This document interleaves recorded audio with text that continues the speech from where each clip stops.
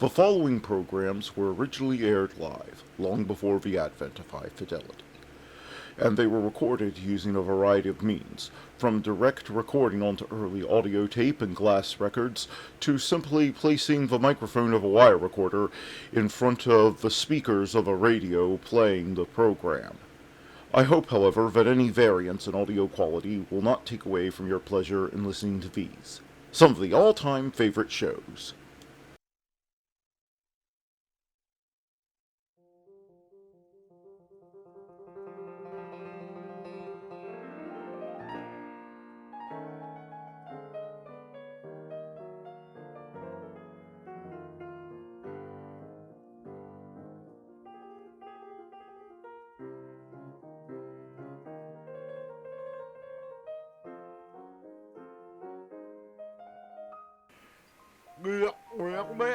Thank you for letting me move in here after Josh burnt down my house. No, we don't know for a fact Josh was the one to burn down your house. The fire marshal was out on that one. He said it could have been arson, or it could have been the coffee machine you had plugged in your bathroom. But Liam, I know it. I mean, look, that wall still has the bullet hole from last time. Again, could have been insane deer hunters. Yeah, you can underestimate him if you want, but Josh is out to get us. Yeah, I have a feeling. So, well, guess we better start moving once stuff survive the fire and water damage around. Meanwhile, you all, while we're moving my stuff, can get on with the shows.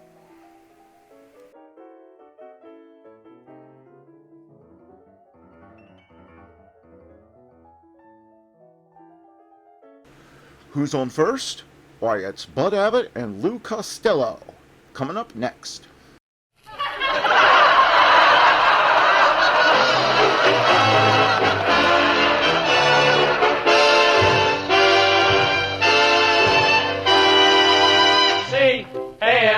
C-A-M-E-L-S. That's right, folks. C for comedy, A for Abbott, M for Maxwell, E for Ennis, L for Lou Costello. Put them all together and they spell Camel. Experience is the best teacher. Try a Camel. Let your own experience tell you why more people are smoking Camels than ever before. And draw up a chair for tonight's Camel Show, starring Bud Abbott and Lou Costello.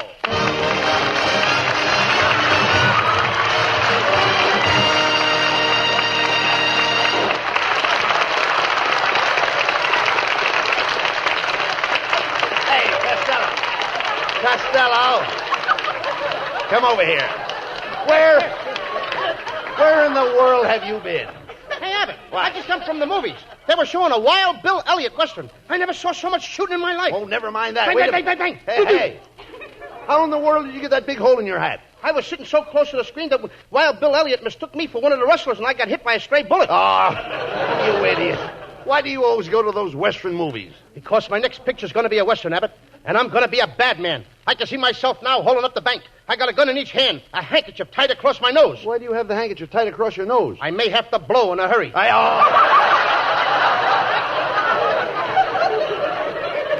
I stick up the bank, I'll climb on my old faithful old sombrero, stick my 6-shooters into my Holsteins, tie my chaps around my throat, twirl my corral over my head, and ride off into the old bandanas. Wait a minute. What does that mean, Costello? How should I know? That's cowboy talk. That should be some picture, Costello. Who's going to be your leading lady? Marilyn Maxwell. Marilyn. Dear old Marilyn.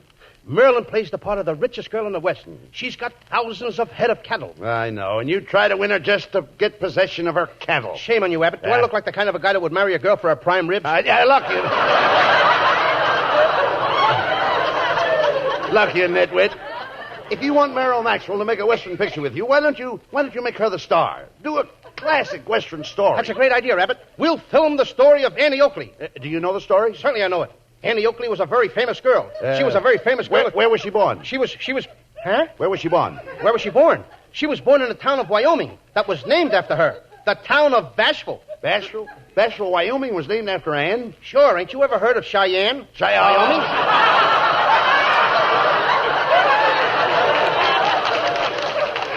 Now look, Abbott, from now on, keep your big mouth shut because I got to finish the story. Okay, go ahead. Now, one day when Annie was a little girl, she looked out the window, she saw her father shooting the sheriff, and he was scared. So she You immediately mean the sheriff was in jeopardy? Yes. And then, could I have that again? I said the sheriff was in jeopardy. Yes, he was a Jeopardy sheriff. Jeopardy? Boy, did I get out of that one. Abbott, why don't you let me tell this? Now, you get out of here. Go on over to the Kraft Music Hall and show them what a real hunk of cheese looks like. Oh, no. Go ahead with your story. Okay, now one day Annie was eating a big bowl of cornflakes. Her father rushed in screaming, Annie, I found nuggets down by the creek. No. You mean he screamed, I found a bonanza. Yeah, he screamed what? Bonanza. How do you like that? Now he's putting bonanzas and scream on the cornflakes. Oh, you don't understand. You see, Lou, in the story, the father found a bonanza and he split it with Annie. Yeah, they had a bonanza split. Yeah, but shut up! They're laughing before they're supposed to laugh. Now, Annie decided to go prospecting, so she put a solid gold saddle on her horse and rode away. Wait a minute. And Why did she ride on a solid gold saddle to go prospecting? Because every time the horse hit a bump, she struck it rich. She's right. Oh, stop this silly stuff, Costello. You should be ashamed of yourself cooking up a ridiculous story like that for a picture to star Marilyn Maxwell. I'm sorry, Abbott. You should be. But I love Marilyn. I was only trying to figure some way to make a hit with her. Well, I don't blame you, Lou. She really is lovely. Why, I could fall for her myself. Abbott, at your age, you don't fall. You collapse. Ah! There's only one thing wrong with our romance, Abbott. What is that? She's Pennywise. Marilyn is Pennywise? Yes, I ain't got a penny, and she's wise to it. Oh. Oh, Louis Costello. Hey, look, it's Marilyn Maxwell. Oh, Louis, I wonder if you could come over to my house in the morning and take me out for a driving lesson. Oh, you bet. Hey, Abbott, she loves me. Marilyn, you do love me, don't you? Say that you adore me. Say that you're mad about me. Uh-huh. Say that you think I'm wonderful, that you dream of me every night, that you think I'm adorable. Mm-hmm. And I'm the handsomest, sweetest, cutest, dearest little dumpling in the world. Mm-hmm. Oh, Marilyn, you say the nicest things. Well, I've got to go now. Don't forget, Louis. Tomorrow you're going to take me for a driving lesson. Goodbye. Oh, Abbott, isn't she wonderful? She gets so much out of a goodbye. I don't know. She's not the only sand on the beach. When she says goodbye, But that sends me. She's not the only sand on the beach to me. Yes, but she's so nicely piled. Ah, yes. You idiot. Why did you promise to give her a driving lesson? You don't even have a driver's license yourself. I don't need one, Abbott. I haven't even got a car. And another thing, no car? No, this is terrible, Abbott. You got to help me out. How can I teach Marilyn to drive without a car? Ah, don't get excited. I'll stick to you and help you out. We'll just have to rent a car. Where can we get one? You drive. Me drive? No, you drive. I said I drive. You don't drive it. I drive it. Drive what? You drive. Why should I drive when you want to drive? I'm going to drive. Look, Costello, I'm renting a you drive and I drive it. Then we both drive. No, we do nothing of the kind. I drive. When I say you drive, I don't mean you drive. I mean that I drive, although it's a you drive. Oh, when you say you drive, you don't mean me drive. You mean you drive because I don't drive. Now you've got it. Now I've got it. I don't even know what I'm talking about. Now look, Abbott, you go to a place to rent a car. Yes. And you are driving the car. Yes. Where am I sitting? You are sitting right next to me. Is there a steering wheel in front of me? No. Then you're positive that I'm not driving. I'm positive. And you're driving the car. Yes. All right. What kind of a car are you driving? You drive. Somebody better be driving. No, Costello. Look, I'm trying to explain this. We go out and we rent a car. Right. Where are we going to get it? You drive company. Now I drive company. I thought I and Marilyn were going all alone. You don't understand. It's Hertz you drive. Well, if it hurts, you drive. Now, that's right. That's right. This is getting worse. Don't you see? The head of the company's Hertz. That's too bad. What hurts him? Nothing hurts him. Every company has a head. Naturally. Now, this company's head's Hertz. Then let him take an aspirin. Listen, Costello, it's Hertz you drive all over the country. If it hurts to drive all over the country, why should I drive Marilyn Maxwell and get hurt? Both of us is liable to get hurt. You won't get hurt. It's Hertz Company. Hertz Company? Yes. But I don't want to hurt nobody. Look, Abbott, will you go with me to Marilyn's house tomorrow? Why? Well, her mother thinks I'm the biggest jerk in the world. So? I want her to get a good look at you.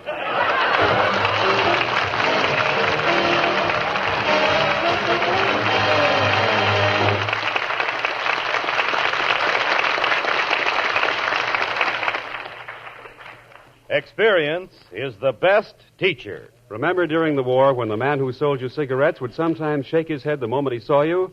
Then, as he said, Too bad, Joe. No camels today. you answered with resignation. All right. Give me whatever you've got, then. I feel like an experimental station for cigarette brands. I've smoked so many kinds during this shortage. Yes, and trying all those different kinds of cigarettes during the wartime shortage sold you more than ever on Camels, didn't it? And friends, that experience was repeated throughout America. The experience of smoking whatever brands they could get taught millions the differences in cigarette quality. Then, smokers' T-zones, that's T for taste and T for throat, tried more cigarette brands than they'd normally try in a lifetime. The result was that smokers found they were happiest with Camel's rich flavor and cool mildness. Today, more people smoke Camels than ever before. Experience is the best teacher. Try a Camel.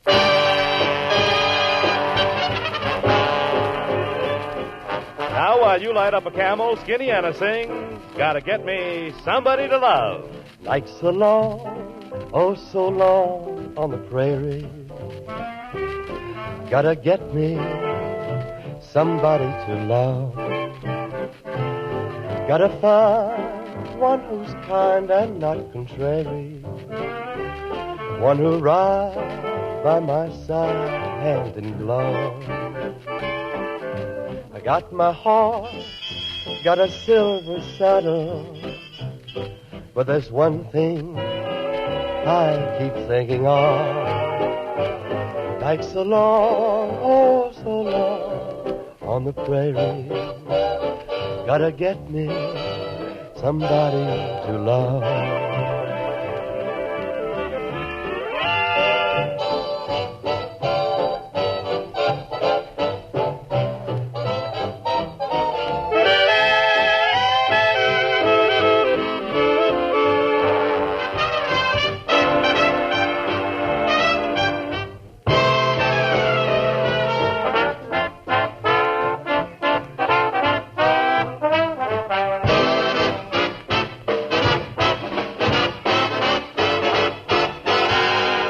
So long, oh so long on the prairie. Gotta get me somebody to love. See how that moon shines so bright above. I gotta get me somebody to love.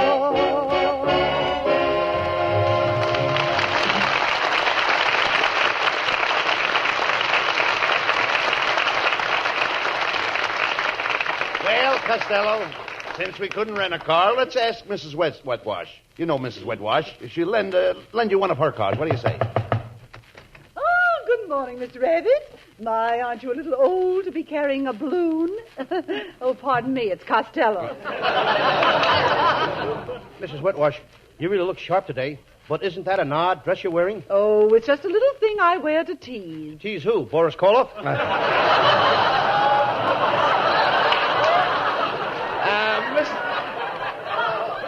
Mrs. Wetwash, Costello would like to borrow one of your cars. He has a date to teach Marilyn Maxwell to drive. And he wants to put on a big front, you know. Big front? Yeah. Huh. He'd better get a wheelbarrow to carry the one he's got now.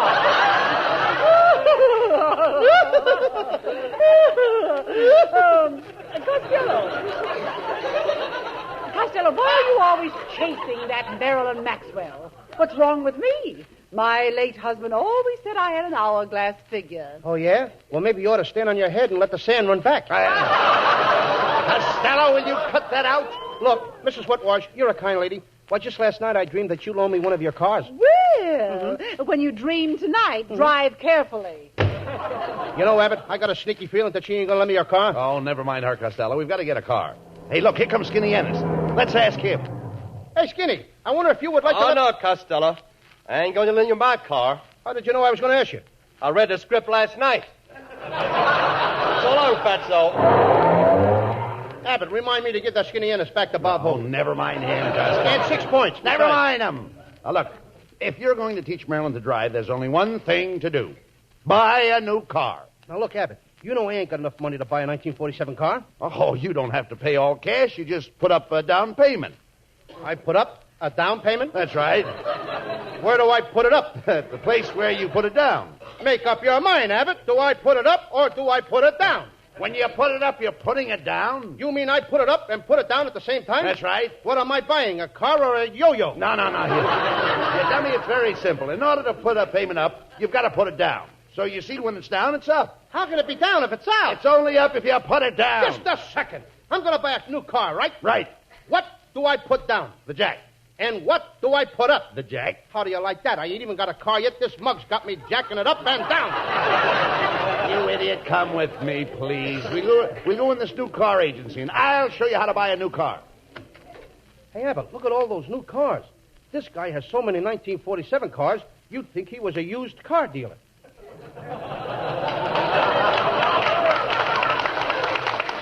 Good afternoon, gentlemen. What can I do for you? I'm Dr. Choker. Doctor? Do you have to be a doctor to sell automobiles? Well, you see, I make all the new deliveries.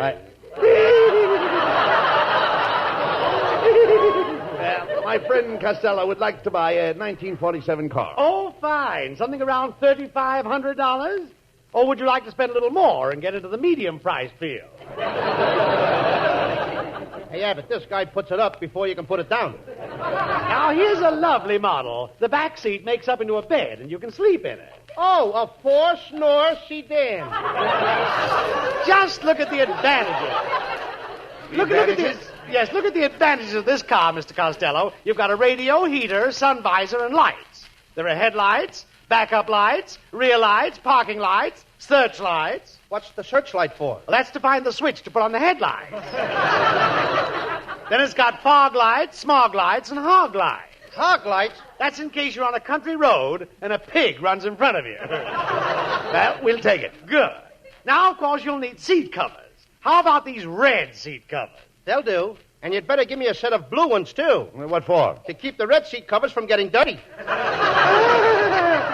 Well, we're ready to close the deal now. Put up the down payment, then you're paid up when you put it down till the next down payment comes up. Let's not get into that again. Yeah, take my $50. $50? $50. Young man, you're in the wrong department. Step through that door onto the lot and walk south. The further south you walk, the cheaper the cars get. Keep going till you get to the $50 car. Come on, Costello. There's the 42s, 1941s, 1940s, 1939s.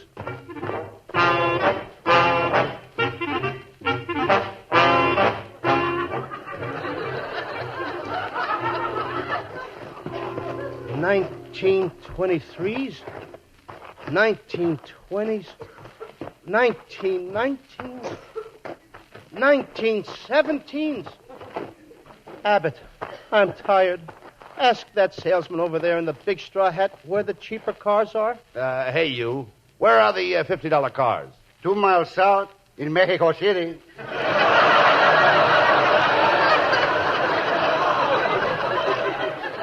How do you like that? We walked all the way to Mexico, Abbott.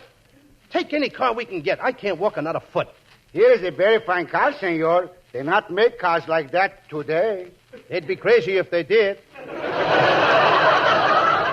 What kind of car is it? That's the original Kaiser car. Who's that old guy with the black mustache sitting in the front seat? That is the Kaiser. If you like this car, you can put up the down payment. What's that? How was that? If you put up your 50 pesos, your down payment will be up. How do you like that, Abbott? Now they're doing our routines in Mexico.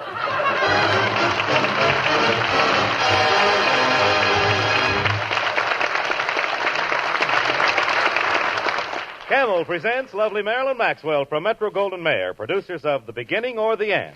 For Camel fans everywhere, here's Marilyn to sing The Basin Street Blues.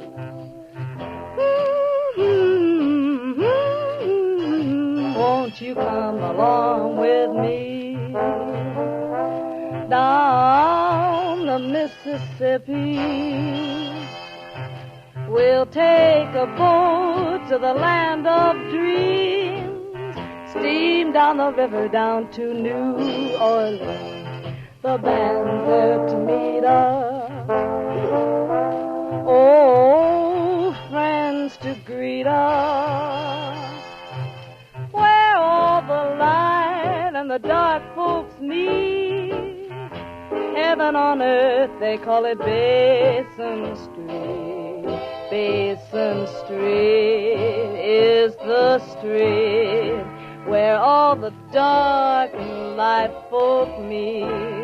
Land of dreams, New Orleans. You'll never know how nice it seems or just how much it really means. I'm glad to be, yes, sirree, on Welcome Street, dear to me, where I can lose those Basin Street blues.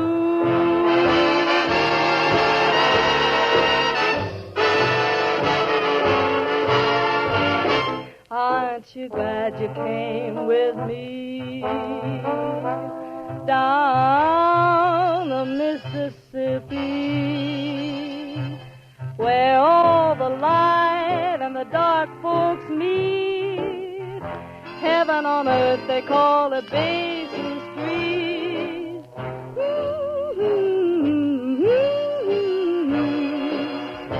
Heaven on earth, they call it Basin Street.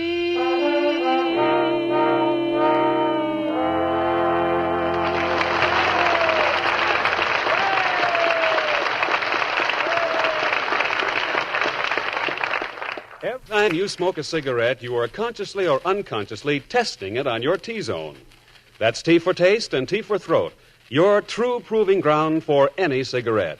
And there's where Camels make a hit, right on your T-zone. Try a Camel and see. See if your taste doesn't especially go for Camel's rich, full-bodied flavor of choice tobaccos. See if your throat doesn't approve Camel's cool mildness. Then you'll understand why so many doctors like Camels. You know, 3 leading independent research organizations asked 113,597 doctors, "What cigarette do you smoke, doctor?" The brand named most was Camel. Yes? According to a recent nationwide survey, more doctors smoke Camels than any other cigarette.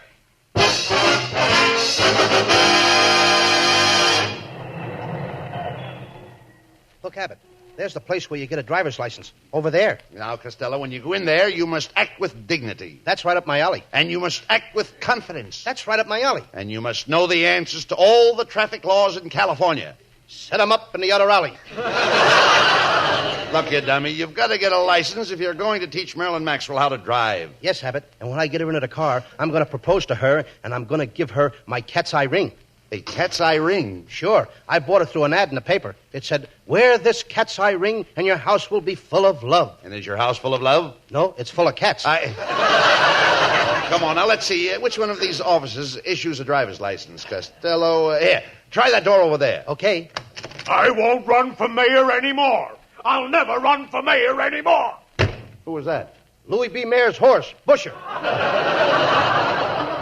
Come on, Costello. Marilyn's waiting for us. We've got to find out where to get that driver's license. I'll ask that woman over there. Pardon me, miss. Can you tell me where the driver's... Well, if it isn't Mr. Abbott and Mr. Costello. Oh. Hello, you fat little mon, you. I didn't expect to find you here. We didn't expect to find you here, or we wouldn't have been here. Quiet, Costello. What brings you here, miss? Oh, I stopped by to get new licenses for my 2 automobiles. My Plymouth and my Hootson. Plymouth and Hootson? Oh, Abbott, that's like a Studebaker or a Puntier.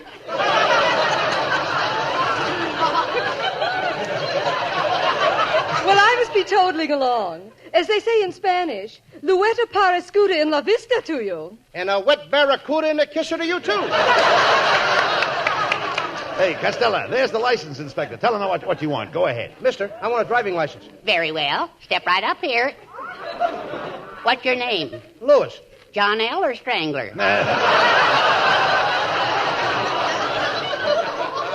No, look, mister, this is Lou Costello. Oh, yes, now I recognize you. And you're Mr. Abbott. Yeah, that's right. Yes. I always listen to you on the radio. Mm-hmm. Oh, you're so funny. Why, my wife and I almost die laughing. You know, especially when you open that closet and all the stuff falls out. Wait a minute. That's not us. You're thinking of Burns and Allen. Oh, no. I know Burns and Allen. You know, he's the one that always hollers, "Hey, Abbott!" Now, look, Abbott. Will you tell this guy I want a driver's license? Oh, yes.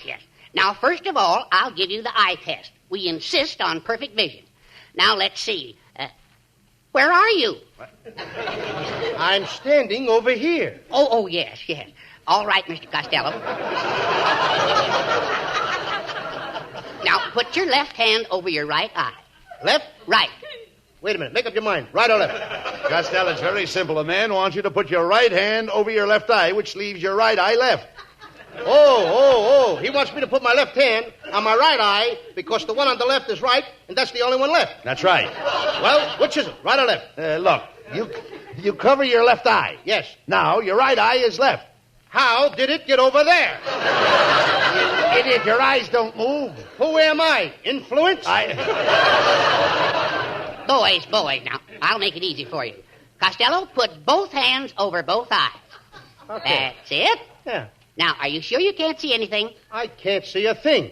Now, no fair peeking. Mm-mm.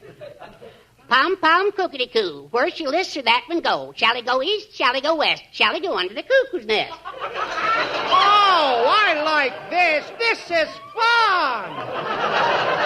Now, I'll hide, and you find me. Well, I'd like to, but I'm a busy man. A busy man. Here's your driver's license. Goodbye. Well, let's go, Costello. Now you're ready to take Marilyn Maxwell for a driving lesson.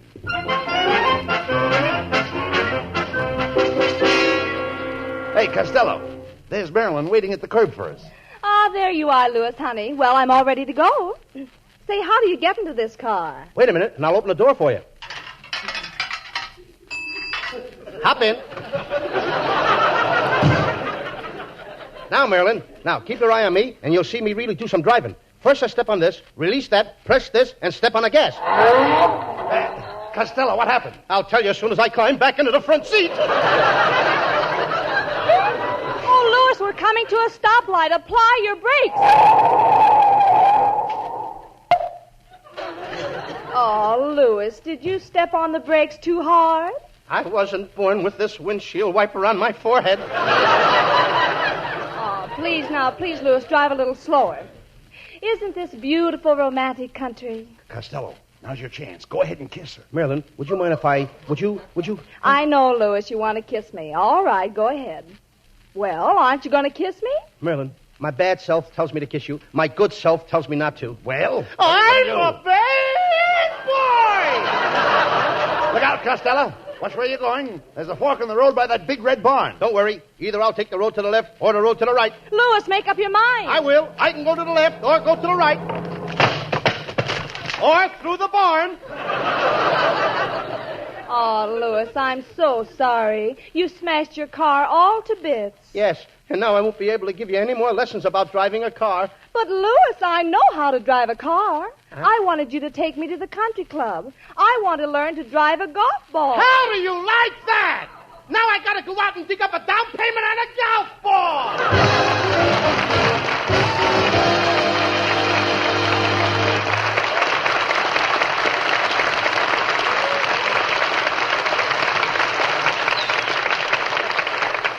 Abbott and and Costello will be back in just a moment for Camel Cigarette. During the war, the makers of Camel cigarettes sent a total of more than 150 million free Camels to our fighting men overseas. Now, free Camels are sent to servicemen's hospitals instead. This week, the Camels go to Veterans Hospital, Bedford, Massachusetts, U.S. AAF Station Hospital, Fairfield, California, U.S. Naval Hospital, Charleston, South Carolina, U.S. Marine Hospital, Galveston, Texas, and Veterans Hospital, Thomasville, Georgia. Camel broadcasts go out to the United States 3 times a week, are rebroadcast to practically every area in the world where our men are still stationed, and to our good neighbors in Central and South America. And now back to Bud Abbott and Lou Costello. Well, Costello, you smashed your car, but don't worry. You can deduct the loss from your income tax. Abbott, do you know anybody that can help me with my tax? Oh, certainly. Next Thursday, I'll get my brother to help you. You know, he works in the bank. Oh, yes. My mother told me to ask you, Abbott. What does your brother do in a bank? Tell her. I will, if you'll tell me. I just told you. You told me what? Tell her. How can I tell her if you won't tell me? I just told you, tell her. Tell her in the bank. Tell her in the bank. Why can't I tell her at home? I'll get him out of here. Good night, folks. Good night. Good night, everybody.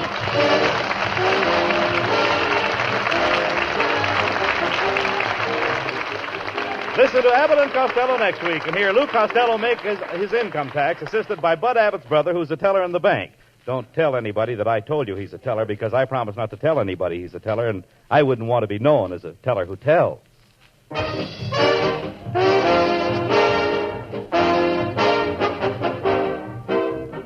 Mr. Pipe Smoker, does your pipe have pipe appeal? Does it delight your taste with the rich, full flavor of its tobacco? Does it please your tongue because it smokes cool and mild? You'll answer with a resounding yes if you're smoking Prince Albert in your pipe. Prince Albert's ripe, mild tobacco is specially treated to ensure against tongue bite. It's crimp cut to burn slow and cool. Get Prince Albert for pipe appeal. Make a date with Prince Albert's Grand Ole Opry Saturday night on NBC. You'll find new delight in American folk songs the way Red Foley sings them. The Duke of Paducah and Minnie Pearl and many others will also be on hand. That's Saturday night for Grand Ole Opry with Red Foley.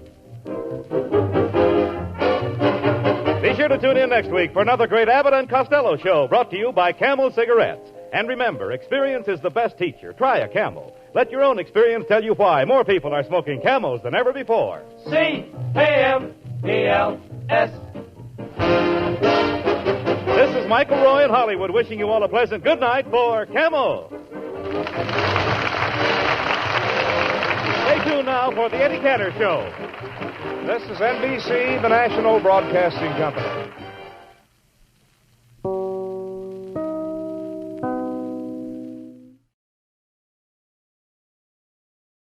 Now let's join a true legend of American comedy who also entertained troops for nearly 60 years, Bob Hope. The Pepsodent Show, starring Bob Hope.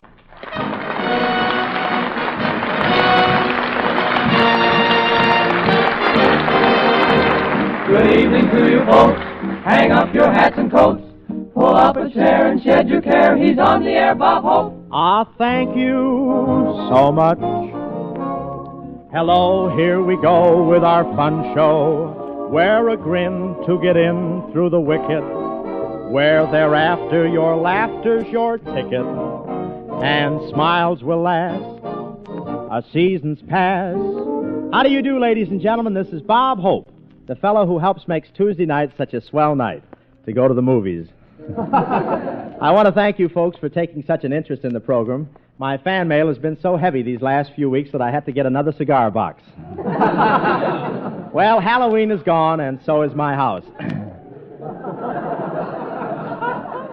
Halloween is really for the kids. They have so much fun. They're so cute.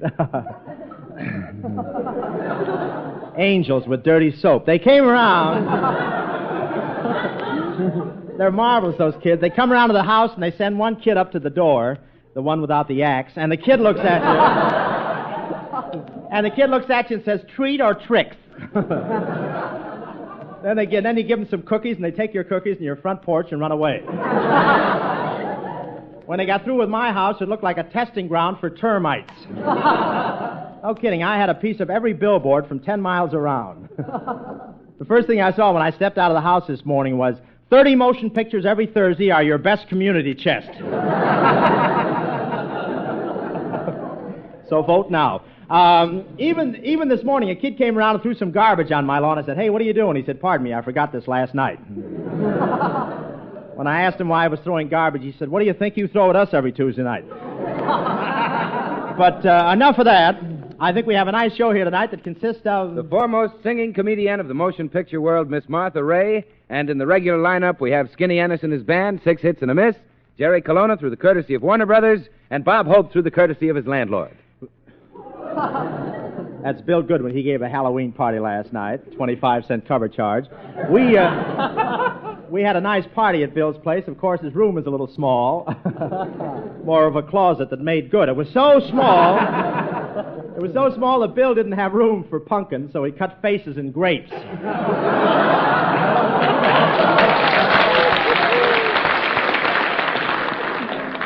And he had a midget witch riding around the room on a toothbrush. What a room. You've heard of sunken living rooms? Well, Bill's room has a sunken ceiling. Nice, but it got a little tiresome dancing around on our knees. And the music was nice, too, but we ran out of nickels. I used to tell that joke in vaudeville with Fibber Magee. You remember Fibber, huh? When you and I were young, Magee. But anyway, we at the party last night, we ran out of nickels, and of course we played ducking for apples. I put my head in the tub and came up with Johnny Weissmuller. Then to keep the party alive, we got in the tub and made the apples duck for us. Sort of an underwater Lambeth walk.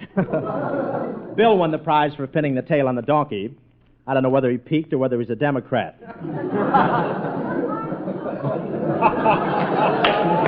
And all the girls came to the party with dresses that matched their boyfriend's hair. Kay Francis came with Jimmy Cagney, wore a red dress.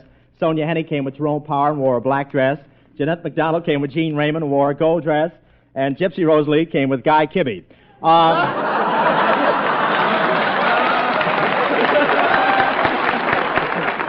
Oh, it was a swell part. Bing Crosby that was there. He was dressed cute. His suit was so loud, the Moors were wearing dark glasses. Well, I finally got that out. Marble mouth. And Jimmy Fiddler was there. Jimmy Fiddler was there, too. By midnight, he was so sleepy he could hardly keep his ears open. Say, Bob, how did you like my Halloween party? Oh, fine, Bill. What hamburger stand did the catering? You know, Bob, my girl thought you were made up as a spook. When you were eating, she said, "Boy, look at that goblin." Yeah. Well, I had fun, Bill. Did you see me chasing Martha Ray around the room? Wasn't that a laugh? Yeah, Bob, that was one laugh after another. How'd you like the way I was dressed, Bill? Well, Bob, that was a novel idea, coming to the party in a suit made out of old insurance policies. Not so novel. Every time I started dancing, 2 of them expired. Hello, fellas. Hello, Skinny. Hi, Skinny. Hey, Bob, how'd you like that white sheet I put on for the party? Oh, that was fine, Skinny, but what was that big bulge in the back? Shucks, man. You wouldn't want me to wake my father up. No, Skinny, but you didn't have to sit on him all night. There's only one fellow in this program who knows how to act at a party. Greetings, Gate. Let's celebrate. I love parties. I love girls. That is why my mustache curls. Take off your mask, Professor. Halloween is over. Ah, Halloween. What merriment. What gaiety. I spent the entire night stealing Gates. Gates? Tell me, Professor, why did you attend Goodwin's party with a frankfurter around your neck? Ah, yes. I wanted to look Halloweeny. I get it, Professor. Halloweeny. Hot dog. Professor, jokes like that can end my radio career. Goody. 1 minute. I smell something smoking. Is it you, Professor? Ah, yes. I bought this suit at a fire sale, and it's still burning. One of my quirks. I've always wanted a light suit. Next time you have a headache, Professor, doubt it. Quiet, knave. I passed 4 black cats on my way to the studio. They meowed at me, and I was awfully embarrassed. Well, Professor, why should that embarrass you? My mustache meowed back at them. Incidentally, Professor, how do you keep that mustache pressed so nicely? I sleep with my head between a book.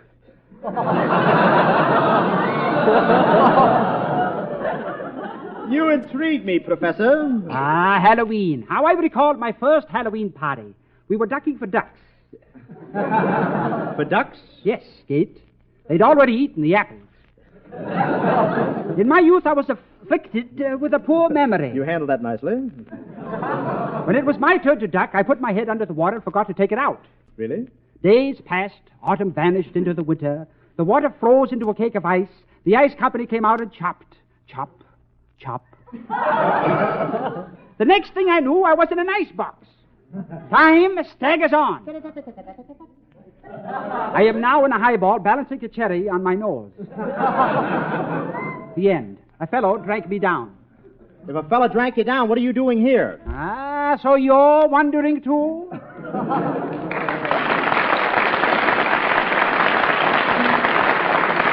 And now, while the professor slips into his straitjacket, Skinny Ennis, our quivering baritone, sings Heart and Soul from the Paramount picture, A Song is Born. Take it, Skinny.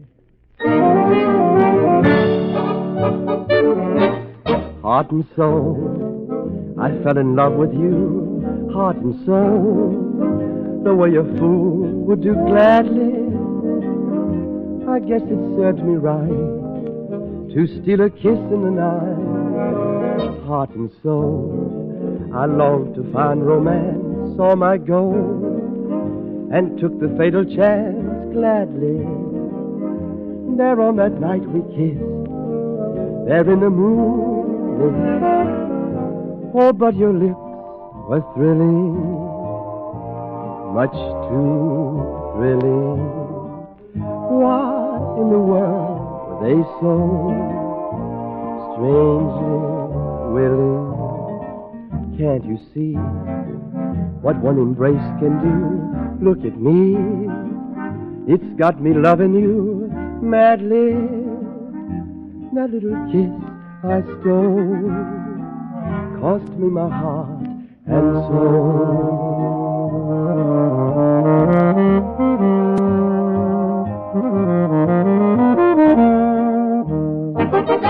That little kiss I stole cost me my heart and soul.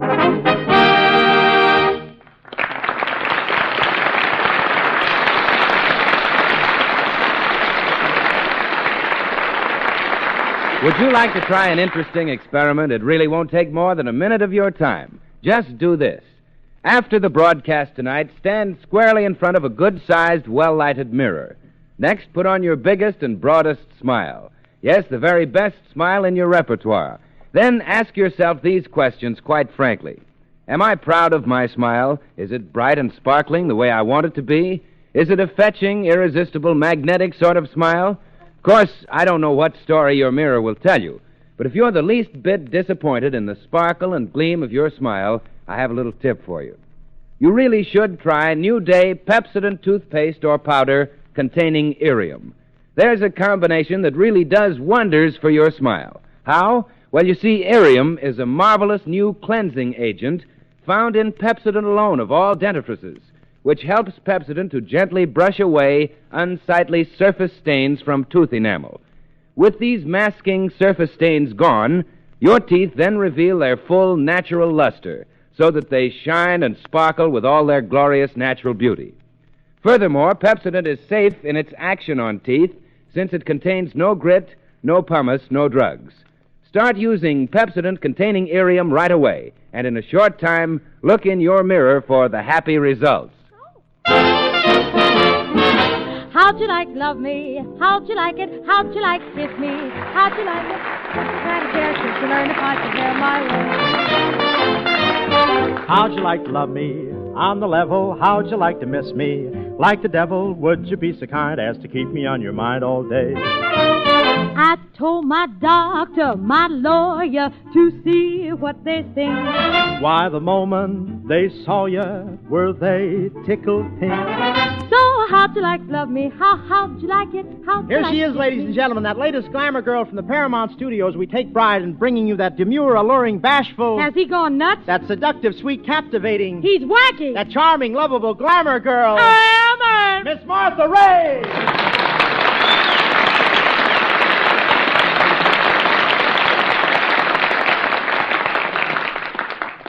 Oh, thank you very much, Robert. I'm awfully glad to be here. Awfully. I've heard your program several times, and in fact, my husband and I have listened in and... Oh, your husband. Here it comes. Martha just got married, folks. That's not him, is it? I hope not. Yes, my husband. Doesn't that sound thrilling? Oh, Bob! Hey, Martha married a very good friend of mine, by the way, Dave Rose. How are you tonight, Mrs. Rose? Mrs. Rose. Oh, gee whiz. Why, I'm fine, thank you, Mr. Hope. You know, I can just see your little cottage, Martha, with all those little rambling roses running around. Isn't that cute, huh? Oh, Bob. Where'd you get married, Martha? Well, we went to Ensenada to get married, and Mr. and Mrs. Jimmy Fiddler went along with us. Really? See, Jimmy was the best man. You took a columnist on your honeymoon? Yeah, and he gave it 5 bells. Well, I have to hand it to you, taking Fiddler on your honeymoon. But why a columnist? Why not? My life's just an open letter, really. Well, I haven't lived enough for a whole letter yet, but... Wait a minute. You get around. You haven't got that bicycle for nothing. You can't mean me, Martha. Yeah, well, you're awful fickle, Bob. Look, you've been playing opposite that Shirley Ross. Who? Shirley Ross, that other woman, you know. Oh, Shirley Ross, yes. Well, you've been in 2 pictures with her, and this is the 3rd with me. What I want to know is, Bob, which one of us do you enjoy kissing the most? Well, Martha... Think fast, you liar. Well, it's not a fair question, Martha, because I've never really graded my osculatory efforts. Oh. Where do I find that, huh? Well, all I know is that your kisses have been kind of weak lately. It's not true, Martha. My kisses always have power. Yes, but not enough to roam. Yeah. Well, Madeline Carroll didn't think so. You kissed Madeline Carroll? Yeah, I kissed her so hard I went right through the frame. Oh, boy. Kick that around. Well, I'd like to see you play a love scene with Hedy Lamarr. So would I. Why, the minute she'd take you in her arms, you'd forget everything. But think of that minute. Now, if you were Ronald Coleman... Oh, yeah? No. What's he got that we both want? Why, if you were Ronald Coleman, I'd help you make mistakes so we could do the scene over. Mm-hmm. Imagine doing one love scene 20 or 30 times a day. Picture it. Just picture it, Bob. My arms. Quiet, Pat. My arms about his neck. And I look into his eyes and say, Ronnie boy? Ronnie boy? Ronnie boy, do you mind? And he says, Martha gal, our lips meet. And from then on, I just hang. Okay, Martha, you can wake up now. It's time for your song. Do it.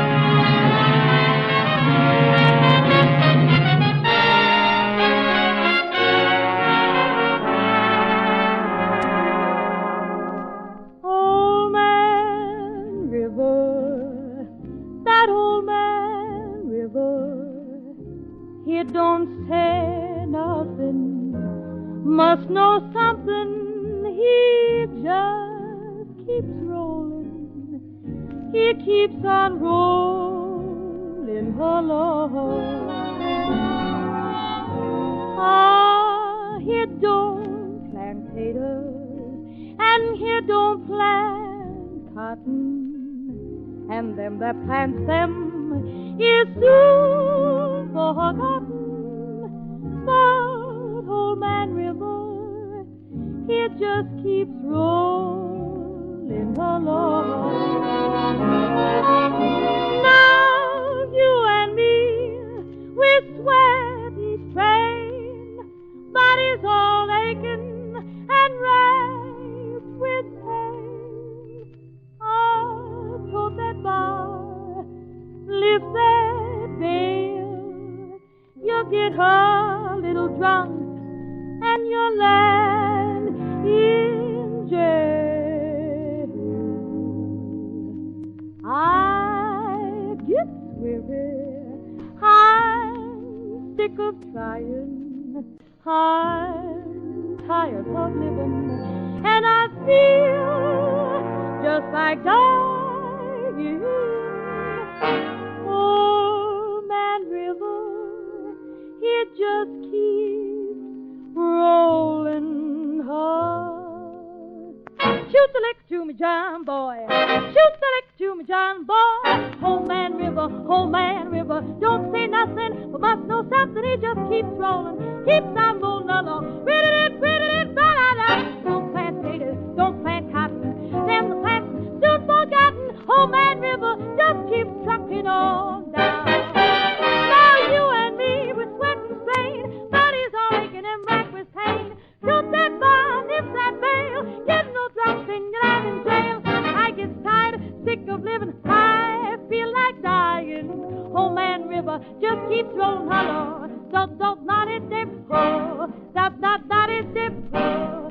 that na do day, that do to that do day, hit that do day, do da river.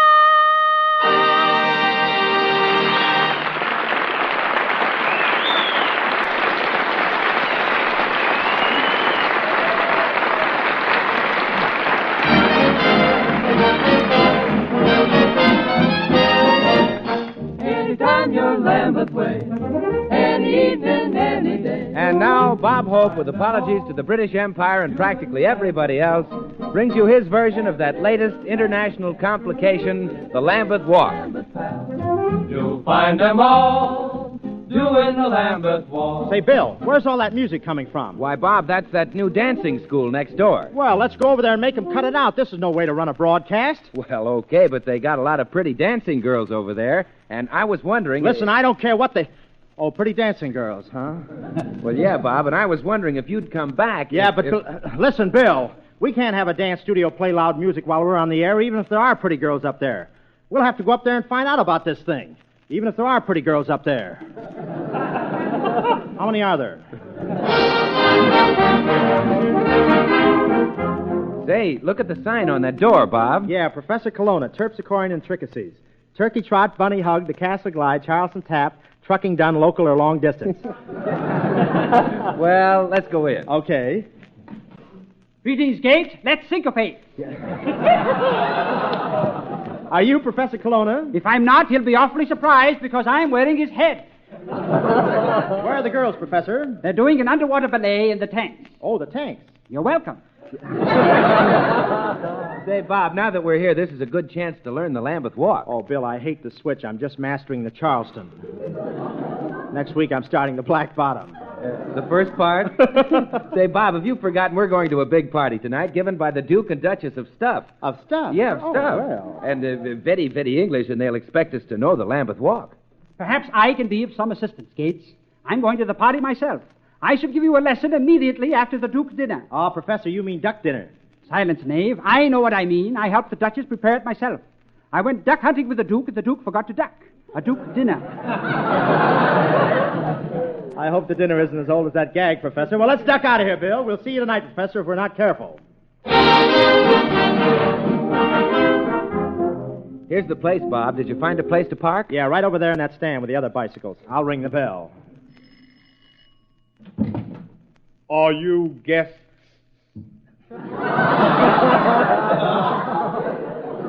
Yes. Stop hissing us. Here, take our cards and announce us.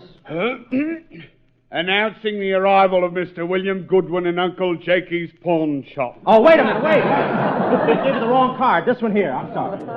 Cancel Uncle Jakey. Make that one Bob Hope coming up. Well, here comes the Duke. Oh, there you are. There you are. Delighted to know you and all that rot. Yes, yes. How do you find yourselves? Well, my friend generally looks at me, and I look back at him, and there we are. Oh, yes. Jolly, jolly. May I present her ladyship, the Duchess? Skinny old bag, eh, what?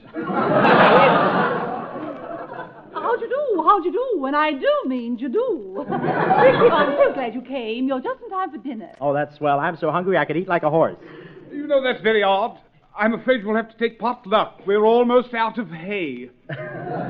Well, if you could run short, I could graze on your mustache, old boy, right there. Yes, yes, quite.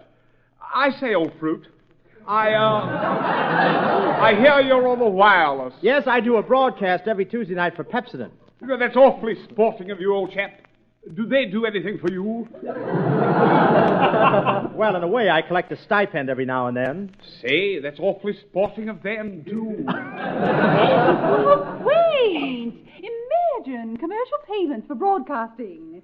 We don't do things like that in Britain, you know, old boy. I know that's the reason I'm not in Britain, old boy. But it's a pleasure to be over here. Such refinement, such elegance and culture. Dinner is served. On your mark, get set, go. Here, I say, Duchess, watch where you're sitting. This is my place. Why, Duke, I was here first. Say, will you both get off my lap? I say, old boy, will you pass me the watermelon? 2 will be enough. Righto, do you mind if I roll them to you? I'm somewhat of a bounder myself. Coming up, Duke.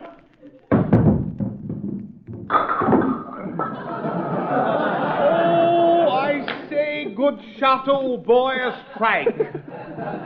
Say, Duchess, did you see any of Mr. Hope's pictures in England? Oh, yes. Hardly a day passed that I didn't stroll into the Penny Arcade. Oh, I always enjoyed him. Did quite a bit of cinema work myself. Just what was your experience in the English films, Duchess? Oh, Mr. Hope, I appeared in Scotland Yard Goes to Town. Scotland Yard Comes Back. Scotland Yard Rides Again. And Dick Tracy at Bay. What happened in that last picture? We ran out of scotch.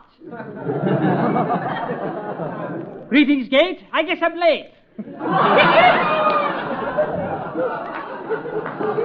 Oh, Professor, do sit down and have a bite. You're just in time. What a dinner. What a repast. There's nothing like a festive board loaded to the gunnels with rare delicacies. Professor, will you please pass the hay? Ah, what a dinner. I remember well the famous dinner they gave me on the day my mustache came of age. First we had truffles, and then a trifle later, trifles. Then a glorious dish of filet of East Indian possum and casserole à la française or petit pâté with a dash of lard.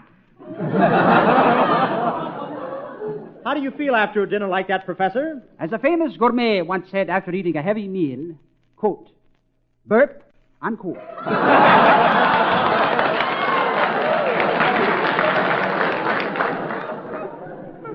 Well, that sounds tasty. Oh, excuse me, Professor. We're ready for our lesson in the Lambeth Walk. Mr. Hope, won't you take the first lesson? Well, I don't like to be a stand-in for a guinea pig, but what do I do first, Prof? Take your left foot and put it in midair. Mm-hmm. That's it. Keep it there. Now do the same thing with your right foot. Ouch. Strange. Nobody seems to get that at first. Let's try it again. Say, Professor, perhaps you can show us how that step should be done. Watch me, Gates. This ought to be good, Goody. Watch me very closely. First, I raise my right foot. Now I raise my left foot. See? Help! I'm in midair!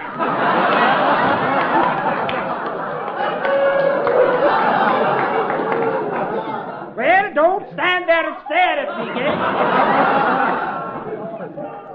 This is impossible, but it's funny.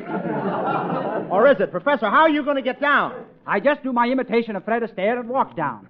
Astaire walk. Does anybody get it? Does anybody want it? That's amazing, Professor. The last time I did that, magazines came from all over the country for interviews and pictures. I turned them all down except one magazine which I allowed to photograph me from all directions, including south by east, east by west, and spawn of the north. But, Professor, if you turned down so many others, why did you let this one magazine take so many pictures of you? Because I love life. I love life. That's all right, pal. Break it up, Rob. Break it up. Put your feet together, place your hands on your hips, bend down, and touch the floor. Yeah, what do I do now? See if you can find me a good cigar. I'd like to find a pipe, a lead one for you, Professor. Let us continue. Bend down. Place your head gently between your knees. Got it? Got it. Now rapidly insert your left elbow behind each adjoining ankle.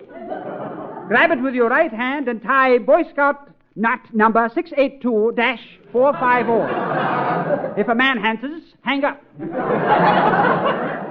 Bill, grab my hand and straighten me out. I feel like a pretzel with a hangover. Any questions? Yeah, how do we untangle ourselves? Ah, so you're wondering too? Take your places for the Lambeth Walk. You feel lamby, Duchess? Oh, I've been waiting for this merry moment. I love to dance. All right, get off my feet and we'll take off. Hold me tight. Oh, tighter. I can still breathe. Oh, pardon me, Duchess. Did anyone ever tell you you dance divinely? Why, no. That's what I thought. The Duke says I'm as light as a zephyr. Yeah, Lincoln Zephyr. Pardon me, did I step on your toe? Oh, isn't it wonderful? I feel as if we're dancing on air. We are, Duchess. We just went through the window. Oh, is this the Lambeth Walk? No, Duchess. This is the sidewalk. Get down Lambeth Way, every evening, every day. Find them all, you in the Lambeth Walk.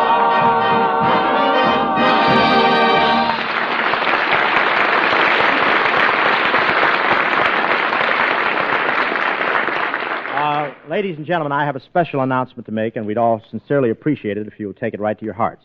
At this time of the year, 400 American cities are raising community chest and welfare funds to maintain their hospitals, visiting nurse, child, and family welfare, and other humanitarian services. These community chests deserve your support. Give generously, won't you? Thank you. Thank you very much.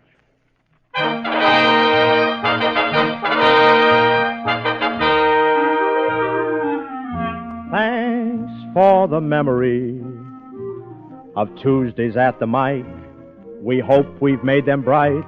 We're well repaid too if we've made you happier tonight. And thank you so much. Thanks for the memory of you, Miss Martha Ray. You take a serenade and break it down until it sounds like swing is here to stay. And thank you so much. I hope, folks, we'll always bring laughter and cheer homes from cellar to rafter. Let's remember our laugh benefactor. The fun is sent by Pepsodent. Oh, yes. Say, pardon me, Bob, but what have we in line for next week's show? Next week, we're really going to do it up. We're going to have one of the three famous Marx brothers, Chico Marx. And Skinny Ennis will be here with his band, our choir, 6 hits and a miss, Jerry Colonna, and Bob Hope. Thank you, Bill Goodwin. Good night, ladies and gentlemen. The memory.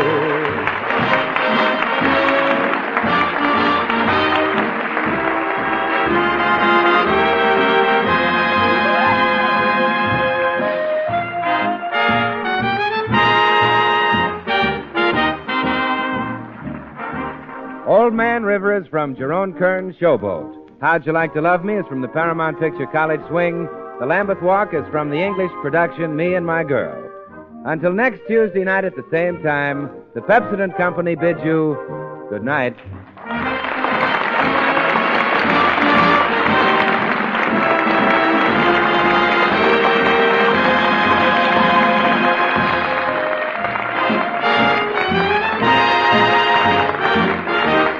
This is the National Broadcasting Company.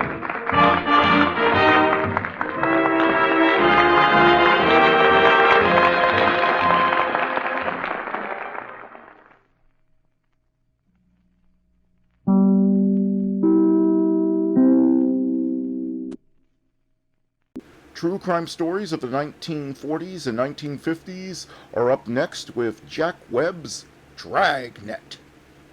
Ladies and gentlemen, next week, Thursday, August 24th, Dragnet will be heard 1 hour earlier at 9 p.m. Eastern Daylight Saving Time.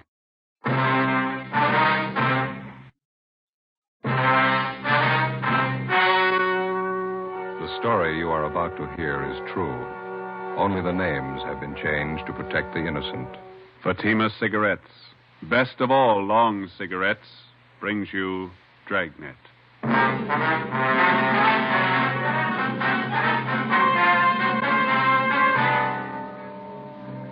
You're a detective sergeant. You're assigned to Juvenile Bureau. A vicious case of wanton and willful destruction of private property occurs in your city.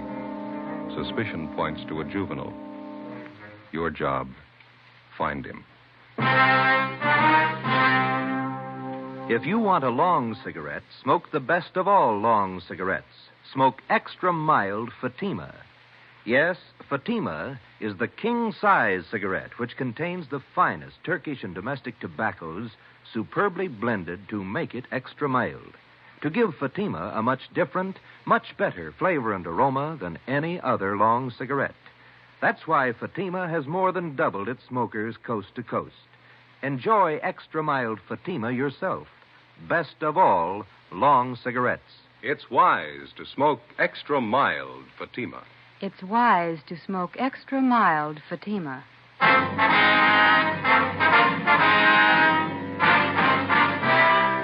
Dragnet, the documented drama of an actual crime. For the next 30 minutes, in cooperation with the Los Angeles Police Department, you will travel step by step of an actual crime. For the next 30 minutes, in cooperation with the Los Angeles Police Department, you will travel step by step on the side of the law through an actual case from official police files. From beginning to end, from crime to punishment, Dragnet is the story of your police force in action. It was Tuesday, April 10th. It was cool in Los Angeles. We were working the day watch out of Juvenile Bureau. My partner's Ben Romero. The boss is Inspector Bowling. My name's Friday. It was 9:35 a.m. when we got to 1335 Georgia Street. Captain's office. I won't ask you to sit down. We're not going to be here that long. You sound mad. Get your hats. Right with you. Where's your car? Right out front. All right. What's up? A rotten mess.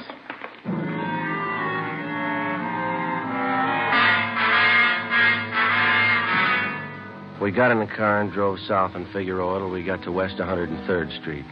According to Inspector Bowling's directions, we turned right and went about 4 miles. He directed us to pull up in front of a one-story frame residence that had been converted into small business offices. On the right side, going in, was a neighborhood jeweler's shop. We could see him working in the window. Over the door of the office on the left was a lawyer's shingle. The gold lettering was new. It's this way. Lawyer's office. That's right. Name's Paul Wilson. It's me, Mr. Wilson. Oh, come in, Inspector Bowling. Mr. Wilson, this is Sergeant Friday. Romero, juvenile detail. I'm assigning them this case. How you do, Sergeant? All right. Sergeant. All right, look at it. Just look at it. Look at that, Joe. Yeah. Paint. It's all over everything. Look at that leather chair. It's ruined. The desk smeared with the stuff. Green paint. Looks like they threw it on the mop, then. Rug soaked with it, the walls. Look, Joe. They even got the clock. Yeah. Take a good look. Remember it when you tag whoever did it. These your law books, Mr. Wilson? Yes, sir. I didn't have to do this. Poured paint all over them. Yes, sir. When did all this happen? Sometime last night. Found it this way when I came in this morning. Any idea who did it? That's why he called us, and we're going to find out. I don't know who'd want to do a thing like this. Just opened my office 3 days ago. Just hung out my shingle. You just started practicing law, is that it? Yes, sir. Graduated from Loyola University Extension Division. Been looking for office space for a long time. Was anything taken? No. It's such a dirty, rotten thing to pull. Undoubtedly a kid. That's pretty vicious for a kid. Can you think of any enemies that you might have had, Miss Wilson? No, sir. No one would do a thing like this. I can't understand it. There's no reason for it that I can think of. Crime report shows they got in the back door. Is that right, Mr. Wilson? Well, can you come back here? I'll show you. Okay. Yeah, here it is, right here. See, this used to be the kitchen when this was a flat. I was going to put a hot plate in here for coffee. Oh, yes. You can see where they cut through the screen door. It's all right. It's been checked. Okay. Oh, yeah. Yeah, I see. Mm-hmm. Any pass key would fit the inside door here. Yes, sir, that's right. You can follow the trail of that green paint right from this door all the way through the house. Yeah. I don't know how I'll ever get it all off. You know of any cleaners that handle things like this? We're not allowed to recommend anybody, Mr. Wilson. If you have somebody in mind, we'd be happy to call them for you. Well, thank you. I appreciate it. I was going to make some calls, but I haven't got my phone installed yet. Estimated damage about $1,800, is that right? That's what I figure, yes. My law books are over $600 alone. Borrowed the money from the bank for the furniture. You haven't noticed any kids in the neighborhood, none of them around while you were moving in? No, I didn't see any. I moved everything in myself, rented a trailer, made several trips to get it all over here. Guess that was a silly thing to do. Why? Well, the store where I bought the furniture said they'd deliver it, but I couldn't wait to see everything in. First office, you know. Yeah, we understand. Well, like I said, I made several trips with the trailer, and I didn't lock the office each time I left. Didn't figure it was necessary. The fellow across the hall with Bueller said he'd keep an eye on things for me. But you did lock up last night, didn't you? Oh, yes. As soon as I was moved in, I locked the place at all times when I wasn't here. That's it. We'll get right on it. I don't have to tell you again. I want a fast answer. Where do we start? With an empty paint can. Before we left Attorney Paul Wilson, we took a sample scraping of the green paint to serve as a color check. We started to canvass the neighborhood door to door. We covered the area for a radius of 6 blocks, questioning the residents and checking out the youngsters. We failed to come up with anything. We figured another good angle was to try the schools in the area. We checked on the students who had been in any kind of trouble involving malicious pranks. We had the principals line their students up. We looked them all over thoroughly for any evidences of paint of any kind on their person or on their clothing. The few leads we found led nowhere. After a week without success, we went back and rechecked the neighborhood, the paint stores, to see if anyone had bought any green paint, anyone they might have forgotten to tell us about the first time through. No leads. Monday, April 18th, Ben and I stopped for a Coke at a hot dog stand on the corner of 103rd and Oakview Avenue. A couple of Cokes, please. You want to help yourselves out? Yeah, okay. Here's one. I don't see any more. There's one lying on the side. No, over there by the grape. Oh, yeah. Let me get it for you. Oh, thanks. Here you are. Good.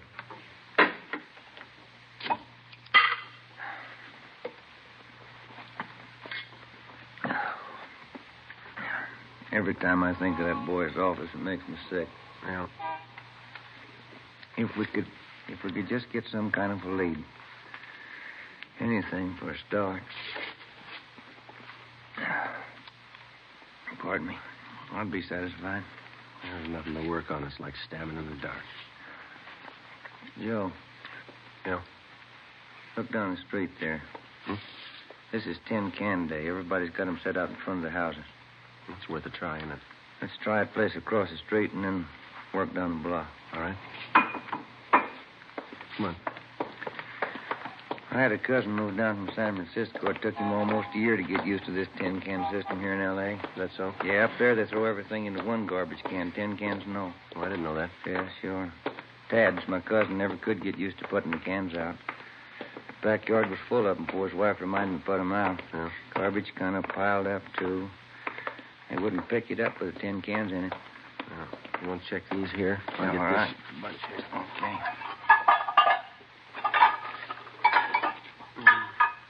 Don't see any paint cans. No, none here either. How about those down there? Okay. Let's go. I'll get this box. I wonder if this is any good. What's that? Prune juice. See a lot of empty bottles. Any paint cans? No. Let's go. And that's the way it went. Block after block, house after house. We covered 5 blocks, checking the containers full of empty tin cans. Found a few paint cans, none of them the right color, or any combinations that would go together to make the right color. It was a tiring job, but we figured it was at least a place to start. Sure a lot of cans here. There must be a new bride, huh? No. Did you find anything? No, not yet. How about this? Huh? This one. 1 gallon can. Green. Let's ask.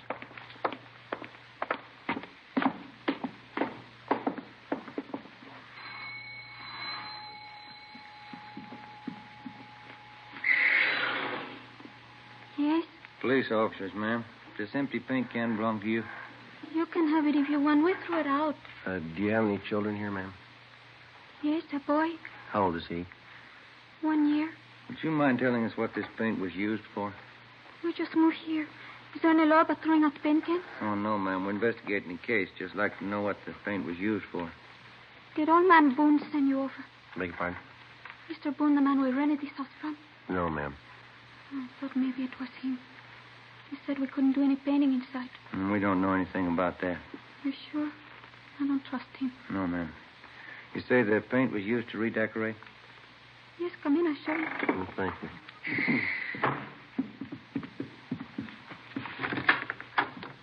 In here. See? Yeah. Carlos did. My husband. I told him he should have waited till Sunday. Mm-hmm. Whose idea was it to paint the bathtub? Carlos. He's going to night school learning English. The teacher told him the best way to learn was to speak it around the house. Yes. It's better for the little one, too. Well, anyway, Carlos gets paid on Saturday night. Then he stops at the little place where the fellas he works with and has a little drink. He gets his paycheck cash there. Mm-hmm. When he came home, he said he was going to paint the bathroom for me. This is felt a little good. I was in the kitchen and I yelled to him to paint around the top. Around the top, I said. Yeah. Like I said, he doesn't know English too good yet. We have a green top. I see. Well, thank you. He's going to clean the tub next Saturday. We use the shower. Painted that, too, didn't he? Well, thank you very much, ma'am. We're sorry to have disturbed you. Oh, that's all right. I'm worried about next Saturday night. Why's that? There's no telling what he's going to do with that paint remover.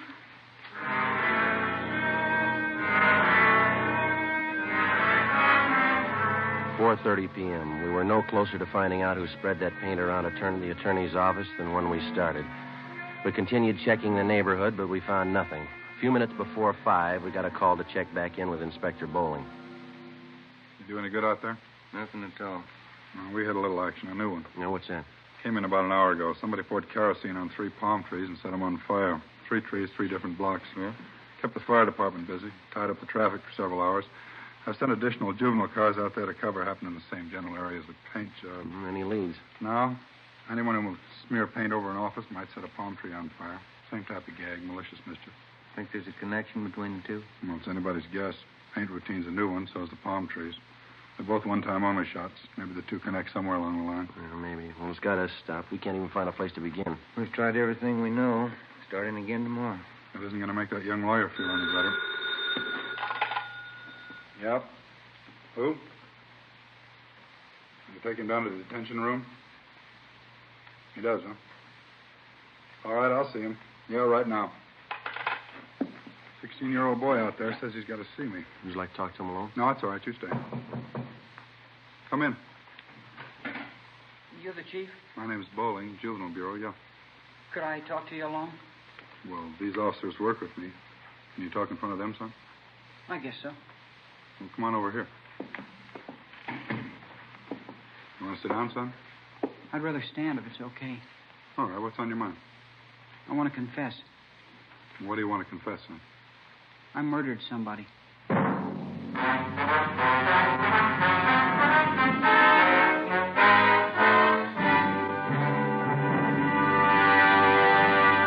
You are listening to Dragnet, actual case histories taken from official police files. If you smoke a long cigarette, it will be in your interest to listen to these case histories taken from the file marked Fatima. On this card, reporter Lee Silver's statement. I need an extra mild cigarette. No other long cigarette I've tried is as mild as Fatima.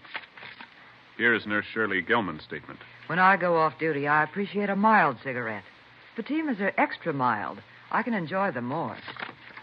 On this card, the statement by drama critic Richard Watts, Jr. Anyone can tell Fatima contains the finest tobaccos. It's extra mild, has a much better flavor. All agree it's wise to smoke extra mild Fatima, and that's what more and more smokers are discovering every day. Yes, actual figures show extra mild Fatima has more than doubled its smokers coast to coast. So enjoy extra mild Fatima yourself. You'll agree. It's wise to smoke extra mild Fatima. It's wise to smoke extra mild Fatima. Best of all, long cigarettes. Next week, Thursday, August 24th, Dragnet will be heard 1 hour earlier at 9 p.m. Eastern Daylight Saving Time.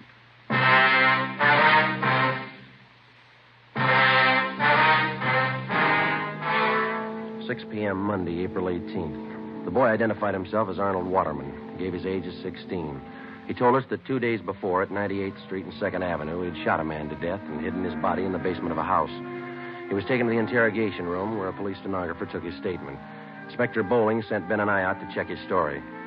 9:30 p.m. We drove back to Georgia Street Juvenile and went to the interrogation room.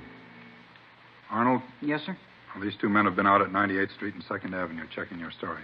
Did you find the body? No, there's no body out there. There should be. I put it in the cellar. There's no house out there. It's a vacant lot. We checked all the houses near there. You sure you killed somebody? Of course I'm sure. I stole the gun. I shot him 3 times in the back. What'd you do with the gun? I threw it in Westlake Park. Where? In the water. I rented a boat and rowed out to the middle. That's where I threw it in. Why did you kill the man? I don't know. I didn't like him. Now, look, boy, you didn't kill anybody. There's nothing to back up your story. There's not an ounce of truth in it. How do you know you haven't found the body? Just wait. You'll find it, and then you'll see. I killed him, all right. Will you show us where you hid the body? Why should I? I told you can find it. These men have gone over that entire area thoroughly. There's nobody out there, and you know it. You cops are funny. When somebody won't admit a murder, you keep asking questions until they do. I'm telling you I murdered somebody, and you keep trying to talk me out of it. If we can find one shred of proof, we might go along with you. You can't be convicted without proof. How much do you need? You got my confession. I offered to sign it. They wouldn't let me. What more do you need? We need a victim, Arnold. If you knew where to look, you could find it. We've looked every place you told us to. You're lying to us, son. Why? I never liked the old man. I hated his wife. I killed her, too. I wasn't going to tell you that. Where do you go to school? I quit school to sell papers. I had to support my mother. Where's your father? I don't know. My mother wouldn't tell me. That's where I met the old man I killed, selling papers. He was my boss. None of us liked him. Nobody had the nerve to do it but me. The rest of the guys were scared, but not me. What was the old man's name? I can't think of it right now. He was your boss. He never told us his name. We just worked for him. Where'd you sell papers? I don't remember. I had to sell papers. We were going hungry. I couldn't stand to see my mother starve. Couldn't your father work? I don't know where he is. I told you that. We tried to get on relief. They wouldn't let us. I made a lot of money selling papers.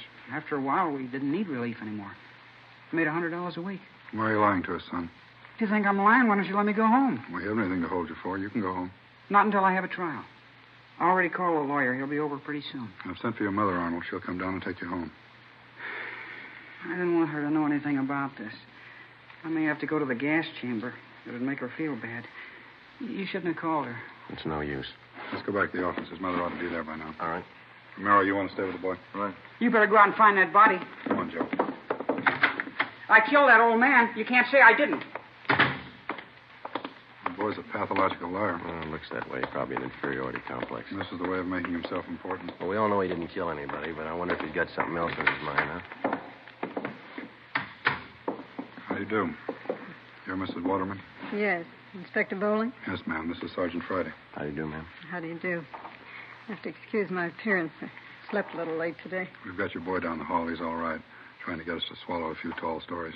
Yeah, he's like that. What did he tell you? He tried to give us a story about killing somebody. Well, I'm not surprised. This isn't the first time. I'll never understand that kid. Has your boy ever been in an institution, Mrs. Waterman? No, he's not bad. He just likes to lie all the time. He's an awful liar. Went to his high school principal the other day, told him his father and I beat him. We wouldn't give him any lunch money. Where is your husband? He has a newspaper concession on one of the railroad trains. How often is he home? Oh, once a week, sometimes every 2 weeks. It's the only business he knows. Yes, ma'am. Maybe that's the reason the kid's the way he is.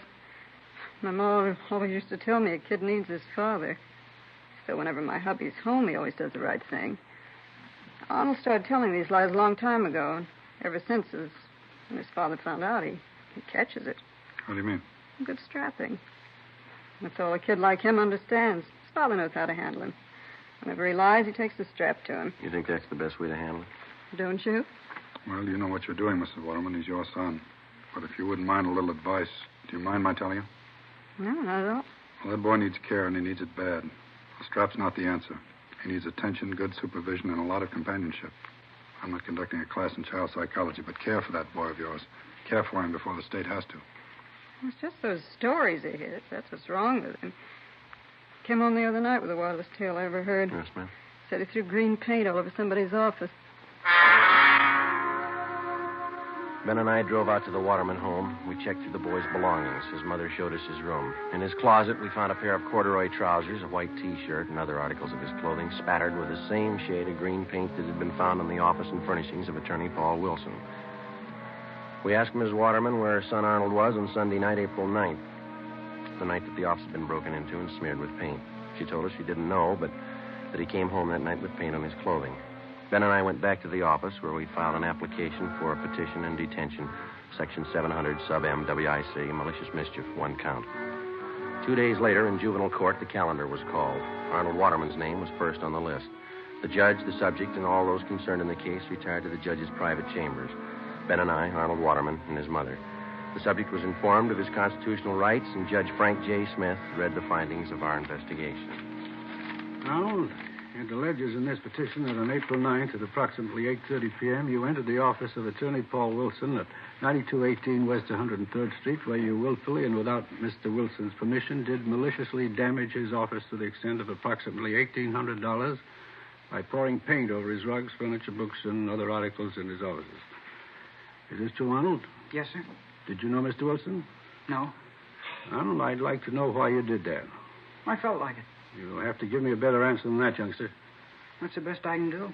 That's good enough, isn't it? No, it isn't good enough. We have a courtroom full of boys outside who probably want to be helped, and we're going to try to help them. We can't help you unless you want to be helped. You don't want to help me. You don't believe anything I tell you. Officer Friday. Yes, Your Honor. You and Officer Romero investigated this case from its inception. We did. As a result of your investigation, what's your opinion of this boy's truthfulness? Well, Your Honor, I think I can speak for Officer Romero here as well. In all our talks with the boy and our observations of him, it's our opinion, for what it's worth, the boy's a pathological liar. Basically, he seems to have the makings of a good youngster. His environment's bad. Seems to have very little, if any, parental guidance. Tells lies, Your Honor. Lots of them. That seems to be everyone's opinion. It's not mine. If you'd spend more time trying to find out if I'm lying instead of trying to put me on the spot, you'd earn your money. Your stories have been thoroughly investigated and double-checked by competent police officers. There is absolutely no basis of truth in anything you've said. I'm getting sick and tired of everybody calling me a liar. Do you hear me?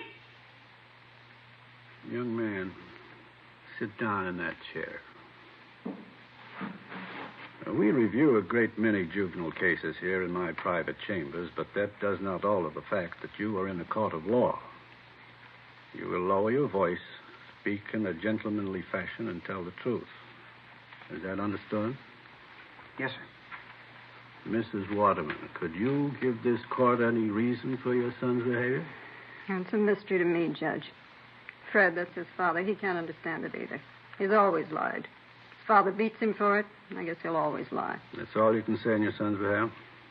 What else is there to say? He's a liar. Arnold, I'm going to ask you once more. Why did you smear paint all over Attorney Paul Wilson's office? I didn't like him. Why didn't you like him? I didn't like him, that's all. Tall, skinny, funny-looking guy. You mean you destroyed his property because you didn't like his looks? Something like that. He was cheap. I saw him moving in. He had a trailer. He was moving his own stuff in. Why didn't he hire a mover like everybody else? I don't like cheap people. You know anything about this man, Wilson? No. Why? What business was it of yours, whether or not Mr. Wilson decided to move his own furniture? Do you know that he's a young man, not much older than you, just graduated from law school, took a lot of time, took a lot of his money that he earned to put himself through school, and you sit there, a mere sketch of a boy passing judgment on a fine young man like Paul Wilson. And boy, let me tell you something. I don't know if you're a God-fearing lad or not, but you'd better fall on your knees and ask forgiveness and hope that somebody hears you, that he hasn't lost patience with you. You better raise up those sights of yours, lad, and pray for forgiveness. I hope those tears mean something. Now, do you have anything to say before I pass judgment on this case? Yes, sir, I have. I'd like to tell you about something else I did. There were some palm trees out there. I put kerosene on them and set them on fire. Oh, it's Friday. Would you know anything about this? Yes, Your Honor. That checks with the reports. Any property damage? No, Your Honor. Kept the fire department pretty busy. That's about all. I didn't kill anybody. I just made that up. Yes, we know, Arnold. Do you have anything else to add, Mrs. Waterman? No. I don't know what else you can do with a kid. I'm glad it's somebody else's problem. According to the findings of the probationary officers and the investigating officers and what I've heard and observed in these chambers, I have no alternative but to remove this boy from his present home and environment and place him in a foster home where he will receive closer supervision and the care that he requires. Does that meet with your approval, Mrs. Waterman? It's fine with me, Judge. Fred and I can hardly make ends meet now, and it's a shame to waste what money we have on this kid. It's all I can do to squeeze out the new clothes I need. Then you approve this plan? I can't wait to tell Fred. Well, when you tell Fred, you can also tell him the taxpayers are not going to assume the burden of the mistakes that you and your husband lavished on this boy. How do you mean, Judge? The expense of placing the boy in this foster home comes to the amount of $35 a month. You and your husband will pay this sum. The law covers that. It's an awful lot of money. The payment will be due on the first day of each month. You will meet this requirement or be held in contempt of court. I'm only sorry that's as far as the law goes. The laws of the state of California do not make the parents responsible for the torts of their children unless contributory negligence can be proven. In my eyes, it is contributory negligence on your part, but unfortunately, it cannot be proven. Any faults that this boy may have are yours. You as a parent are responsible. We did the best we could in raising the kid. Madam, you didn't raise him. Hearing dismissed.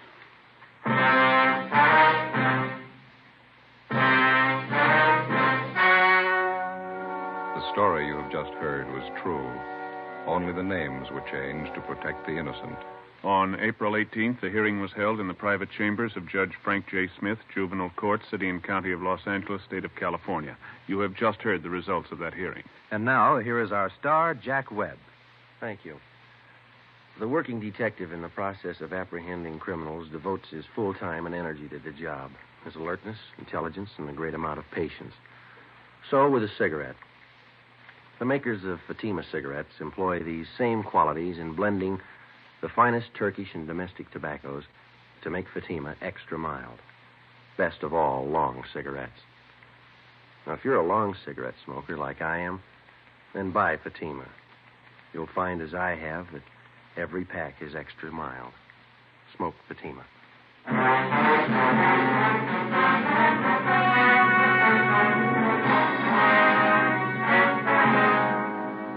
Next week, Thursday, August 24th, Dragnet will be heard 1 hour earlier at 9 p.m. Eastern Daylight Saving Time.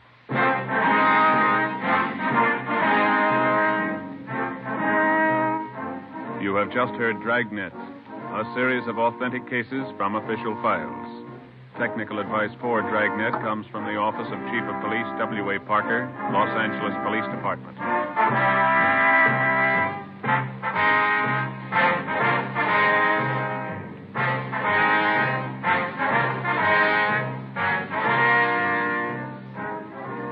Fatima Cigarettes, the best of all long cigarettes, has brought you Dragnet from Los Angeles.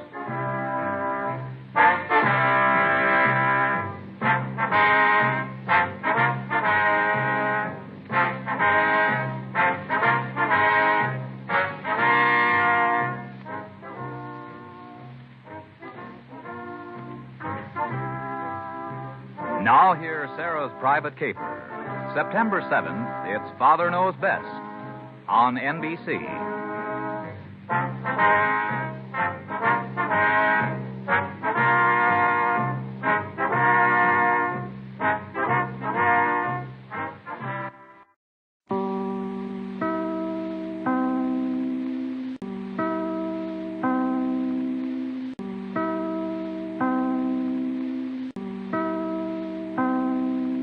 Now it's time to pay a visit to Duffy's Tavern.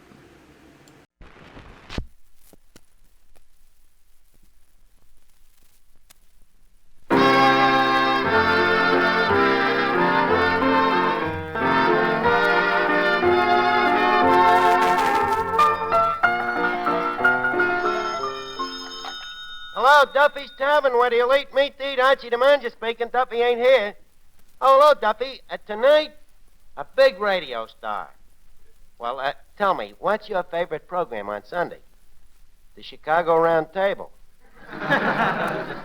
Well, this guy's built along the same lines. The Great Gildersleeve. Yeah, looks something like Mrs. Duffy. Except she ain't got a mustache. What? Well, then he looks exactly like Mrs. Duffy. What? Oh, just turkey gravy, huh? Well, maybe she'll wash it off over the weekend. What? Yeah, our new singer, Bob Graham, is still packing them in. Oh, sure. How he wows the dames. Yep, he's got them fainting even before they eat. Duffy, I think we ought to build a whole floor show around the kid. Well, you know the old proverb, Duffy. If you own a better rat, you should build a better rat trap. You agree with me, huh? Swell. And now, about the money, Duffy. It'll cost about, hello? We'll get the dough someplace.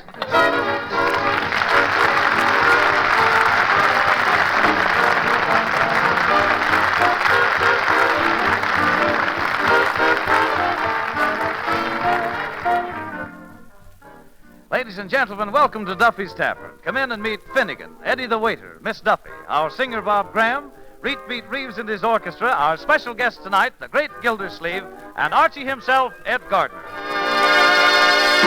So you see, Eddie, we star Bob Graham in his floor show. Naturally, we'll have to expand the joint, knock out the back wall. We'll build a revolving stage. No, just build a stage. See, to most of our customers, it'll look like it's revolving anyhow. Say, Mr. Archie, who's going to pay for all this? Well, Eddie, I've been thinking. A smart businessman like Gildersleeve might be interested in such a show. Has he got money? Eddie, you don't acquire a corporation like that without capital. Yeah, Eddie, I think I can get Gildersleeve to back us. You know, become our angel. Yeah. Any angel that backs that show of yours better straighten up and fly right. What are you talking, Eddie? With a good floor show here, this joint will make a fortune. Hundreds. Thousands. Millions. Navigator to pilot. Let's switch to oxygen.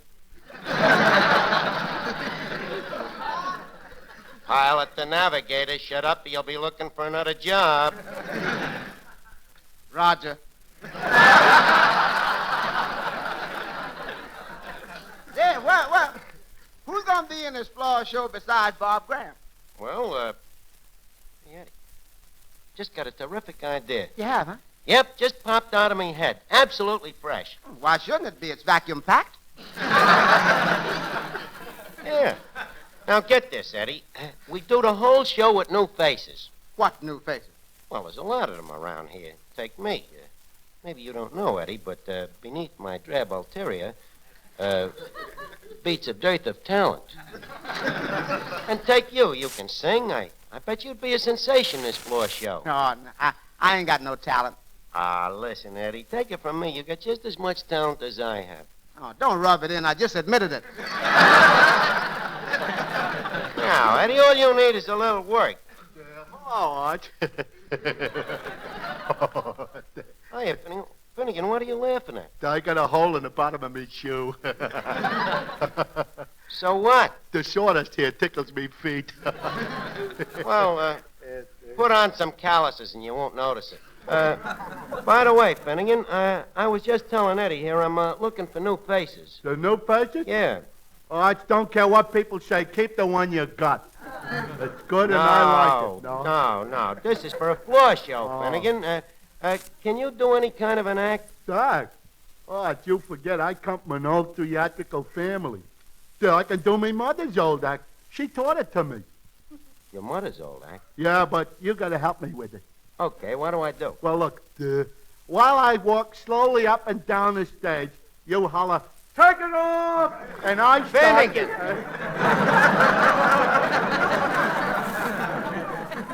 Hey, wait a minute. Quiet, fellas. Here comes Miss Duffy. yeah. Now, look, don't nobody mention a new floor show or she'll want to sing in it, okay? Okay. Remember, Finnegan, not a word about the floor show. Don't worry, I know the words. Hello, Archie. Hello, Miss Duffy. How are you, Eddie? Fine, Miss Duffy. Hello, Finnegan. Hello, floor show. Archie, what's this about a floor show? Well, if you must know, Miss Duffy, we're putting one on. Oh, and you're hiding it from me, huh? Well, don't worry. I wouldn't sing in your floor show for a 10-foot pole. Oh, Well, that's too bad, Miss Duffy, but may I say that our loss is our gain?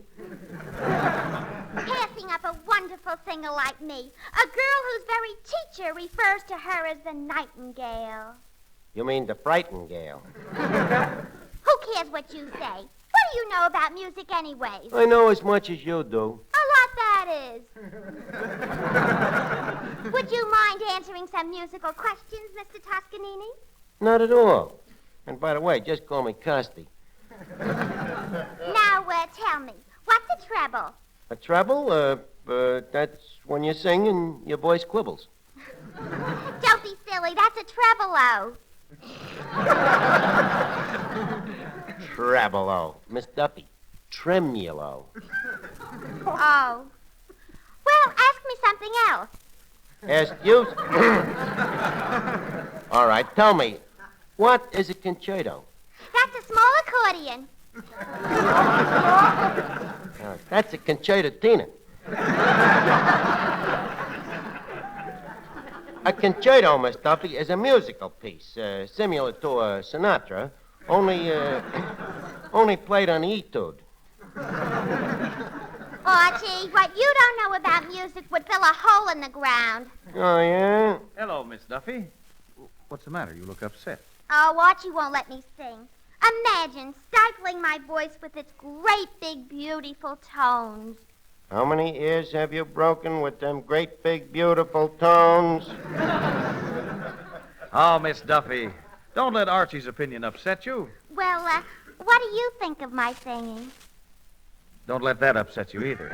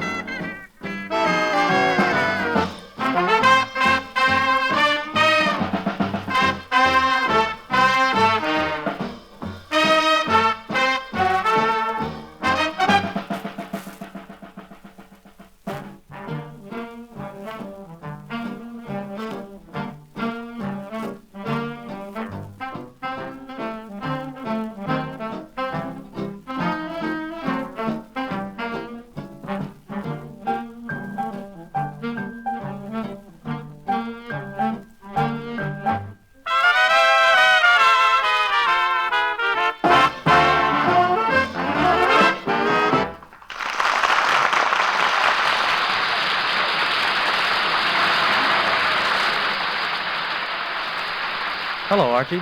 Well, if it ain't singing Bob Graham. Hiya, Bob. Hey, what's them books? Well, Archie, you know I've started to go to college during the day. College? Why, how splendid. Now, and you and me'll have a lot more in common. Did you go to college, Archie? Constantly. What price college are you going to? Well, my tuition is $25 a month. Uh-huh. Well, that's a little higher education than I had. What subjects are you taking, kid? Chemistry, English literature, French, algebra. French and algebra both? What do you need two languages for?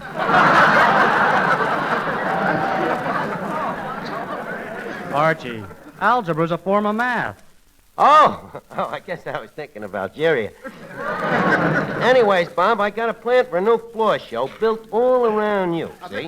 Mr. Gildersleeve, just come in. Oh, this is our angel now, Bob. And if I swing this deal, you'll be the richest kid on the campus. You'll have enough dough to start your own sorority. I'll see you in a minute, kid. I can't keep such an important dignity waiting. Well, good evening, sir. Good evening.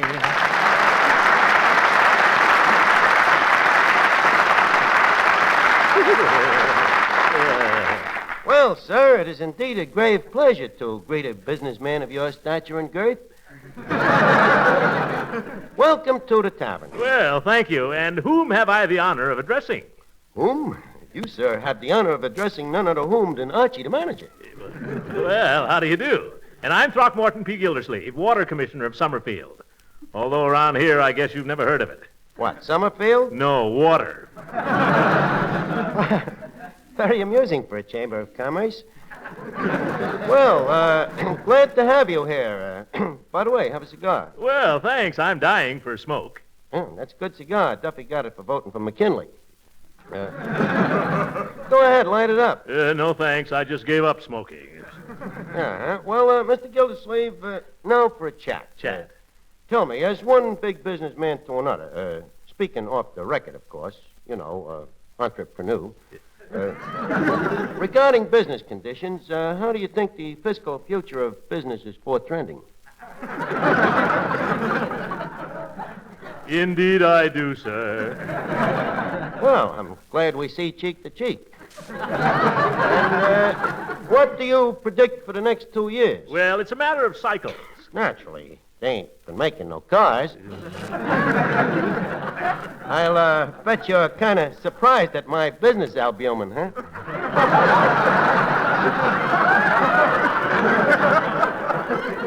But it happens that I am a man that always keeps his ears to the ground. Oh, yes. You pick up a lot of dirt that way. Yes, one does. Finnegan. Mr. Gildersleeve, this is Finnegan. Very interesting. What do I do here? Shake its hand or pat its head? It's human. Shake hands. Finnegan, Mr. Gildersleeve and me was just discussing business. Oh, is that so? What game are you in, Gildersleeve, old man? Well, I'm on the Water Commission. Too bad. You ought to make them put you on a straight salary. Well, enough business discussion, Finnegan. All right. We'll meet you later on the corner of Dunn and Bradstreet. Now, Mr. Gildersleeve, I have a big proposition for you. But first, I got a treat for you. Hey, Bob Graham, sing a number for Mr. Gildersleeve, huh? Okay, Art. Gildy, this kid is a real find. Ultra talent. Did I say ultra? Nay, plus ultra. Just listen to him. Don't throw bouquets at me. Don't please my folks too much. Don't laugh at my jokes too much. People will say we're in love. Don't sigh and gaze at me. Your sighs are so like mine. Your eyes mustn't glow like mine. People will say we're in love. Don't start collecting things. Give me my rose and my glove. Sweetheart, they're suspecting things. People will say we're in love.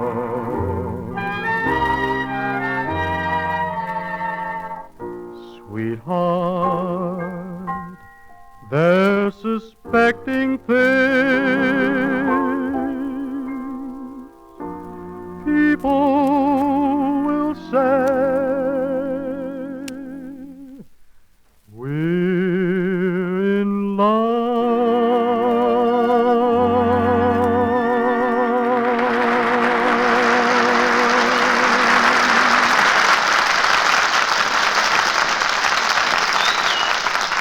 Well, Mr. Gildersleeve, what did you think of it? Well, as my nephew Leroy would say, hot, cha. I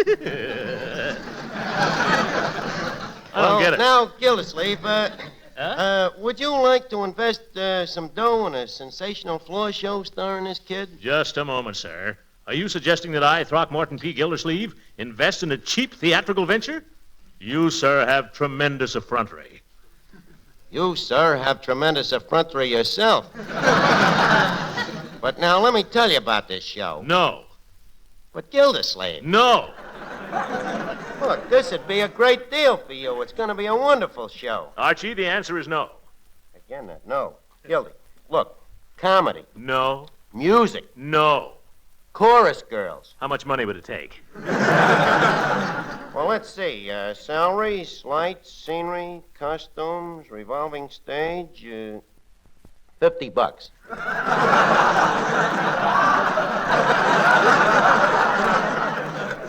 Tell you what, make it $48. I'll work free. You're in the show? What do you do? Well, it's hard to explain. Mainly I sell personality. Oh, personality. How's business? Trouble with shortages? Yeah. No, Archie, let's forget the whole thing. Even a water commissioner shouldn't throw $50 down the drain. Stop imitating me, will you? Now listen, Gildy. Oh, good evening. Oh, Mr. Gildersleeve, may I present you with Miss Duffy, the question to a maiden's prayer?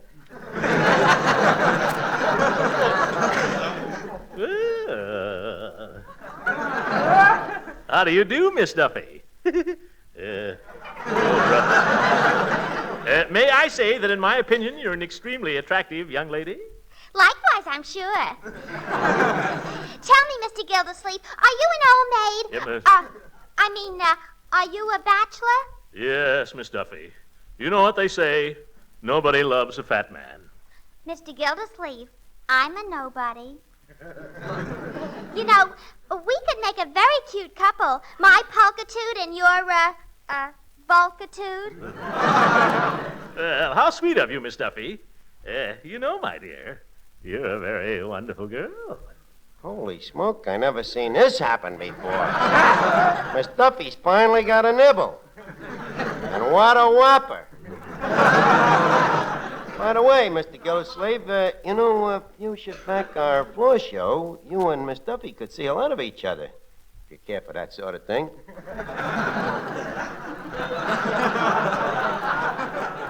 Well, I must say that does make it more attractive. I'll tell you what, Archie. If I could just see this show... You mean audition? Well, I wasn't quite prepared to... Well, Archie, you don't want me to take a pig in a poke. What does he think he's getting with Miss Duffy? Well, I'll see if I can whip something together and give you an idea. Be right with you, Gildy. Hey, Eddie, Finnegan, come here. We got to put on a show for our angel here. Archie, where is this angel of yours? That's him sitting over there with his harpy.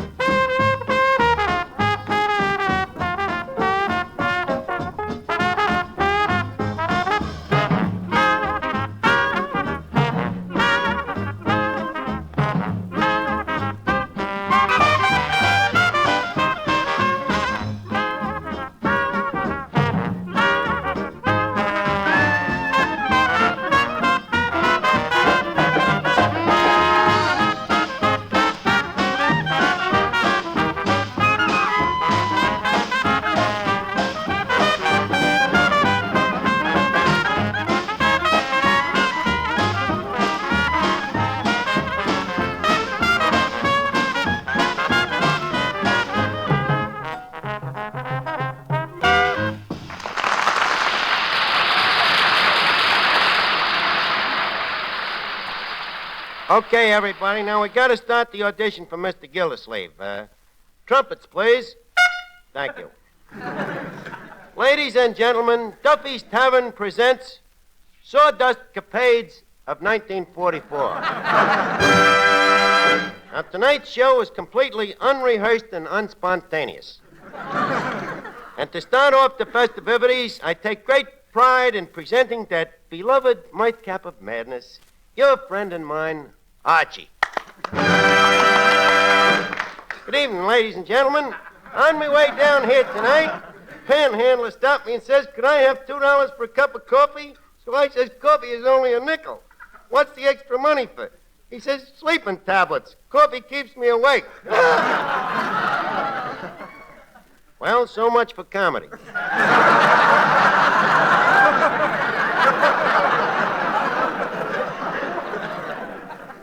And now we present the new discovery, that famous waiter and singing garçon, Eddie Green.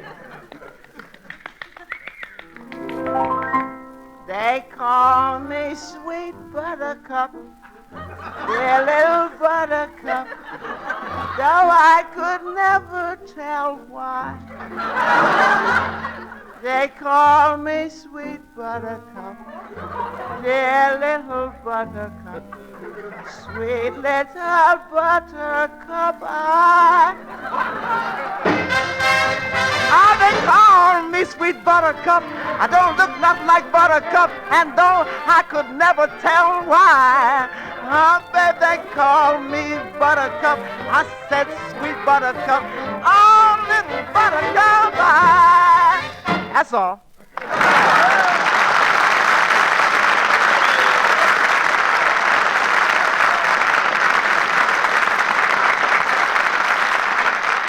And thank you, Eddie Green. Gilbert Sullivan himself couldn't have done no better.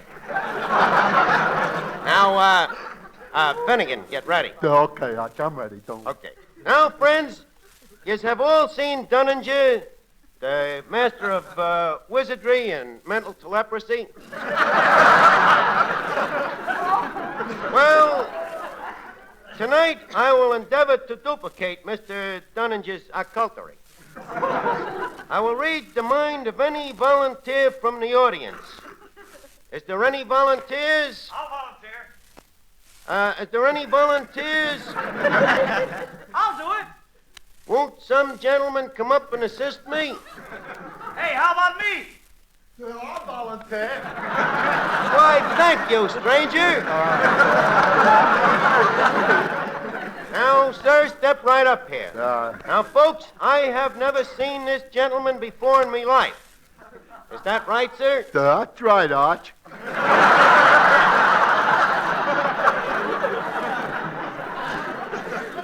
Now, sir, concentrate on something. Anything. Now, I will read your mind. You are thinking of, let me see now, a girl. Right. A beautiful girl. Yeah. Why, it's Lana Turner. Yeah. She's sitting on your lap. Yeah. She puts her arms around you Yeah. and she moves closer. Yeah. Closer. Yeah. Closer. Yeah. And then she... Stop, Arch. Huh? Stop looking. We're entitled to some privacy. Now, listen, stranger. Pardon me, Archie. Mr. Gildersleeve, how do you like it so far? Well, with a lot of work and rehearsal, it may get to the point where it's just horrible. But I'm still going to back it. Oh, yeah? Oh, that's swell of you. On one condition, my friend. Come here, my dear. Oh, yes, honey. I want my little pigeon here to sing in the show. Do you know that your little pigeon has a voice like a vulture? Sir, you're speaking of the woman I love. I'm the backer, and my girl will have to be in the show. In that case, Mr. Gildersleeve, you can take your dough and... Wait a minute. What am I saying? Of course, we'll be happy to have Miss Duffy in the show, but wouldn't you like her to sing first? Why, she can't help having a beautiful voice. Well, yes, it's very unusual. So leave us enjoy it. Go on over to the piano, Miss Duffy. I'd be delighted. What's the idea, Miss Duffy? Well, don't you see? I build her up, he throws her out, and we still got a backer. Go ahead, Miss Duffy. I'll walk alone. Because to tell you the truth, I'll be lonely. Wonderful little pigeon. I don't mind being lonely. When my heart tells me. Oh, stop, Miss Duffy, stop. You don't want a water commissioner, lady. You want an air raid warden. Well, now you see, Gildy, maybe after this you'll leave everything to me. Yes, Archie, after this, I'll leave everything to you. The picking of the talent, the staging of the show, the choosing of the costumes, and, oh, yes, one other thing. What? The raising of the money. Yeah. Good night.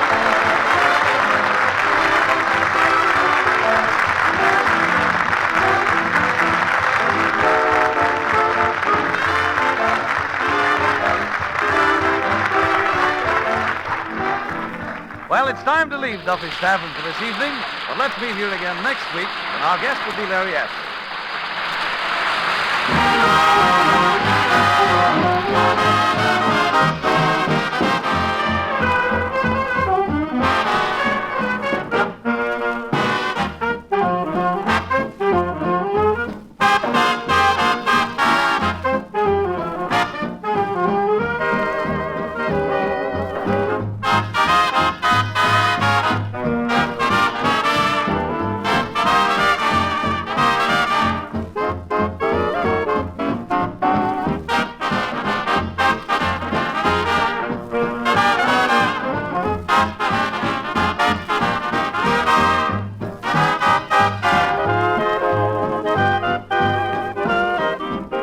This is the Armed Forces Radio Service.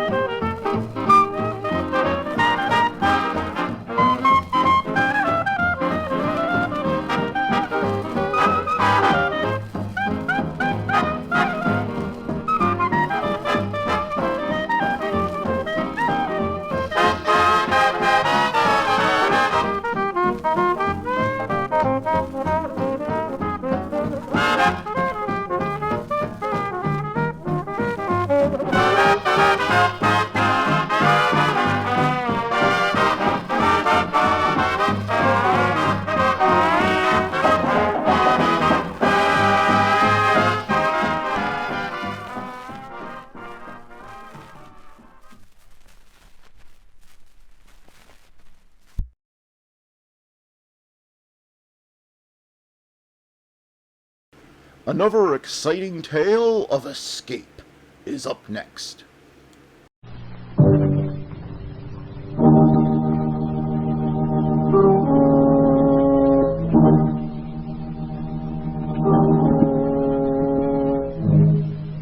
You were isolated on a remote plantation in the crawling Amazon jungle, and an immense army of ravenous ants is closing in on you, swarming in to eat you alive. A deadly black army from which there is no escape.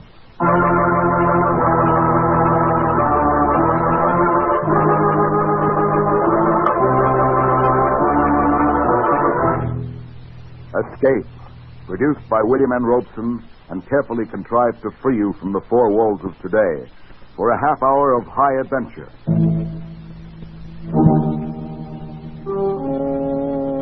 Today we escape to the Amazon jungle and to a creeping, crawling terror, as Carl Stevenson told it in his gripping story, Leiningen versus the Ants.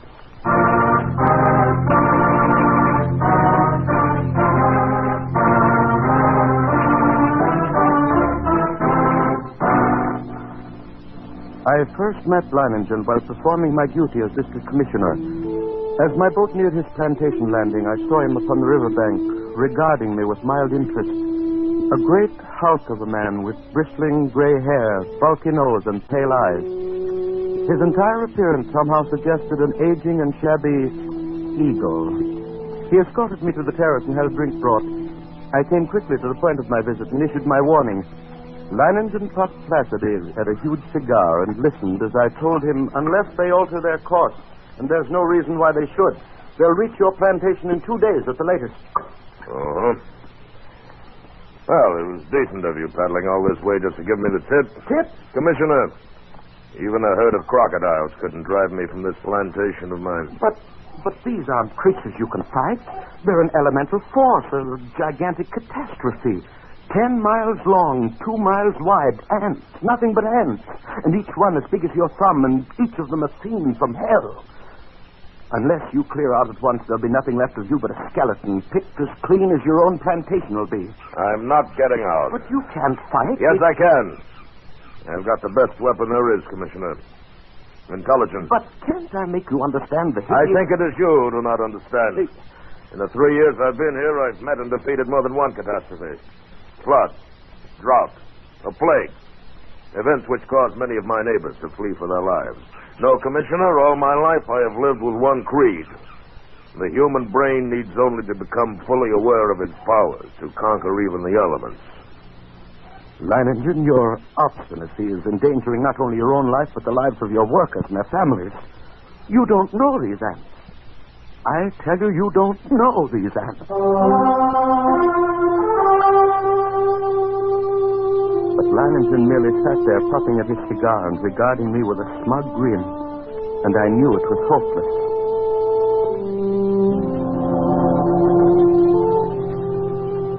As I boarded my launch and cast off, I realized I had never met a man like that. And I could not help wondering about the strange look in the Commissioner's eyes as he boarded his launch and cast off. Undoubtedly, he thought me insane. Well, he would have not been the first to think so. But I, Leiningen, knew my own powers. I was sure of myself. I knew that intelligence, directed aright, always makes man the master of his fate. That night, I called my Indian workers together in front of the plantation house. I saw their faces go ashen with terror as I told them the ants were coming. Watched them as they milled around, muttering. I said nothing more to them. Finally, one of the men stepped forward. Blas, the foreman. Patron, we have worked hard here for these 3 years. All of us. We have built the finest plantation in this district. We all share in it. It has been a home for all of us and our families. Now, the end comes. So? Those ditches we dug last year, the pipe we put in the ground, that was for the ants? That was for the ants. If we moved our families across the river, the ants could not reach them? Yes, that's right. And you? The ants are mighty. We know what they can do. All of us think that you are mighty. Patron, we will stay with you and fight against the ants. I knew that the men would give me that answer. I counted on it. I thought of the Commissioner and wondered what he would say at such unquestioning confidence. Would he still think I was insane? All that night I could not get Leiningen out of my mind. One man who calmly evaluated his chances against a deadly menace, coolly decided he could win and was willing to stake his life on it, to risk a horrible death for it. It was terrifying. And yet, it was fascinating. The next morning I sent for my assistant. Together we went to the huge map of the district which hung from the wall of my office and checked the last reported position of the ants. Last night they had reached here, about 70 miles above this fork in the river. Traveling southeast? Yes. Directly toward Leiningen. Toward whom, sir? That plantation at the bend in the river belongs to a man named Leiningen. When would you say the ants will reach there? Oh, I don't know. I imagine about tomorrow noon. Tomorrow noon. Still time? What do you mean, sir? Why, nothing.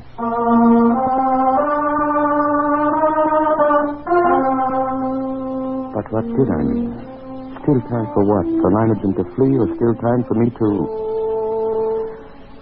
Even as I rejected the thought with horror, I knew that the fascination of that man was more than I could resist. That Leiningen's fight was drawing me back toward that plantation and death. I knew now past all doubt that I was going back. I had to.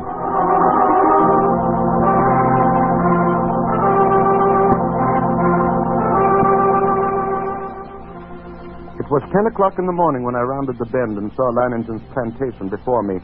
I put in at the dock and tied up the launch.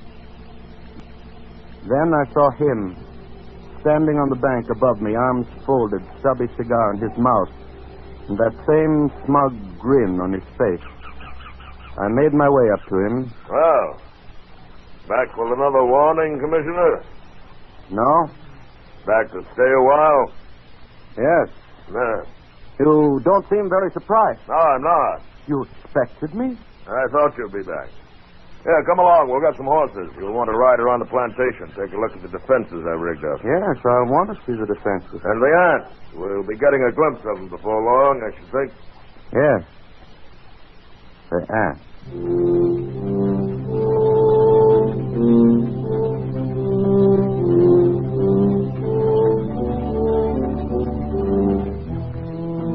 The defenses Leiningen had devised were quite impressive. Surrounding three sides of the plantation like a huge horseshoe was a ditch 12 feet wide. The ends of this horseshoe-shaped ditch ran into the river, which formed the fourth side of the plantation. And at the upriver entrance to the ditch, Leiningen had constructed a dam by which river water could be diverted into the ditch. A large hand wheel controlled the floodgate of the dam, and apparently Leiningen had ordered it opened immediately after my arrival. For as we now approached the ditch and rode along it, I could see that it was nearly full. How do you like my first line of defense, Commissioner? It's reassuring, like a moat around a castle. Unless the ants know how to build rafts, they won't reach the plantation. This is only the outer moat. There's a better one than this. Now, come along. We'll go up on the high ground where the buildings are. We can get a view from there. Leiningen? Huh? I didn't see any women or children around the plantation or any animals. Yes, that's right. Moving across the river. And even you think there's danger. Not because of danger, Commissioner. Out of efficiency. Efficiency? Cuts down on the efficiency of the men if they're worried about their families. Critical situations only become crises when oxen and women get excited. I see. Ah, here we are. See this ditch? It's much smaller than the other. Yeah, you've noticed how all the buildings are on this piece of high ground. The inner ditch surrounds them. It's lined with concrete. But even filled with water, this is no barrier. It's not big enough. Why, if the ants get this far, they'll get no farther. This ditch wasn't built for water, Commissioner. You see the pipes leading into it? See those storage tanks up on the hill? Petrol. We can throw up a wall of flame. Get a bet they won't like that? I hope you're right. Leiningen, look! Over at the edge of the jungle, all those animals. Yes, running like the wind. Everything from jaguars to monkeys. Good heavens. Remember, they don't have any ditches. But can they escape? They'll be all right as long as they don't get caught between the river and the ants. They can outrun the crawlers. But if they get trapped, it's either the ants or the crocodiles. Commissioner, look! Look over there on the horizon. There are your ants. Look at them.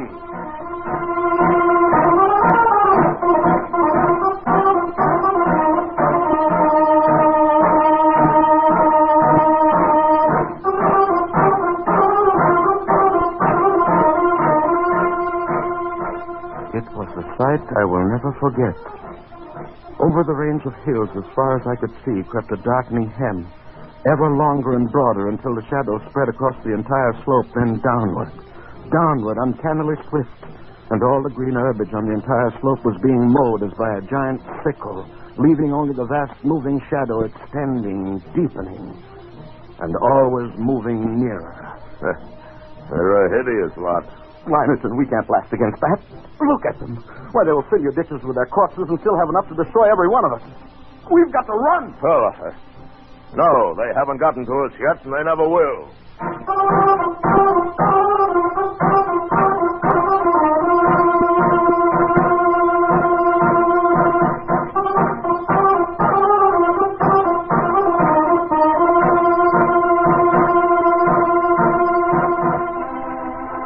The hostile army was approaching in perfect formation. No human battalions, however well drilled, could ever hope to rival the precision of that advance. Along a front that moved forward as uniformly as a straight line, the ants drew nearer and nearer to the water ditch. As they approached, two outlying wings of the army detached themselves from the main body and started marching along the sides of the ditch, no doubt expecting at some point to find a crossing. And during this hour-long flanking movement, the main army remained still. Across the scant 12 feet of ditch, I stared at them, and they stared back at me. A solid mass, every one as big as my thumb, with reddish-black body and long legs. Suddenly, a sound so unearthly as to freeze our blood jerked our heads in the direction of the jungle on the far side of the ditch. Coming toward the ditch at a stumbling gallop was a singular being, a writhing, animal-like, blackened statue with a shapeless head and 4 quivering feet.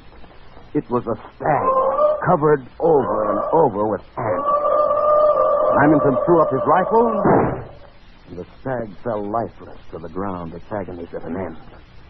Horrified as I was, my curiosity impelled me to glance at my watch. I had to know how long the ants would take.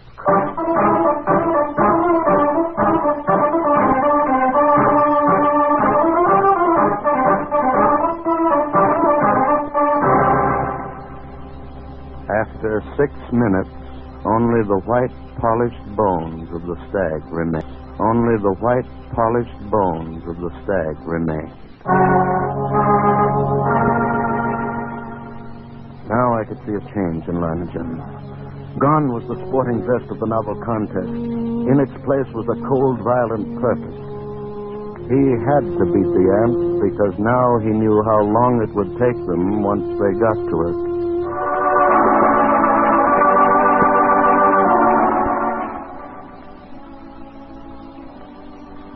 Around 4 in the afternoon, the ant scouts having found no crossing, there was a stirring among the main army. And then an immense flood of ants about 100 yards in width commenced pouring in a glimmering black cataract down the far slope of the ditch. Thousands drowned instantly, but the rest began using the bodies as bridges. Lanigan immediately swung into action. Come on, get to the dam, open the flood gate a little more. We've got to get the water in the ditch moving faster. Look at them drowned in the thousands. But they keep coming. Even though the current carries many of them away, they're advancing. We'll fix them. Boss! How about those shovels and petrol sprinklers? You passed them out to the man? It has been done, Let's get all hands here in a hurry. This looks like a spot for action. Commissioner. Yes?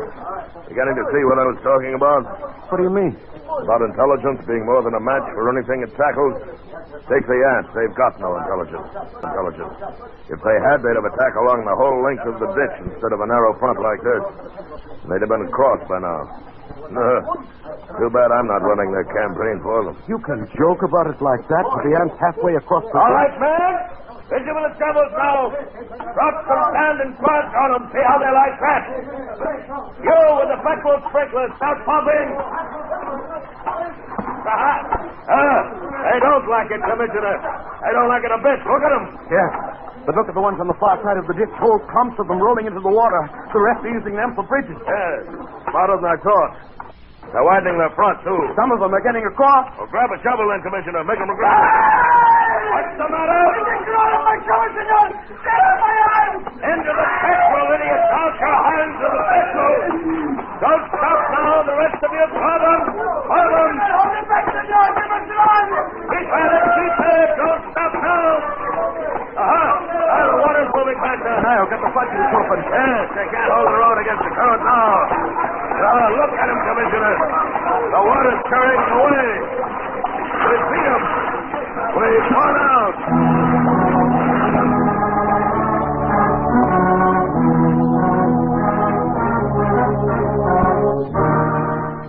It was true. It was true. Lanigan had won, at least the opening round. The floodgates were left open to forestall any night crossing, but when dawn came, the dark blanket was still there, motionless across the ditch. Then we noticed a feverish activity on the other side of the plantation. Here, a grove of tamarind trees lined the far end of the ditch, and every tree swarmed with the crawling insects. But instead of eating the leaves, they were merely gnawing through the stem so that a thick green shower fell steadily to the ground. Well, it looks as if it's feeding time for our friends, eh? Blouse. Senor? Have all the petrol pumps brought here. Get everyone over here except the lookouts on the other side. And pass out the shovels. Si, senor. Going to deprive them of a meal? A meal?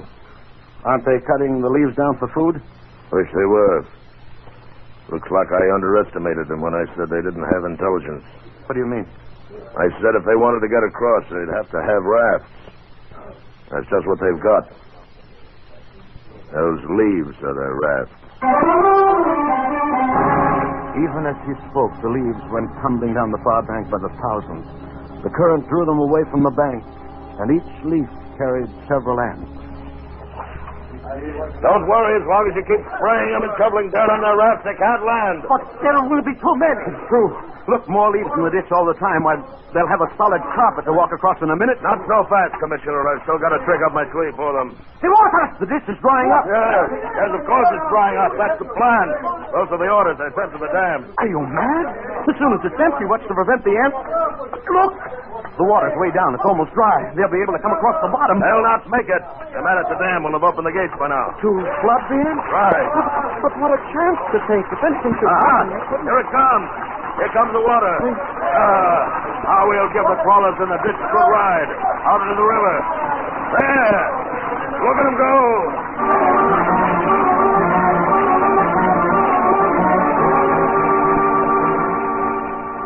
Leiningen's tactics were successful at first. The violent flow of water at the original depth raced through the ditch, overwhelming leaves and ants and sweeping them along. 3 times the ditch was emptied. 3 times the ants raced across its bottom, and 3 times the rushing water, arriving just in time, carried them away. But the 4th time, as the water lowered nearly to the bottom of the ditch, we waited in vain for the rushing water. And then... What's the matter? What's gone wrong with the dam? The ants! Just as the man at the dam lowered the water almost to the bottom, the ants attacked. Before he could open the floodgate, he was almost surrounded. He ran. The ants kept coming. They are across the ditch. Leiningen stood motionless, absorbing the news of his defeat without a word. Then he raised his pistol and fired 3 shots into the air. The prearranged signal for all men to retreat instantly to the second line of defense, the concrete ditches more than a mile from the point of invasion. Soon after we arrived there, the natives commenced strangling in, silently. Leiningen waited until all of them had gathered. Then he spoke to them. Well, lads, we won the first round, lost the second. But we'll smash the crawlers yet. Anyone who thinks otherwise can draw his pay and push off. There are rafts enough on the river and plenty of time still to reach them. No, what's wrong, Mister? You stay then. Good. Thank you, lads. And you, Commissioner. I can't persuade you to give up the fight? You cannot. Then I stay, too. No. I knew you would. Senor! Secure the ants to reach the ditch. They're trying to get across. No, senor. I didn't think they would. There's plenty of food out there for them. My fields and orchards, a work of 3 years. Ought to last them until morning, anyway. Yes, we were safe for that night. But the next morning, the black swarm was solid around us, and their shot troops were hard at work. They were dropping shreds of bark and twigs and leaves into the petrol-filled ditches, forming a floating bridge across the surface of the liquid.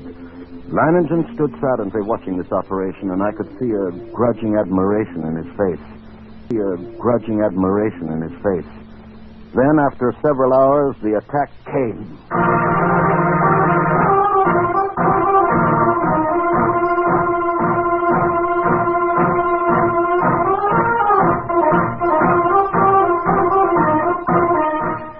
Down the ditch they poured, millions of them, and across the bridge of twigs, rapidly approaching the inner side.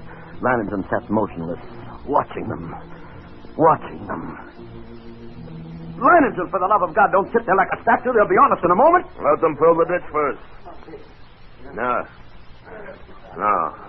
All right. Everyone back. Get back. Buzz. Hand me the torch.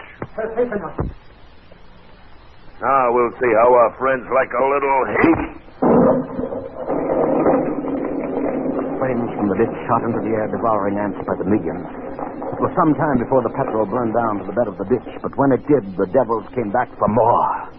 Again, Leiningen fired the ditch to destroy them, and still again they came on. But at each successive firing, the task of the ants grew easier because of the film of ash which now covered the petrol. As they returned to the assault time after time, a slow, sickening horror crept into my mind. I looked quickly at Leiningen, then at the petrol tanks. He read my gaze and nodded slowly. That's right, Commissioner. They could hold them off forever if our supply of petrol was unlimited, but it isn't. We've got enough to fill the ditch once more. But, Liningen, isn't there any way at all? We've got to do something. Yes, I know. There must be a way. There must... Yes. What is it? We'll flood the whole plantation. Flood? But how? The river's higher than any point except this high ground we're on. Huh? If the river was dammed all the way, it'd overflow that stone breakwater and flood the whole plantation. But... We've got to close the floodgate. It's the dam. That'll do it. You're mad. The dam is more than a mile away. More than a mile of ants. Lads, listen to me. Listen, lads, I'm proud of you. Now there's still a chance. By shutting the floodgates in the dam and flooding the whole plantation from the river. The moment I'm over the ditch, set fire to it. That'll allow time for the flood to wash away the ants. Then all you have to do is wait for me. It's impossible. You can't get to the dam, let alone back.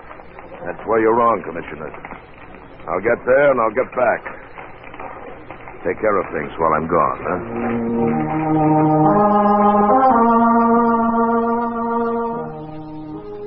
I watched him as he calmly pulled on high leather boots, drew gauntlets over his hand and stuffed the spaces between breeches and boots and gauntlets and arms with petrol-soaked rags. He shielded his eyes with close-fitting mosquito goggles and plugged his nostrils and ears with cotton. Then the natives drenched his clothes with petrol.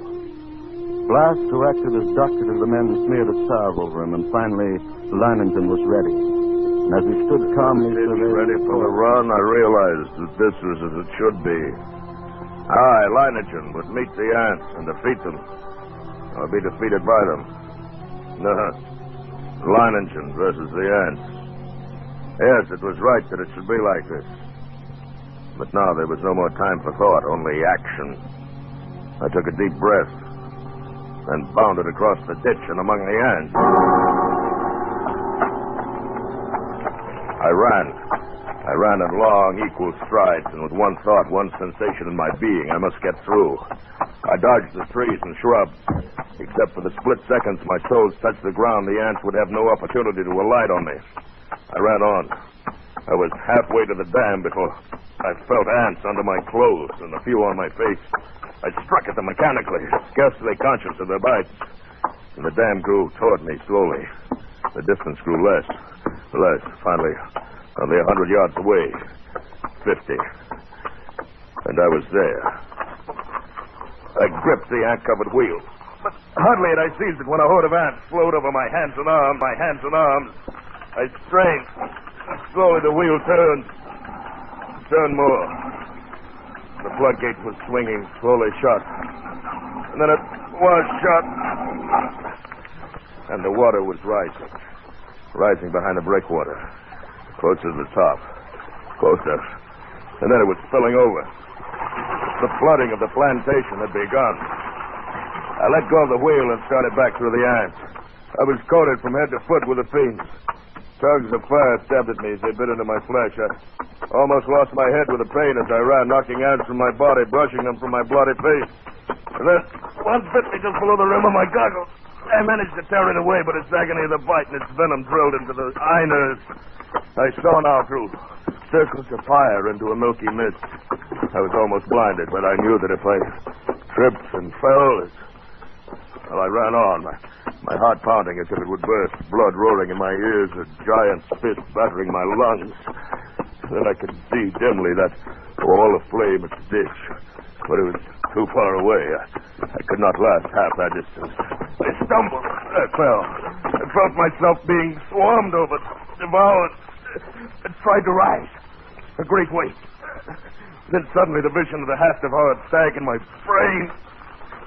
6 minutes, then nothing but bones. I couldn't let it happen to me. I couldn't die like that. To my feet.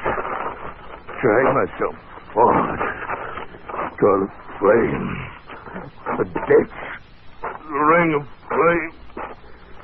Closer now.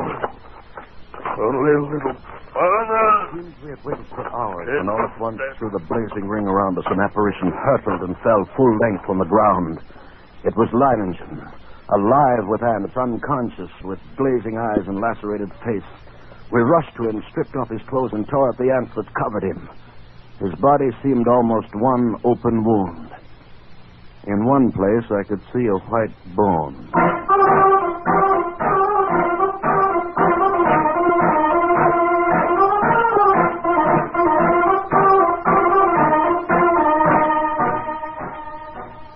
Later, as the curtain of flame lowered, I looked out where that blanket of ants had been and saw only a vast expanse of water, covering the entire plantation and working its way to within a few feet of the concrete ditch. The ants were gone, drowned, and Leiningen had won.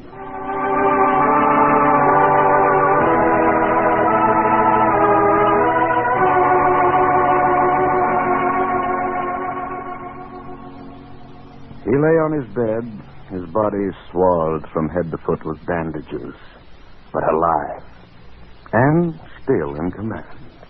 Everything in order? Everything's in order. I told you I'd come back.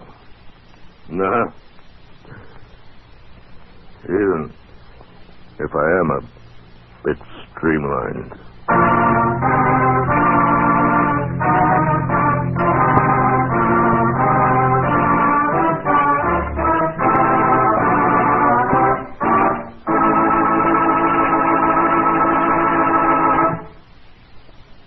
Escape, produced by William N. Robeson and directed by Norman MacDonald, today brought you Leiningen versus the Ants by Carl Stephenson.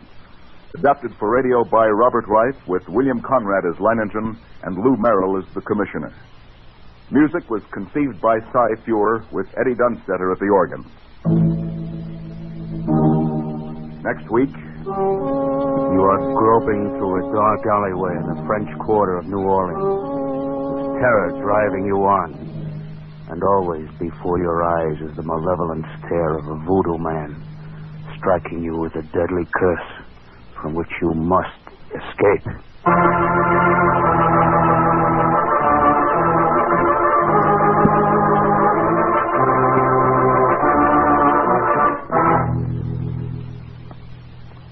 Next week, we escape with William Irish's eerie story of a voodoo-haunted band leader, Papa Benjamin. Goodbye, then, until this same time next week, when we again offer you Escape.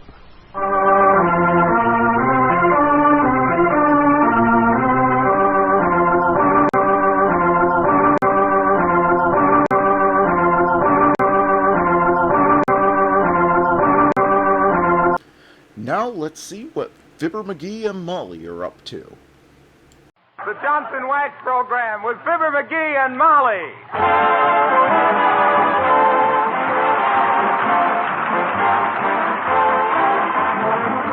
The makers of Johnson's Wax and Johnson's Self-Polishing Glow Coat present Marion and Jim Jordan as Fibber, Magee, and Molly with Bill Thompson, the King's Men, and Billy Mills Orchestra. The show opens with Liza.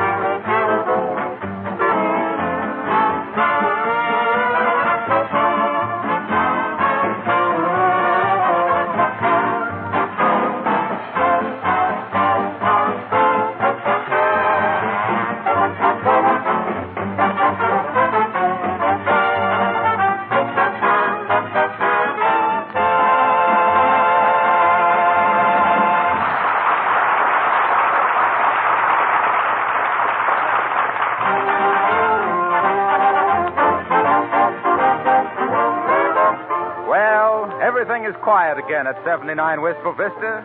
Last week, Fibber and Mr. Gildersleeve sat down to play off their long-standing grudge with a game of checkers. So we hope that's settled for good and all. Let's go and see what's happened since then at the home of Fibber, Magee, and Molly.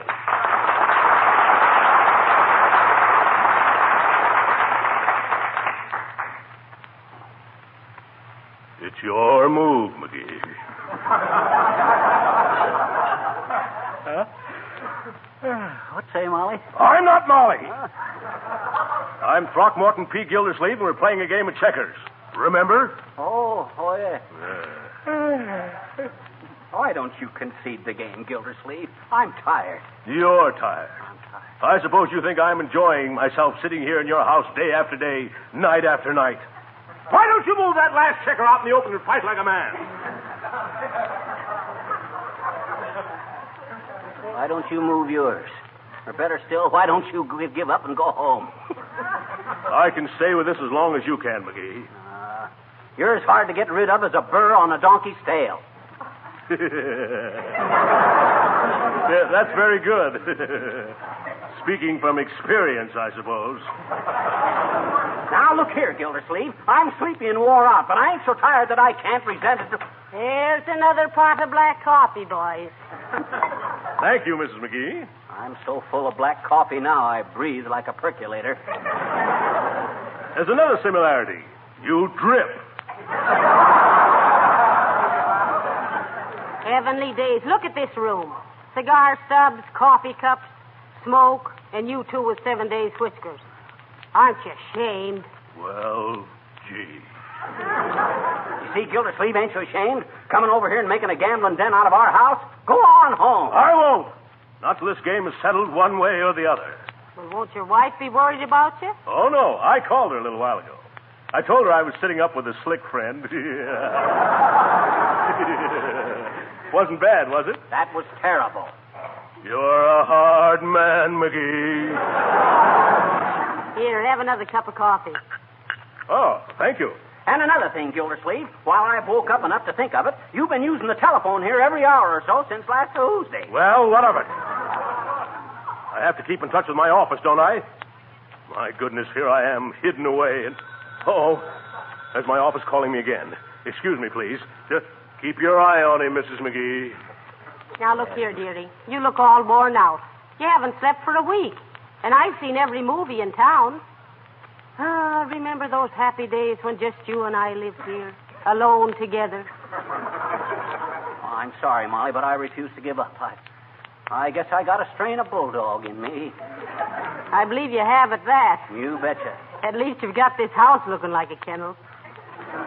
Please, Magee, call it off. Throw the game to Mr. Gildersleeve and go to bed. What? Throw the game? Why, Molly, that'd be cheating.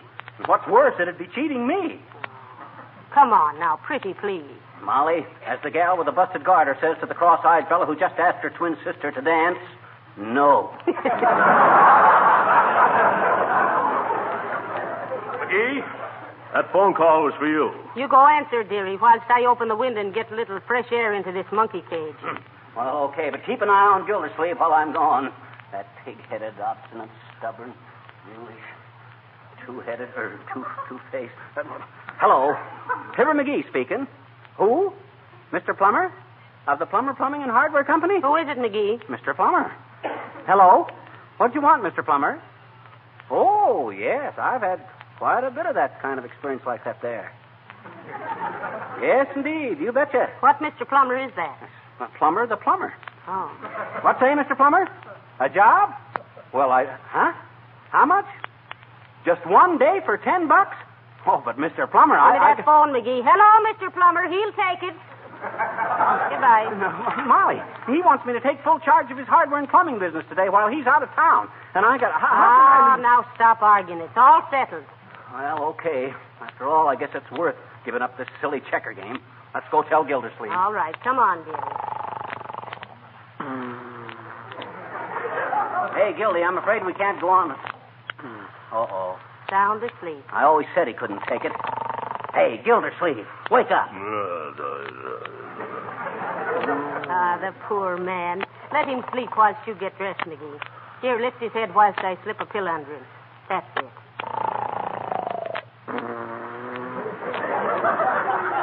Take your shoes off, too, dearie. I can't. Why not? They are off.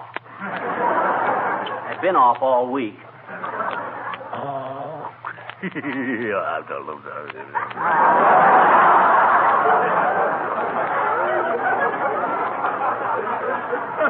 Poor fella.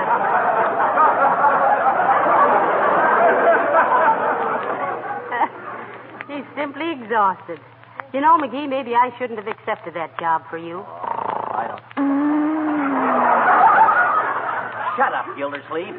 Why not, Molly? Well, in the first place, you don't know any more about hardware and plumbing than a cricket knows about, cricket. Who, me? Why, say, I know hardware like Now, here, not so loud, dearie. You'll wake Mr. Gildersleeve. Well, anyway, I know my hardware.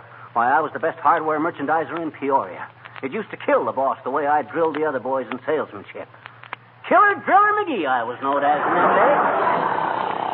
Take it easy, McGee. Killer Driller McGee, the keen and cunning king of commercial caper cutters, cleverly convincing customers, constantly consummating colossal contracts, catering to the comfort of the queens of the kitchen with a complete catalog of corn cures, kitty cars, cookie cutters, candy kettles, custard cups, clock, cuckoo clocks, candid cameras, and keen cut and cutlery, converting crusty cooks into congenial clients by clowning with the kiddies and kissing every cutie. But we better go now, Molly. I'm disturbing Sleeping Beauty.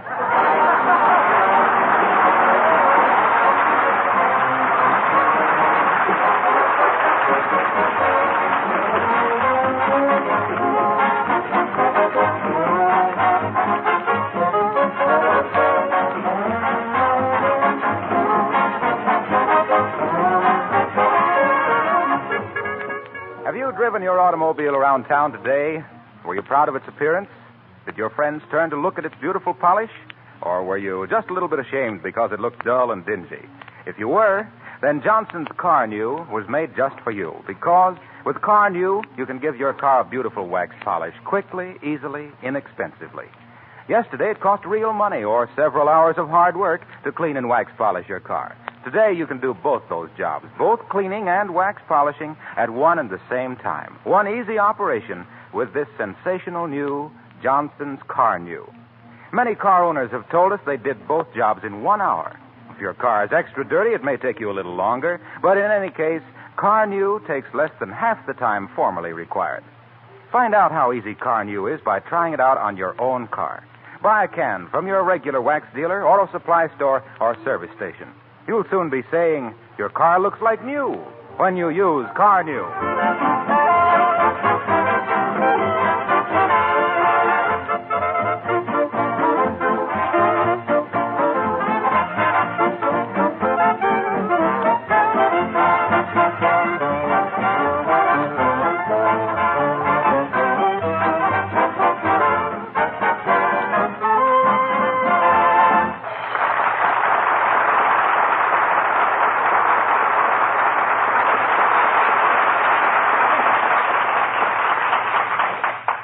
Now then, sir and madam, what can I do for you? Are you Mr. Plummer, Bud? Yes, I am. Well, this is Fibber McGee, whom you called up and offered him a job to. Oh, yes, indeed. Glad you came in, McGee. Oh, that's okay, Plum, old man. Glad to help you out. This is my wife, Molly. How do you do, I'm sure? Delighted, Mrs. McGee, Bud. The same name as mine.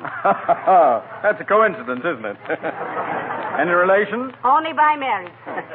Well, what do you say I take off my coat and pitch in? I'm as anxious to get started as a polecat at a 1-cent sale. Don't you get it, Molly? I says I'm as anxious... Ain't funny, McGee.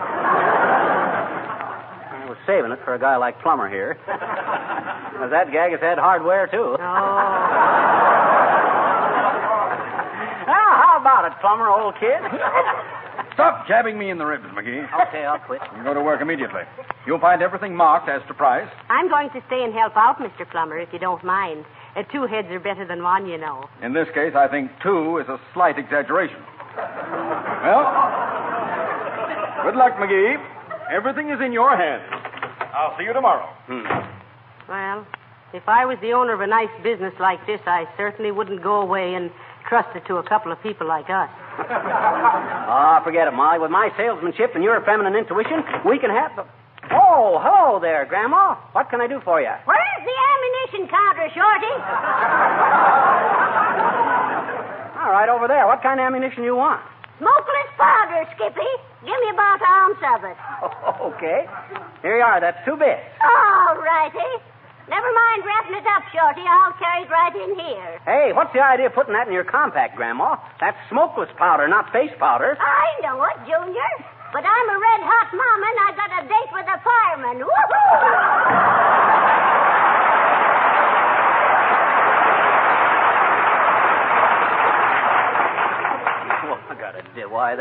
Why don't she act her age?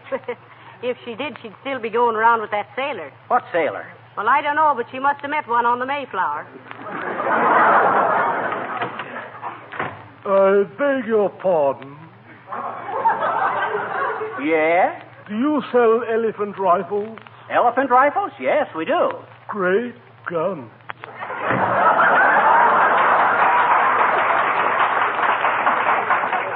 Well, we're doing a big business in door slams anyway. I wish the cash register would open and close as fast as that. Hey, I wonder if I hadn't better call home and see if Gildersleeve has woke up yet. Good idea, Magee. Where's the telephone? Oh, here it is. Hello, operator. Give me the residence of Fibber Huh? Oh, is that you, Mert? Oh. How's every little thing, Mert? It is, eh? What's say, Mert? Your little sister? Whoa, that's bad. I'm sorry to hear that. Slipped and fell down, eh? Vertebrae, eh? Oh, that's bad. heavenly days. How did it happen, Magee? Mert's kid sister was in a spelling bee. She slipped on bananas and fell down on vertebrae. What say, Mert? Fibber McGee doesn't answer. Oh, well, maybe he ain't home. Well, thanks anyway, Mert. You're Fibber McGee, dearie. Remember? Huh? Oh, well, then why don't I answer the telephone? Oh. I'm here, ain't I? And who was I calling at my house? Oh, yeah, Gildersleeve. Yeah, but Gildersleeve's asleep. No wonder he didn't answer. Dearie, you're as baffled as a beachcomber in Death Valley. Why don't you concentrate on what you're doing? Well, shucks. If that's another firearm expert wanting to know if we carry horse pistols, tell him his horse has to have a permit. It's a lady. It's a lady, McGee. That's a good thing. Hi, sis. What can we do for you? We got a special today on magnetic flypaper. Just sprinkle a little sugar on some spinach, and the fly eats the spinach and gets full of iron and flies over the magnetized flypaper, and there's your fly. Excuse me, but I just wanted to inquire if you handle a good automobile polish. Oh, yes, we do, madam. We carry the very best. Johnson's Car New. Oh, yes, Johnson's Car New. That's the double-action polish that cleans and shines in one easy operation. That's right, sis, and not only that. Oh, I know. I've heard all about how it's as quick and easy to use on cars as Johnson's Glow Coat is on floors and linoleum. Oh, well, you seem to know all about it, miss. But did you know I know everything about Car New. And how all you do is apply it and let it dry and wipe it off, and it leaves your car looking simply gorgeous. Oh, here's my husband. Hello, dear. Hello, sweetie pie. How you coming? Oh, my. You don't have to sell these people any Car New, darling. They have it in stock. Oh, they have? Well, come on, honey. Let's go. Look here, Wilcox. What's the idea? I'm sorry, Fibber. We're in a hurry. Now, look, you take the filling station, Angel Puss, and I'll try the garage across the street. All right, Ted. See you later, folks.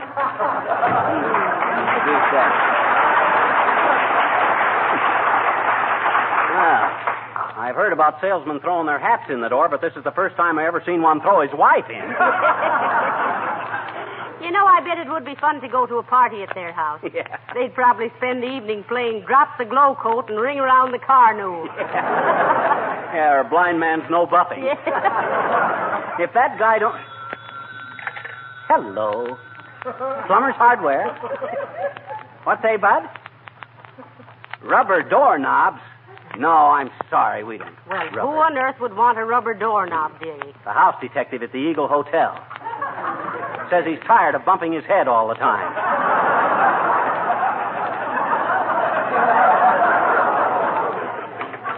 Oh, there's Mrs. Uppington, Molly. Boy, get a load of the new fur coat. Well, she isn't the first old hen to wind up inside of a fox.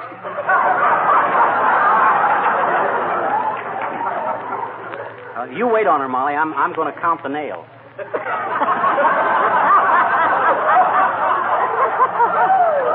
you do, Miss McGee?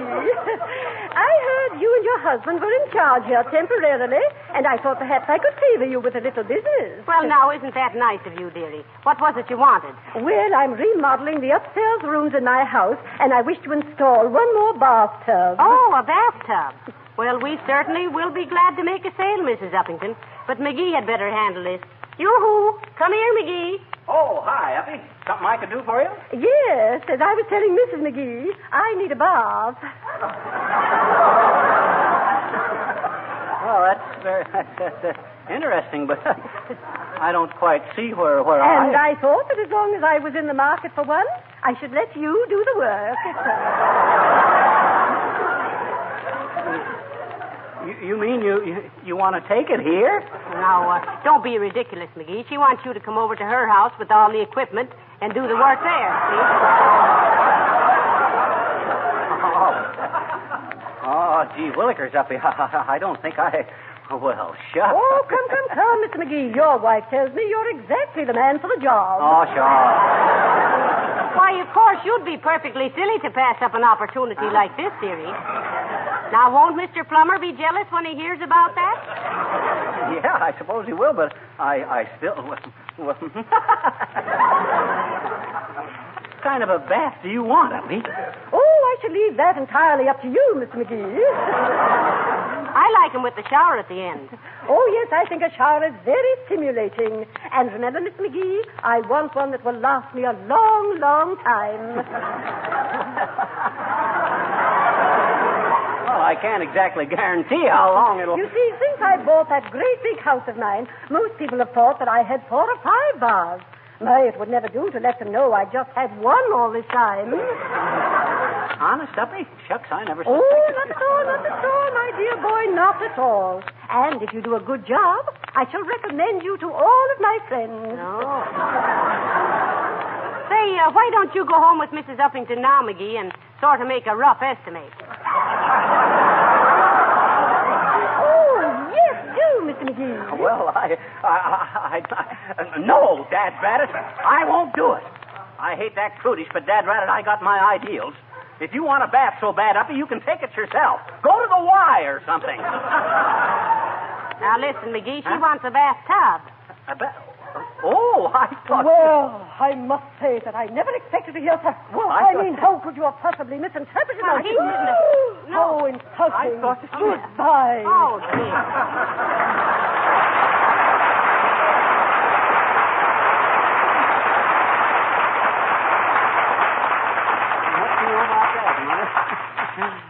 She went away mad.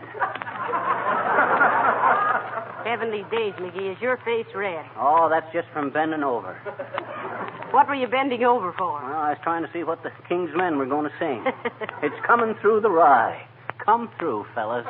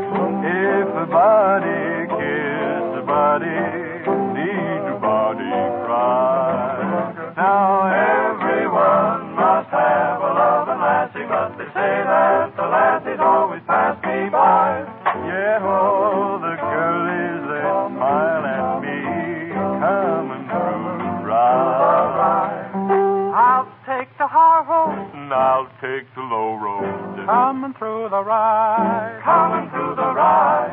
All the lads and lasses get together in the heather when we're coming through the rye. We a lassie a side by side. A lassie, be careful to make your stride. The pipe of the piping around the line. Whilst we're coming through the rye.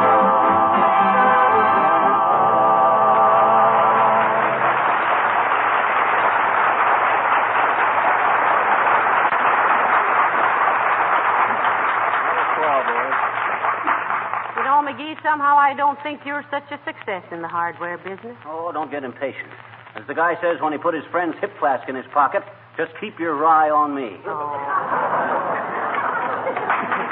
Hello there, Johnny. Hello, daughter. Got any golf balls? Yes, we have, Mr. Oldtimer. Any particular brand? Guess not, daughter. So long as it's a good bouncer. Well, here you are, old-timer. Best golf ball made. They call this golf ball the nightclub sirloin because it's so hard to slide. Oh, well. They do, eh? That's pretty good, Johnny. But that ain't the way I heard it. The way I heard it, one feller says to t'other feller, he says, what you been doing? Well, says t'other feller, been down to the theater to see Lillian Russell. Yes, I know, says the first feller. But what you been doing lately?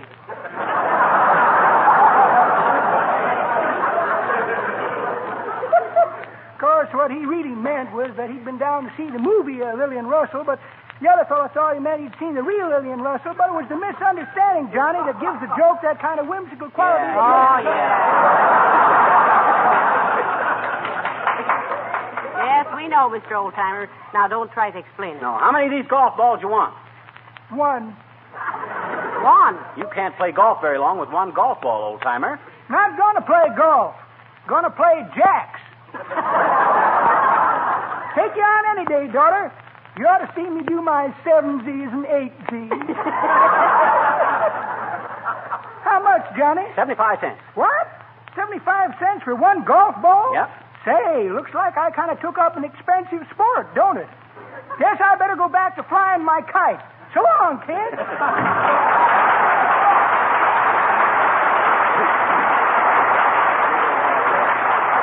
That old feller. The trouble with being in your second childhood is that you can't get that same pretty teacher you had in kindergarten. That old guy. Hey, buddy, have you got 22 rifles? Why, yes, Bud. Gee, that's a lot of rifles, ain't it? If one more guy comes in that door and asks if we got a certain kind of a gun, I'll say, oh, hi there, little girl. Hi, mister. Do you sell roller skates here? You bet we do, sis. We got the slickest line of sidewalk Studebakers and pavement Pontiacs and Whistle Vista. Hmm? I said yes, we sell roller skates. Are you in the market for a pair of skates? Nope. I'm in the hardware store for a pair of skates. Okay. Hey, Molly, where's the skates located? Right above your head, dearie, on the top shelf. Oh, way up there. Way up there. You mean I gotta climb with? Well, hey, sis, how about buying one of these nice Girl Scout axes here on the counter? No. Weenie roaster? No. A muskrat trap? No. Oh, come on, sis. It's endorsed by Superman. No. I just want skates. Okay. Okay, I guess I'll have to get them down then. Hey, Molly, how am I going to get those skates down off of that shelf? Oh, heavenly days, Magee, you're so helpless. Huh? Use that pole over against the wall. Just hook the ends of it onto the box. Yeah. Climb up on the counter, dearie. Okay. Hey, Molly, have I hooked them skates yet? Not quite, Magee. More to the left. Oh, I think I got it now. Look out, Magee, look out.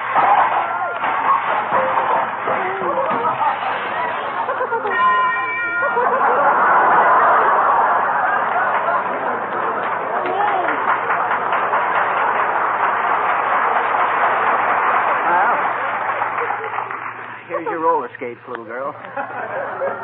They're just like Willie Toops', ain't they? Well, isn't that nice? That's fine.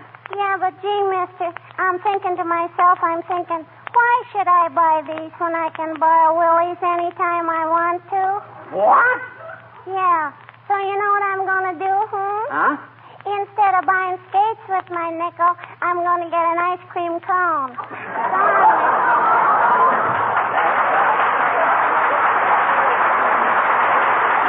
sure am earning this $10, Molly. If I'd have knew the hardware business was so hard, I'd have never... Oh, look, Magee. It's Mr. Plummer and Mr. Gildersleeve. Gildersleeve? What's he doing here? I thought he was at our house sound asleep. Hey, Gildersleeve. Hello, McGee. My goodness, what have you been doing in here? That's what I want to know, McGee. Look at this store. It's a shambles. Well, you see, Mr. Plummer, Magee was trying to get a pair of roller skates off the top shelf, and Never everything... mind that. First, I want to know, what was your idea in insulting Mrs. Uppington? Now, look, Chief. You see, it was this way. She said to me... Never mind. Get your hats and get out. You're fired. Where's our $10? Shall I pay him, Throckmorton? Oh, sure. Go ahead, pay him. Hey, what have you got to do with this, Gildersleeve? Mr. Gildersleeve is my silent partner, McGee. I just run the store for him. If it hadn't been for him, you wouldn't have been working here. What? You mean Mr. Gildersleeve got us this job? Hey, what's the idea, Gildersleeve? You know what the idea was, McGee. Huh? I had to break up that checker game some way. Oh, God.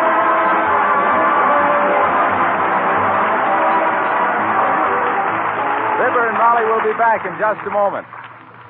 Has it ever occurred to you that when you're in the kitchen, most of the time you're on your feet? That's one of the reasons why the kitchen floor is often a problem floor. It gets more than average wear. And besides, you just can't help spilling things now and then. Millions of women have discovered the easy way to solve the problem of their kitchen floors with Johnson's self-polishing Glow Coat. When you apply Glow Coat to a linoleum floor, you do two things. Number one, you protect the surface of the linoleum, keep its colors bright and fresh, and make it wear indefinitely. Number two, you save work, because it's so easy to keep a glow-coated floor clean and spotless. Spilled things are quickly wiped up with a damp cloth. And, of course, there's no rubbing or buffing with Glow Coat. Nothing could be easier than using this famous floor polish. You simply put it on your floor, and in 20 minutes the floor has gleaming, sparkling beauty. That's why Glow Coat is called self-polishing. It actually does the work itself. You can use Glow Coat on your painted and varnished wood floors, too. Get some from your dealer tomorrow. Good night. Good night, all.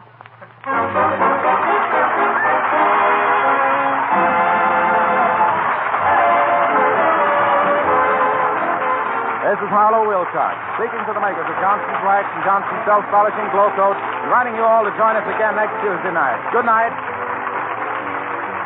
This is the National Broadcasting Company.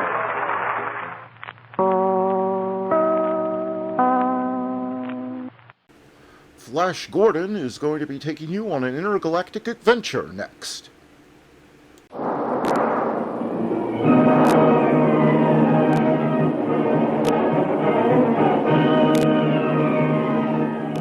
Presenting the amazing interplanetary adventures of Flash Gordon.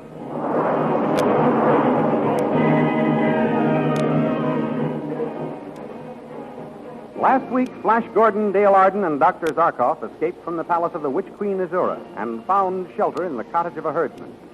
In the meantime, Tall at the palace discovered their escape and sent searching parties for them. Then he captured Khan and ordered him to become personal slave to Azura. Meanwhile, back at the herdsman's cottage, after a raid on one of the Queen's signal stations for supplies, Flash helped Dr. Zarkoff construct a new invention, an electrical machine which caused the body to disappear and only a shadow to remain. Under its influence, Flash could see everything, hear everything, and speak normally, while only his shadow could be seen. Dr. Zarkoff was delighted and declared Flash Gordon would become the Avenging Shadow. These thrilling adventures come to you as they are pictured each Sunday in the big full-page Comic Weekly, the world's greatest pictorial supplement of humor and adventure. The full-page Comic Weekly, each page printed in full colors, is distributed everywhere as an integral part of your Hearst Sunday newspaper.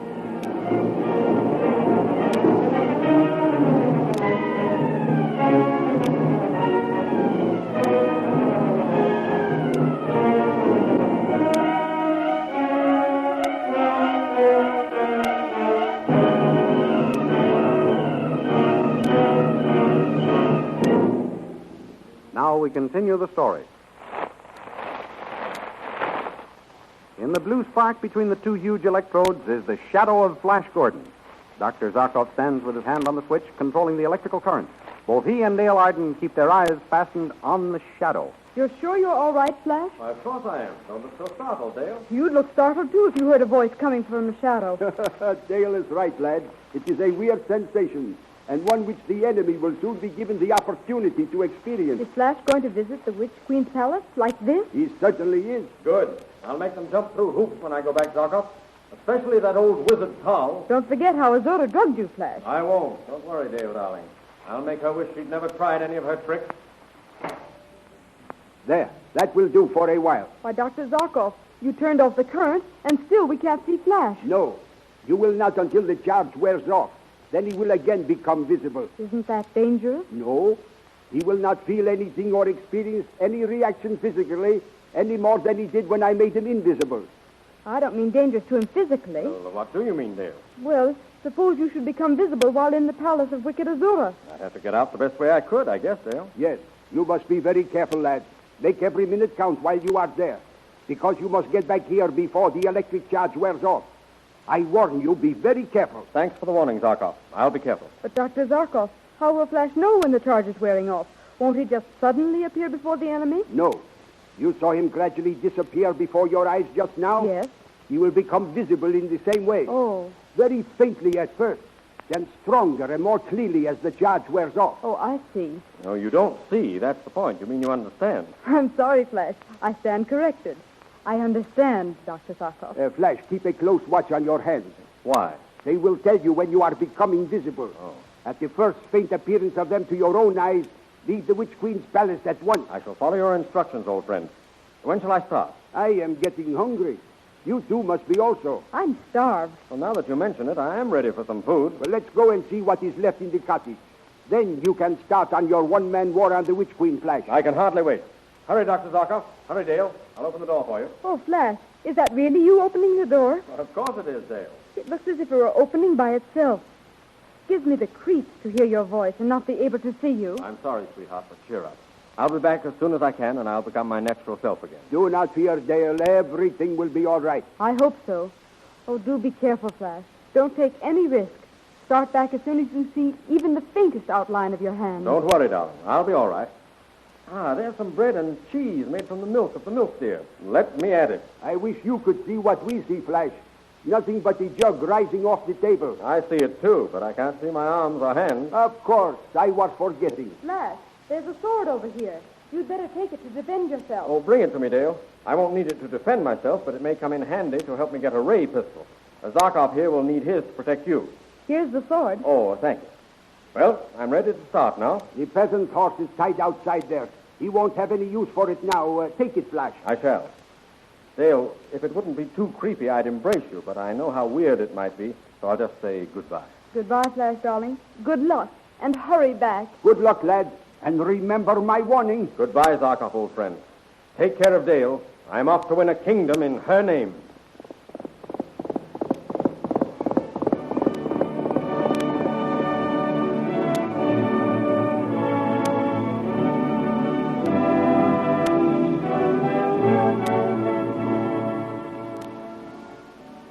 And in the meantime, back in the palace, Tal goes to see Azura. Well, Tal, what brings you here? You know me, Your Majesty? Of course I know you. Why shouldn't I? Then you have recovered. Thanks be to Tau. I have recovered? What are you talking about? Flash Gordon and his companions forced you to swallow some lithium, Your Majesty. Oh. And while you were under its influence, they attempted to take over the city. They did. Bring them before me. I'll make them suffer for that. They are not here, Your Majesty. No? So Flash Gordon, Zarkov, and the girl have escaped. You let them escape? I will have you punished for this, Tal. Your Majesty, have mercy. It was not my fault they escaped. Why not? I had them besieged at the back of the palace and was melting down their door with a DeSalvo ray gun when they went out the window and climbed down the stout vine to the ground. Well, couldn't you have sent a patrol to meet them at the bottom of the cliff? I did, Your Majesty. But they reached the bottom sooner than we expected. Go on. We have patrols searching every town and village, every house, Your Majesty. They cannot escape our dragnet. Very well, but if they are not found and brought back here, I will have you thrown into a dungeon. The girl is gone, eh? Aye. What am I to do for a personal servant? Ah, I have one for you, Your Majesty. One of the prisoners did not escape. His name is Khan. He says he is grateful for the opportunity to serve you. Bring him here. I would like to see him. I have already anticipated Your Majesty's wish. He is being held in the hall. Guards, bring in the prisoner. Here he is, Your Majesty. Prisoner, kneel before your queen. I salute you, most beautiful queen. So you are happy to be in my service, are you? I am grateful for the opportunity to serve you, Queen Azura. I shall be glad to have you serve me, Khan. Tall, why haven't you provided him with the uniform of my household servant? I haven't had time, Your Majesty. I shall attend to it at once. Come, prisoner. I will see that you are fitted out. Wait. Go get the uniform, Tall, then come back for Khan. I should like to get acquainted with him first. As you command, O Queen, I shall carry out your wishes.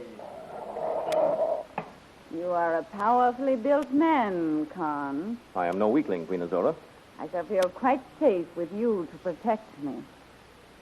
Tell me, why did you not escape with the others? They left without telling me they were going. And they deserted you, left you to your fate. They left me to you, Your Majesty. Ah, you have a tongue for pretty speeches, too. I have no such reputation, Your Majesty. If this is your first attempt, you show great promise, Khan. It will be most pleasant having you around. Would Your Majesty like something to drink? Yes, now that you mention it, I am thirsty. I should like some vodka. See if there's any in that flagon yonder. Gladly, Your Majesty. The flagon is half full, Your Majesty. Here it is. Ah. It tastes good. Let me have some. Oh, what is happening? Where am I? Who are you? It worked. I gave her the lithium. Do you not know me, Azura? No, and what did you call me? Azura, that is your name. Azura, I like that name. Listen closely, Azura. You are in great danger.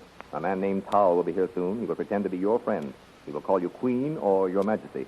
He wants you to think you are the Queen of this land. Why should he do this? Because he wishes you to think yourself Queen and so start trouble while the King is away. The King? Who is the King? King Flash is ruler here, but he happens to be away. I am his friend and yours. Pay no attention to this man Tal, except to humor him. What is your name? My name is Khan. Here comes Tal now. Remember, humor him. I have the uniform ready, Your Majesty. Well? Will you excuse the prisoner while we put it on him, Your Majesty? Khan is no prisoner. He is my friend. Your friend, Your Majesty? Yes, see that he is treated as such. Begging your pardon, Your Majesty, but are you not hasty in accepting this man as your friend? Remember... You are overly suspicious, Charles. Say no more. Just do as I ask. Very well, Your Majesty. May I retire and leave you in the company of your friend? Most certainly. Go at once. Splendid, Azura. You carried it off well. What shall I do now? Leave everything to me.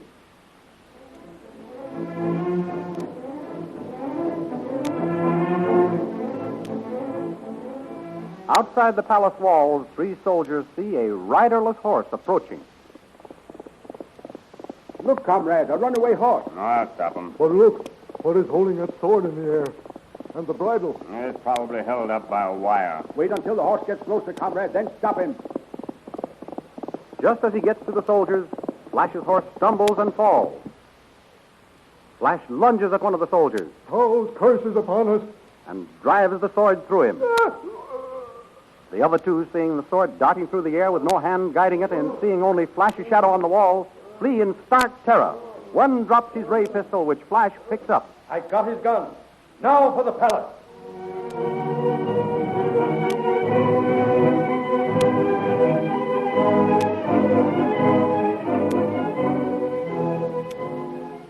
Back at the herdsman's cottage, Dale and Zarkov anxiously await Flash's return. Oh, Dr. Zarkov, how long will Flash remain invisible? I will tell you the truth, Dale. I do not know. You don't know? And you invented the machine. You must remember this is the first time it has ever been used. This is an experiment. You let Flash serve as your scientific guinea pig. Oh, Dr. Zarkov, how could you treat him so? I know your natural reaction, Dale, but you must not be too harsh in judging me. There is no danger if Flash obeys my instructions to return at the first faint sign of his own hand. He had a speedy horse. He should have reached the palace by now, shouldn't he? Yes, Dale. Then why doesn't he come back? Oh, I just know something's happened to him. Be patient. Let us give him a little longer. The electrical charge was a strong one. It should have lasted this long. You're sure, Dr. Zarkov? Yes. You're not just saying that to make me feel better. I never make excuses, Dale, and I never try to diffuse the truth. As a man of science, I face the facts as they exist, and I give the same facts to others. It is foolish to deceive. That is more cruel than telling the truth. In the end, the truth will come out. I know. I think it's best to face the truth, too. But it's so hard to do nothing but sit here and wait for Flash to come back. Yes, it is. That Tower is a magician. He may be clever enough to suspect what has happened. I, too, have thought of that. If he realizes the shadow is Flash, he may shoot him or stab him in the back the way he tried to before. You have been thinking of that, too? I have been afraid of that myself. It is the only vulnerable spot in Flash's armor of invisibility. Oh, Dr. Zarkov, what do we do? What can we do? There is nothing we can do but wait.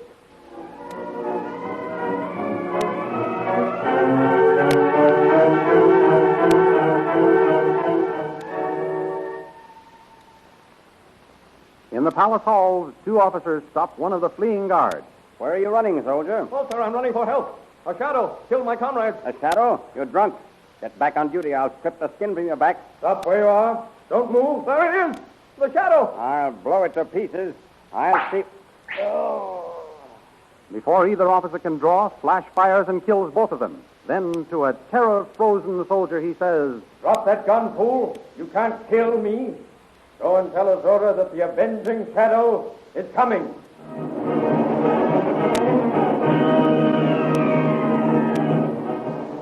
Follow the picture version of these thrilling adventures in next Sunday's Comic Weekly, which is distributed with your Hearst Sunday newspaper. You've heard the voices. Now enjoy a real thrill by meeting all the characters face to face in full color action pictures of the adventures to which you have just listened. The Comic Weekly, you know, is the big full-page magazine containing the world's greatest collection of humor and adventure. So be sure to get the big full-page Comic Weekly every week with your Hearst Sunday newspaper. And remember our date next week at the same time for another chapter in the amazing interplanetary adventures of Flash Gordon.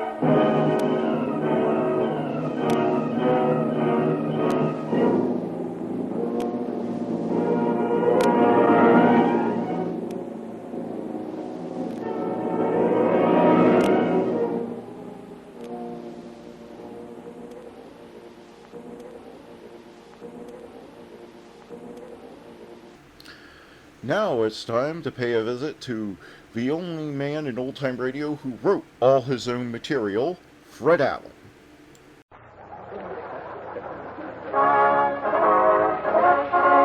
The Fred Allen Show. Brought to you by Ipana Toothpaste for the smile of beauty, Sal Hepatica for the smile of health.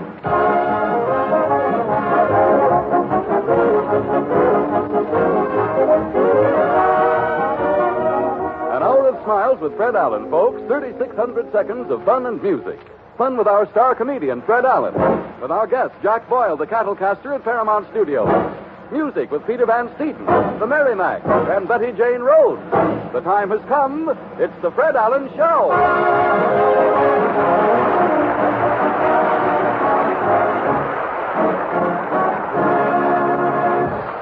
The time, 5 o'clock Pacific Time. The place, Studio B in Hollywood's Radio City. The occasion, the opening of the Fred Allen program, and the overture is You Can't Brush Me Off.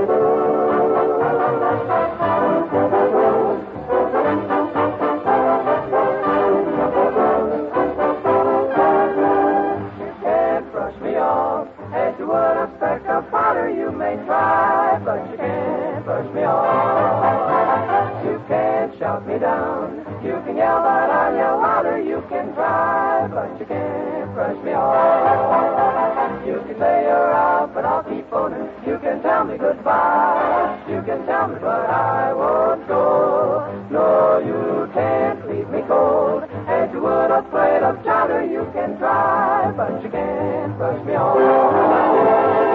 Ladies and gentlemen, to come to California, some people leave New York by plane, some people leave New York by train, others leave by bus. Tonight we bring you a man who left New York by request. And here he is, Fred Allen, in person.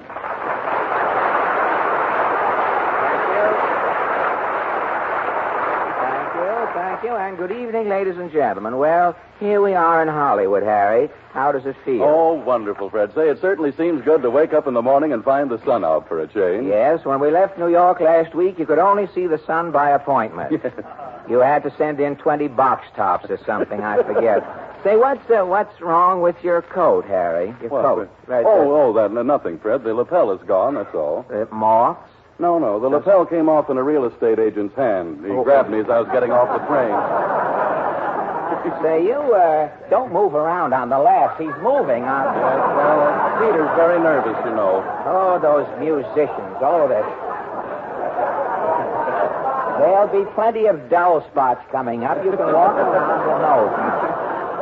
Fine thing. Now we're 12 minutes late already. Well, what did you say, Harry? How did you lose your lapel? Well, I got off the train and this fella grabbed me by the lapel right away, and I sort of jumped and the lapel came off. You were lucky getting a tall real estate agent, Harry. I got a short one. Wait till I turn around. Look. Fred! What? Well, I can't help it, Harry. The man grabbed me by the base of the trousers.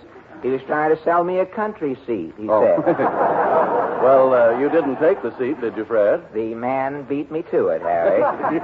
Well, I was lucky my lapel came off and I was able to get away. Say, I'll say you were lucky, Herschel. I was pulled all over North Hollywood in reverse. Did you look at any property? No, Harry. The man had me by the seat of things. I wasn't facing anything he had for sale.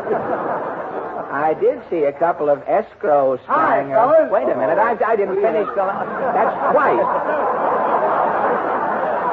Has the union got an old leader out there they don't want? Listen, I don't mind you walking on laughs and stepping on laughs when you start to kick them around. But the white pants have gone to his head. Why didn't you get the coat bleached, too, and come... Well, all right, I did see a couple of escrows flying around. That was my line. Hi, fellas. Hi, Pete. Yes, for the second show. Did you fellas get a place to stop? Well, I'm all set at the hotel, Pete. I'm at the Hollywood Dewey. You mean the Hollywood Roosevelt, don't you, Harry? Well, I'm in the Republican wing. Oh, the lobby, hey? Have you got a nice view? Yes, across the street is the theater. Gone with the Wind is playing there. Oh, you've got southern exposure. That's swell, isn't it? Where are you living, Alan? Well, I've got a room over a bowling alley on Vine Street. It's a spare room they have. I bet you can hear a pin drop. You get it, Harry? Yeah, I get it, Pete. And you can have all of it, Harry, too. You can have my share. Oh, Pete, don't mind Fred. Where are you stopping? Oh, I'm living with friends, Harry. Friends? A band leader has no friends. Just critics and creditors. Oh, no. If it's any news to you, Stoop, I'm living with Phil Harris. Yeah? Well, where's Phil living? Phil's living with friends, Harry. Well, who are Phil's friends? How should I know? I'm living with Phil. He's living with them. You mean you haven't made any attempt to get acquainted with these other people? Not me. Why should I mess around with that riffraff? And since I seem to say... Now you can walk, you see. And since I feel the same... Since I feel the same way about riffraff, we leave you to rejoin the hoi polloi, Mr. Van Steven, and turn to the latest news of the week. Ipana News presents The World in Review. Hollywood, California. Prominent comedian arrives in Hollywood to complete radio season and start... Hey, Fred, hold it. It says somebody's knocking. Knocking? Why, that's the second largest industry in Hollywood, Harry. Come in. Fred Allen? Yes, I'm Allen. My card. I'm from the Hollywood Chamber of Commerce. Yes? Mr. Allen, on behalf of the Hollywood Chamber of Commerce, I welcome you to Hollywood. The gateway to California, Hollywood. The heart of the world, Hollywood. Hollywood welcomes Fred Allen to Hollywood. The man who blew that fanfare was no musician. You're right, Allen. I'm a critic. How did he get in without opening the door the second time? Will you open the door once more to balance the script? Will you mind doing that? Thank you very much. As long as we want to come out even, no sense in coming out with a door opening left over, after all. Well, we'll get back to the newsreels. Ipana News presents The World in Review. Hollywood, California. A prominent comedian arrives in... Hold it a minute. Oh, what is this? Come in. Mr. Allen? Yes? I'm Mr. Trent, the official censor here at NBC. Yes? I was going to send you a memo, and then I thought, oh, shoot. Why waste the paper? I'll come myself. You say you are the censor, Mr. Trent? Yes, I've just read your script, Mr. Allen. An hilarious bit of scrivening, eh, Mr. Trent? Yes. But...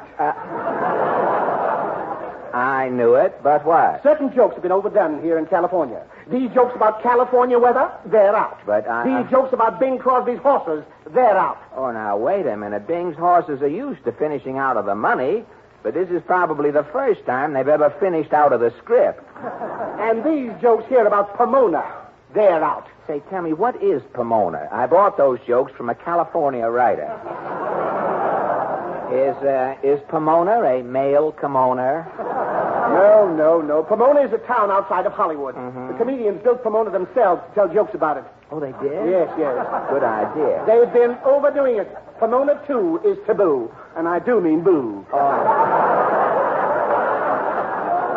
Now, wait a minute, Mr. Trent. If I can't mention the weather, Bing Crosby's horses, or Pomona, how do you expect me to get any laughs? Very simple. You can rent another eagle. Well, I may not have to rent one. A bird may show up during the program. Well, I ought to broadcast in an alley. I'm sure I'd meet a better class of people. Not Afra members, but they would... Well, Ipana News presents... Oh, there can't be many more knocks left in that door. I know. Come in. Go right in, Orphan. Yes, Mother. Stuffy place, isn't it? Oh, no. Oh! What's that? That's Mr. Allen. Oh. Hold my hand, Orson. He may bite. Now, madam, if you're taking the little boy... I know where I'm taking him. Speak up, Orson. Must I talk to this monster, Mother? The feeling is mutual, son. Now, look, madam, I'm very sorry. I'm busy here. Quiet, introvert. Why, Orson here is opportunity knocking at your door. Oh, come. Let's have no understatement, Mother. Tell him who I am, what I've done. Astound him, Mumsy. Mumsy will handle him, darling. That child is spoiled, madam. He won't keep until morning. I've got dry ice in his CBTs. Well, he may make it, but who is this Trojan pony you have? Mr. Allen, meet Orson Rooney, the greatest child star in Hollywood today. Orson Rooney? Yes, the critics say I'm half Mickey and half Wells. You are all Mickey as far as I am concerned, son. Now, listen, who sicked you two Jodes on me? You're here to make a picture with Jack Benny, aren't you? Well, so what? You two have got to have some talent in the picture. Yes, you're going to need a name. I am a name. You are a name I would hate to be called, son. What have you ever done in picture? Tell him, Mumsy. In 1937, in Bachelor Mother, yes. Orson's one line was the high spot. He said, "Begone, father. You're no father of mine." Fade out. In 1938, in Bachelor Aunt, again Orson was the high spot. He said, "Begone, father. You're no father of mine." Fade out. Mm-hmm. In 1939, in Bachelor, Orson said, "Begone, father. You're no father of mine." Fade out. Mm-hmm. You see, Orson's career has been a cavalcade of high spots. Well, up to That is only your opinion, madam. Up to 1939. Tell me, what is he going to do in 1940? That is up to you. Mm-hmm. Yes, what is it going to be? In 1940, is Orson Rooney hitting a high spot? No, in 1940, Fred Allen is hitting a low spot. Take this. Oh, you beast! Oh, excuse my short leg, lady. I was aiming for the ball. Well, I've never been so insulted in my life. Let's go. Yes, back out, Mother. Here comes his other foot. And now, ladies and gentlemen, the Merrimacs. Fred, the Merrimacs. What about the newsreel? No, Harry, we haven't any time for the newsreels now. Oh. According to the studio clerk, it's time for the Merrimacs to sing for us Ezekiel Saw the Wheel.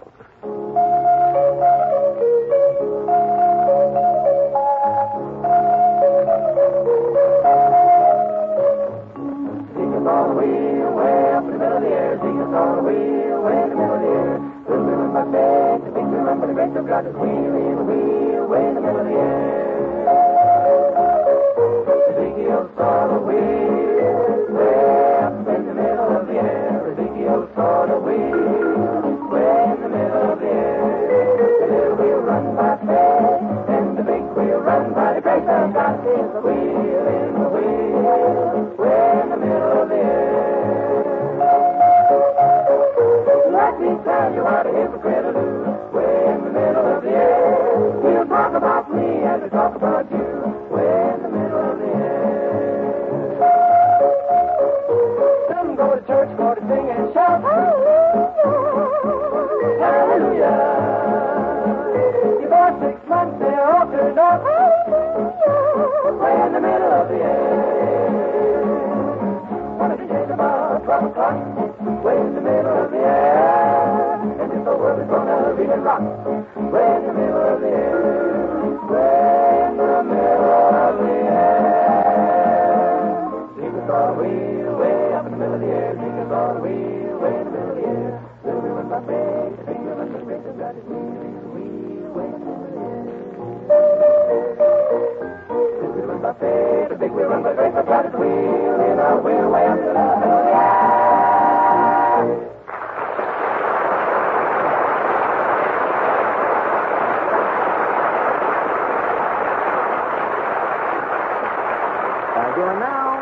And now, ladies and gentlemen, if the first 4 rows will please move back, I'll unleash our first guest of the evening, Mr. J. Stanford Snarlsworth, the Sunshine Boy. Yeah, a lot of nonsense. Radio, bang. Well, I take it that you don't like radio, sir. I don't like anything. Does that answer your question? Well, are you always as amiable as this, Mr. Snarlsworth? Sure, I got an even disposition, always mad.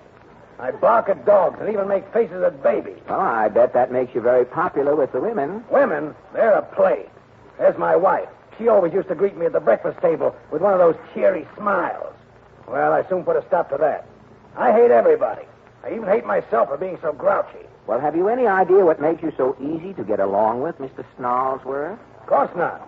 If I had, I wouldn't be this way, would I? Well, then maybe Harry Von Zell might be able to help you out. You think you can, Harry? Well, Fred, I'm afraid not. His sounds like rather an advanced case. But I can help anyone who has an ordinary grouch because he feels sluggish, headachy, and under the weather. I can help those people by suggesting that they take Sal Hepatica. For Sal Hepatica speedily helps you feel your best again. That's easy to understand, too, because this famous saline acts quickly in 2 ways. First, as a laxative, Sal Hepatica is speedy, yet exceptionally gentle. Second, Sal Hepatica also helps counteract excess gastric acidity, which chases that sickish feeling fast. That is why so many physicians recommend Sal Hepatica, and why millions of people have found it to be an ideal laxative. So get a bottle of Sal Hepatica from your druggist, and simply put 2 teaspoonfuls in a glass of water and drink it. Soon, head clearing, pep returning, you begin to feel like your old self again when you take Sal Hepatica for a faster comeback.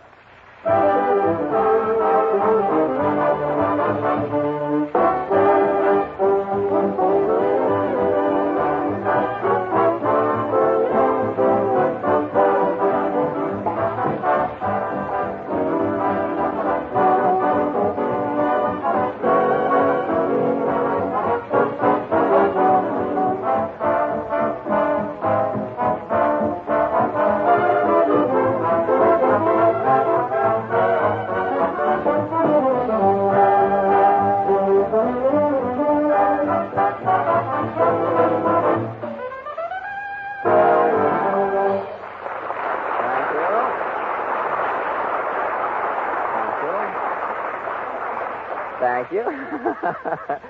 Mr. Van Steeden bowing. He wants to see if his dandruff will come out, I guess. But Peter Van Steeden and his son, Kiss 17, have just played a number called 6 Lessons from Madame Lazonga. The librettist apparently wrote himself out on the title. There are no lyrics for the song. Now, our guest tonight, ladies and gentlemen. Oh, hello, Portland. Hello.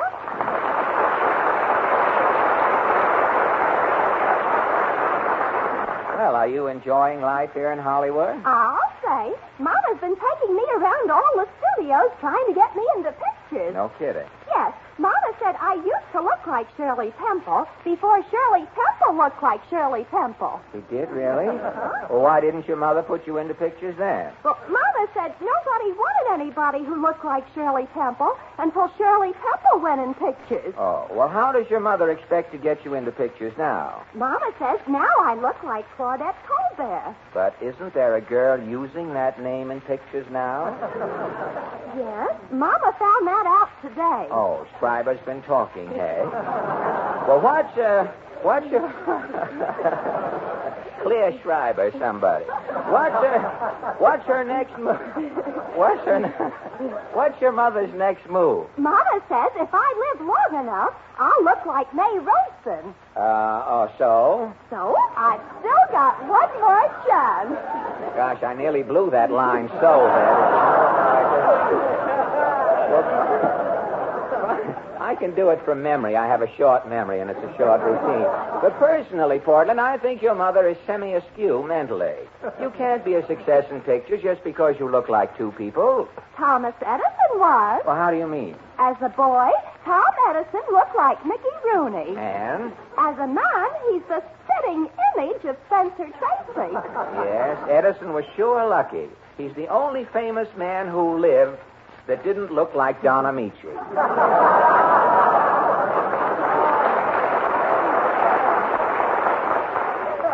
That reminds me. Is Don Amici taking your place? Taking my place where? Well, Jack Benny said Sunday night he was putting you out of his picture. Look, Benny can't put out a hot foot. Benny can't even get into Paramount today unless Rochester's with him.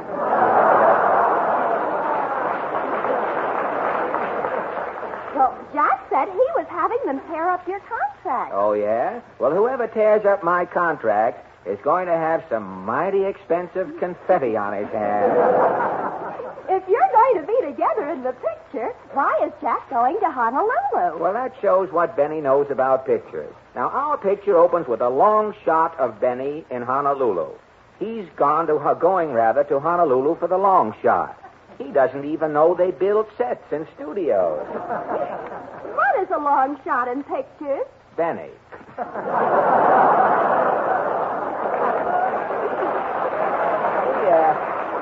He hasn't been, and Dennis Day is clapping under protest. You know what happens, Dennis? You're through as of that last decibel disturbance there. But enough about Benny, Big Baby Sandy, as we call him around North Roxbury. Tell me, who is our guest tonight? He's the man who cast all the horses and cattle used in Paramount pictures. Oh, he's a cattle caster, hey? That's right. Mr. Allen, meet Jack Boyle. Well, good evening, Mr. Boyle. Good evening, Mr. Fred. Allen, yes. Yeah? There are different doors in the studio. I mean, this is the Allen program, Mr. Boyle, in case it comes up later. Well, good. Portland tells me, Mr. Boyle, you know, people with all these doors walk in and get on the wrong program, you know, and then wonder why they're not paid off in later life.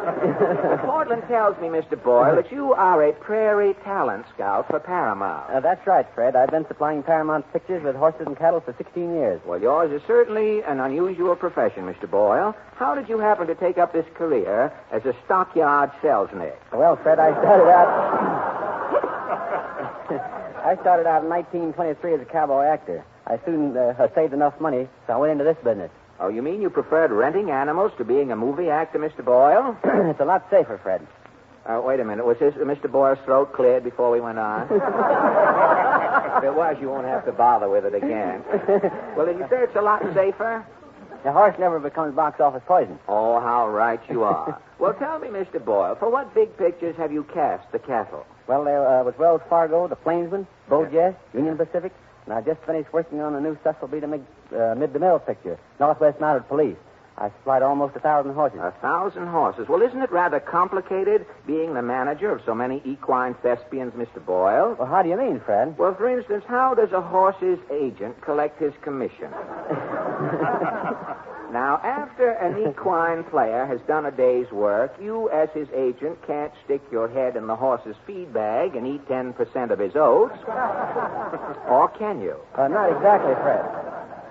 I'm paid by the company according to the work the horses do. Oh, you mean different horses have different salaries? Well, that's right. An ordinary movie horse gets $5 a day, but a trained horse gets $100 a week. Well, that ain't hay, is it?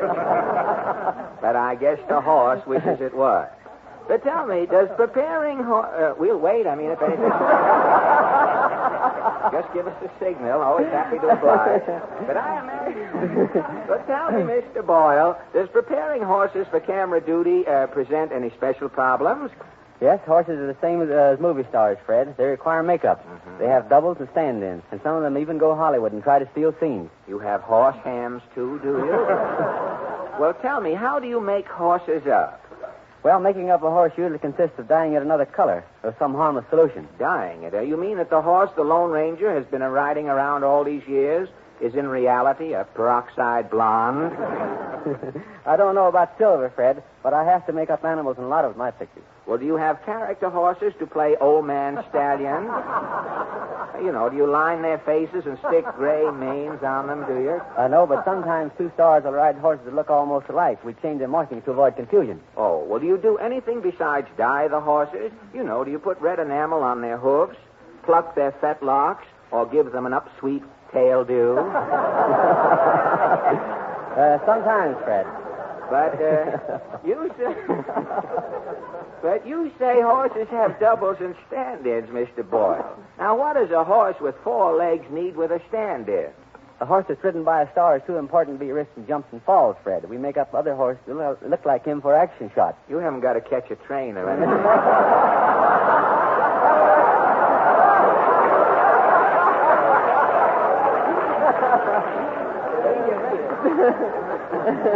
You make up this isn't a quickie we're making, you know. We got time. We got 35 minutes yet. Did you say you make up another horse to look like the Stars horses for action shots? There's more to this horse business, I can see, than meets the eye. Now, tell me, what about cattle? Well, cattle are much easier to handle than horses, Fred. Well, what about those herds of cattle you use in prairie scenes? Now, what becomes of these cows when you're finished with the picture? You just send them around to central casting, do you? No, I sell the herd back to the meat packers. Oh, you mean the steaks that I ate in the drive-in this noontime might have been playing opposite Hopalong Cassidy yesterday? It's possible, Fred. Well, isn't it rather risky leaving a herd of steers around loose on a Hollywood lot, Mr. Boyle? Well, how do you mean, Fred? Well, haven't you ever caught an actor bearing down on a fat steer with a knife and fork, calorie bent? Not yet. Well, I heard about one picture they were making for some independent company around here. The director was taking a close-up of a cow's head. Well, when he pulled back the camera, the rest of the cow was gone. The cat had eaten the cow right up the backbone to the collarbone, Mr. Boyle. But I imagine you come across some odd problems in your business, Mr. B. Yes, I occasionally do, Fred. What would you say has been dilemma number 1 in your 16 cinematic year? I guess it was in connection with the picture Buck Benny Rides Again. There was another problem connected with that? What was your problem? It was keeping Jack Benny on his horse. Aha. Now we are getting someplace. Confidentially, Mr. Boyle, how did you keep Benny in the saddle? Did you use new skins? Well, Fred, it was pretty hectic. Say, tell me, what happened when Mr. Benny confronted his mount? Well, Mr. Benny looked at the horse, and the horse looked at Mr. Benny. Then the horse started to walk off the set. Yes, there are some things even a horse won't stand for. Well, Mr. Boyle, I imagine Paramount will be sending for you soon to work in the new Jack Benny picture. Are they using horses in this one, too, Fred? Well, not that I know of, but when the picture's finished, the publicity department may refuse to rave about Benny's work, and that is where you will come in, Mr. Boyle. But I'm just a horse and cattle man, Fred. I know, but you can provide the necessary bull. Oh, I get it. Good night. Good night, and thank you, Mr. Jack Boyle.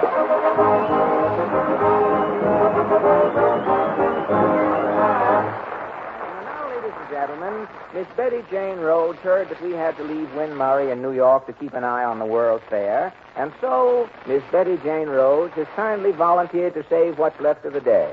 Her song, Exactly Like You. I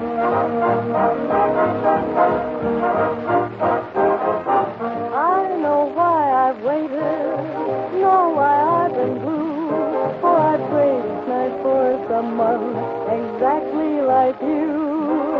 Why should we spend money on a show or two?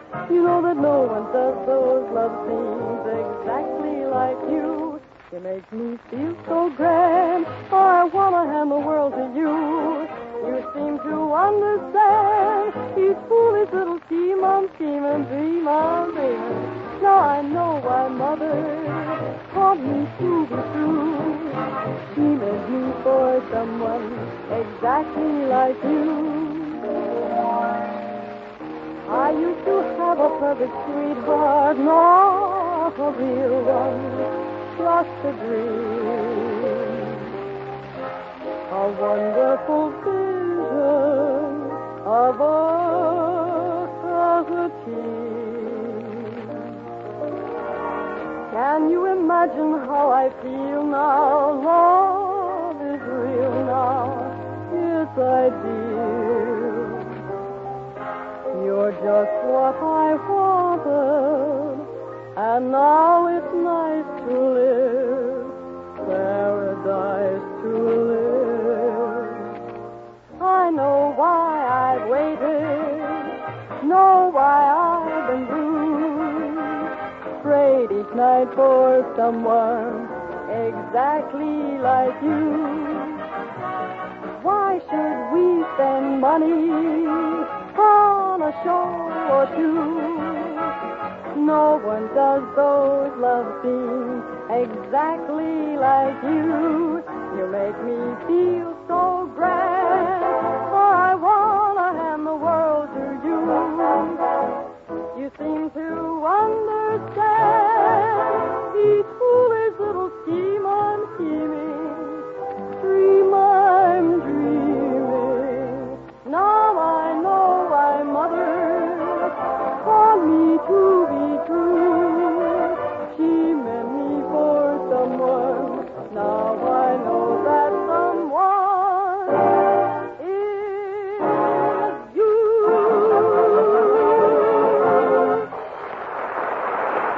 Thank you, ladies and gentlemen. The radio and the newspapers and magazines are so full of contests lately that I'm sure you'll all be interested in our next guest.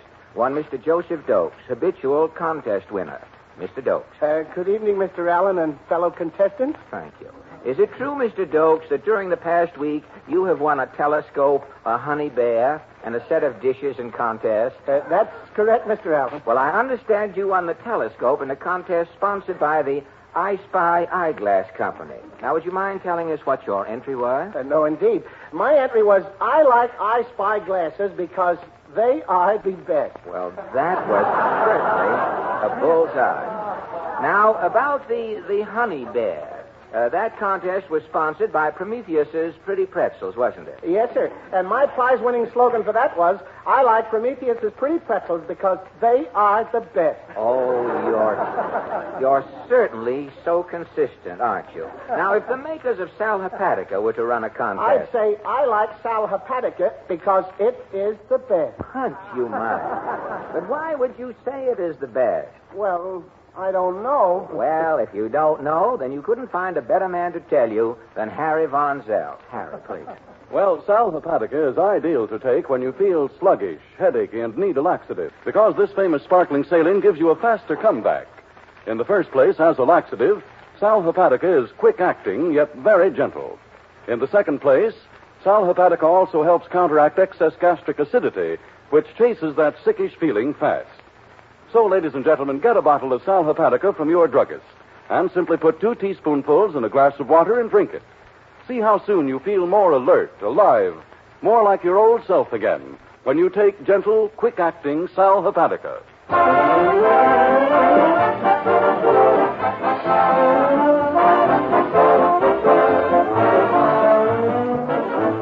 Fred Allen Show will continue immediately following a brief pause for your station identification.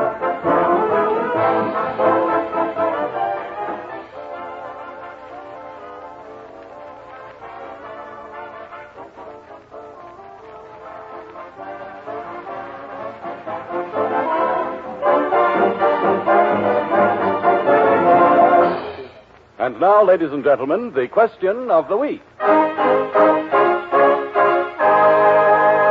This is Mr. and Mrs. Average Man's Round Table, where 3 persons selected from our studio audience are invited to give their opinions on a question that concerns some prominent issue of the day. These little sessions are entirely unrehearsed. Fred is taking his place now at the round table, where he meets his fellow debaters for the first time. Yes, Harry. Are you prepared, Fred? Yes, Harry. All right. I am prepared. Good evening, good evening, good evening. The forum is officially open. If Portland will kindly introduce the first member of our little committee here. Yes, Mr. Victor Woke from New York City. Well, good evening, Mr. Woke. Good evening, Mr. Allen. Excuse me. I guess it's still afternoon here in California, isn't it? But tell me, you live in New York City, do you? That's right. Well, what are you doing out here in California? Did you get on a wrong bus at 42nd Street or something? No, not quite. I'm a graduate student at the California Institute of Technology. You are a graduate student at the Well, if you live in New York City, wouldn't it be more convenient for you to go to college in New York instead of going to the University of California? Or are you commuting? No, the California Institute is a particularly excellent school, as Milliken would say. Oh, as Milliken would say. Clear Milliken, somebody.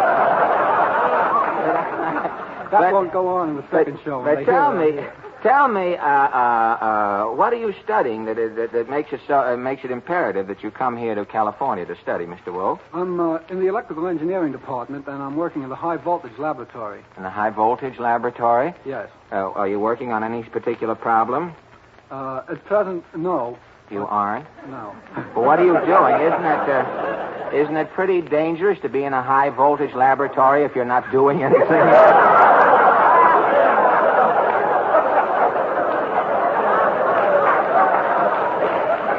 Well, you are. You're working on some problems, aren't you? Well, we're getting ready to attack some new problem now, but we're not working on it. I see. Well, I can think of a lot of other places I would rather hang around than a high-voltage laboratory. Well, thank you a lot, Mr. Woke. And now, Portland. Miss Sylvia Lewis from Hollywood, California. Oh, good evening, Miss Lewis. Good evening, Mr. Allen. May I ask you work here? Are you in business here in Hollywood, are you? Yes, I work as a secretary to motion picture people. A private secretary, are you? Private secretary. Oh, I see. You're just one private secretary, huh?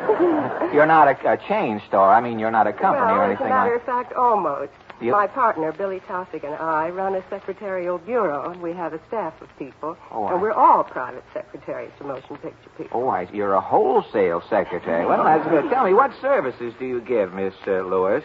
Well, we help them to find houses when they come here for the first time and tell them where to send the children to school and take dictation and work on manuscripts. I mean, if a person's coming out from New York, they send you a wire, and when they get here, you have supplied them with a house, a butler, cook, groceries, car, chauffeur, and everything, huh? That's right. You said it much better than I could. Well, I caught the gist, and I thought I'd save 30 seconds.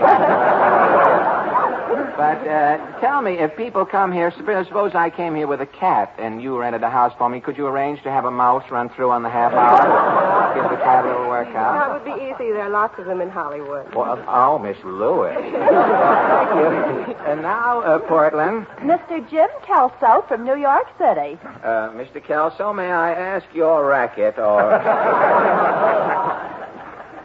I'm a movie actor, Mr. Allen. A movie actor, celluloid bait, are you?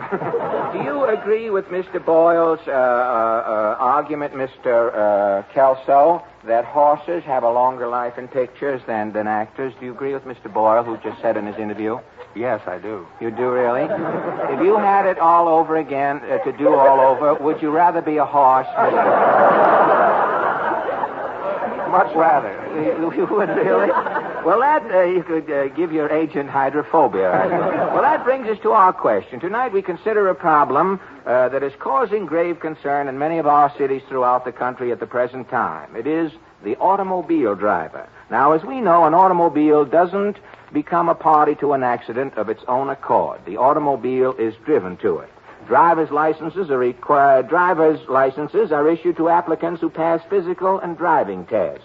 Mental tests are not required. Now, our question tonight is, should motorists, in addition to passing eye tests, physical tests, and driving tests, be required to pass an intelligence test? Now, how do you feel about the intelligence test, Mr. Wolf? Well, yes, I think that might be a very good idea. Very often, problems arise that are not purely mechanical, and you think a person who would pass an intelligence test would be able to function quicker to his own advantage and with better results than a person who had not passed intelligence? Probably. Well, now, wait a minute. I don't know whether you're right or not. Now, tell me, don't you think that a healthy truck driver would have better coordination than a neurotic college professor driving along under the same circumstances? Huh? Well, there's something on both sides. Now, you are for the intelligence test, am I right? All right, thank you, Mr. Woke. And now, Miss Lewis, how do you feel about the intelligence test? I'm absolutely opposed to it. You are opposed to it? Yes. Why, may I ask? Because... You think it will eliminate all women drivers?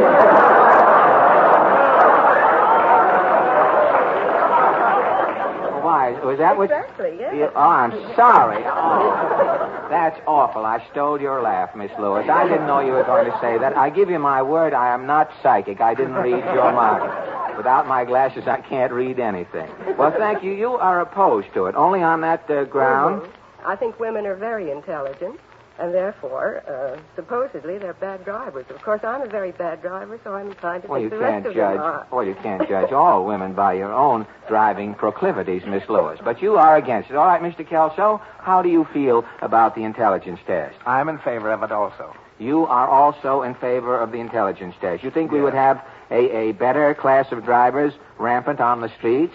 Oh, yes. Of course, I don't know about the driving around here. I see people at the wheel as they go by. Apparently, they don't know whether they're driving a car or operating a surfboard. I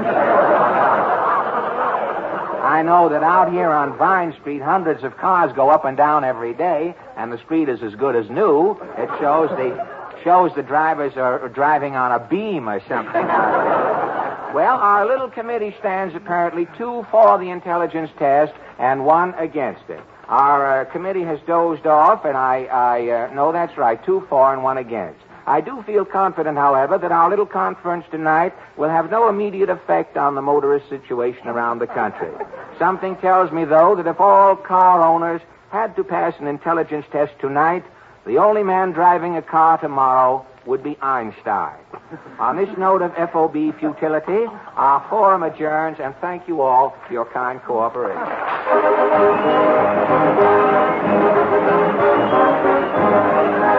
Thank you. And now, ladies and gentlemen, the Merrimacs, who are a little nervous. Harry didn't introduce the Merrimacs. Ladies and gentlemen, these are the Merrimacs over on your right. This is their first trip to Hollywood, and I know you'll be glad to hear their version of Take Your Girlie to the Movies. Take your girlie to the movies if you can't make love at home. There's no little brother there who always squeals. You can say an awful lot in 7 reels. Take your lessons at the movies and have love scenes of your own. When the picture's over and it's time to leave, don't forget to brush the powder off your sleeve. Take your girlie to the movies if you can't make love at home.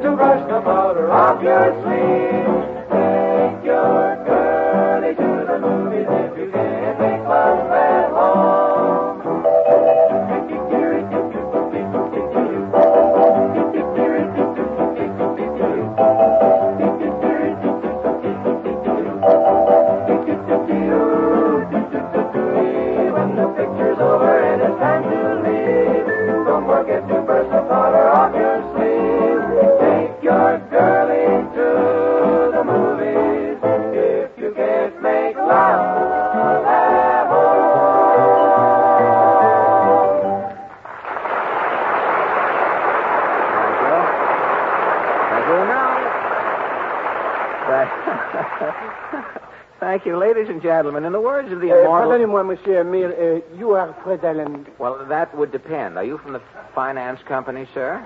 Fine, mais non, je suis... That is to say, I am the proprietor of the restaurant Chapeau Bruin.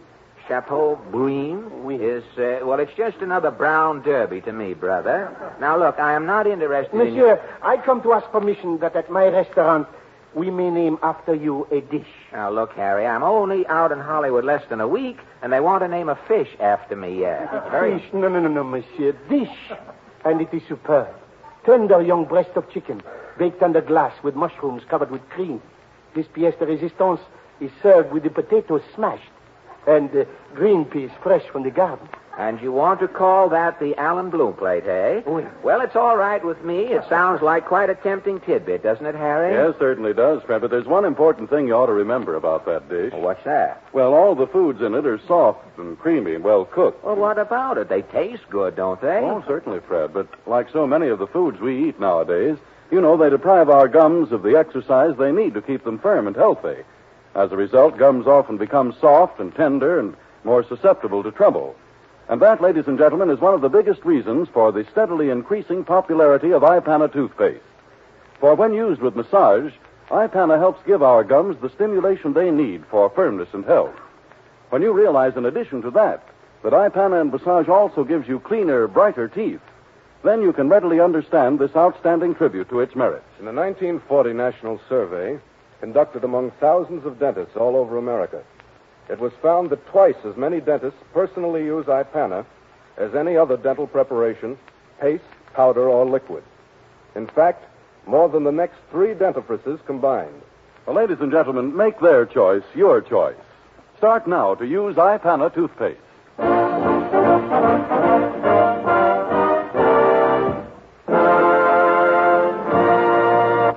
Thank you. And now, ladies and gentlemen, what's left of the mighty Allen art players. Tonight, these undernourished punchinellos present a hillbilly court drama called Self-Defense. The judge was a vegetarian, so he couldn't mete out justice. Overture, Peter.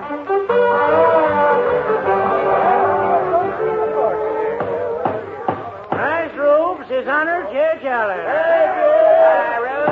Order in the court, order in the court.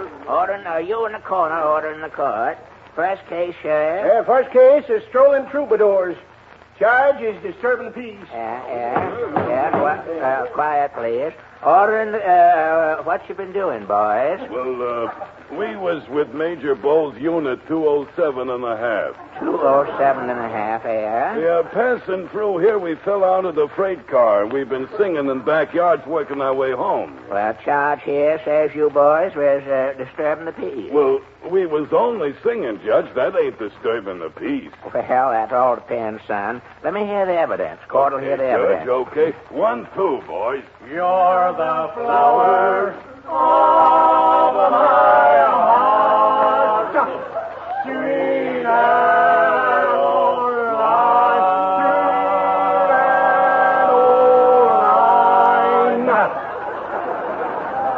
Well, what's your verdict, Judge? That's 30 days.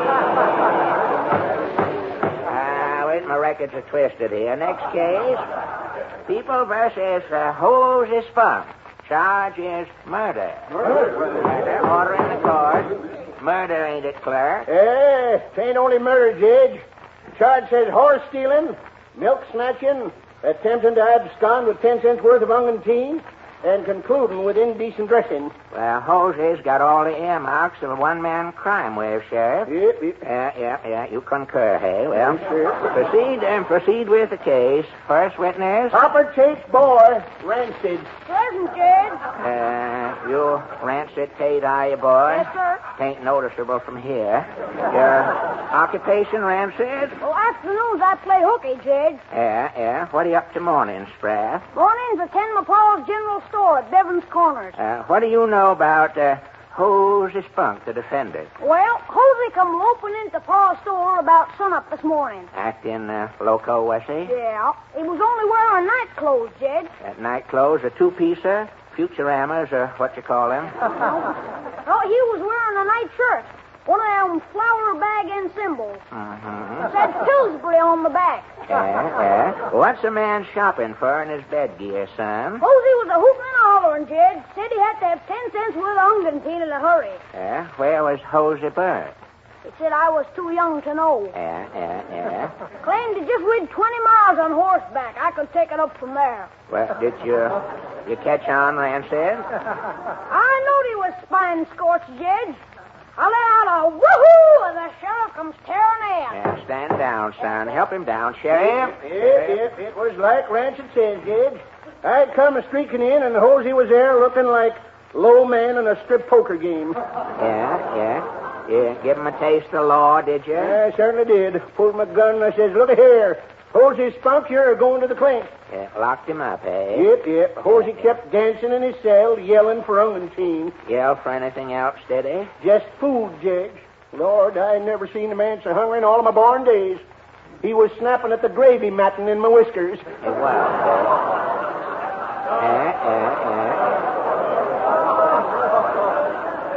Stomach must have been as empty as a politician's hat when he's got it on, Sheriff. Yes, sir. He ate 15 hamburgers, cellophane and all. He was eating like an acid. Lord, prisoner that hungry to eat the town into a higher tax rate. Yes, I was fixing to turn him loose, Judge, but just before noon I got word that Roof Tully had been found dead, so I held Hosey for murder. Roof Tully? What was Roof to Hosey? Hosey was Roof's hired man. Oh. Yes, sir. They run a small truck farm together. Well, this is getting gripping, Sheriff, but you ain't proved nothing. Yeah, wait a minute now. I'm closing in on him, Jim. Well, it don't seem like low men needing 10 cents worth of ungentine and a gross of hamburgers to have time to stop for killing, Sheriff. My next witness will show the connection. Well, we'll see. Okie beebe dokie. Mrs. Watson, take the stand. Mrs. Watson. I'm coming, Judge, and I'm telling you I'm a wreck. Well, you're starting off telling the truth. What happened? Well, my husband and me has the next farm to Roof and Hosey. You have next farm, eh? Yeah. What do you know about this murder, Mrs. Watson? Well, just before daybreak, I was out milking the cow, and Yeah? I heard a shot come from over by Hosey's house. You run over to investigate, did you? No, I was milking, Judge. I had my hands full. Yeah, and two left over. Well, what happened? What happened after the shot? Well, Hosey comes sprinting out of the house in his nightshirt. Yeah? He leaped the fence and come running up to me. You holler, did you? No, I was feeling kind of coy. I says, folks can catch cold going out with no hats on, Mr. Spunk. You're a card. Must have you over sometime. Well, what do you say to that? Nothing, Jed. Hosey was all excited. He climbed under my cow and drained her in 4 swallers. Wipe his mouth with her tail, did he? Nope, dried his lips on her flank. Yeah, well, then what? Well, without so much as a good day to you, Mrs. Watson, Hosey jumped on my husband's horse and galloped off towards town. You follow, did you? Not me, Jed. He was riding like the wind. Lord, the back of that nightshirt was sticking out like a dashboard, Jed. For sakes almighty. Long about then, my husband, Hank, come running out. He seen the man riding out the yard in his nightshirt, and he fired 2 shots at him. Then? Then he fired 2 shots at me. Well, I hid in a churn till Hank cooled off. Then, after I scraped the butter off me, I told him the fact. I see. Well, stand down. Well, he didn't believe me I know. so Stand far, down, but- Mrs. Watson. Hank Watson? Judge. This yon gospel, your wife here hearing that shot? Yep, I went over to Roof's to check up on it, and sure enough, Roof was deader than a bull at a barbecue. Now, assuming Hosey done the shooting, what'd be his motive, Hank? Well, 'twarn't money, Judge. Them two was as poor as Richard's almanac. Well, they run a farm, didn't they? Well, they couldn't raise nothing but weeds, Judge. Crows was flying over the place with their claws over their eyes. Couldn't stand to look at it. Didn't they have no cattle? Some cattle. They used to have a cow, but it got so bony it looked like a Venetian blind with skin on it. No horse? The horse got so weak he couldn't stand on its legs. Used to creep around the field on his stomach. You never heard no words between Roof and Hosey? No. They just used to work around looking like any minute they was expecting a buzzard to tap them on the shoulder and say, you're next, brother. Well, stand down, Hank. I don't think... I know, stand down. Don't care what you think, court of law. Who's a spunk? Take the witness chair, stand there. I can't sit down, Judge. That's right. In all excitement, you never did get that ungentine, did you? No. Still feel like I'm wearing a forest fire for pants, Judge. Guilty or not guilty, Jose? Guilty with an alibi, Judge. You killed Ruth Tully, did you? It was self-defense, Judge. Looks like you defended yourself permanent, far as Ruth's concerned. Well, it was me or him, Judge. I had to shoot him. Yeah? What happened? That's a long story. Court will take a synopsis, Jose. Okay. 8 years ago, I hired out to work for Ruth. I was to get $10 a month and pound. $10 and pound? Yep. If Ruth found $10, I was to get it. Proceed. Well, the first year I worked for Ruth, he didn't pay me. But I was new there, so I let it slide. Second year? And things got worse. Ruth give me the farm. He started working for me. How'd that work out? I couldn't pay him, so the following year, Ruth took the farm back. Everything we touched turned to weeds. Weren't you growing nothing? Just growing old, Judge. Well, how'd you live? Well, that's what started all the fussing. One day we was eating weeds. Weeds? Yep. Used to close our eyes and make out they was broccoli. Jeepers creepers. You'd say worse than that if you ate them, Judge. Well, one day we was trying to down the weeds and Ruth spoke up. Indigestion, or was it words? Yep, it was words. Words, huh? Ruth says, I ain't no vegetarian. I gotta have meat. I says, where you gonna find meat? Nice coming back. Well, Ruth says, I'm going to kill the cow. And he did. Then you had meat, eh? On the horns, yes. The rest of the cow was pretty bony. Yeah. You put that on the side of the plate, I reckon. After Ruth got a taste of meat, he calmed down for a week. And then I seen a strange look in his eyes. What sort of a look? It was a meat look, Jed. A meat look, eh? Yeah. Soon as he got it, Ruth went out and killed the hen. The next time Ruth had that look, the horse disappeared. You two aren't eating horse meat. Well, Ruth took an oath it was bear, but I knowed it was horse. Well, how could you tell? And after I had 3 or 4 meals of that bear meat, I started whinnying and wearing harness for underwear. What happened when you finished the horse? Well, Ruth was fine. And then one day he got that meat look again, Judge. And our dog disappeared. Ruth didn't barbecue no mongrel. He told me it was a woodchuck. But the next day, sure enough, I started chasing cats and burying bones. When was this? 2 weeks ago. Ruth was good again for a time, and then I seen he was getting nervous. You didn't have no animals left, did you? No, Judge. Ruth kept getting worse and worse. Last night we had brambles, and he wouldn't touch an area of thorn. You didn't say nothing? Nope. When I went to bed, Ruth was pacing the floor. This morning I heard a noise. I woke up, and there was Ruth, Judge. Doing what? He had that meat look in his eyes. He was coming at me with a bottle of ketchup and a salt cellar. So I upped my gun and let him have it. That's your story, Jose? Yep, Judge. What's your verdict? There's an old cannibal saying, Jose. It goes, one man's meat is another man's brother-in-law. If you hadn't shot, you'd be a pot roast today. Court finds you not guilty. Court's adjourned.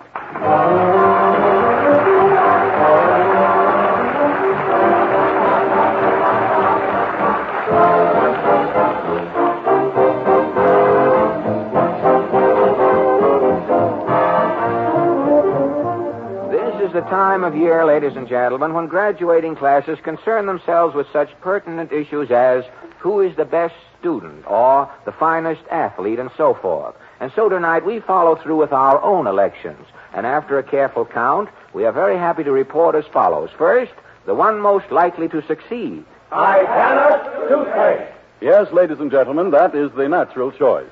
Ipana toothpaste, when used with gum massage, will succeed in helping you have the kind of a smile you can be proud of. Because an attractive smile depends on sparkling teeth and firm, healthy gums. And Ipana toothpaste is especially made not only to clean and brighten teeth, but when used with massage, to help give gums the stimulation they need for firmness and health. Second, the most convincing speaker. That, too, is Ipana toothpaste. For Ipana definitely speaks for itself. The very first time you brush your teeth with Ipana, massage a little extra Ipana on your gums, and notice the remarkable difference. Notice that pleasant tingling sensation as circulation speeds up and lazy gums start to waken. Finally, the most popular member of the class. And again, the winner is Ipana toothpaste. For so many people step up to their drug counters and ask for Ipana that it has become the largest selling toothpaste in America.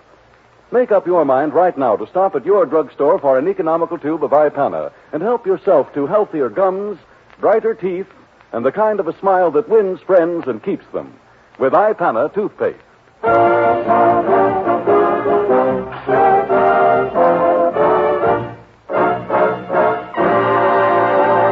Well, another hour seems to have slipped away to add its little mite to eternity, ladies and gentlemen. But don't forget, next Wednesday night we bring you Vacation Hints. How can I avoid a touch of the sun? Ask him for $2 first. Your song of the week. Old MacDonald had a tourist camp. Just a minute, Nelson. Just a minute, Nelson.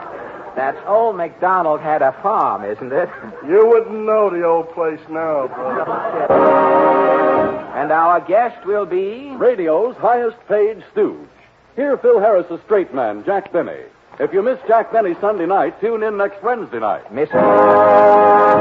Ladies and gentlemen, there isn't one of us who hasn't a very deep sympathy for the unfortunate people of Europe, the old men, women, and little children who are today in such desperate need.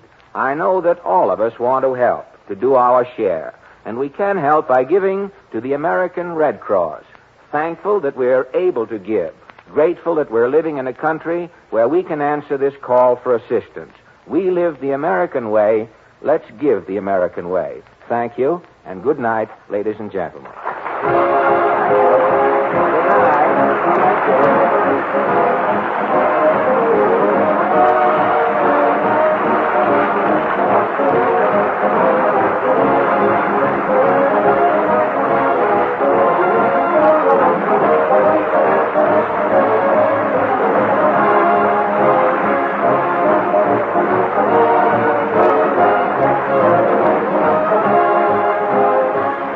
Can't Brush Me Off is from Louisiana Purchase. This is the National Broadcasting Company.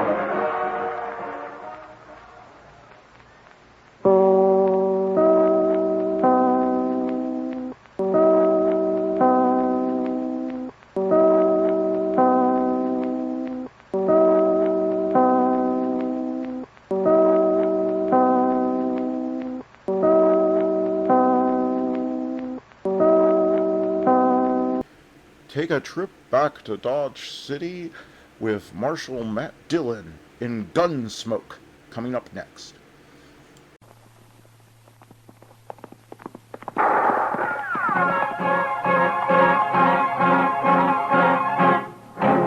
Around Dodge City and in the territory on west, there's just one way to handle the killers and the spoilers, and that's with a U.S. Marshal and the smell of Gunsmoke.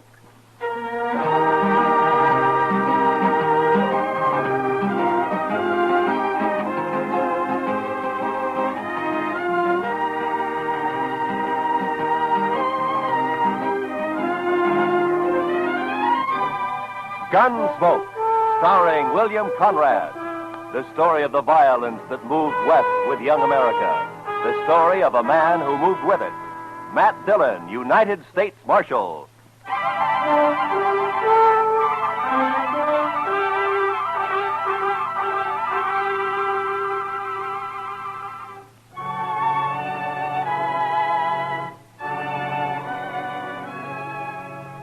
I think it was the nastiest weather I'd ever seen.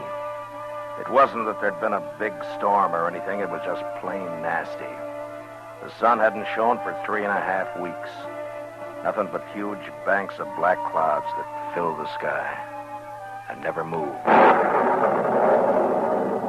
And when it finally broke, it was a downpour of the coldest and dreariest rain you ever saw. For 2 days, Chester and I never went out of the office. We didn't need to. There was nothing going on in town. There wasn't a soul on the streets. Everybody just holed up. Chester and I kept the fire going in the stove and tried to keep as warm as we could. And then on the morning of the third day... Mr. Dillon? Mr. Dillon? What? Wake up, Mr. Dillon. What? What is it, Chester? What's the matter, huh? Come over here and look out the window. My goodness sakes alive. Oh, what's the matter? What's happened?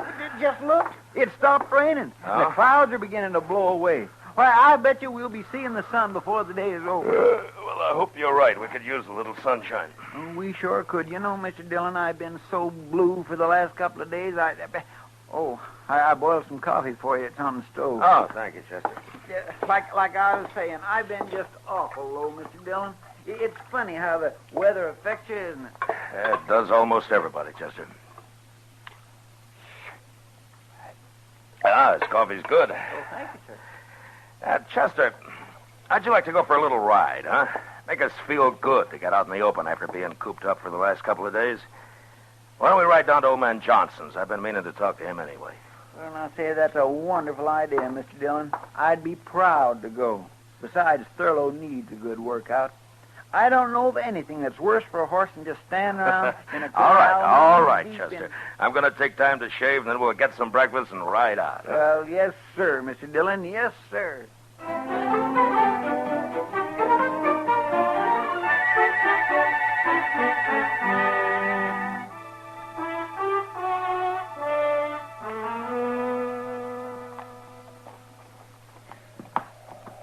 You were right, Mr. Dillon. Nothing like a ride in real brisk weather to make you feel fitter than a fiddle. Well, I'd say it's a little more than brisk, Chester. It's downright cold. This wind doesn't help much. Well, we haven't got much farther to go. How far would you say we've come? Oh, about 15 miles. Oh, well, then we should be there pretty soon. There. Look at there, Mr. Dillon. What to tell you? What? There's a patch of sunlight just come through. Over there to the right, see? My, isn't that pretty? Chester. There by that hackberry tree there in the sunlight. You see? What is that? Can you make it out? Where? Oh, yeah, I do see something, but I can't... Come on, quite... let's ride over to it, huh?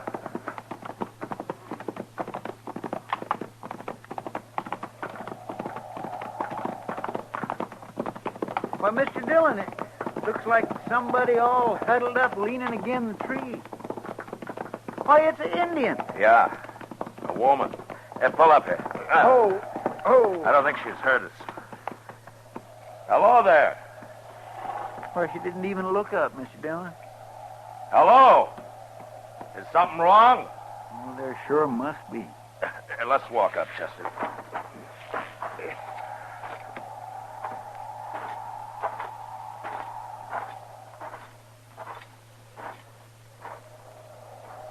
Can we help you, miss? She won't even lift her hand.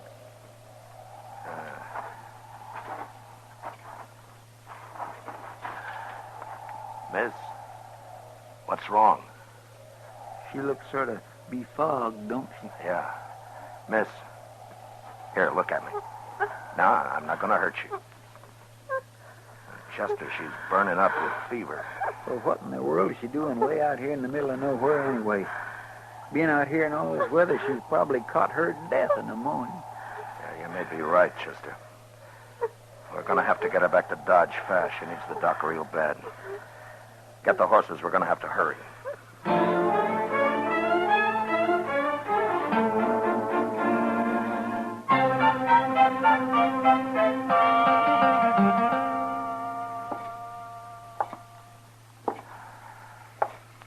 Mr. Dillon, did you notice what a pretty little girl she was? I declare I don't think I've ever seen a more beautiful woman. Yeah. And her hair. You know, I think Indian women have the prettiest hair in the whole world. It seems such a shame that such a pretty little thing should have to be all... Matt? Oh, hiya, Kitty. One of the boys at the Texas Trail told me he saw you and Chester riding up the street here to Doc's office, and that you were carrying an Indian girl in your arms. He said she looked like she was dead. What happened? Oh, we found her out in the middle of the plains. That's right, Miss Kitty. She was just sitting under a big old hackberry tree. Oh, what was wrong with her? I don't know. Exposure, I guess. Doc don't think there's much chance for her, Miss Kitty. Oh, that's too bad. Matt, you better come in. Yeah. Kitty. Doc? How is she, Doc? She just regained consciousness. I'm afraid I can't see how she's still alive. Well, think I could talk to her. Well, you can try. Certainly won't hurt anything. But I'd like to find out who she is so that I could notify her people if... Well, you better hurry. Yeah.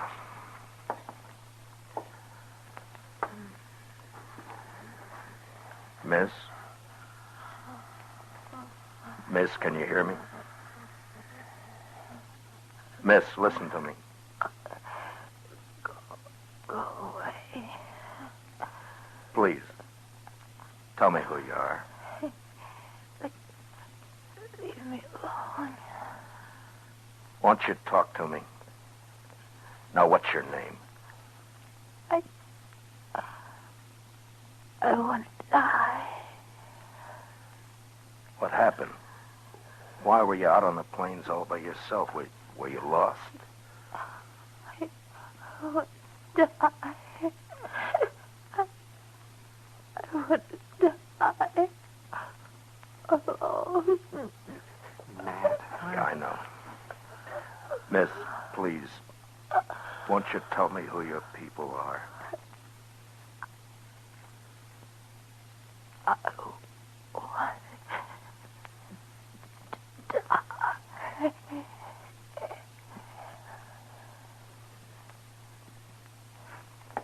Well? Doc, I'll be outside with Chester and Kitty. All right. When you come out, would you bring me her ring and that necklace she's wearing? All right, Matt, if you want. But what... Just bring them to me, will you?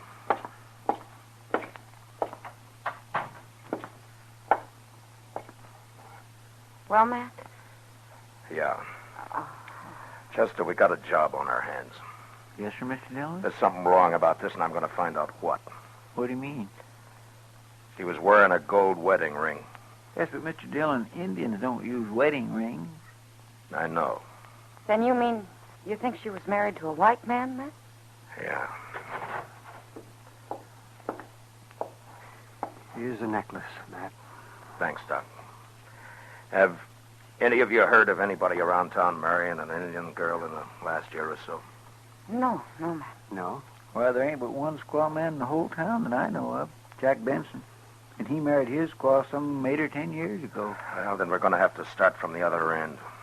We've got to identify her. We'll have to find out what tribe she's from. And she looks like an Arapaho, Matt, from her clothing. Well, I thought that too, Doc, but which camp? There are 3 Arapaho camps within 40 miles of here. Say, Mr. Dillon, maybe Great Eagle could help you. Yeah. He's camped down by Sandy Fork now, isn't he? He knows you. He's about the friendliest Indian around here these days. Say, Matt, don't you think this might cause trouble if you let them know that a white man is mixed up in this? What? Wouldn't it be better to just bury her? Do you think that's the right thing, Doc? Oh, no, I guess not. But I was talking to Colonel Jackson out at the fort the other day, and he said he was expecting us to have some real Indian trouble any day now.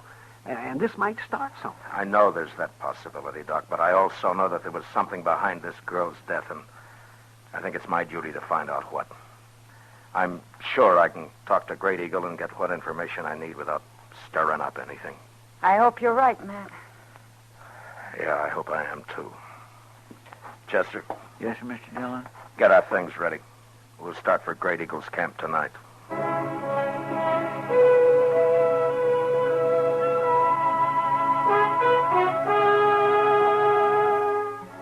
I figured it'd take us about 5 hours, and I was pretty close to right. The sun had been up maybe 30 or 40 minutes when we came to the crest of a range of hills. And there, spread out below us alongside the Sandy Fork, was Great Eagle's camp.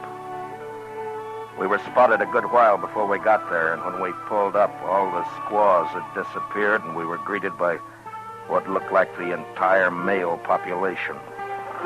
They just stood and watched us sullenly as we dismounted.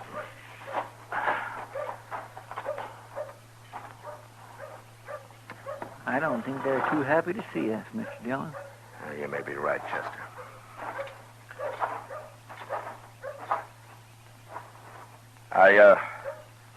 I've come to see your leader, Great Eagle. Tell him his friend Matt Dillon has ridden from Dodge City to see him. Maybe they don't understand. No, they understand, all right.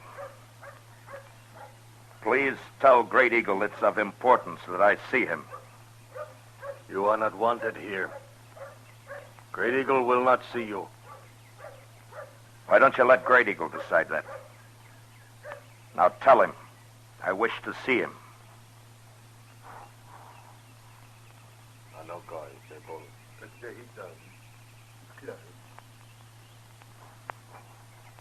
Great Eagle is ill, but I will tell him you are here.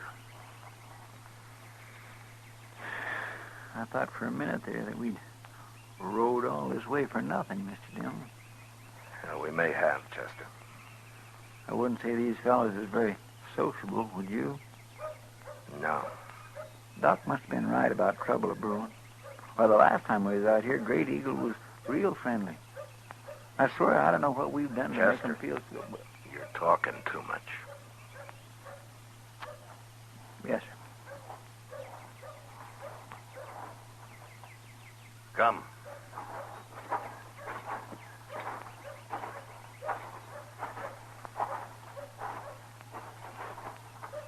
Here. Inside.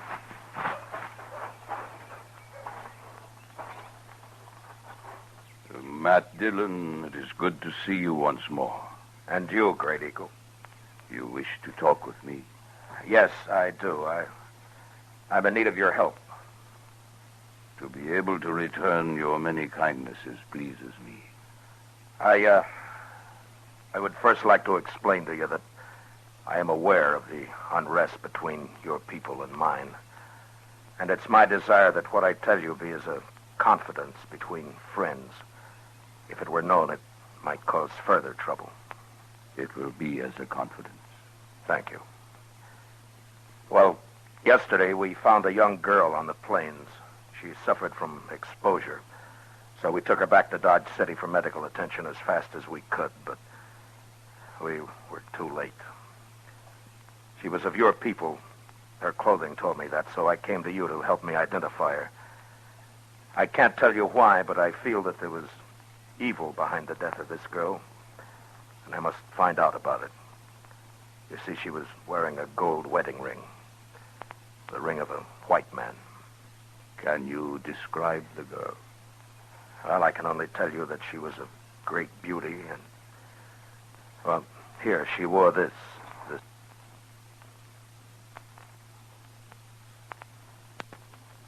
necklace. It's unusual in design. I thought it might help in identifying her.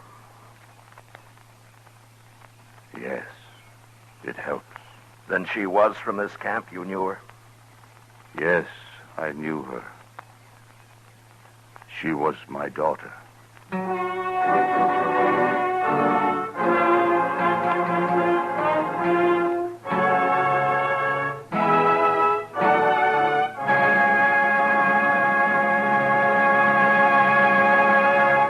We will return to the second act of Gunsmoke in just a moment. But first, this Monday night, hear Virginia Mayo as a beauty who became one of the great skippers on the China Run. Remember, it's a full hour of dramatic adventure this Monday night on the Lux Summer Theater over most of these same CBS radio stations. Now, the second act of Gunsmoke.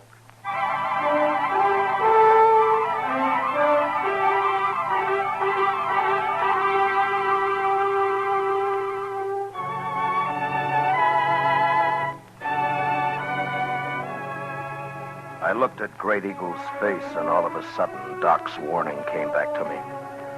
I saw Chester out of the corner of my eye.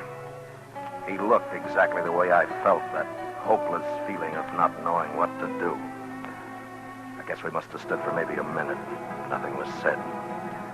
This man sitting before us, this man of great dignity with his bronze face showing no emotion, just staring into nothing, holding the necklace in his huge hands. Great Eagle, we had no idea. Thank you. I understand.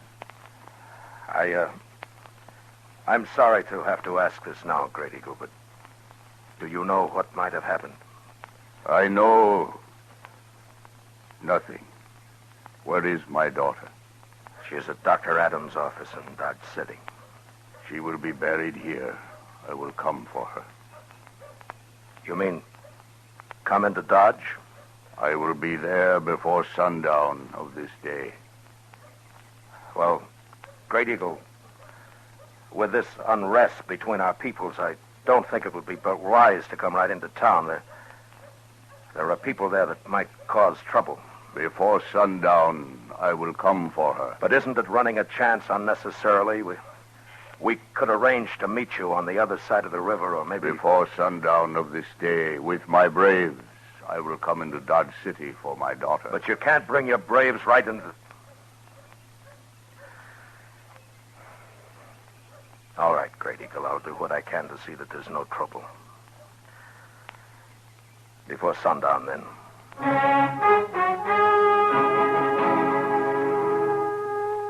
We rode hard to get back to Dodge. There was a lot to be done. Chester didn't say anything, but I knew he was worried, and he wasn't alone. If this thing wasn't handled properly, it might turn into the worst trouble that any of us had ever seen. We got back into Dodge just before noon, and I sent Chester off to spread the word about what was going to happen. I figured it was better for everybody to know about it as soon as possible. Then if trouble did start, maybe I could stop it before Great Eagle arrived. I went to the office, tried to finish some work. But I kept seeing the girl in front of me. Her and her say, I want to die. I want to die. Must have been 3 hours later when Chester came in, told me that the trouble had started. It was Black Dawson down at the Alafraganza. I'm going to... Wow! Wait a minute. If it isn't the big, brave U.S. Marshal himself. Look at him, boys. The man who's supposed to protect Dodge City. All right, Black. You've said enough. When did you start deciding how much people can say, huh, Marshal? Huh? I'm taking this from you, Black, because I got enough trouble right now, but don't say any more. Now come outside with me and simmer down. Come outside and simmer down. Why should I listen to an Indian lover?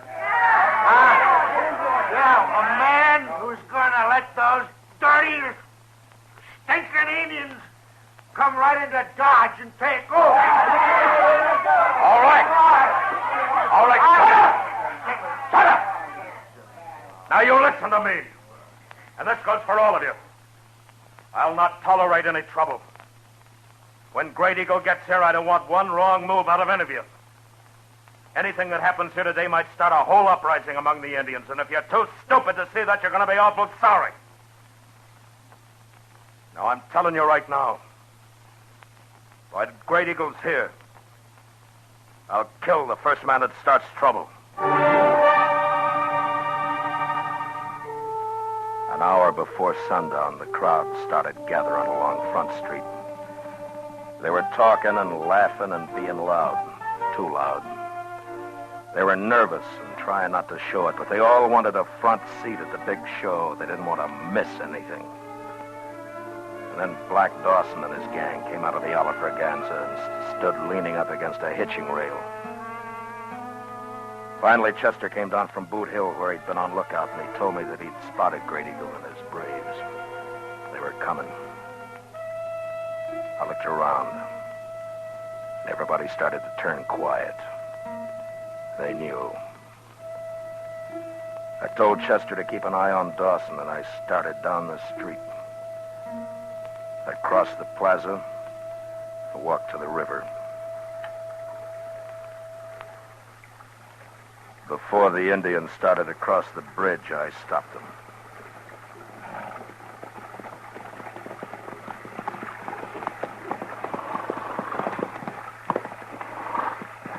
Great Eagle, I can't let you bring all your braves in. You may bring 2, and that's all. You see all those people over there? They're just itching for trouble, and I can't chance it. I'm sorry, but that's the way it is. I will bring all my braves. I'm sorry, Great Eagle. But don't try it.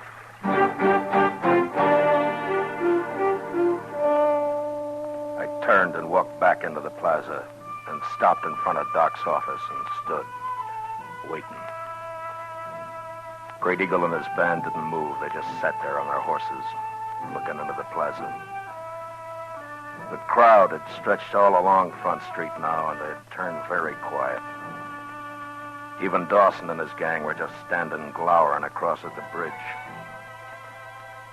I wasn't sure what was going to happen. And I waited. Must have been 5 minutes before Great Eagle turned and said something to his men and started out, with 2 of his braves following. Nobody in the crowd along Front Street moved or said a word.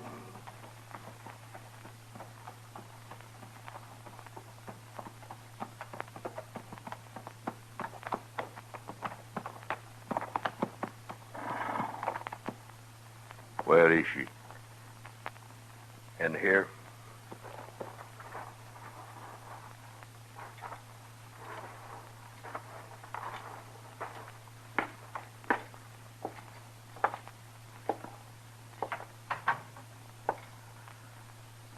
She's in there.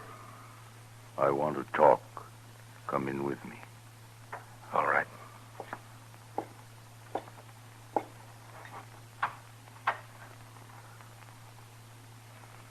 Annoli. Her name means beautiful child. Is she not beautiful? Yes. She is, Great Eagle. Matt Dillon, I have done something today I have never before done. I have always thought myself a man of honor. But today I spoke a lie. To you. To me? Yes. I know of what happened to my daughter. I must tell you to regain at least part of my self-respect. All of it I can never regain. Many moons ago, my daughter disappeared. We searched for a long time, not knowing what had happened to her. 4 days ago, she came back. She told me of her marriage to a white man and how she was with child. Of how she had met this man on the prairie and had fallen in love with him. Of how they had gone to Hayes City. Of the great love they had for each other. And she told me of the slow change that came over him. When his fellow men began to laugh at him and with derision call him Squaw Man. And how the white man is ashamed of the Indian. The white man has great pride. She told me how he turned her away, told her to go back to her own people where she belonged. Great Eagle, I'm very sorry. At that moment, I was with great anger and pride. And for this, I will never again be a man of honor. I told her to go back and live with the white people in shame. That she was no longer an Indian. That the Indian, too, is a proud people. I am responsible for her death. I turned away from her. You may do what punishment you like with me. I killed my daughter.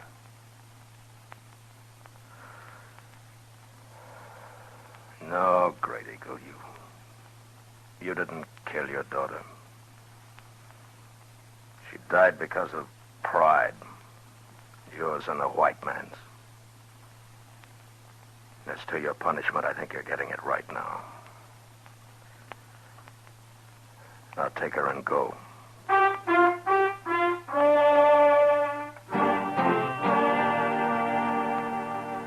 As Great Eagle reached the bridge, the rest of his braves turned and joined him and rode slowly off across the prairie, out of sight. And along Front Street, the crowd started to break up and head for the bars to get drunk and laugh and brag about how brave they'd have been if anything had happened. Chester and I stood for a long time, and the streets were almost empty. It was sundown. Mr. Dillon, I'd be right proud to buy you a drink. Chester, don't ever use the word proud in front of me again. Yes, sir. I'm sorry, Mr. Dillon. No, Chester, I'm sorry. Come on, I'll buy you a drink.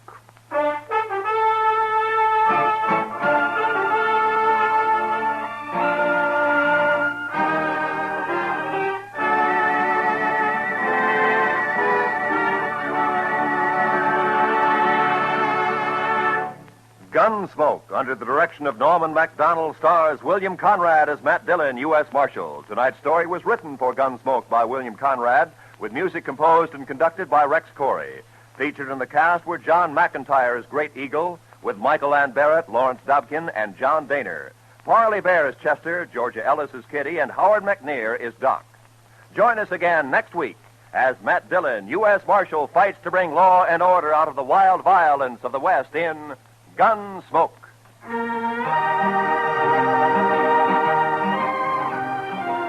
Premiere this Monday in the daytime on CBS Radio.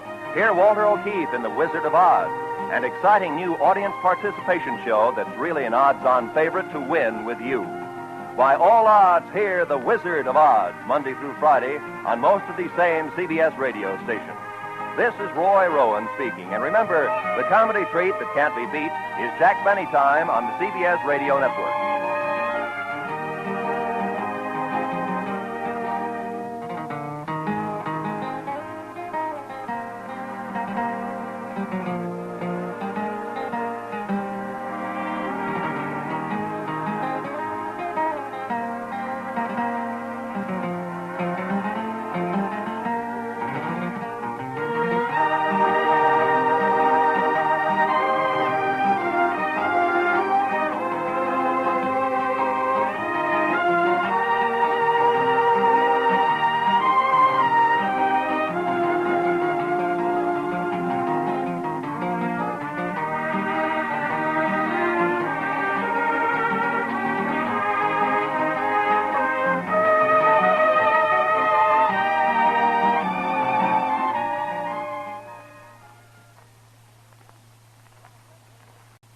America's Favorite Miser is coming up next. It's the Jack Benny Program. And now we bring to you that star of stage, screen, and jello, Jack Benny.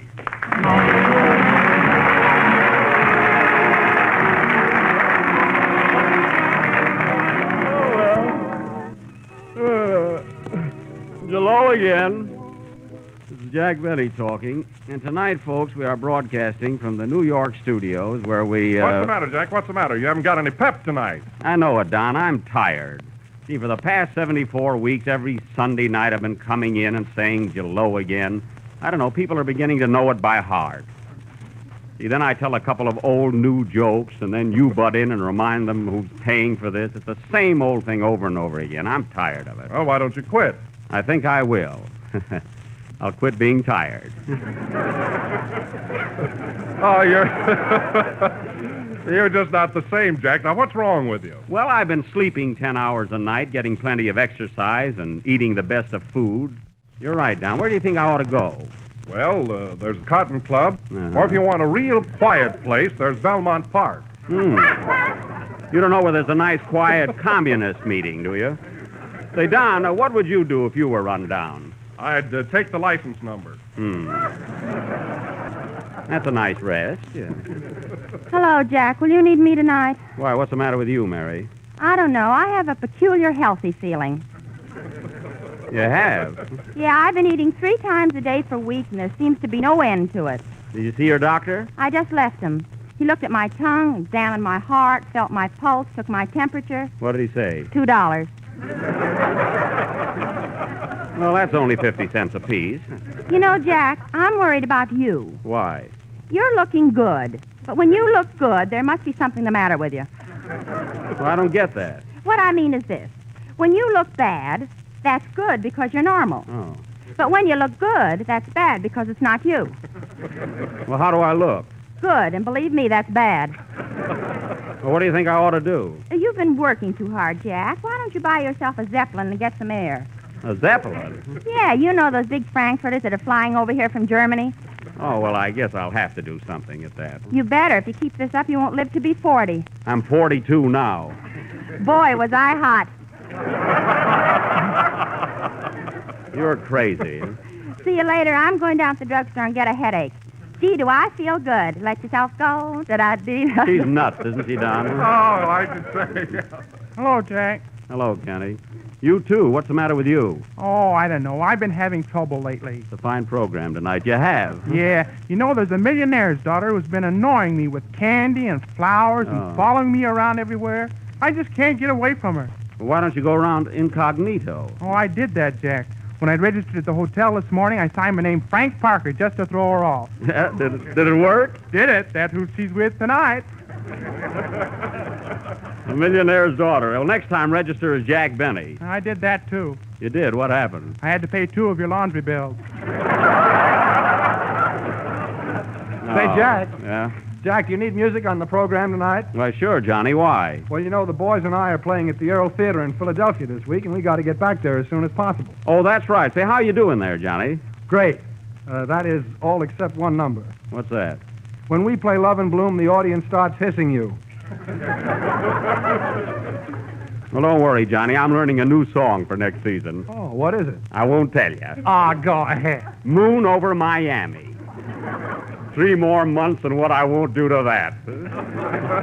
Say, Jack, you know, I'm also telling jokes on the stage this week. Oh, a comedian, huh? Yes, sir. Every time I open my mouth, the people laugh. You ought to get your teeth fixed. Mary. Come in. Telegram for Jack Benny. Oh, thanks. From the mayor of Miami. It says, please stick to Love and Bloom.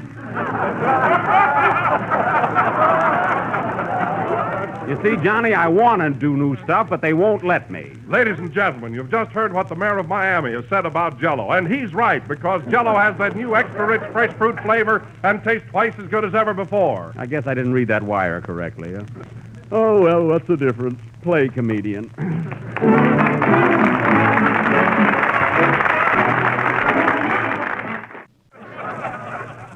And now, folks, we are going to... Say, Jack. Yeah? I hear you're going to the coast in a couple of weeks to make a picture for Paramount. Is that true? Yes, but I didn't want it to get around. Who told you? 3 of your publicity men. See, they can't keep a secret. But as long as they told you that much, the name of the picture is The Big Broadcast of 1937. I'm the star of it. So far. You know, Can't Jack... tell what'll happen in these pictures. No. You know, I kind of envy you. I'd like to be in pictures myself. Well, it isn't easy, Johnny. You know, you have to have appearance, dramatic ability, poise, sex appeal, personality. And a camera. And if you want to go to expense. Yeah. But you know, Mary, everybody in pictures has that certain something. For instance, there's Fred McMurray. You know Fred McMurray. I know all 3 of them. Now, there's a fella that's McMurray. Oh. Now, there's a fella that's got personality and pep. What has Fred Astaire got? He has ginger. Woo! Glad I got one in myself. How's that? Jack, what's this I hear about you going to Hollywood? Oh, it's a rumor that's been going around. Listen, Don, Johnny, get this. Johnny says he'd like to be in pictures, too. Huh? He would? Yeah, did you hear that, Mary? Imagine Johnny in a clinch with Greta Garbo. The dope, he's got about as much chance as you have. Is that so? Huh? Why, you couldn't shine Garbo's shoes. Who could? Now be quiet. Say, Jack. Yes, Kenny? You know, I've signed a contract to make a picture this summer. Glad to hear it. What company? Monotonous Film. How did you get the job? Incognito. Oh. I told them I was James Cagney. Oh, boy, wait till they find out. Huh? But I'm a little worried about it, Jack. You know, you've had so much experience in acting. I wish you'd give me a few pointers. I'll be glad to, Kenny. Well, what would you like to know? Well, I'm a little weak on dramatic lines and comedy and character parts and... Well, what can you do? Oh, I could make love with a little encouragement. Encourage him, Jack. Now, don't worry, Kenny. All you need is a little coaching. Now, for instance, take a scene like this. Let's see. Let me think of something. Oh, yeah. Suppose you come home to your wife after 8 years in the Navy and you find her in the arms of another. Now, you walk in and you say, so this is what's been going on, eh? You've let 8 years in the Navy separate us. When I get you alone, I'm going to kill you, kill you, kill you. Do I kill her? No, she's never alone. Oh. Now, you try it, Kenny. All right. So this is what's been going on, huh? Gee, you've let 8 years in the Navy separate us. When I get you alone, I'm going to kill you 3 times.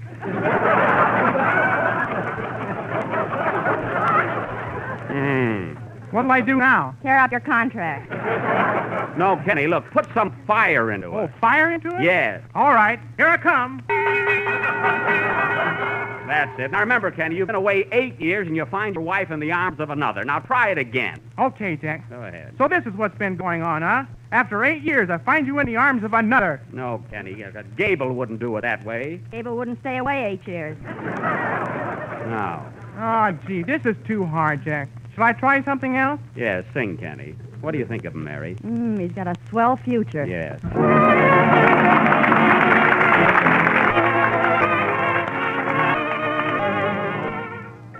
As the purple dusk of twilight steals across the meadows of my heart, high up in the sky the little stars climb, always reminding me that we're apart. You wander down the lane and far away, leaving me a song that will not die. Love is now the stardust of yesterday, the music of the years gone by. Sometimes I wonder why I spend a lonely night, dreaming of a song. The melody haunts my reverie, and I am once again with you. When our love was new, and each kiss an inspiration. But that was long ago. Now my consolation is in the stardust of a song. And so beside a garden wall, when stars are bright, you are in my arms. The nightingale tells its fairy tale.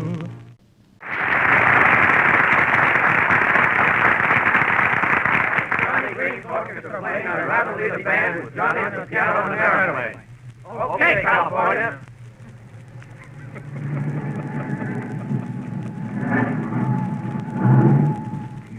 Hollywood, all out. Next up, Australia. Well, folks, here we are, sunny California. Isn't it marvelous how these planes make it in 16 hours?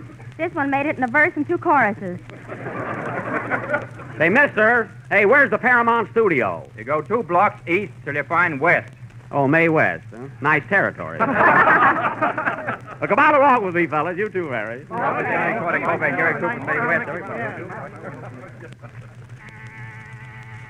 Hello, Paramount Studios. Just a moment, please. Hello? Who? Betsy Ross? She's working under 2 flags. Yes, I'll tell her. Hello? Mr. LeBaron? He's gone to Europe. Come in. Pardon me, miss.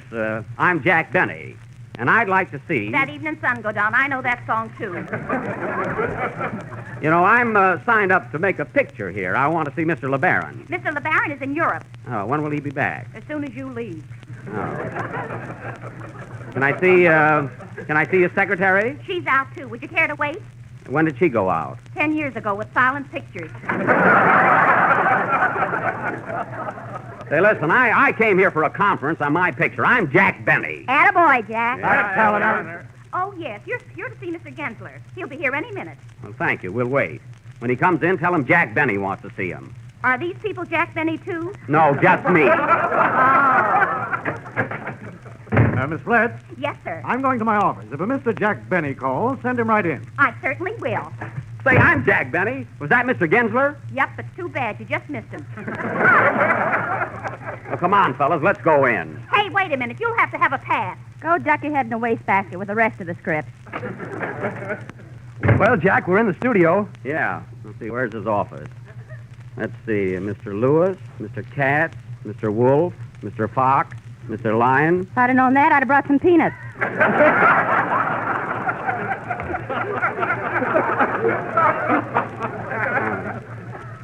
Oh, Mr. Gensler. Here it is, fellas.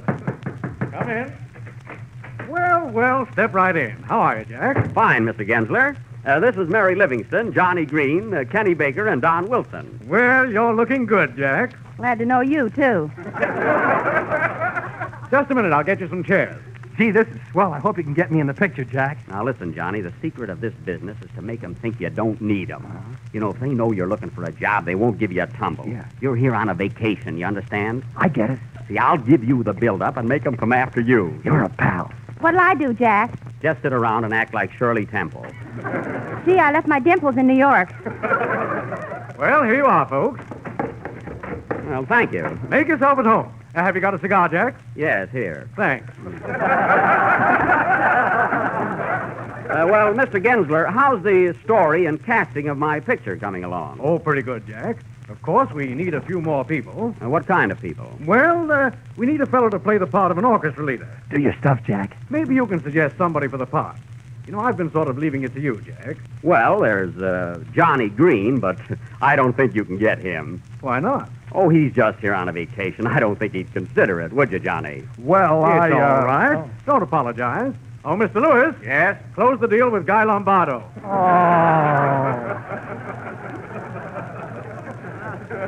Don't worry, Johnny. Now, we also need a girl who can recite some crazy poems. I'll take it. Quiet, Mary. Why did you say that? I'm afraid Lombardo will get that, too. Now, maybe I can think of somebody. Let's see. Say, how about this girl called Mary Livingston? Listen, Genzie. Labor Day. Oh, Labor Day. Mary. Never mind. Let's go into the conference room. That's a good idea. After all, we start shooting in 3 weeks, and I want to get familiar with everything, you know. Well, follow me. Gentlemen, this is Jack Benny. Glad to know you. Same here. Mr. Benny came in from New York for a story conference. Oh, Mr. Gensler, who's going to direct my picture? Mr. Mitchell Lyson. Mitch Lyson, eh? Is he here now? No, he's in New York watching your broadcast tonight. Oh. Hello, Mitch. Hello. How are you? Lux Radio Theater brings you another classic story coming up next.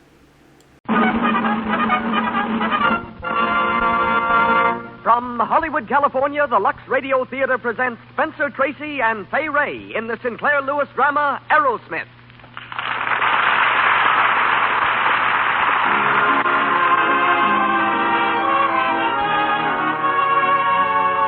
Lux presents Hollywood. Our sponsors wish to thank you for your splendid support of our product, in appreciation of which they bring you these Monday night productions. Headlining our program tonight are Spencer Tracy of Metro Goldwyn Mayer Studios and Fay Ray. As guests, John R. Kissinger of Huntington, Indiana, the United States Army private who risked his life that a cure for yellow fever might be found. And Terry Hunt, the man who keeps the screen stars physically fit. Louis Silvers conducts our orchestra. And now, here's our producer. Ladies and gentlemen, Mr. Cecil B. DeMille.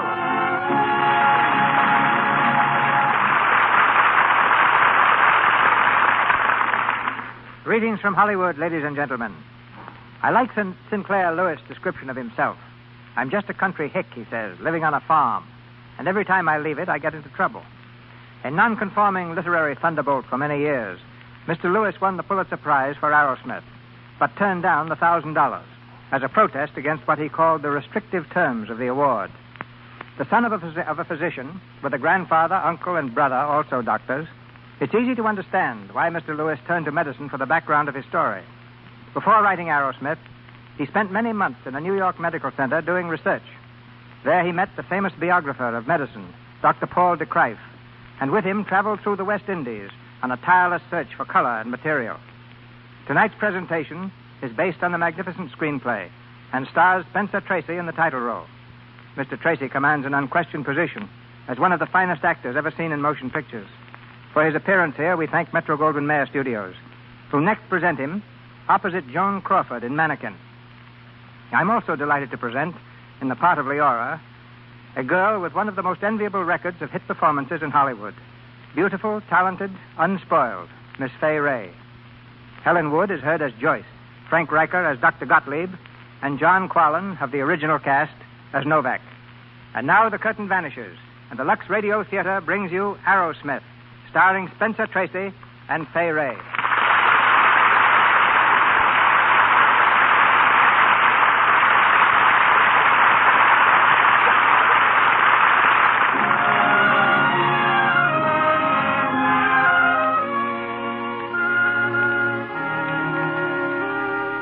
The Zenith Hospital, somewhere in the Middle West. At the end of a long corridor, a student nurse is on her hands and knees, vigorously scrubbing the floor. From the elevator comes a young doctor, just out of medical school. He steps along briskly, pardonably impressed with his brand-new degree. As he passes the nurse, she splashes water onto the floor and into the cuff of his trousers. Hey, Oh, I'm sorry. why don't you look where you're slopping that water? You got me soaking wet. Well, I didn't mean to. Never mind now. I want to find Ward D. Can you direct me? I could, yes. Well, if it isn't interrupting your work. This isn't my work. Nurses aren't supposed to scrub floors. The superintendent caught me smoking a cigarette. You go back for Ward D, turn right, and then left. I've been informed that the first duty of a nurse is to stand when a doctor speaks to her. Oh, gee, I've been getting fresh again. Oh, I didn't know you were a doctor. It may interest you to know that I'm assistant to Dr. Gottlieb at the university, and that I'm on my way to Ward D to take a strain of a very dangerous microbe. And after I've done what I came to do, I'm going to report you. Look out for the pail. You shouldn't go around kicking over pails. Now you are wet. What's your name, please? What's yours? Aerosmith. Say, you know, you're not reporting me. Oh, gee, there I go again. Well, scrubbing floors just makes me rebellious, and being rebellious naturally makes me fresh, and there you are. I'm sorry, really. My name's Leora Tozer. It's a silly name, isn't it? What's wrong with it? I kind of like it. Oh, do you? Well, thanks. When can you get away for dinner? With you? I've decided to overlook reporting you. How about tonight? Well, Why not? I don't mind. What time? Miss Tozer. She's at the head nurse. You will telephone me the patient's temperature every hour, and I'll look in again at 7. At 7. You understand me? Yes, doctor, at 7.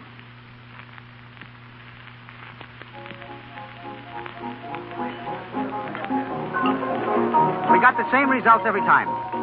The injected rats lived and the others died. That's what gives you the check, see? Yeah. Yeah, I think so. You're really interested in research, aren't you? Oh, it's the only branch of medicine. You get to feel that when you work with Gottlieb. Prevention of disease. Tracking down the microbe and finding out what'll wipe it out. It's worth 10 pounds of cure. Yes. I wish I understood more about it. I guess I was a little too technical before. I'm sorry. Oh, no, I liked it. You made me feel intelligent. Well, at that, I guess you've got to get used to hearing my ideas. Am I going to hear lots of them? You're going to marry me. Well, you don't tell me. Oh, yes, I do. Well, now, you know, I shouldn't wonder if you're right. Of course, it's pretty early in the game to be dead sure, but I shouldn't wonder. I guess you're pretty self-centered and pig-headed, but I liked you so much I'd be a fool to pass you up, wouldn't I? I wasn't being funny. I didn't think you were. I meant what I said. I hope you did. Because I wasn't being funny either.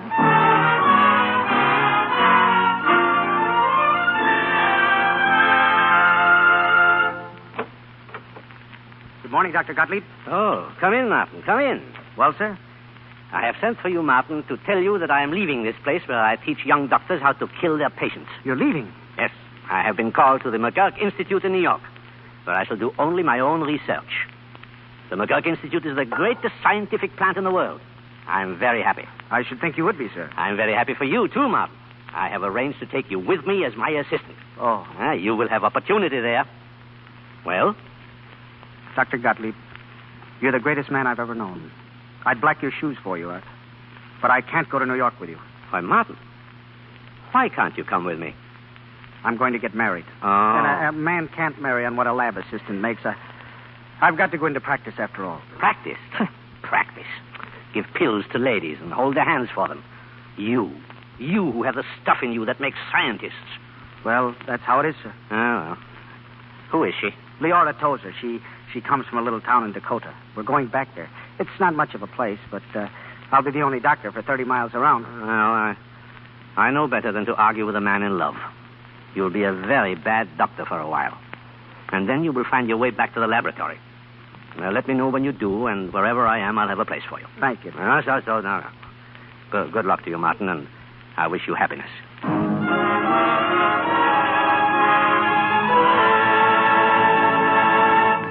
Martin, come in here. What is it, honey? Look what I found in the attic. Pa's old Prince Albert coat. Hey, you don't expect me to be married in that, do you? I certainly do. And you can wear it when you make your calls. Oh, but Lee, darling, I'm a country doctor. Of course you're a country doctor. But you're the biggest man around here. You've got to listen to folks' troubles and help them out. You've got to mend their bones and settle their domestic problems and pull their teeth all in one day. You've got to see that the milk's pure and the meat's fresh and the backyards are kept tidy. That's what being a country doctor means, Martin. Oh, Dr. Aerosmith, I'll be so proud to be your wife. 366 human souls in this town, all depending on me to keep them fit. Oh, Lee, sweet, I didn't know a man could be so happy.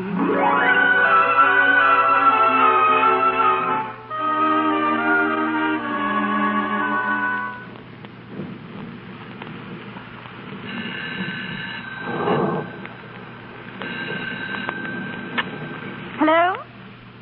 No, the doctor isn't in. Oh. Yes. Yes, I'll tell him. Good night. Is that you, Martin? Oh, Martin, you're drenched. Come in. Here, let me take your coat. It's all right. How's the little Weller girl? Is she better? She died an hour ago. Oh, Martin. Gottlieb was right, I guess. I am a rotten doctor. You mustn't say that, Martin. You did your best. You did everything you knew. Oh, but I didn't know enough. That was it. It's happened before. It'll happen again. Please, darling, don't talk like that. I should have operated tonight. Any other man would have operated, but I didn't. I waited too long. They won't blame you for it. No, that's the trouble. They don't blame me. They just sit and stare at me and wonder why their baby should die with me there. Why their baby should die in my arms. I'm not God. I can't work miracles. Martin, listen to me. You've done well here, darling. You mustn't let one case discourage you. Try to remember the others, the people you've helped, because they remember. And they love you, Martin. I'm not discouraged, Lee. I guess I've just stagnated, that's all. I've been doing the same thing day in and day out for 3 years. Stitching cuts and setting bones and prescribing for croups and colds. It's got me, that's all. Martin, it's my fault, isn't it? What are you talking about? I never should have asked you to come here. I should have let you go on with your research. That's what you wanted, wasn't darling, it? Don't be silly. I've tied you down. Come here. You're all I want, Lee, darling. You're all I want. Regardless of anything else. I'll get it. Oh, hello, Novak. Come on in. Thanks. I want to speak to you, Doc, if you got a few minutes. Sure. Evening, Mrs. Aerosmith. How are you, Mr. Novak? How's your wife been these days? Her? Oh, she's fine. The doc fixed her up good. What's on your mind, Novak? Well, it's my cows, Doc. Your cows? Yeah, they're sick. Last 2-3 weeks, I lose 12 cows. All my cattle sick. Well, look, Novak, I'm not a vet. I know, but you smart feller, Doc. But I don't know anything about cattle. What are you doing for them now? Well, the state veterinarian, he come. He give him what he calls serum, but he's no good. The poor cows, they just die quicker. What does he say it is? He call it black leg fever, but it don't do no good to call it by a name. All I know is pretty soon it's time to settle some cattle to pay mortgage on my house. And pretty soon I got no cattle left to sell. That's why I come to you, Doc. But Novak, Please, Doc, you come. Please, All right. I'll be over at your place in the morning. Oh, thanks, Doc. You help him all right. You fix him. I know that. Good night. Good night. Good night, Mr. Nova. Cattle. Well, that's a new one, isn't it? Still, it might be something I could... What did he say it was? Blackleg fever, I think. Blackleg fever. I wonder if they've isolated the germ.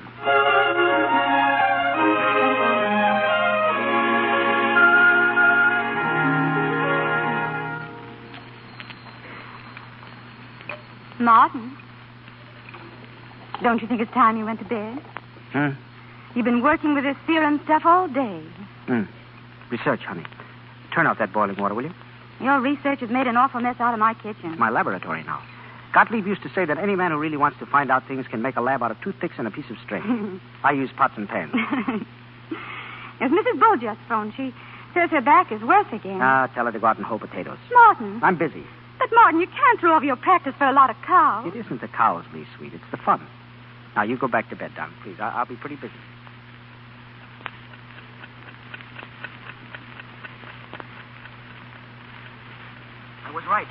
I was right, Lee. Look at this. Yes, Martin. That vet serum wasn't any good. Yes, Martin. We'll try mine in the morning. Yes. I'll take it over to Henry Novak's and shoot it into half his cattle. Yes, Martin. If they live and the other half dies, we'll know we've got something. Yes, Martin. What's the matter? Are you tired? Yes, Martin. Poor Lee.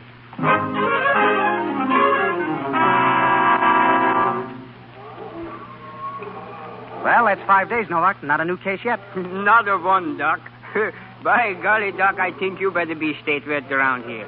I'm sorry about the ones that died, Novak. Yeah, well, you should ought to have shot your stuff into them, too. No. That's where you're wrong.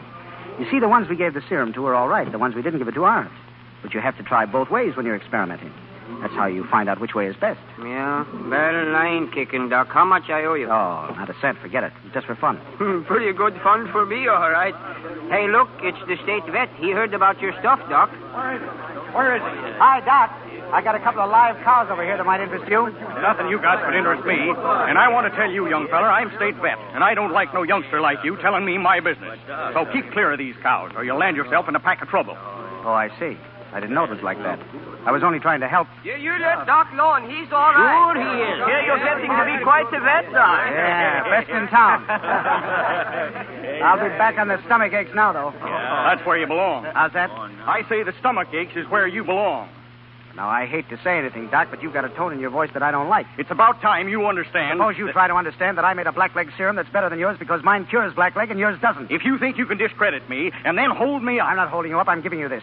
Well, this is what I'll give you. My fist, see? Listen, I'm a scientist. When I see a scientist job I can do, I do it. That's what science is. Now, if you don't want any blackleg serum from me, don't take it from me. Take it from the government. I've sent my reports and samples back to Washington already. You dirty. No, you knocked him good, Doc. Yeah, sure. That's science, too. I've found my line now, and I'm raring to go. You can find me at my house, Doc, anytime you've got any more differences to settle.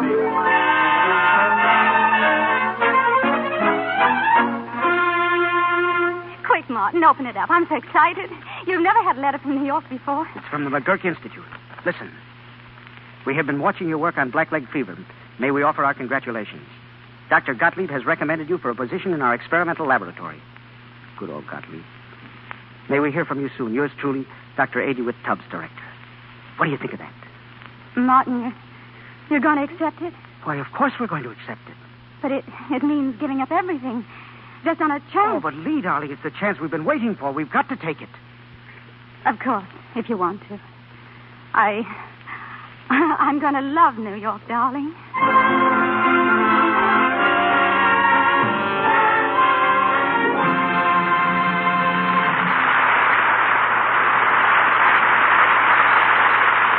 So we conclude Act One of Aerosmith. Before Spencer Tracy and Fay Ray go on with Act Two, we go backstage in Hollywood for a moment to a projection room at one of our famous studios, where a director, his secretary, and an agent are watching a screen.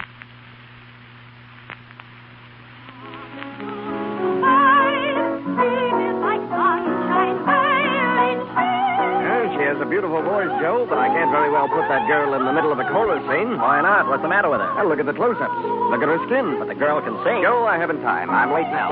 Come around sometime and I'll talk it over with you. I'll be on set 3, Miss Helen. Well, of all the silly Now, things... Joe, take it easy. It's too bad, but, well, I should think a girl like her would have known about Lux toilet soap. She looks as if she has cosmetic skin. And that's a very smart crack. No, Joe, I mean it. Seriously. She has those little blemishes and things. It comes from not getting makeup off thoroughly. The pores get all choked up and the skin gets so coarse-looking. Say, I didn't come here to get a lecture on skin culture. Well, you're getting one. You'd better tell some of your talented new singers about Lux toilet soap. That's what the movie stars use to guard against cosmetic skin. Hey, listen, that girl can sing, and no director can tell me Remember, otherwise. Joe, the chief himself complained about her complexion. Why, what good is a voice? Well, maybe you're right. You're an agent for a lot of other Hollywood women. Ask them. They'll tell you that they use Lux toilet soap regularly, and that its active lather is what keeps their skin so swell. Well, I'll remember that. And so will the women, I hope.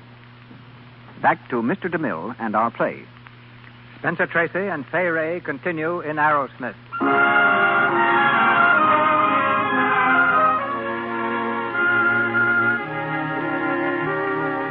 With a keen anticipation of glory still to come, Arrowsmith turns eagerly to his first love, the research laboratory. In the impressive corridors of the famous McGurk Institute, he walks slowly along with his old friend, Dr. Gottlieb. The old man's arm is about his shoulders, and he smiles delightedly at the young scientist. So, Martin, you found your way back to me, huh? Just as I said you would. That's right, Dr. Gottlieb. And you have come on your own feet, too. It was a good piece of work you did with those cows of yours. You have earned your position here. Yeah. And I'm glad. Very glad. Well, good morning. Good morning. Dr. Arrowsmith, I presume. Yeah. Arrowsmith, this is Dr. Tubbs, our director. Oh, how do you do? How do you do? Allow me to welcome you, Doctor. It's always a pleasure No, not now, please, Dr. Tubbs. For the moment, you leave my prodigal son to me, huh? I want to show him his laboratory. Oh, well, of course. Good day, Arrowsmith. Good day, Dr. Tubbs. Here, come in, Martin. Well, this is your laboratory. Say, you like it, huh? Like it? This will be better than giving pills, eh, Martin? Dr. Gottlieb, do you really think I know enough to work here? I mean, I want to succeed, but... Succeed? Yeah. I know that word. It is a word little schoolboys use. Now, let us be clear, Martin. You will do your own work here and have nobody but yourself to satisfy. You will learn to work twice as hard as you can, and then when you get stuck, well, I have a fine collection of detective stories in my office. Oh, come in, Terry. Tubbs is looking for Dr. Gottlieb. Oh, he's mad at me again, eh? Arrowsmith, this is Terry Wickett. He is a roughneck, but a good scientist. You'll like him. How are you, Arrowsmith? How are you? Well, see you later, Martin. And now I go and smooth the feathers of our ruffled director. You brand new, Arrowsmith? That's right. Well, what do you think of dear old McGurk? Well, frankly, I'm very impressed. Yeah, I was, too. This place was built to impress people. Wait till they start giving receptions for society. You'll love it. You don't, evidently. I'm a scientist, not a teacup juggler. But I got my lab and a chance to work by myself. I can put up with almost anything if I got that. So can I. You'll be all right, then. Keep plugging, that's all. And don't let Tubbs poke his nose in too much. Well, let me know if I can help you, will you? Sure, thanks. See you around.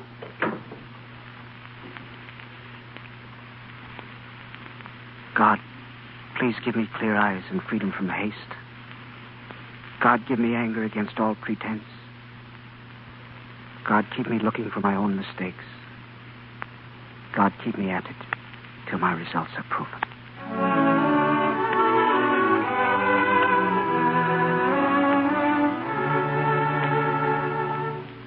Martin? Martin, what are you doing? Huh? Oh, nothing much. I was just thinking. Are you ready for dinner yet? Are you ready for dinner? Martin, what's the matter with you? For weeks you've done nothing but sit around and stare at things. It just scares me to death to see you this way. You won't be scared much longer, Lee. What do you mean? I've made up my mind to chuck it before they fire me. I've been at McGurk 2 years and I haven't accomplished a thing. I'm worse at science than I was at doctoring. You mustn't say such things, Martin. It's going to be all right. I know it is. Why, for all you know, you may be plumb on the threshold of a great discovery this very minute. I got a kind of feeling that you are. Don't look at me like that. I have. And you'll feel much better after you've eaten your dinner. I bought a wonderful fish this afternoon. I'm not hungry, Lee. Neither am I. I guess I'll go out for a walk. I'll come along. In this snow? Oh, I love snow. We'll hike across the park. It'll be like the Canadian Northwest tonight, Martin.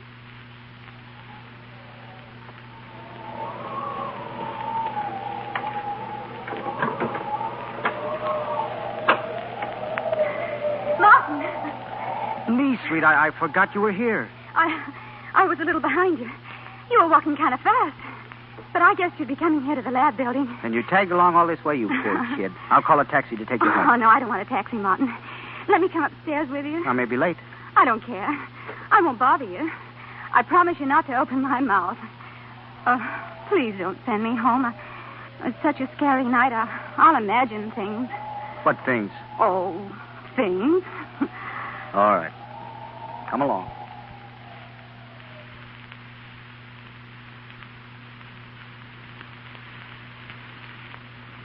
Martin, I don't want to interrupt, but what is it? I thought maybe I could help. Oh, sure. There's a flask in the incubator, the one on your right. Bring it over, will you? A flask? I don't see. Oh, I've got it. Is this it, Martin? Let me see. No, honey, the flask on the right I want. Well, this one was on the right. What? Why, it couldn't have been. Yes, it was. There's only two of them there. This one was standing up on the right side. Let me see that. Well, that's funny. What's the matter? Get out of the way. Here, wait a minute. Get me a clean microscope slide. They're in the top drawer. Microscope slide? Here. Now, get out of the light. Stand over there. No, darling, over there. What is it, Martin? Martin. Why, it's impossible. It can't be right. It can't be. What is it? I don't know. I left this flask chuck full of some germs I was working on. They ought to have been doing great. Now they're dead. What killed them? Well, does it matter? Does it matter? I'll say it matters. Germs don't commit suicide. Something killed them.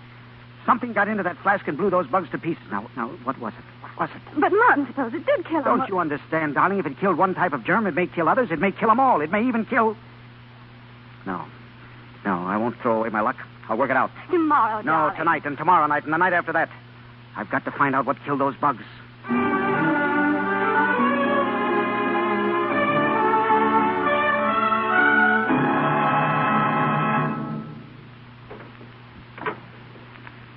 Hello?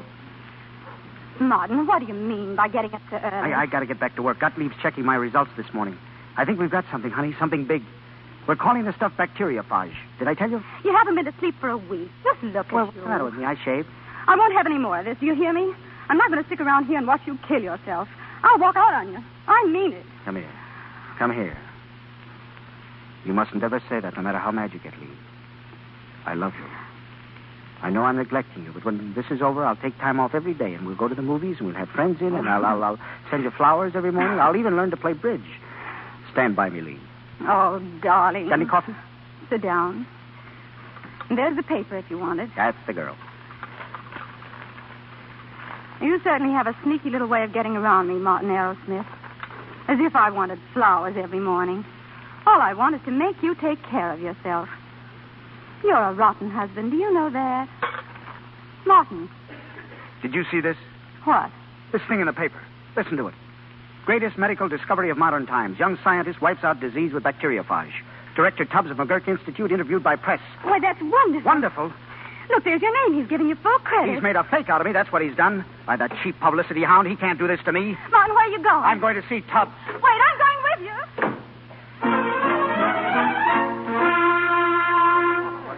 Give me some more dope, Rick, will you, Dr. Please, gentlemen, please. Let me through here. Get out of my way. Martin, wait. Good morning, Aerosmith. Aerosmith? Hey, how about safety? I've got nothing to say. I want to speak to you, Dr. Tubbs. Of course. Excuse us, gentlemen. Come in here, Aerosmith. Martin, please. Martin. Well, and how are you, Mrs. Aerosmith? Come to share your husband's glory? There's no glory to share. Are you responsible for this stuff in the papers? Of course, my boy. I don't deny the responsibility. I claim it. A slight overstatement to catch the public's eye. A slight overstatement? You tell the papers I can wipe out all disease when you know I haven't even cured whooping cough yet, and you call that a slight overstatement? I understand your surprise, my dear fellow. My surprise? I'm only surprised I don't twist your fat neck. Martin, my husband's a very violent man, Dr. Tubbs. I know your husband, Mrs. Aerosmith, and I mean the world to appreciate him as I do. After all, he's still got his name to make. You made that for me. You made my name smell from one end of this country to the other as a quack and a faker and a racketeer. Now you call those reporters in and you tell them I'm through with you and your front-page science and that I've resigned from your Cheap Jack Institute. I'd so much rather tell them about the paper I've just signed. That makes you the head of your own department and raises your salary from $5,000 a year to $12,000. I won't take it. I'm through. I don't accept your resignation, Martin. I pin my faith on you. I do more than that. Martin, my boy. Now, what is it, Dr. Gottlieb? Can't you see we are busy at the moment? Yes, busy turning my friend Martin into a megaphone. Don't worry, Dr. Gottlieb. Something has happened, and something perhaps not altogether bad. Martin is not the discoverer we thought he was. What? You don't mean someone has stolen a mark on us? Here it is, in the medical journal. A Frenchman, Derel, of the Pasteur Institute in Paris, has just published his report. It is the same thing, Dr. Tubbs. You got into the newspapers too soon. I'm sorry, Martin. The same thing. This is most unfortunate. Most. Of course, there can be no talk of a new department now and no raise in salary either. If you'll excuse me, I'll speak to those reporters. Yeah, how about some kind of paper here? You may not be the discoverer of bacteriophage, Martin, but you may still be the man to test it out. Come and see me later in my laboratory. Then we will discuss what further work you still will have to do. I love that man, Gottlieb. He might have gloated. Poor Martin. All I've done these months has been wasted, Lee. You won't get your new flat or any of those things now. It's tough luck being married to a scientist, isn't it? I haven't minded. Well, it's over now. Well, I had a lot of fun out of it, anyhow.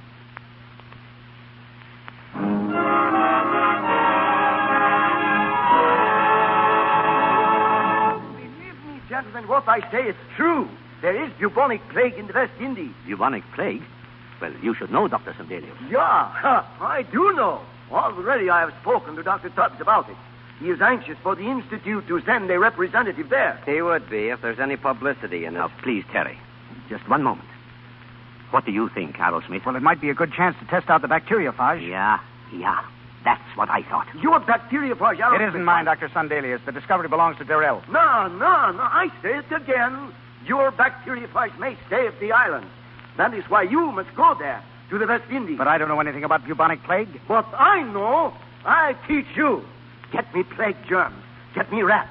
Get me rat fleas. Yeah, fleas. Little yumpy fleas. And I show you what I have learned in China and in India. Yeah, I show you. Then I go with you.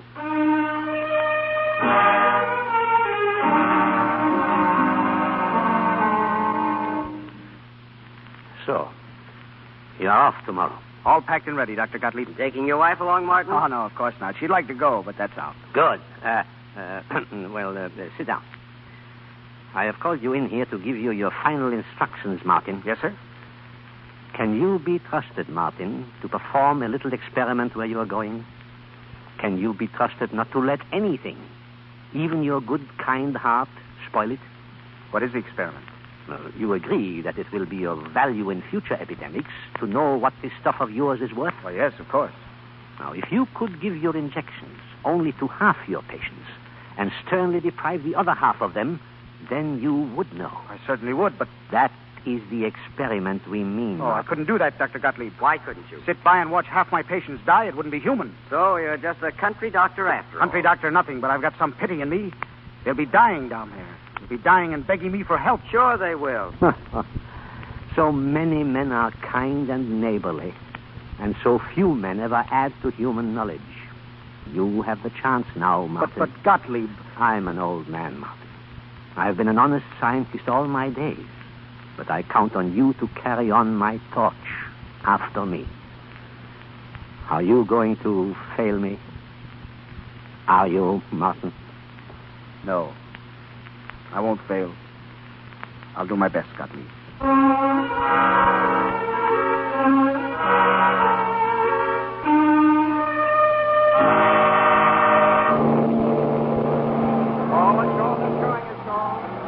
Your stateroom's this way, Dr. Aerosmith. Thank you.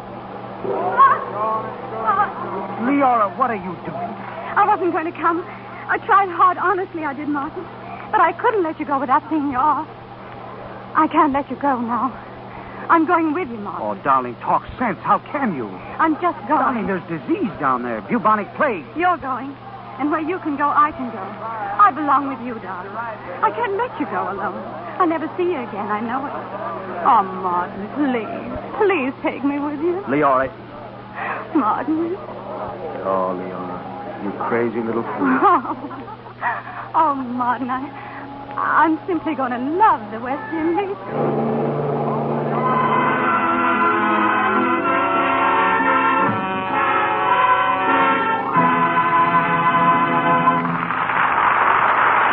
We pause for station identification. This is the Columbia Broadcasting System.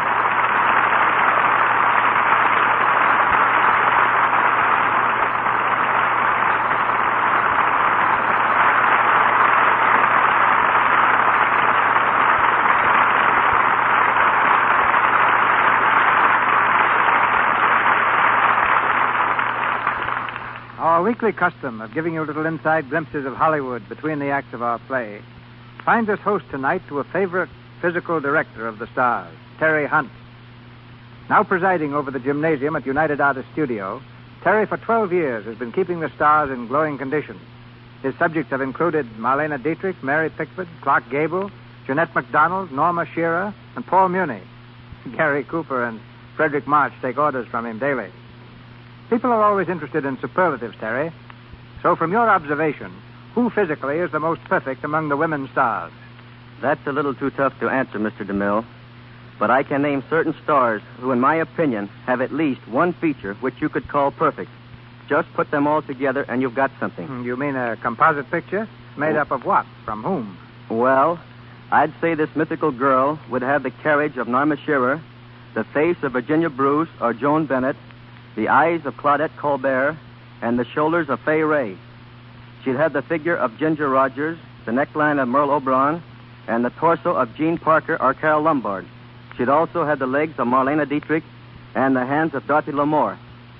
Now, the odd part about all this is that most of the beautiful features I've mentioned can be developed. A woman who pays attention to her diet, who exercises regularly, gets enough rest, and who otherwise takes care of her appearance can be just as attractive as the women on the screen. And what's your particular prescription for exercising? Based on my work with the stars, I have found that posture and reducing exercises bring the best results for women. I prefer the twisting, rolling, and stretching routines, and, provided the subject has a strong heart, jumping rope.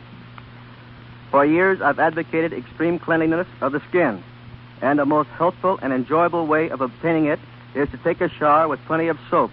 Not just a hot or a cold shower, but both. I've used many soaps to find the best, and I'm glad to say that Lux toilet soap is not only my choice, but that of the stars as well. The kind of shower I've suggested, with a heavy, rich lather of Lux soap, will not only thoroughly clean your skin, but will aid in preventing you from getting stiff. Now, Frederick March tells me that every morning before reporting to the set of The Buccaneer, you come to his home and put him through his setting-up exercises. My thanks for keeping him as fit as Lafitte, the pirate whose part he plays. Mr. March is a perfect contradiction to the reports you sometimes hear that Hollywood stars live a life of ease and indolence. When making a picture, he's up every morning at 6 o'clock and goes through at least 45 minutes of real training before breakfast. I wish everyone could get a look at the stars in a gymnasium. You'd all realize how seriously they really work to keep physically fit. And now, if you think I can be of any help in telling you more about health through exercises, I'll be glad to answer your questions as best I can and without charge. If you'll address me, Terry Hunt at United Artists Studios, Hollywood, just send a stamped, self-addressed envelope. Thank you. Thank you, Terry. Back to the story of Aerosmith, starring Spencer Tracy and Fay Ray.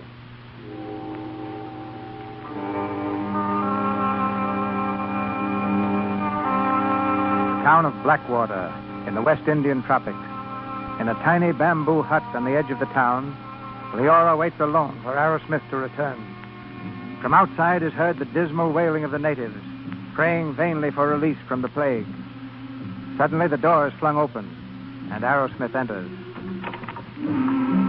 Well, Martin? Well? It's a bust. The authorities won't let me try my experiment. They say it's inhuman. What are you going to do? I'm clearing out, Lee. Get my stuff packed, will you? But where are you going? There's a tiny island about 20 miles across the bay, the island of Carib. It's all native and plague raging like wildfire. I'll have a free hand there. Come on, hurry up, will you, darling? Martin. What? You're not planning to leave me behind. Oh, Lee, sweet, I've got to. I didn't come here to be left behind, Martin. You're not afraid? Certainly I'm afraid. I'm scared blue. But that isn't the point. I came down here to look after you. I'll be all right. How do I know that? It might get you, and if it did, nobody but I could nurse you. And even if it didn't get you, I'd go mad not being with you. Oh, don't you see? I haven't any life outside of you. I've got to be with you. Always. Be reasonable, Lee, darling. I don't know where we'll be living or what we'll get into. I can't take you along out there. It's no place for a woman. Now, if I'd known you were going to behave like this, I'd have choked you before I let you come. You did everything else but choke me. Oh, all right. Darn being a woman. That's the girl. Give me the comfort of knowing that you're all right. Now, come on, pack the stuff, will you? Yes, Martin. This is only the first of our big hikes, Lee. If I can pull this stunt off, I'll be a big man in science. Then we'll go to Europe, Lee. To your France and Italy and all those places. Wait till you see. Our life's just beginning, Lee. Oh, Martin. I do love you, darling.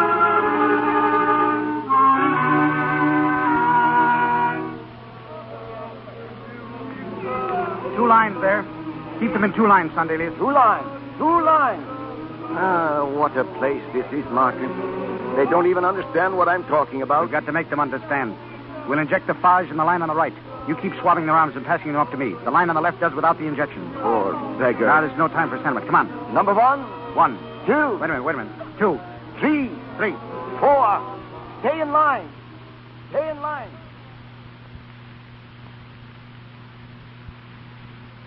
110. 111. Easy. 110, Sandelius. 111. Keep them coming, man. 112. 100 and... Oh. How do you do? I didn't know there was a white woman on the island. I'm Joyce Lanyon. Oh, yes?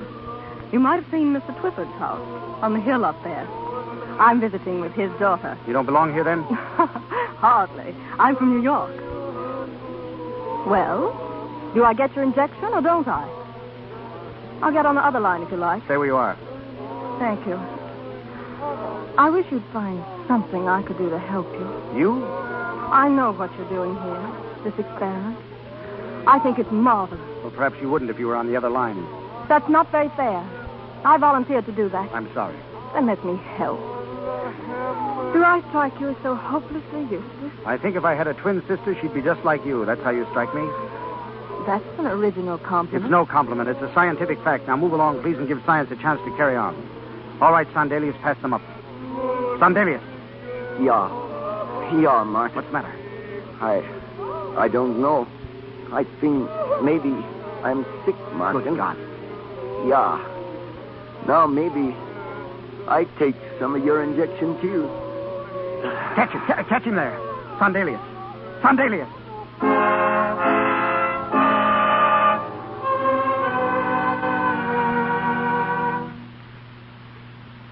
I think it was his whole life. He used to troop all over the country lecturing on the heroes of health. Poor Sandelius. He's one of them himself now. You took it pretty calmly. If one of your field officers dies in battle, you can't stop to mourn for him. You've got to carry on. And you did. Wonderfully. All these long days. All by yourself. I had you to help me. We better go in now. No, not yet, Joyce. I'm too excited to turn in yet. Don't you see, my life had its first great climax today. The experiment. All our troubles are over now. I know that's a very unscientific boast. Just for tonight, though, I can't help believing it. And I can't help believing that anything ever happened before this plague. Or that anything will ever happen after it. Steady, Joyce. Don't lose your nerve. You're too gallant for that. How wrong you are. There's nothing gallant about me. I was never meant for this sort of thing. I've never learned about realities. But the way you stood by me in the face of danger, disease. That wasn't gallantry. That was just hysteria. Hysteria over falling in love with you, Martin. What? I have fallen terribly, insanely in love with you. But you don't mean that. I don't believe in mincing words. I don't believe in not saying what's on my mind. I know there's nothing to be done about it. I'm not a child. But I was unhappy when I came here. I'm not unhappy anymore. That's something, isn't it? I've never learned about women like you. You belong to the great class of things I've had to give up for my work. You make my life seem suddenly rather empty, but very exciting. You're too heroic to mean that. You're stone. I wish I were. Do you? You're finished here now, aren't you? You'll be leaving soon. I should, of course, but it might be a good idea to stick around for a while. See how the experiment turns out. How long would that take, Martin? I'm not sure. 10 days, perhaps. 10 days. I'm glad, Martin. I think I...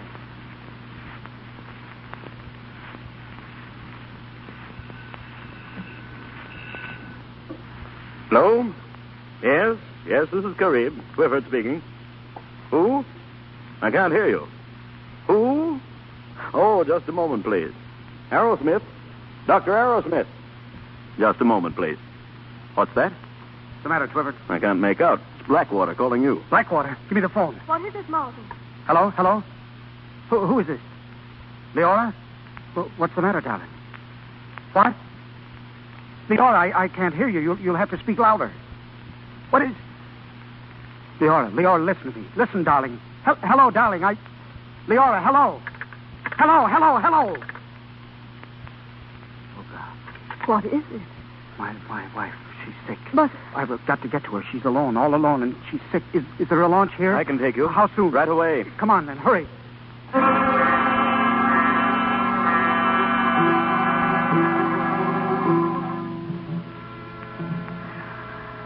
Hello?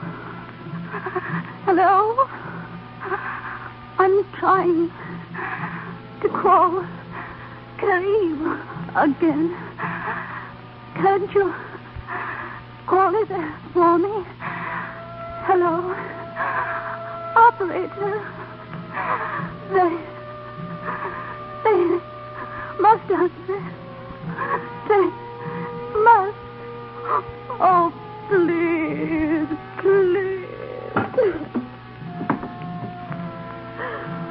Oh, Martin, why don't you come to me? I tried not to cry, but I'm afraid, Martin. I don't want to die alone. You will come. I know you will. Oh, but hurry. Please hurry, Martin. Help me.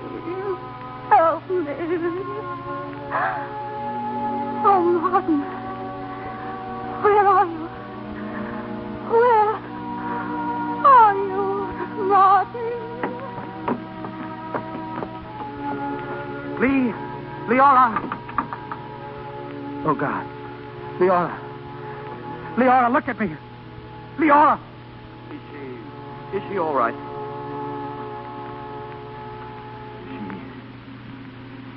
She's dead. Oh.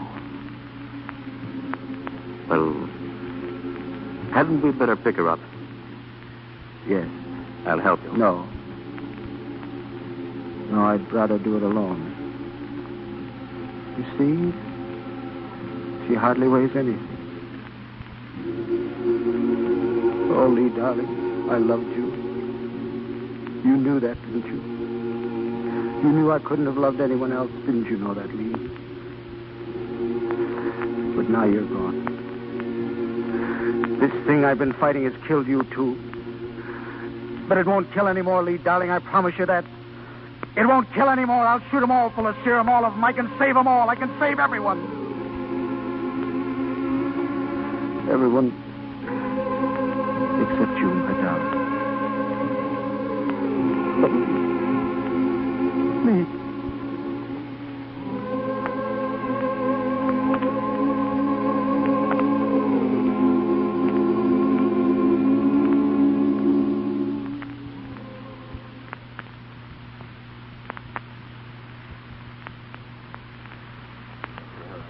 McGurk Institute. At once. One moment, Miss, please. when are we going to see The Dr. line's busy. Arrowsmith? Dr. Arrowsmith has just returned, and he's too busy to see anybody today. Some sort of a statement. Really, we must see Dr. Arrowsmith. Can't we give just a moment?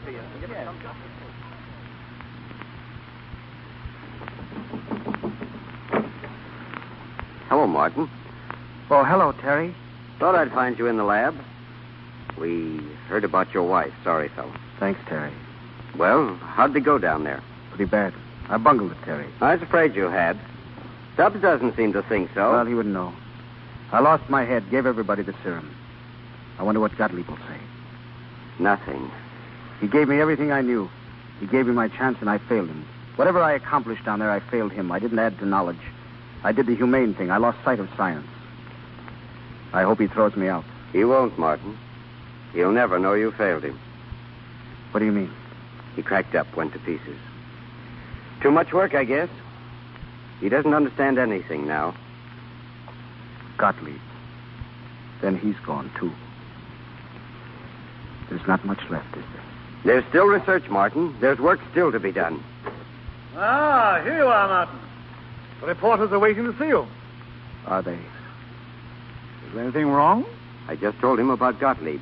Ah, yes. Very unfortunate. But we've a man to take his place, thank heaven. You, Arrowsmith. Does that surprise you? Well, from now on, you're a department head with a salary of $15,000 a year. I guess that'll buck you up. I guess it won't. You can take it if you want, Arrowsmith, but I came in here to tell you what I was going to do. I'm going to clear out of this swell joint with all its swell equipment and publicity and build my own lab in the Vermont woods and really get something done for a change. Your own lab? Sure. What do you say? Is it a go? Martin. Joyce. You didn't expect to see me here, did you? Do you think I'd have missed welcoming you home? Thanks, but... I know how it is, Martin. I heard everything. But I helped you once. I thought perhaps I could help you again. You're sweet, Joyce. Thank you. Well, I guess this lets me out.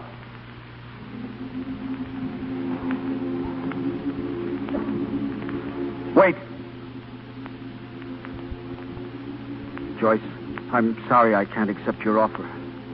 Nor yours either, Tubbs. You can keep your department head. You can keep your glory. And you can see those reporters yourself. Tell them I'm not what they think I am. See, I'm a bust, a failure, a washout. But I'm not licked yet. I'll do something for science if it kills me, but I can't do it here. Gottlieb said a man could build a lab from a bottle and a piece of string, and that's what I'm going to do. Come on, Terry. I'm going with you. Lee and I, we're both going with you.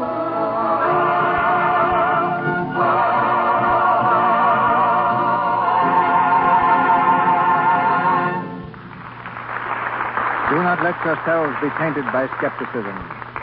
Live in the serene peace of laboratories.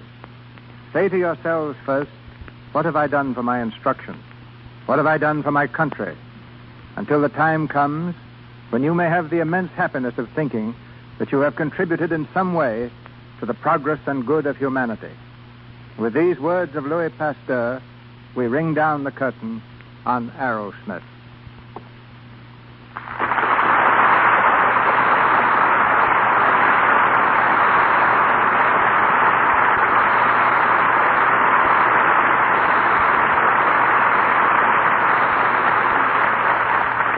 As a fitting afterpiece to our drama, and before Spencer Tracy and Fay Ray return, let us look into a scene that happened in real life, a scene that serves to introduce our next guest. The year is 1900. The place, the town of Quemados in Cuba, infested with a deadly plague that's killed more American soldiers than fell in the Spanish-American War. Two men stand in a room facing Dr. Walter Reed. They are Private John R. Kissinger of Ohio and John J. Moran, a civilian clerk, who've come to answer Dr. Reed's call for volunteers. Reed has told them of the horrors they'll face, that their chance of coming out alive is 1 in 5. He's also told them their only reward would amount to about $300. Private Kissinger answers him. The one condition, sir, on which we volunteer is that we get no compensation for it. Dr. Reed looks at them in silence. Slowly, his hand goes to his cap. He has only 4 words to say. Gentlemen, I salute you. This was the scene that marked the real beginning of Dr. Reed's work in showing how the dread plague of fever can be banished from humanity. Tonight, the unsung hero who helped make that possible is with us. I'm proud to present the former private, John R. Kissinger.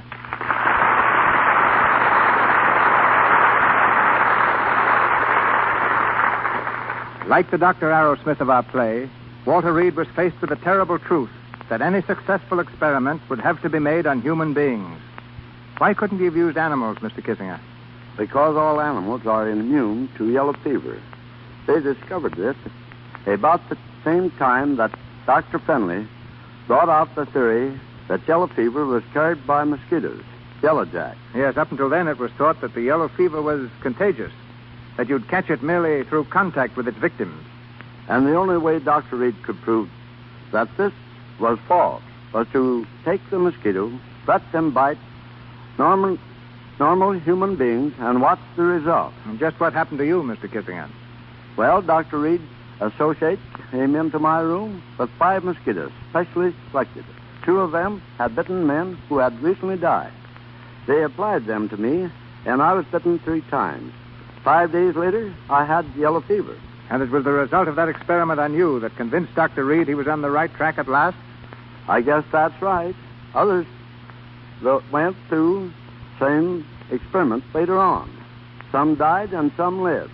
But Dr. Reed proved to the world that yellow fever was caused by a certain type of mosquito. And that type of mosquito is now being driven from the earth to destroy yellow fever forever. But tell me truthfully, just before those mosquitoes laden with yellow death bit you, weren't you tempted to change your mind about being a volunteer? I had seen my comrades die from it, Mr. DeMille, and I knew exactly what I was in for. My thoughts then are my thoughts now, that a man is lucky to be able to die for the cause of humanity. Thank you. I salute you, Mr. Kissinger.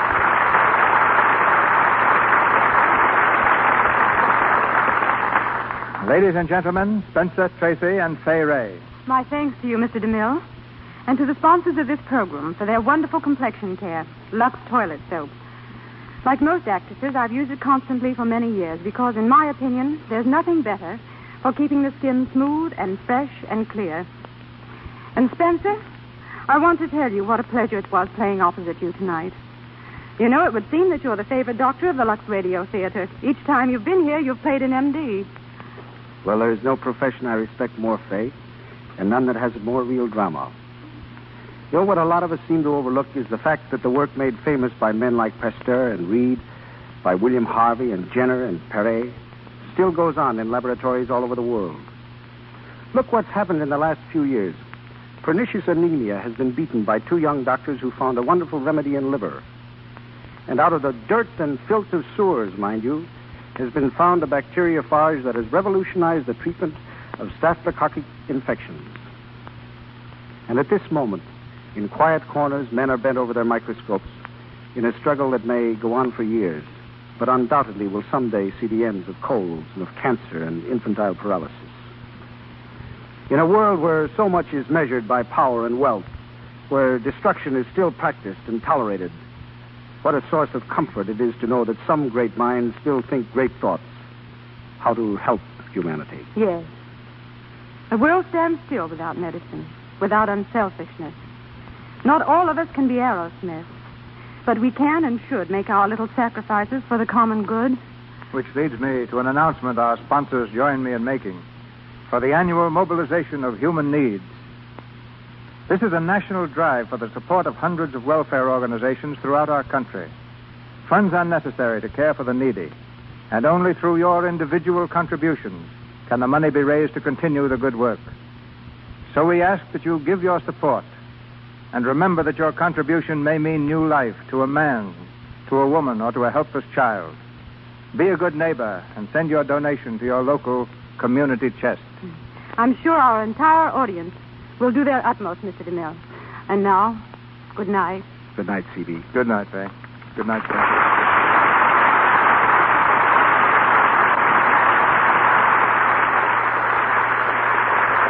Melodrama comes to our microphone next Monday night. In the story of a girl and the 3 men she loved. One is her father, a famous criminal lawyer. one is her fiancé, and the third, a man outside the pale of society. It's a play that ran with great success on Broadway and the screen, A Free Soul. As the girl brought up to do whatever she thinks is right, regardless of public opinion, we bring you Ginger Rogers, and starring with her, Donna Magee and Charles Winninger.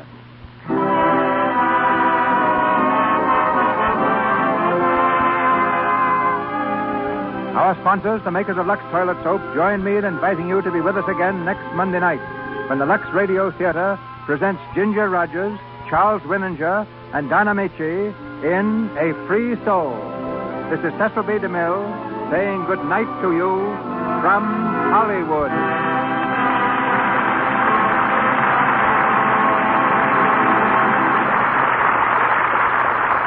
The announcer has been Melville Ruick. This is the Columbia Broadcasting System.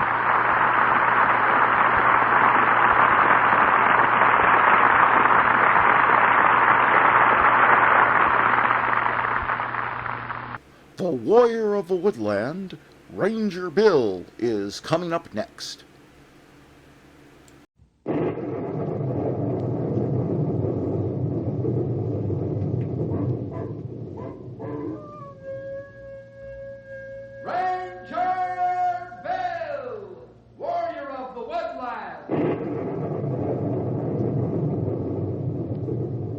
Ranger Bill, warrior of the woodland, struggling against extreme odds, traveling dangerous trails, fighting the many enemies of nature. This is the job of the guardian of the forest, Ranger Bill. Pouring rain, freezing cold, blistering heat, snow, floods, bears, rattlesnakes, mountain lions. Yes, all this in exchange for the satisfaction and pride of a job well done.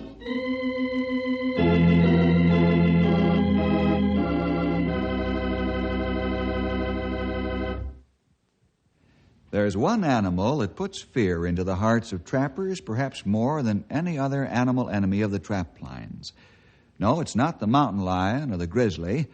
Oh, they're tough, but they can be killed with a rifle, and they generally let you know when they're on the warpath. It's not the timber wolf or the lynx. The animal the trappers fear most isn't even a large one, but legend has it that he has strange powers and gigantic strength. And this animal is persistent. He doesn't give up easily when on the hunt.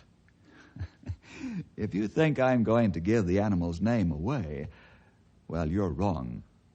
Instead, lend me an ear and we'll get into the story, The Laughing Face.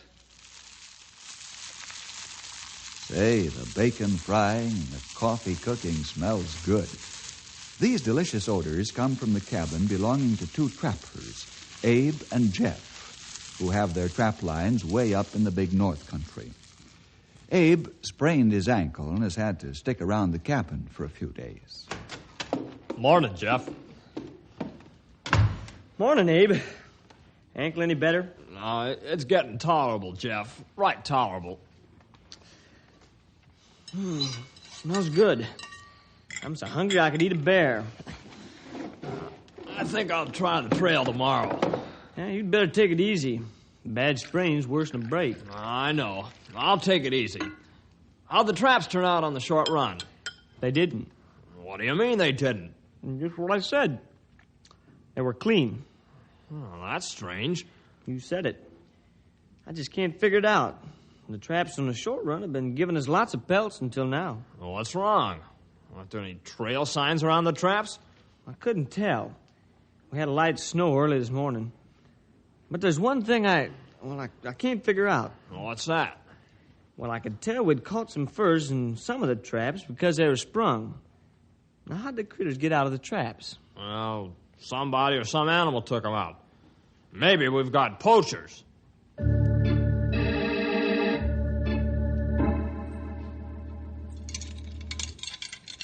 Hey, Mac. What do you want, Shorty? Come here. I got something to show you. What's up? Ever see tracks like these before? Nope. Can't say that I have. Have you? Nope. What kind of animal do you think it is? I don't know. Let's follow the trail and find out where it's going. Okay, let's go.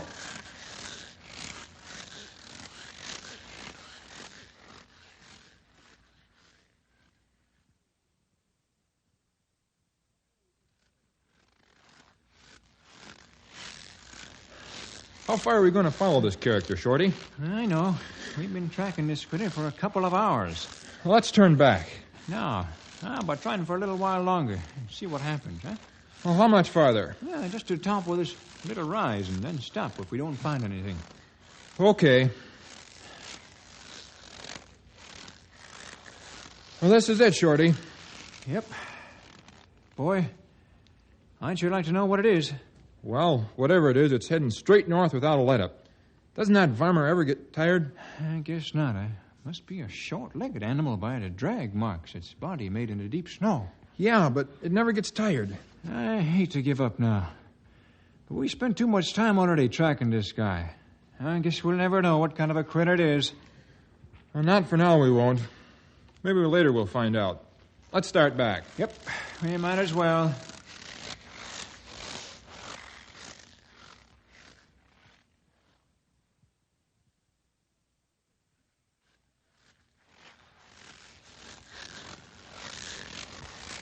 Hey, Mac, the cabin door's open. Come on.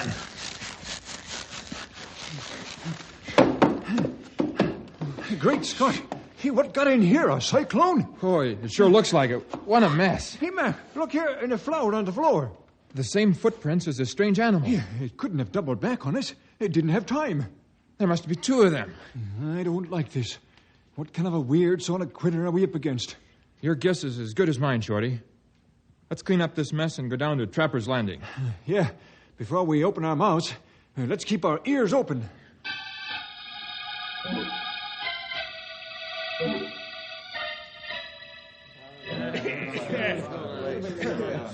Well, hello, Shorty, Mac. Hi, Roy. Greetings to you, Roy.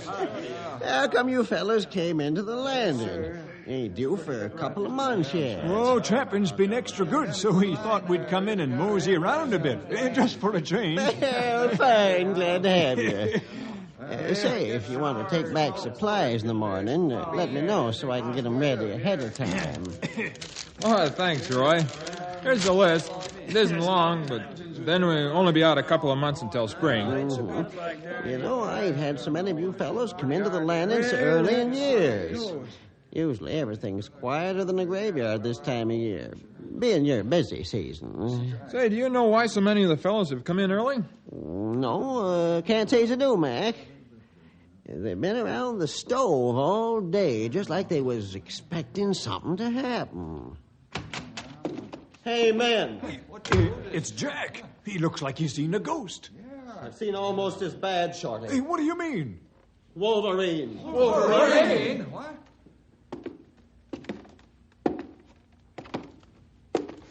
How do you know it's a Wolverine, Jack? I know because I know, that's why. Don't forget I've trapped up Alaska way, and I know Wolverine tracks when I see them.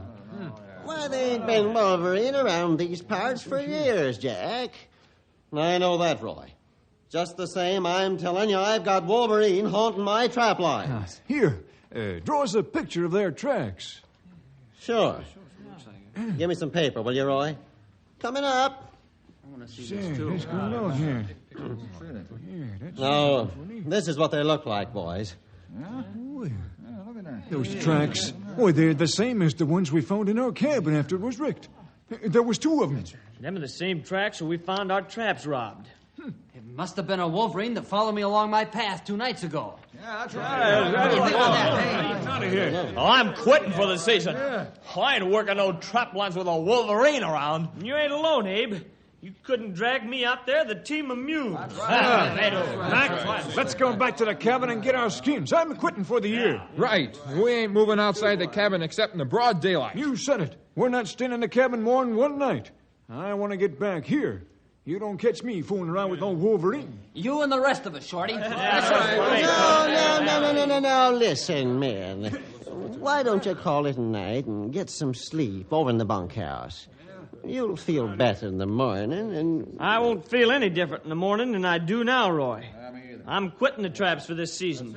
In fact, I'm not even going out to pick up the traps. Oh, no, don't be foolish, Jeff. You're just starting to catch prime pelts. Why, the next couple of months are your big money months. Don't make no difference to me. I ain't tangling with no wolverine.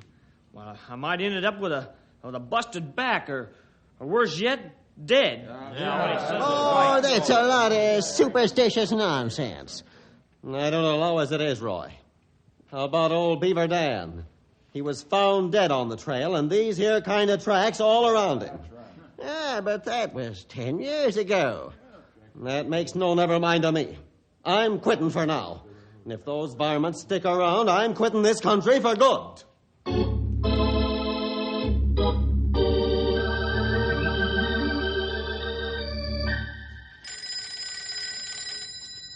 Hey, that's Tower 8 calling. Hello, George. How's everything up at Tower 8? Oh, all right, as far as I know. Hey, you're not George. Who is this? This is Roy Westgate, Bill. Roy, you startled me. How are you? Oh, all right. Then again, I ain't. I figured something must be up. You're 2 days dog sledding from Tower 8. Why'd you come in? Bill, I got trouble. Serious trouble. I'm heading for financial ruin. What? You are? What happened? Oh, the trappers have got Wolverine scare. Uh-oh. Haven't they gotten over the superstitious nonsense about those animals? No, they're all at the landing, and they're going to go back to their cabins and get their skins, and then they're coming in and quit for the season. Maybe for good. Oh, you're joking. Oh, I wish I was. Bill, you got to help me. If they quit now, with only 2/3 of their pelts caught, well, I'll be in the poorhouse, but quick. You know, I make my profits on the heavy catch of prime pelts. Yeah, I know that, Roy. Who's ringleading the panic? Well, no one in particular. Although Big Jack triggered it off by identifying the Wolverine trail marks. That would do it, all right. Big Jack's an Alaska boy, and fear of the Wolverine was running high back in the days when he trapped up there. What do you want me to do? Well, Bill, can you come up to the landing and try to convince these guys they ought to go back to work? Sure, I'll be glad to. Oh, well, thanks, Bill. I don't know what a relief it is to know you're coming up here. I understand. We'll see what we can do along that line. Oh, well, thanks again, Bill. Goodbye. Goodbye, Roy. Well, looks like we get out the dogs and the sleds. Trapper's Landing, long way. Right. Can't use a helicopter because there's no place for it to land up there. So we'll go up to Jake Coogan's place in the snowmobile, and then we'll take a couple of dog teams from there. All this because of some superstitious guys who think that a wolverine's a mastodon. Yeah. Superstition is a mastodon. A gigantic mental beast.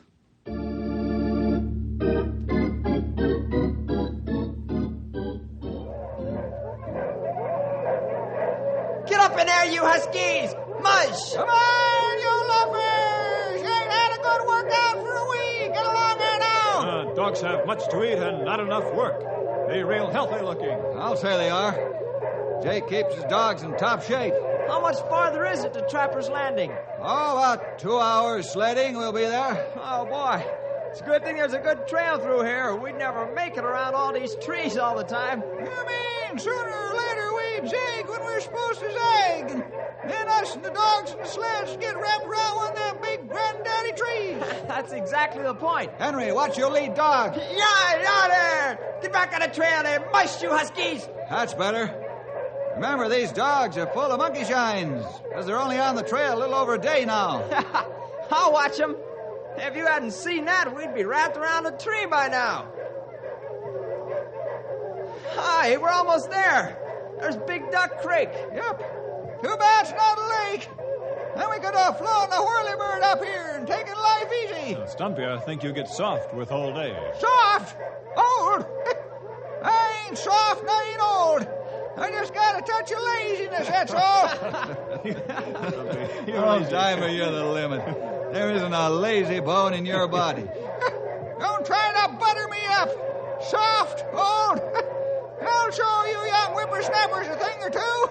See if you can beat me to the landing. Come on, you huskies. Turn out the dog It's going to be a short race. There's the trading post right ahead.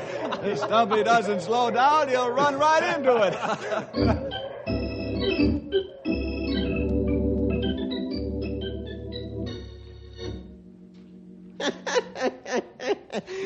You fellas came in here in such a storm that I thought the Marines had landed. You mean an old walrus like me and a team of dogs made that much racket? Sure did, Stumpy. Hey, Stumpy, I thought you said you weren't old. I didn't say I was old. I said I was like an old walrus. Yeah, that's silly up to me. Where are the trappers, Roy? Oh, they're over in the bunkhouse. Yesterday, they spotted some wolverine tracks close in around here. And now they're more convinced than ever they're going to quit for the season. The furs they trapped are piled in the strong room, and, well, I guess they'll do nothing but sleep and talk till spring comes. Well, what do you say we go over to the bunkhouse and listen to their stories about wolverines, huh? All right, Let's go.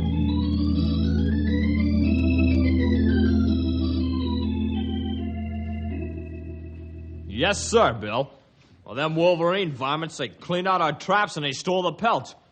Why, they'd drive Jeff and me to ruin if we stayed on out there. That's right. They'll starve a man to death and steal his food, rob his traps, and what's worse than that is they'll haunt your snowshoe trail until they get you. Jeff, all animals will follow a snowshoe trail.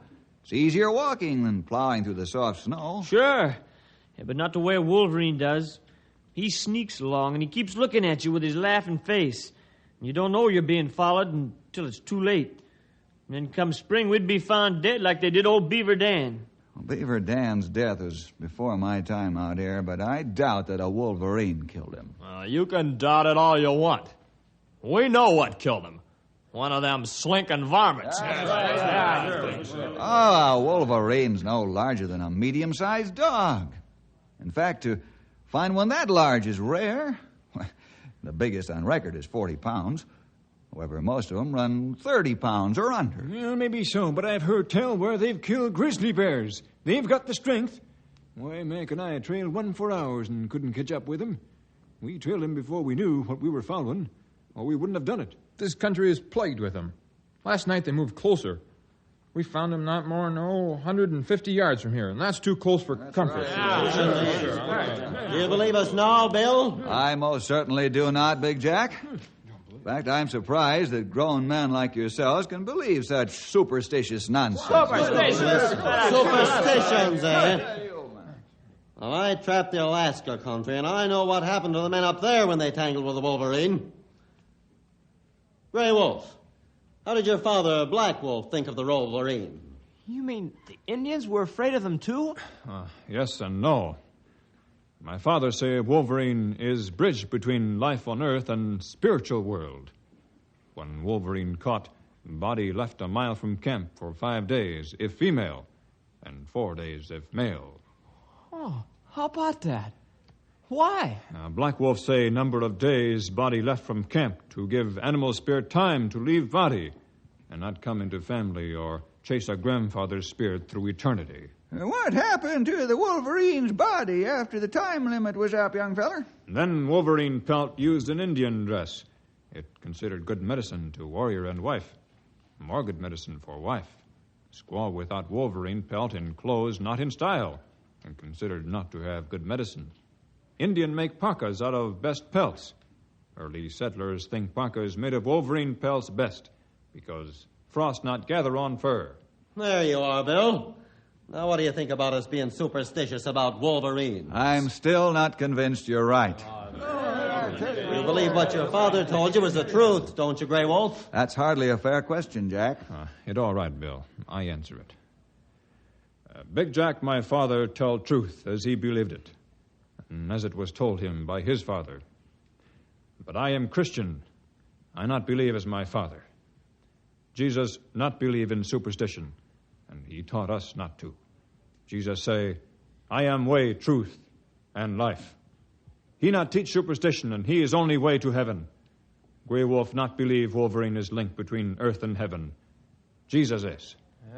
Well, you fellows are so high and mighty, why don't you go out and catch a wolverine? Why do you think we came up here, Jack? I don't know why. To laugh at us? No, to catch a wolverine and prove to you men that you're wrong.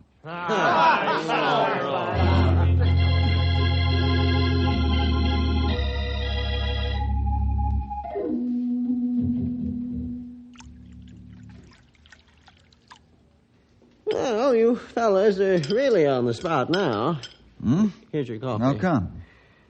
Well, you've got to come up with a wolverine and the proof that the animal ain't what the trappers think he is. The only spot we mind be in is catching one alive. Otherwise, I don't think we got a problem. Right. It's a good thing we're not in Alaska. We'd have to get special permission to catch one of the little fellas. Why? The penalty for killing a wolverine in Alaska is a $500 fine and 6 months in jail. He's really protected up there, ain't he? And how? There's only a short open season on them, and they can only be hunted by duly authorized and licensed people. Well, how are we going to catch one? I don't know yet, Henry. Thanks for the coffee, Roy. We're going to turn in so we can get an early start in the morning. Okay. I hope you fellows have a lot of success. My business and your reputations depend on it.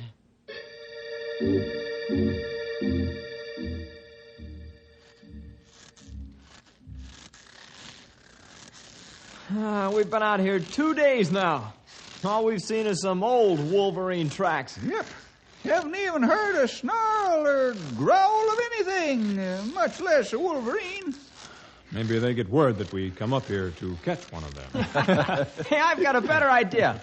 Let's get one from the zoo and save all the wear and tear. Don't tempt me, Henry.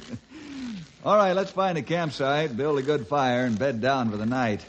It'll be dark in half an hour.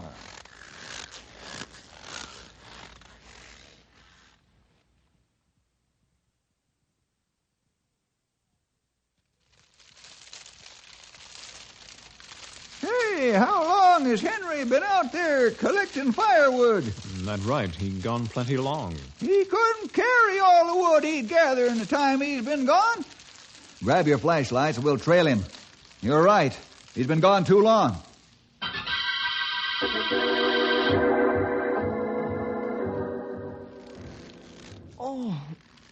Oh, my head. Hold still now while I stop the bleeding.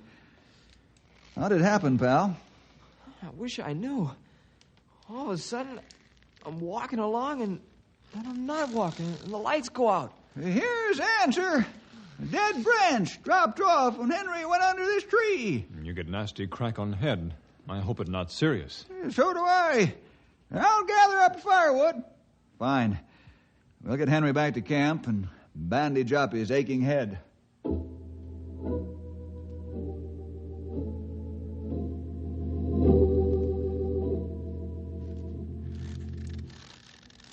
How's your head feel this morning, pal? Okay. The ache is gone. Oh, not good. I worry that you might have concussion. He didn't miss it by much. I'm happy to see you're all right, sonny. Thanks, Dumpy. Bill, how much longer do you think we're going to have to stay out to catch a wolverine? Well, that depends on any wolverine that wants to be caught. Well, I say, it looks like we go back empty-handed. I'm beginning to think so myself, young feller. There just ain't any wolverines out here to be catched. I go walk over here some and see if I find wolverine tracks. Maybe he not follow snowshoe trail. That's a good idea, Grey Wolf. Yell if you find something. Oh, man, this is plain disgusting. Even worse than that. It's just plain irritating. Help! Help! Help! Hey, that sounds like Grey Wolf. Let's get over there.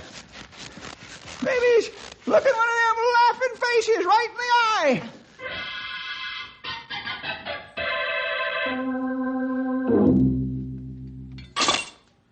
Well, there's one trap that won't catch anything no more. How's your foot, Grey Wolf? It feels better now. But my face red. It's a good thing you didn't step into a bear trap. Fortunately, this trap was small enough so as not to break your ankle. His boot protected him, too. Well, how come you had your snowshoes off? I think it better. Not make so much noise as snowshoe. Maybe catch wolverine that way. Well, we're going to have to go back to Trapper's Landing. We're running out of food, and these accidents aren't helping matters either. Boy, will we get the rip when we get back. Oh, I can hear them now.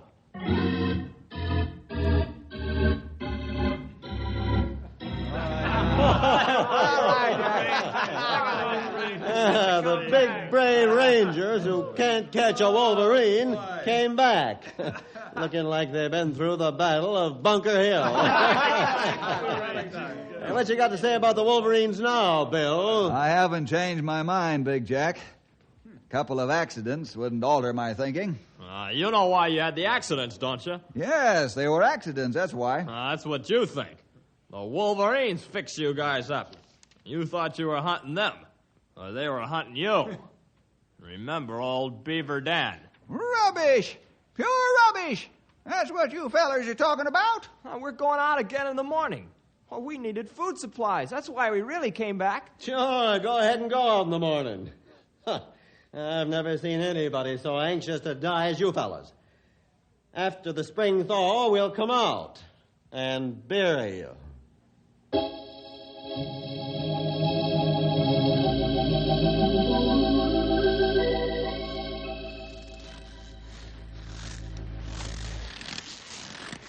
I thought those trappers would never stop needling and ripping us. And what's more, I think some of them were trying to give us some sincere advice. Yeah, I think so. Pull it, Bill. What you see, Sonny? Here on hard snow, fresh wolverine tracks. They go toward ridge over there. Great day in the morning. Now that I look careful, he's right. Grey Wolf, you must have X-ray vision. Boy, at last we've got a hot trail. How long since he passed here? Not more than an hour. Let's go after him.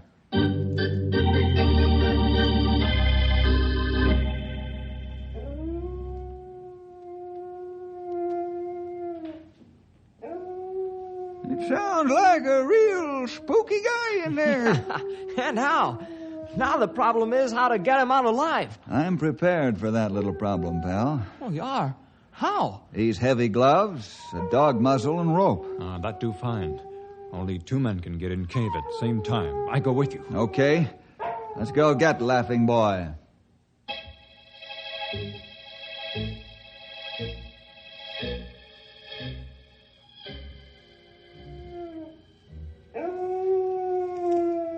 There he is. Big one, too. Must weigh around 35 pounds. That's right. You give me gloves and I catch him. Not on your life. That's my job.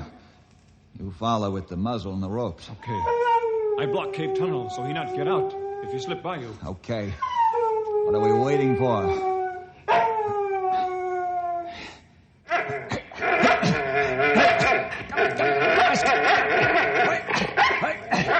I got him. Get the muzzle. Get the ropes on him. I do plenty quick.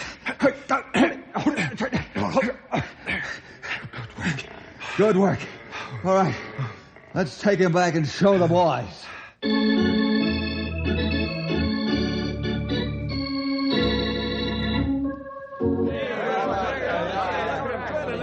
Now, you fellas, listen to me. I caught that rascal with my gloved hands. Grey Wolf muzzled and tied him with his bare hands. Why, he's no stronger than a dog is weight and size. Fellas, the Wolverine is a scavenger. That's why he robs traps and steals food out of your cabins if given the chance. He can't help it that he's got an evil-looking kind of grin on his face. That's the way the Lord made him. What's more, the Wolverine can't kill bears or men, and there's nothing supernatural about him at all. In fact, I think he's a fine little animal, just trying to get along in the world the best he can. Now, Big Jack and the rest of you men, how about going back to work? Imagine us being afraid of him. Why, that little guy wouldn't hurt a flea. That's for sure. In fact, I'd like to make a pet out of him. Come on, boys. Let's get back to our traps. Time's a-wasting and spring ain't far off. Bill, how can I ever thank you and your men for helping me and the men like this? Oh, forget it, Roy. I'm always glad to stamp out superstitious beliefs and replace them with the truth. Well, there's one laughing face that won't harm anyone. Why, he's just a good-natured Joe.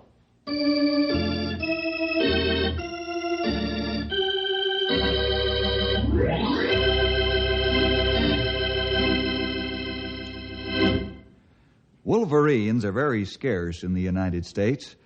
Perhaps someday the government will protect them, like they're protected in Alaska, and we'll see these fine animals around once again. Well, see you next week for more adventure with Ranger Bill!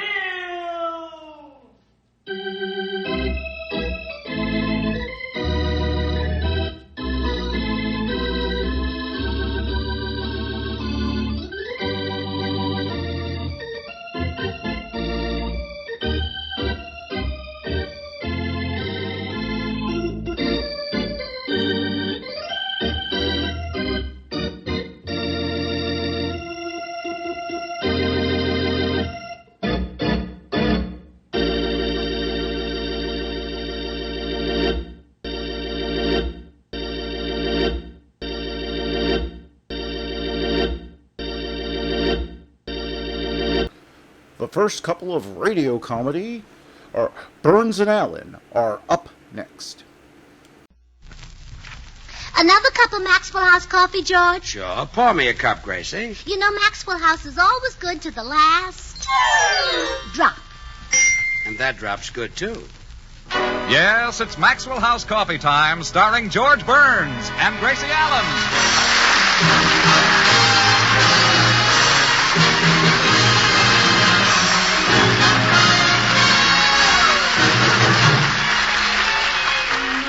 With yours truly, Toby Reed, Bea Benaderet, Dora Singleton, Dawn Bender, Tommy Bernard, Harry Lubin, the Maxwell House Orchestra, and Bill Goodwin. For America's Thursday night comedy enjoyment, it's George and Gracie.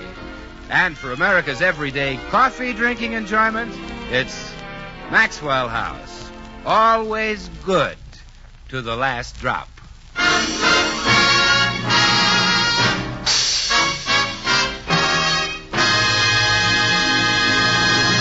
Well, today is quite a special occasion in the Burns home. It's George and Gracie's 15th wedding anniversary.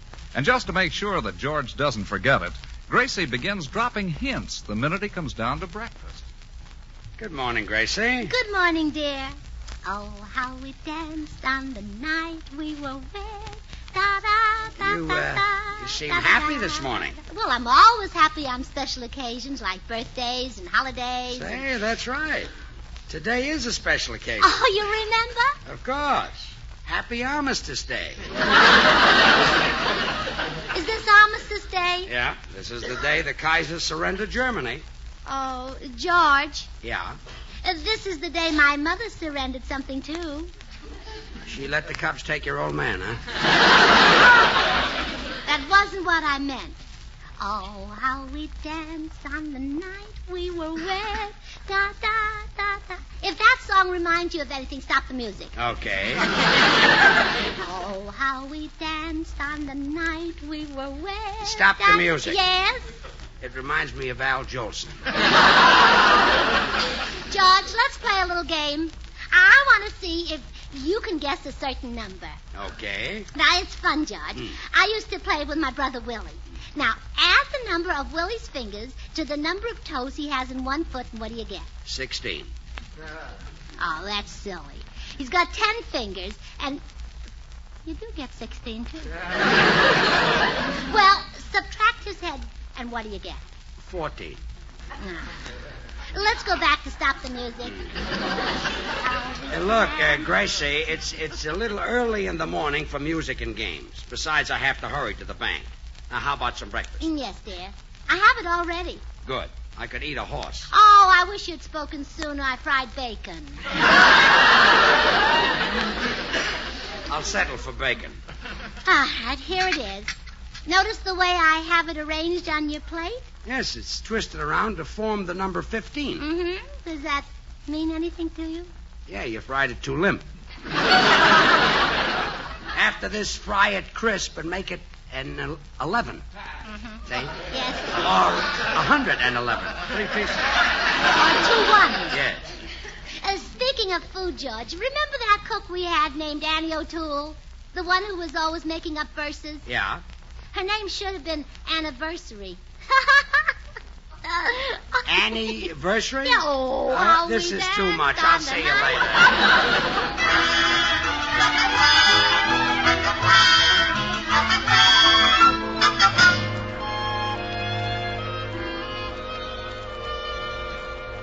George, do you mean to say you knew all along it was your wedding anniversary? Oh, sure, Toby. And you deliberately ignored Gracie's hints? I had to. I want to surprise her. That's why I'm here at the bank. I'm going to draw out $100 and spend it all on Gracie. You better draw out $100 and 10 cents. What's the 10 cents for? Smelling salts to revive her. I say you're studying to be another Bill Goodwin. George, what are you going to buy for Gracie? Oh, something real fancy, Toby, like one of those black lace, whatchamacallits. And then, as an extra treat, I'll take her to Ciro's and... Excuse me, George, you're next at the teller's window. Oh, yes. I'd like to draw $100 out of my savings account, please. Yes, sir. Do you want to see some identification? Oh, that won't be necessary. I know you're George Burns. Oh, well, I'm drawing out $100 to spend on my wife. You are? Yes. I'd better see some identification. I admit that this is pretty unusual, but today is our 15th wedding anniversary, and so I'm going to splurge and get us some fancy, understuff. Oh, lingerie. Yes, some of those real expensive step-ins, teddy bears, or a chemise. Oh, Mr. Burns, women haven't worn those for years. They went out with the Charleston. The Charleston is out? Gee, what'll I do at Ciro's tonight? Well, you'd better take some woman with you when you buy your wife's present. I guess that would be a good idea. You seem to know what's right. I don't suppose... Oh, I'd be glad to help you, Mr. Burns. I'm off for lunch in 10 minutes. Oh, swell. And I wonder if you'd be kind enough to keep the package until this evening. In that way, I can really surprise her. Why, certainly. Where shall we meet? In Vanderlip's department store at the lingerie counter. And please, don't feel embarrassed about this. After all, I probably look like your father. Why, Mr. Burns, don't let me hear you say that. No? No, and don't let my father hear you say it either. See you in 10 minutes.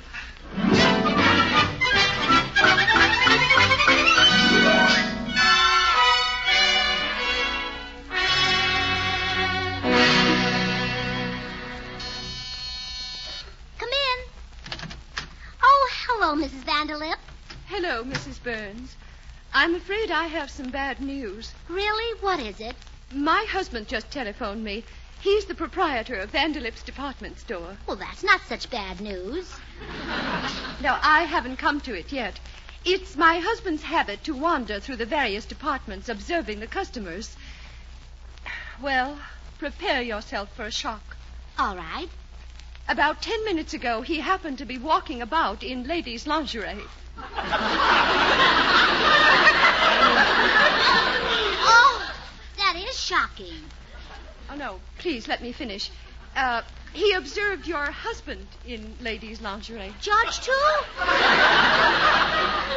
that silly man, he'll freeze. Your husband was not wearing the lingerie. He was holding it up, looking at it. Oh, my goodness. He will freeze. Mrs. Burns, please let me get to the point. Your husband was fully clothed. He purchased the lingerie for a very young, very attractive, very seductive young lady. Oh, I hope he knows my size. Not you, my dear. The young lady who was with him. You mean George was buying lingerie for another woman? Precisely. Oh, that beast. And on our anniversary, too. Oh, this is your anniversary? Which one? Our 15th. Well, no wonder your husband is commencing to stray. He has reached the dangerous age. The dangerous age? What's that? Well, after a man has been married 15 years, he begins to hunger for things not found at home. The grass begins to look greener in other fields. But George never eats grass.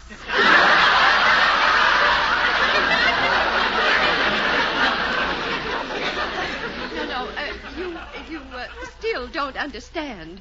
There is another woman in your husband's life. She forms the well-known triangle. And with a shape like that, he likes her?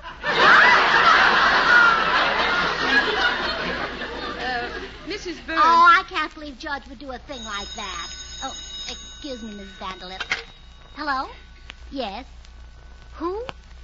Tell Mr. Burns what? Okay, I'll tell him.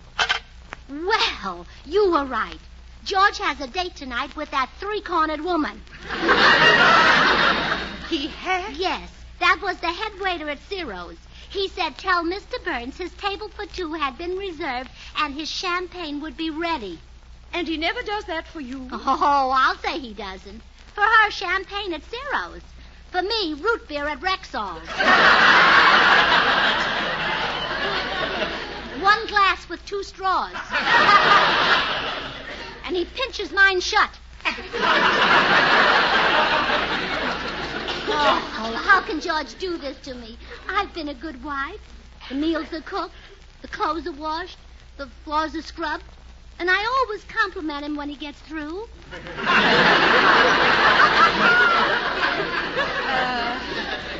Yes. Well, Oh, here's your philandering husband now. Really? Yes. The old rake is on the front porch. Well, I hope he trips over it. I'll slip out the back way. Good luck. Hello, Gracie. What's new? That lingerie you bought at Vanderlip's department store. You know about it? Yes, and that table for two at Ciro's tonight. Oh, darn it. I didn't want you to find out. Oh, George, why are you doing it? Well, it's time to have a little fling. I haven't done anything like this for 15 years. What do you plan to do after you leave Ciro's tonight? Oh, I thought we'd drive through the park and neck. Oh, George, you couldn't. You'd be surprised. Well, what will you do after that? Oh, we'll come back here and snuggle under the van in front of the fire. You can rub my back. Won't it be a little crowded?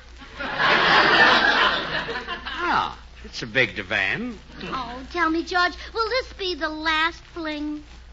No, I thought we'd do it again Christmas. Oh, I can't listen to any more. Goodbye, George.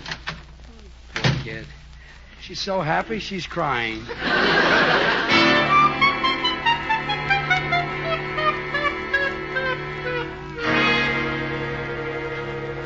He brazenly admitted the whole thing, Mrs. Vanderlip. Oh, you poor dear child. What will you do? Well, I'll make George feel sorry for me so he'll give up the other woman and come back to me. That might work. Oh, sure. I'll take a gun and blow my brains out. Then we'll make up. But, Mrs. Burns, you can't live without... Yes, I guess you can.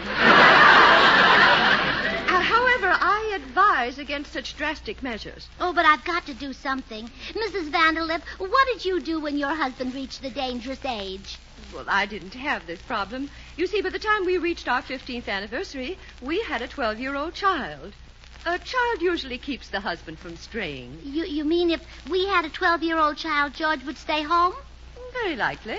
Oh, but then we'll have one. I'll say to George that 12 years ago we had a child, and I forgot to tell him. Then I'll hire a child actor to play the part. Mrs. Burns, your plan is implausible, impractical, completely devoid of credibility, and can lead only to catastrophe. Well, sure, it'll work like a charm. See you later.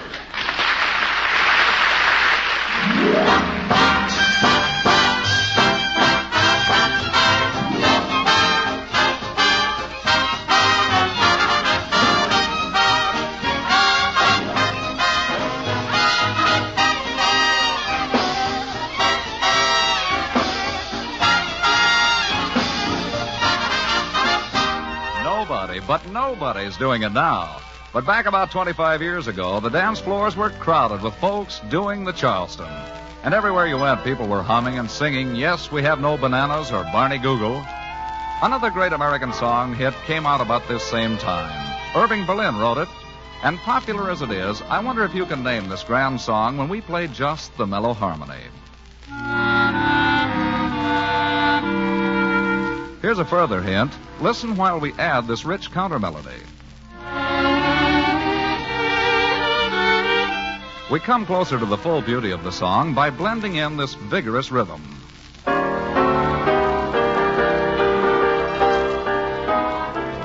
You know it yet?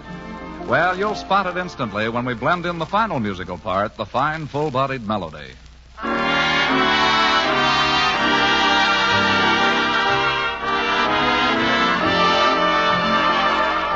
Why, certainly, Irving Berlin's delightful hit, A Pretty Girl is Like a Melody. You can see, friends, how the American songs we all love and enjoy skillfully combine not one, but many fine musical parts. Well, it takes the same skill in blending to bring you the favorite brand of coffee in all America, Maxwell House Coffee. No other coffee brings you that mellow, satisfying, good-to-the-last-drop flavor. No coffee but Maxwell House. To create it, our Maxwell House experts must combine not one, but many superb varieties of Highland-grown Latin American coffees. With traditional skill, they select Manizales for mellowness. For richness, they add Medellins. For vigor, they add other choice coffees. And for fine full body, they add Bucaramangas.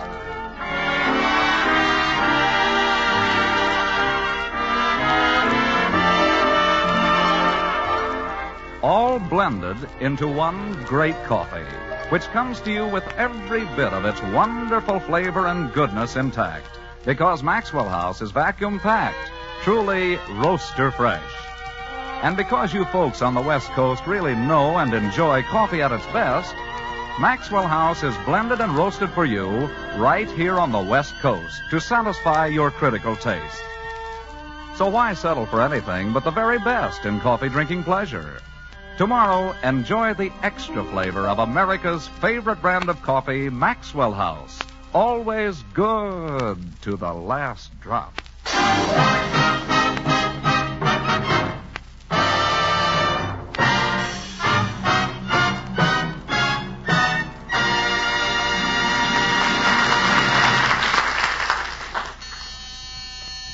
Come in. How do you do? Are you Mrs. George Burns? Mm-hmm. Oh, and you must be the children I ordered from Mrs. Dingle's School of the Drama. That's right. I'm Arthur Bradley. And I'm Marilyn March. Well, I hope you can handle the job I want you for. It'll take some very good acting. We'll do our best, Mrs. Burns. We're both studying hard to be thespians. Oh, well, now that's a smart idea. If you can't be actors, you've got another trade to fall back on.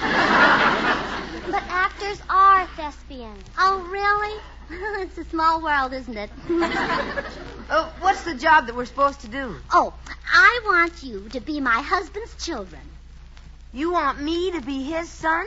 And me his daughter? Yes. The other way around might not be convincing. You see, I hired both of you because I don't know whether my husband would prefer a son or a daughter.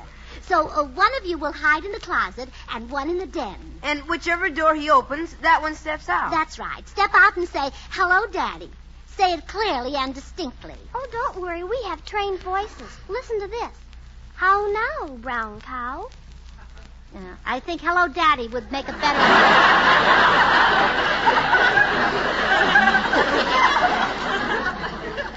Well, this is a very unusual job, Mrs. Burns. Would you mind telling us why you want us to do it? Oh, well, you're too young to understand. I'm trying to hold our home together because my husband has reached the dangerous age. Oh, you mean he's at the stage of masculine development when the urge for emotional stimulus overbalances normal discretion. Oh, I knew you were too young to understand. So, just be his children and don't ask questions. Gee, will he believe that I'm his daughter? I probably don't look a bit like him. Well, I don't look like him either, and he believes that I'm his wife. Marilyn's right, Mrs. Burns. It won't be easy to fool your husband. Maybe we better not try. Oh, you can do it. You see, he's not as smart as I am. In that case, we'll try it. Good. Mrs. Burns, how long do you expect us to carry on this deception? Oh, not long. As soon as George is convinced that he's your father, you can leave. What if he won't let us go? Well, he can't stop you. He's not your father. You mean we just disappear? Well, sure. By the time he gets through looking for you, he'll be past the dangerous age. Very well, Mrs. Burns. Now, let's have a rehearsal. Now, what do you say when you see him, Arthur? Hello, Daddy. And you, Marilyn? Hello, Daddy. Oh, my, what wonderful actors. You've already learned your lines. Oh, it's nothing that Gary Cooper couldn't have done. Well, now you children make yourselves comfortable until we see my husband coming. I'll go make a pot of coffee. That always puts him in a good humor. Oh, Mrs. Burns, just one question. When your husband asks us where we've been for 12 years, what'll we say? I think that would be a good place for How Now, Brown Cow.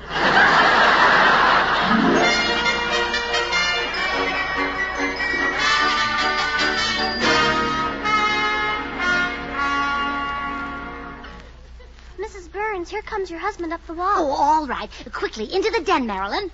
Yeah, and you, Arthur, here in this closet. Okay. Oh, I hope being a father will keep George at home. Hello, darling. Where have you been? The cigar stall. Oh, I'm glad you got some cigars. They'll come in handy. Now, sit down and drink this nice hot cup of Maxwell House coffee while I tell you something. Okay. What is it? You're a father.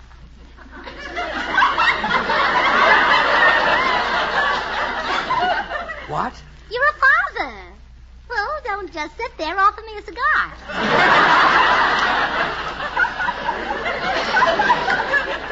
Gracie, are you trying to tell me that we have a baby? Oh, of course not. Oh. We have a 12-year-old child. A 12-year-old child? Yes, yeah. Remember 12 years ago when you went on a vaudeville tour and I couldn't go because I had the flu? Yeah. Well, since I was in bed anyhow, I decided to have a baby.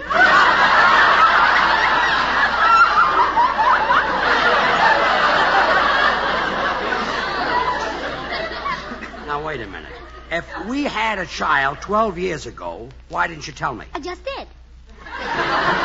Why didn't you tell me sooner? Oh, I forgot about it. You know how little things can slip a woman's mind. You call that a little thing? It was when it was born. Now, Gracie... Yeah, there's someone at the front door. I'll get it. I need a breath of fresh air. Hi, George. Hello, Bill. Well, George, you're white as a sheet. And you're trembling and glassy-eyed. Gee, you look like a zombie. I hardly recognized you. Really? Yeah, it's a great improvement. Bill, I've just been through a terrific emotional experience. What's that? Well, I was sitting down drinking a cup of Maxwell House coffee when suddenly Gracie told me we had a child. Can you imagine the sensation I felt? Oh, well, sure. You know, it's always a sensation to drink Maxwell House coffee. It's so rich, so mellow, so good to the last drop. No wonder you enjoyed it. Bill, what about my child? Oh, well, someday he'll drink Maxwell House, too. Because the fine quality of Maxwell House will never change.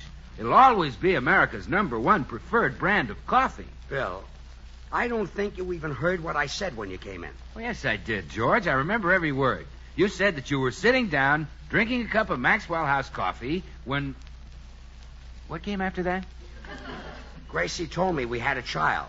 Can you imagine the sensation I felt? Oh, sure. It's always a sensation to drink Maxwell House coffee. We're back to that again. It's a superb blend of choice Latin American coffees, radiant, roasted to flavor perfection. All right, forget the child. It can't be true anyway. Gracie said she had a baby 12 years ago and didn't tell me about it. Well, that's possible. Bill, to do a thing like that, a woman would have to be as crazy as... Yeah, I see what you mean. Sure. I just think, George, you'll be able to see that little child take its first step. Speak its first words. At 12? Like father, like son. By the way, is it a son or a daughter? Gracie didn't say. Well, come on, let's ask her. Oh, Bill, the whole thing is fantastic. Even Gracie couldn't Hi, do it. Gracie. Oh, hello, Bill. George tells me he's the father of a 12-year-old child. Is it a boy or girl? Which would you like, George? I have a choice? Well, which would you have preferred 12 years ago? A boy. In that case, open the closet. Our son is in the closet? What's he doing in there? He's being punished for running away 12 years ago. That's why you've never seen him. He joined the army.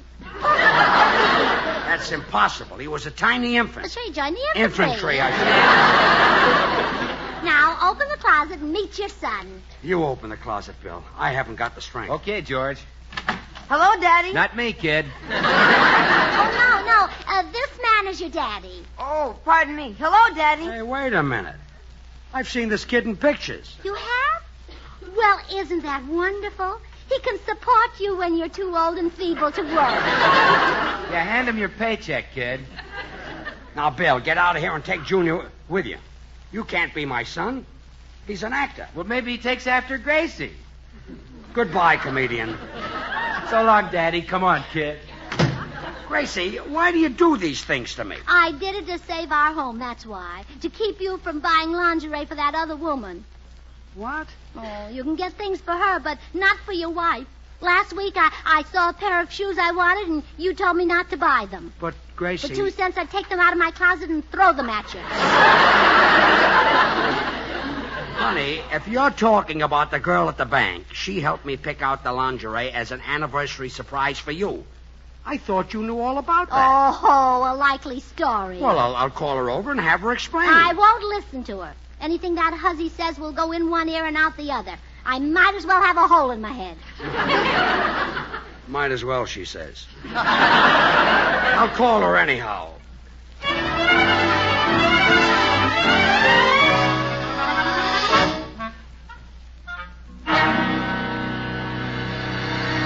Of course it's true, Mrs. Burns. Here's the lingerie wrapped as a gift with your name on it. See, Gracie? I only went with your husband to keep him from making a mistake. He wanted to buy you a chemise. Oh, that would have been a mistake. We have no room for a pet. Well, anyway, Gracie, you owe Miss Emery an apology. Oh, well, I apologize, Miss Emery. I thought you were trying to steal my husband. Oh, I assure you I would never do that. Well, don't smile. Any woman would steal a man as handsome as George. Oh, I'm sure they would. Now, it's nothing to snicker about. Just look at that physique.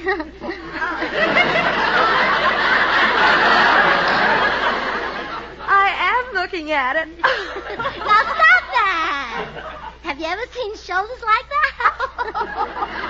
No, I never have. Neither have I. He's terribly strong. Yes, he is. Oh, well, stop Look. laughing. He is. He's loaded with sex Okay, appeal. break it up. All right, that's enough now.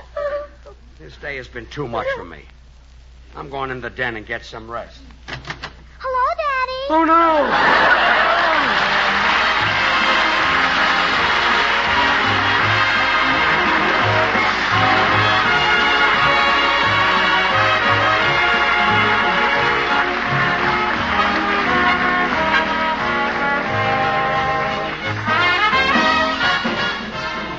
George and Gracie will return in just a moment. Join us again next Thursday when we'll all be back. George Burns, Gracie Allen, Bill Goodwin, Harry Lubin, the Maxwell House Orchestra, and yours truly, Toby Reed.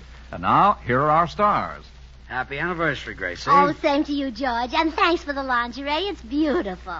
Did you enjoy dancing at Ciro's? Oh, yes. What was that dance you did? Well, I found out that Charleston was old-fashioned, so I did some up-to-date stuff. That was the varsity drag. Did you like it? Oh, yes. But next time, try a little more varsity and a little less drag.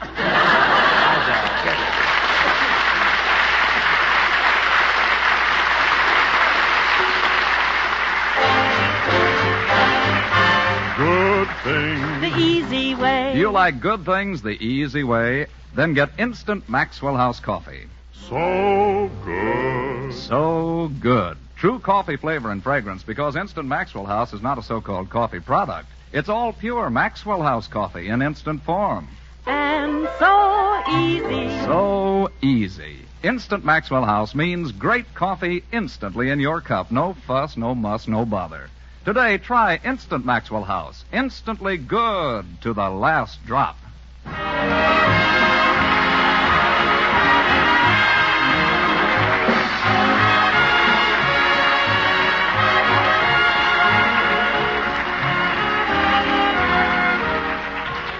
next Thursday, then, good night and good luck from the makers of Maxwell House. The George Burns and Gracie Allen Show is written by Paul Henning and Keith Fowler. Is written by Paul Henning and Keith Fowler. Is written by Paul Henning and Keith Fowler. Is written by Paul Henning and Keith Fowler. Next, hunt the biggest of all game with the Green Hornet. Green Hornet.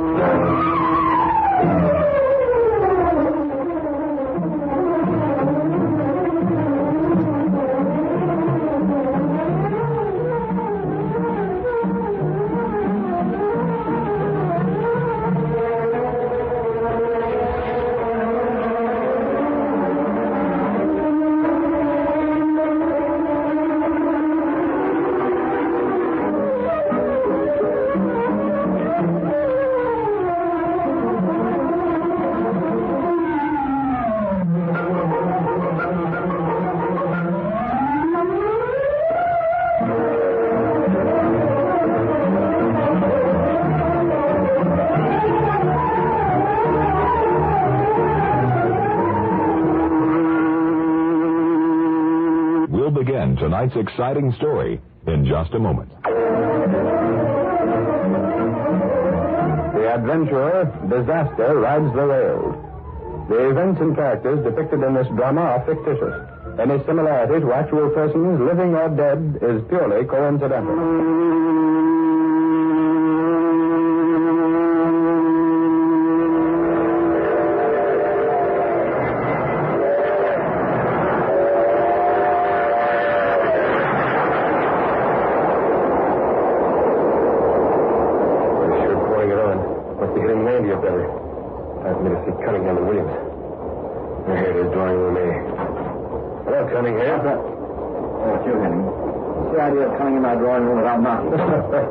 I should like Cunningham. After all, I'm the railroad detective on this run. I don't like it, that's why. Suppose someone stuck his nose in here when we were in the middle of a poker game. Me and Williams might be upset. We might not be able to fix the cards properly. The railroad would sure have my hide if they knew I was working with you railroad gamblers. Does anyone suspect it? Relax, Cunningham, relax. Nobody's wise to a thing. How's your talking? Talking gets people in trouble, Henning. I don't like it. Okay. Who's your partner? Williams? Yeah. Same as usual. Out in a club car with the other passengers. Can't have any of those suckers think Williams and I know each other. That's right. They figured you two for a pair of card sharps. You'd never get anybody to play cards with you. You gone through the train? That's what I came in to tell you. There were a couple of guys in the club car looked like good prospects. Pretty young and well-dressed. If you were in the club car, how is it you didn't see Williams? Maybe he had a newspaper up in front of his face. Don't be so suspicious, Cunningham. Why not? That's the only way I can be sure nothing goes wrong. This is a good racket, and I expect to keep it. That's okay by me, too. I get my cut, so it's to my interest to see nothing goes wrong. I'll go back in the club car and sit next to those two men. You know what to do. Maybe I ought to point them out. If you spotted them, it'll be easy for me. Just be sure we're supplied with the regular cards. Don't worry, they'll be marked all right. In the luxurious club car of the Limited, Cunningham sat down beside the two men described by the railroad detective. Unknown to Cunningham, one of these two men was Britt Reed, a wealthy young publisher of the Daily Sentinel. Glad I ran into you, Reed. As long as we're on the same train, we can kill time together. Yeah, Stafford, for a while anyway. Quite a while. 3 hours till we get to the city. There's a little work I have to turn out before then. Work? Reed, I can remember when just hearing that word made you shudder. Well, I still don't take it too seriously. Still, someone has to look after the family interest since Dad went out west. Suit yourself. Oh, I wish there was some excitement on this train. How do you happen to be taking it anyhow? I thought you never left the bright light. I was upstate at the racetrack. Did pretty well, too. A man with your money can afford to lose plenty. I guess that's why I usually win. Whatever it is, horses, bridge, poker. Excuse me. Huh? I couldn't help overhearing your conversation. If you're thinking of playing cards, don't do it on a train. Why not? Because you never know with whom you're playing. Take me, for instance. I make it a rule never to play cards with strangers. You're absolutely right about that. Oh, I don't know, Reed. I imagine I could be able to tell an honest man from a crook anytime. Perhaps you could. Well, by the way, let me introduce myself. My name's Cunningham. Glad to know you. I'm Stafford. And this is Britt Reed. Ooh, a pleasure. Say, caution or no caution, I wouldn't mind a friendly game of cards right now. Your friend is out of convince, Mr. Reed. Excuse me for butting in. You gentlemen would like a fourth for bridge. How about me? Say, then we're all set. For just a moment. You or Reed know this man? Oh, it's different. I never saw him before, Cunningham. Oh, well, here's my card. I'm a stockbroker. My name is Williams. Glad to know you, Williams. How about that game, you two? Sorry, I have some favors to go over. Count me out. It's just as well. I'm not so keen on bridge. No offense, Williams, of course, but, say, how about some poker then? 3 of us. Why, yes. I haven't much cash with me. Suppose I lose. Would you take my check? Absolutely not. No check. Oh, take it easy, Cunningham. We play for small stakes. If necessary, I don't mind cashing Williams' check. Very well. We can play in my drawing room. Right. See you later, Reed. This way. You look all right, and Stafford has plenty of money still. Oh, pardon me. May I speak to you for a moment? Me? You're the railroad detective on this train, aren't you? Yes, you do. I guess. You look like a detective. I know lots of passengers play cards even though it's against the rules. Hey, you're not worried about your friend. Why, one of those men is Mr. Cunningham. He's traveled this line for years. I was just curious. I look in once in a while just to be on the safe side. Well, this seems possible, but I wonder. Well, I'll talk to Stafford later. It may prove interesting.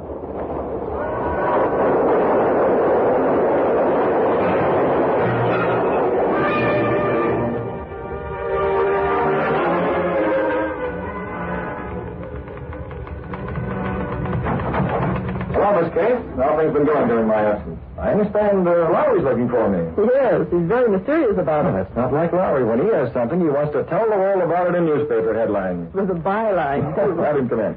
Anything else? That friend of yours, Mr. Stafford, is waiting. I told him to go into your private office. Stafford, huh? I missed him at the station. I wonder if my hunch was right. What hunch, Mr. Reed? Oh, never mind, Miss Kate. Send for Lowry. Ah, Britt. I've been waiting for you. Oh, you look a bit disturbed, Stafford. Don't tell me you lost money playing poker with strangers. I lost plenty, Britt. I should have taken your advice and stayed away from those men. I thought as much. I'd swear that game is fixed, but there's no way of proving it. If only you'd been there watching. It takes an expert to detect crooked card tricks, Stafford. But I sent the railroad detective back there. He should have been able to tell. Some fellow did come in. Sure, thick set. That's the one. Did he watch the game? Yes, he seemed to know Cunningham quite well. His name was Henning. So he was a detective, eh? Yes. He didn't notice anything out of the ordinary? Not a thing. I guess if he couldn't find anything out of line, I was suspicious over nothing. Or else that detective is in with the crooked game. It's been known to happen. Hey, boss, am I glad you're back? I've got some inside dope that may build into a good yarn. Easy, Lowry. I have a visitor. Oh. Well, but Casey said they'd come right in. Now, this is Mr. Stafford, a friend of mine, Lowry. Hello. Hiya. Well, don't hold it back, Lowry. What's this inside dope? Boss, I've picked up a lot of rumors around town about a big-time gambling ring operating on the railroads. On the railroads? Sure. Those trains are full of suckers waiting to be picked. Those that's with more money than trains. Oh, Lowry, hold on. What's so funny about that? Well, it so happens, Lowry, that I'm one of those poor suckers. Huh? That's right. Stafford got into a poker game on the train and lost plenty. Well, that's great. What? That is, I don't mean about you getting hooked, Mr. Stafford, but if you've got proof about train gambling... Well, that's just the trouble. We have no proof, only suspicion. Oh. It takes more than that to get jail terms or a newspaper story. There must be plenty like Stafford here who ran up against this racket. Some of them must have proof. Yeah, I doubt it, Lowry. Besides, most of them are too ashamed to admit they've been victimized. That's true, Reed. Only reason I'm telling you is because you're my friend. I can't ever get around. I'd be laughed to death. Looks like a story that didn't turn out. Perhaps we can find a story yet. One of those 2 men Stafford played with handed me a card to introduce himself. Those crooks carry fake cards by the dozen. Well, we still don't know them for crooks, definitely, so this name and address may be on the level. Check out anyway. Okay. If we find anything, we'll use it. And so will the police.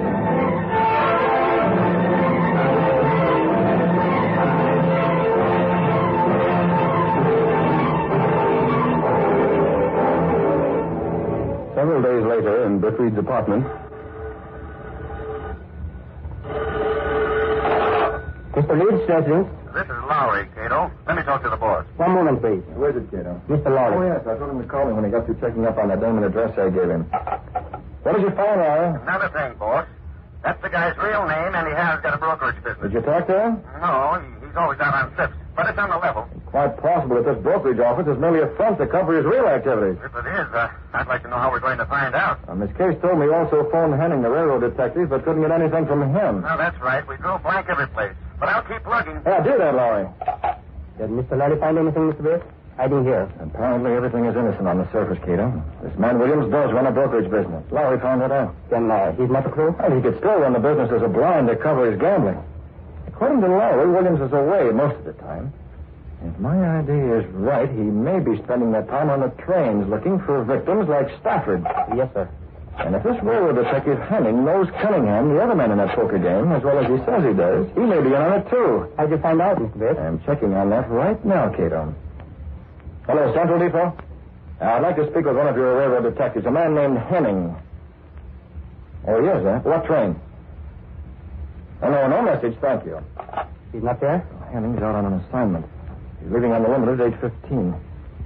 Cato, if those two fellows are card sharps and Henning is in with them, they're bound to pull their dirty work on the same train. Yes, sir, that's true. I'm going aboard that train to find out what I can. As a Green Hornet, Mr. Bitt? Not as the Green Hornet, Cato. That would be too risky. But I'll stay out of circulation as much as possible. Those two men, as well as Henning, have seen me before. Yes, sir. But I want the Green Hornet mask and gun handy in case they should be needed. Let me think. How can I do that without carrying them in my bag where someone might find them? Now, Cato, you'll have to take out the Black Beauty. The Hornet's car? Only fast enough to keep up with the limited. Be sure the mask and the gun are in the car. Now, while you're driving, watch the observation platform. If I give the signal, you know I'll meet you at the next stop. Be sure to watch.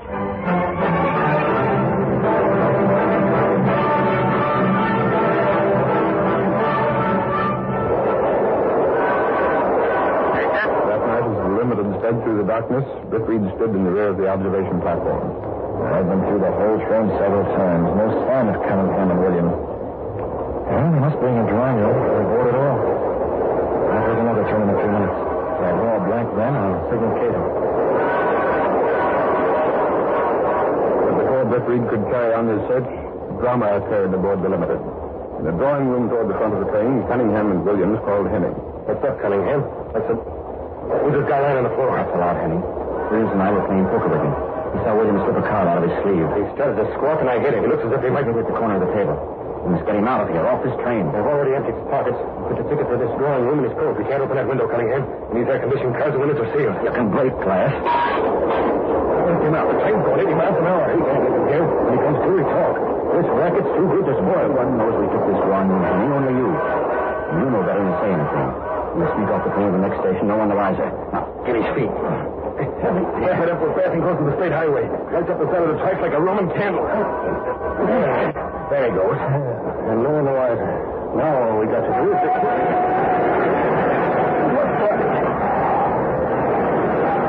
Brakes. Somebody pull the air brakes. How did the man be tossed out?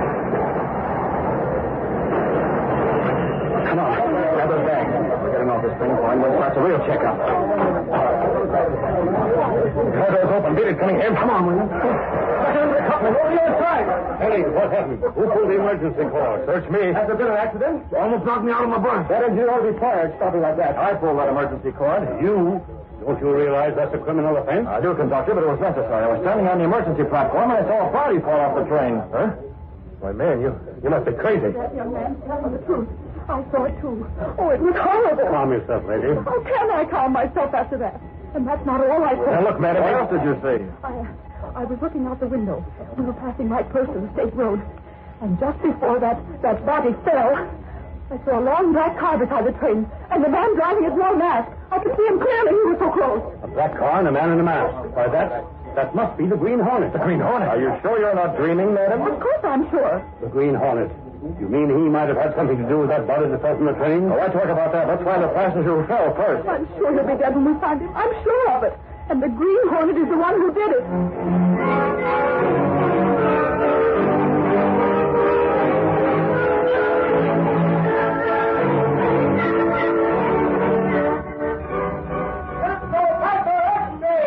Passenger falls from Limited. Green Hornet involved in mysterious death. F3 Gunsmoke. Hornet X-ray. Dragnet up the Green Hornet.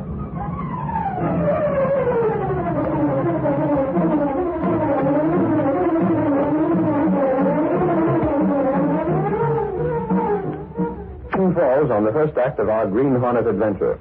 Before the next exciting scenes, please permit us to pause for just a few moments.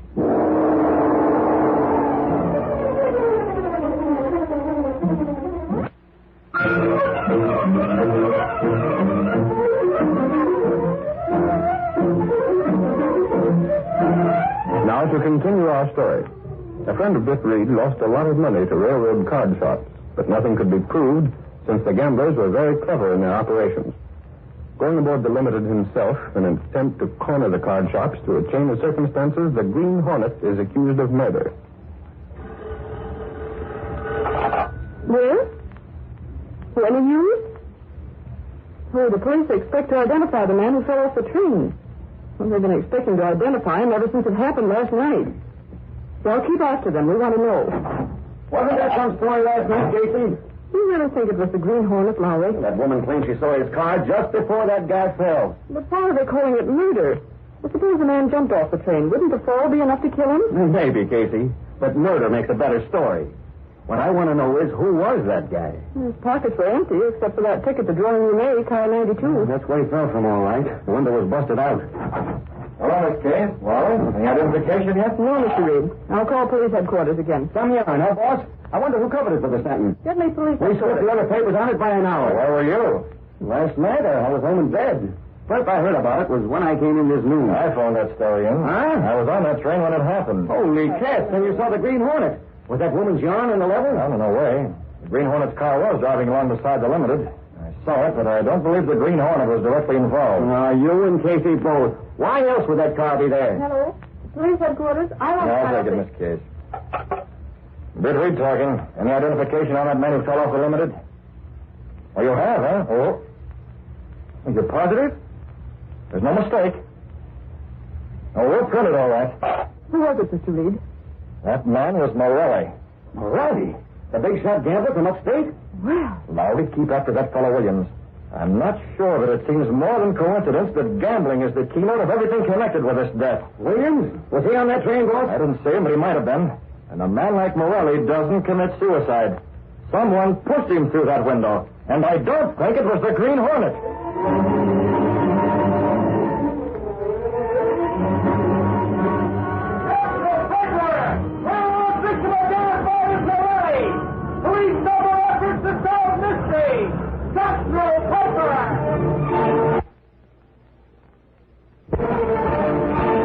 That evening, Bit Reed arrived at his apartment carrying a small parcel under his arm. There he spoke to Cato, his valet, and the only living man to know him as the Green Hornet. That man has been identified as Morelli, the gambler, Cato. Very bad last night, Mr. Bit. Well, it's a good thing that woman saw you driving the Black Beauty beside the railroad tracks. The men who threw Morelli off the Limited will be expecting a call from the Green Hornet. And they won't be disappointed. Open that parcel. Yes, sir. Luckily, I was able to flash you a danger signal from the train last night so that you turned the Black Beauty around and got away. Yes, sir. Very fortunate. Mr. Britt, you that toy? Careful how you handle that, Cato. I don't want our fingerprints to get on it. I'd understand. I bought this little toy railroad car on the way home. Notice how well it's built. Glass windows, everything. Hand me that metal ashtray. Small one on the table. Yes. I had a special reason for getting this toy car, Cato. No one saw me get it. I sent a small boy into the toy shop while I stayed outside. What are you doing, Mr. Britt? Breaking one of the windows in this little toy. Are the mask and the gun still in the Black Beauty, Cato? Yes, Mr. Britt. The police are on the lookout for the Green Hornet, so we'll have to be especially careful tonight. Bring the toy railroad car along. No fingerprints. Picking up the toy, Cato followed Bit Reed through the secret panel behind the clothes press in the apartment. Then along a narrow passageway built within the walls of the building, down a flight of stairs that led directly to the supposedly abandoned warehouse that housed the car of the Green Hornet. I'll drive. Put the toy car where it'll be handy when I want it. Yes, Mr. Britt. Careful. Wipe it off with your handkerchief. Yes, sir. There are 3 men involved in Morelli's death. All 3 of them are going to meet the Green Hornet.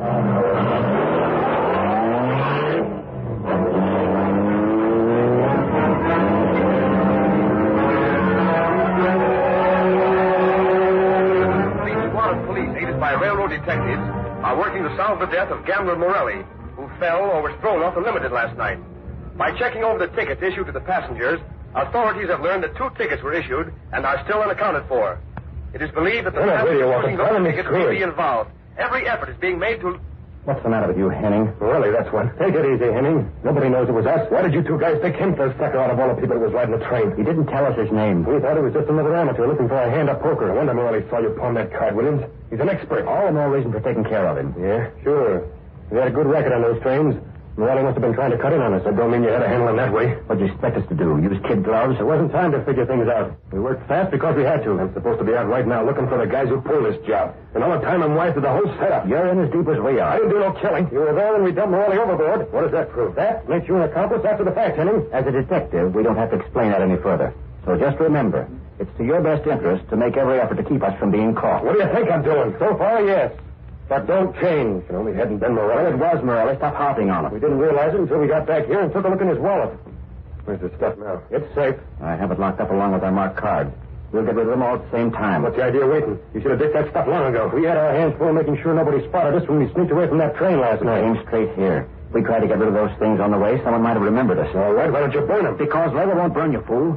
Morelli's initials are on that wallet. Hold on. What? What's the matter? Thought I heard a sound from the next room. I don't hear anything. It's your imagination, Henning. No, I tell you. It was like somebody went in a clock or something. Pipe dreams. Yeah? What was that? He's right, Cunningham. That was a window. We'll soon find out. See, Henning? The room's empty. There's no one here. Yeah, I guess you... What's that on the floor? It's moving. Put on the light. What the... It's a little toy. A mechanical toy. How'd it get here? It's a toy railroad car. Look, one of the windows knocked out. Somebody was on about last night. Here's a piece of paper rolled into one end of the car. Oh, look at it. If this is a cute little joke one of you is putting this toy car here and... Look, this paper's stamped with a seal. The seal of the Green Hornet. The Green Hornet? I knew there was someone here. I heard him. But how do you know it was us? That car of his. It was alongside the train last night. That's the answer. He must have seen what happened. And he saw because the cops are looking for him instead of us. Hold it. What I want to know is what's he going to do? Shut up, Henning. You have an idea, Cunningham? The Hornet can't tell the police about us. They never believe him. Besides, if he's after money, he can't get any unless he finds Morelli's wallet and uses that against us. Well, the wallet's here. It won't be long. Here's all the evidence. Henning, you're going to take it out and get rid of it. Dump it in the river, any place. If that Green Hornet comes back, I don't want it around.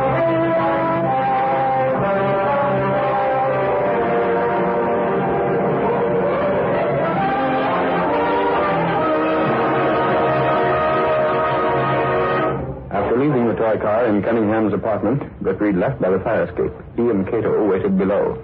I overheard their conversation before I left, Cato. Morelli's wallet was still there, hidden away. Yes, sir. I won't dare keep it around after they got my warning. And whoever comes out to get rid of that evidence... Get back in the shadows. Someone's coming. Just like Cunningham making me do one of dirty work. Gotta get rid of these things. Don't move, Henning. The Green Hornet. I want what you're carrying. You won't get it. Let me buy it. I can't. Up in the light. You don't dare follow me. Yes, you... Yes, dear. I can't breathe. Grab him. Pull him inside that alley. I understand. I'll call the police now. Get them over here when Henning comes through. You watch him. I'll be back in a minute. Leaving Cato to guard the unconscious railroad detective, Britt Reed put the Green Hornet mask and weapon in his pocket and headed for the nearest phone. He called police headquarters, and when they answered... I want to speak to the officer in charge of the Morelli investigation. Yes, here. He's out with a reporter named Lowry. They got a lead on some guy named Williams. Call him up. Tell him to forget about Williams' place. There's no one there. Who's this caller? Never mind. Take this tip and use it. Tell him to get over to 1724 East 51st. A man named Cunningham. Don't forget, if he wants to solve the Morelli job, 1724 East 51st.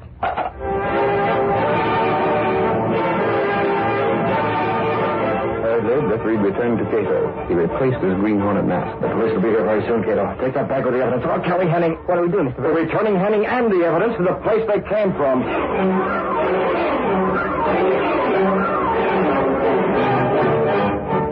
Cunningham, are you sure we can trust Henning? He knows better than to cross us. And why isn't he back here? He's had plenty of time to ditch that stuff. That must be Henning now. Henning! Why, he's been gassed.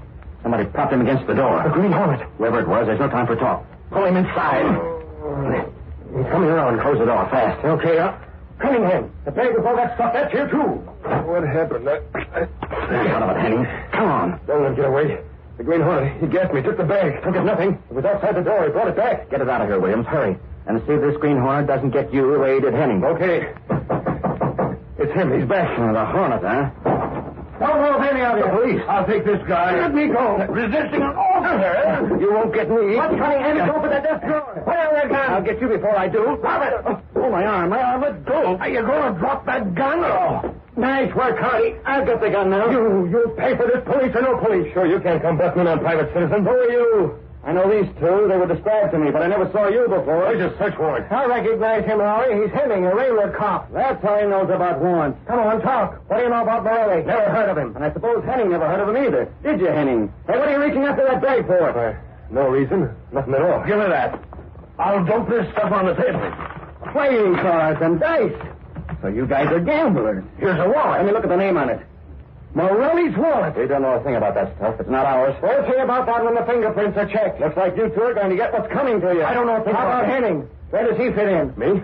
Why, it's this way. I was on a trail of these crooks, too. I came up here to nab, and they almost got me before you came. You'll need a better story than that, Henning. A minute, and I can't have that. He was in with us. You yellow squealer. Don't believe him. He's as guilty as we are. Listen, buddy. I'll talk. I've done state's evidence. It wasn't me. I knew about it, but they're the ones. They killed Morelli. It was that Green Hornet. If it hadn't been for him, we'd never have been caught. If I ever get my hands on him, I'll... Listen, Cunningham. Trying to grab that guy is like trying to grab a handful of air. Nobody ever got the Green Hornet yet, and take it from me. Nobody. These popular radio dramas, created by George W. Trendle, are a copyrighted feature of the Green Hornet, Incorporated. All characters, names, places, and incidents used are fictitious. By special recording, by special recording, by special recording, by special recording, by special recording, by special recording. Hi-ho, Silver! Away to those thrilling days of yesteryear with The Lone Ranger.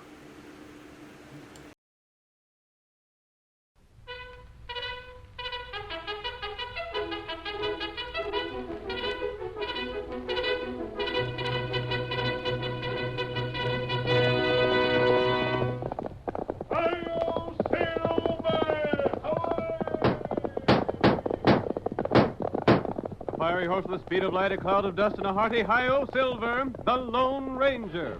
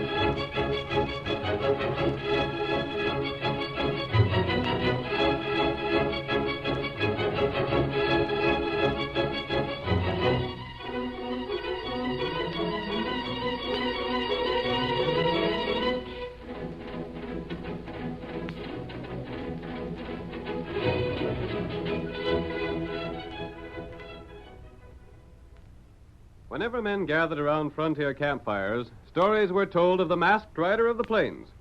Astride his great horse Silver, he fought crime through the length and breadth of 7 states.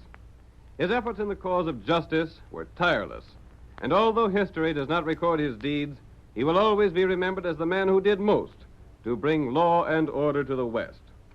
Now return with us once more to those thrilling days when the West was young and adventure was found at the end of every trail. The Lone Ranger rides again. Come on, Silver! Someone's waiting for us near Big Bend! Hi-yo,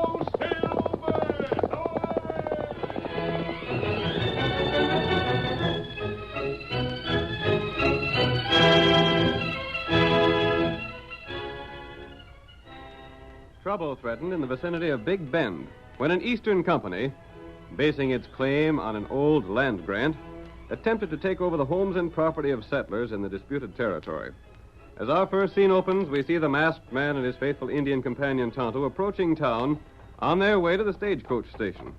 We should be in town by the time the stage gets in from Kenwood, Tonto. I'm hoping the government representative will be on it.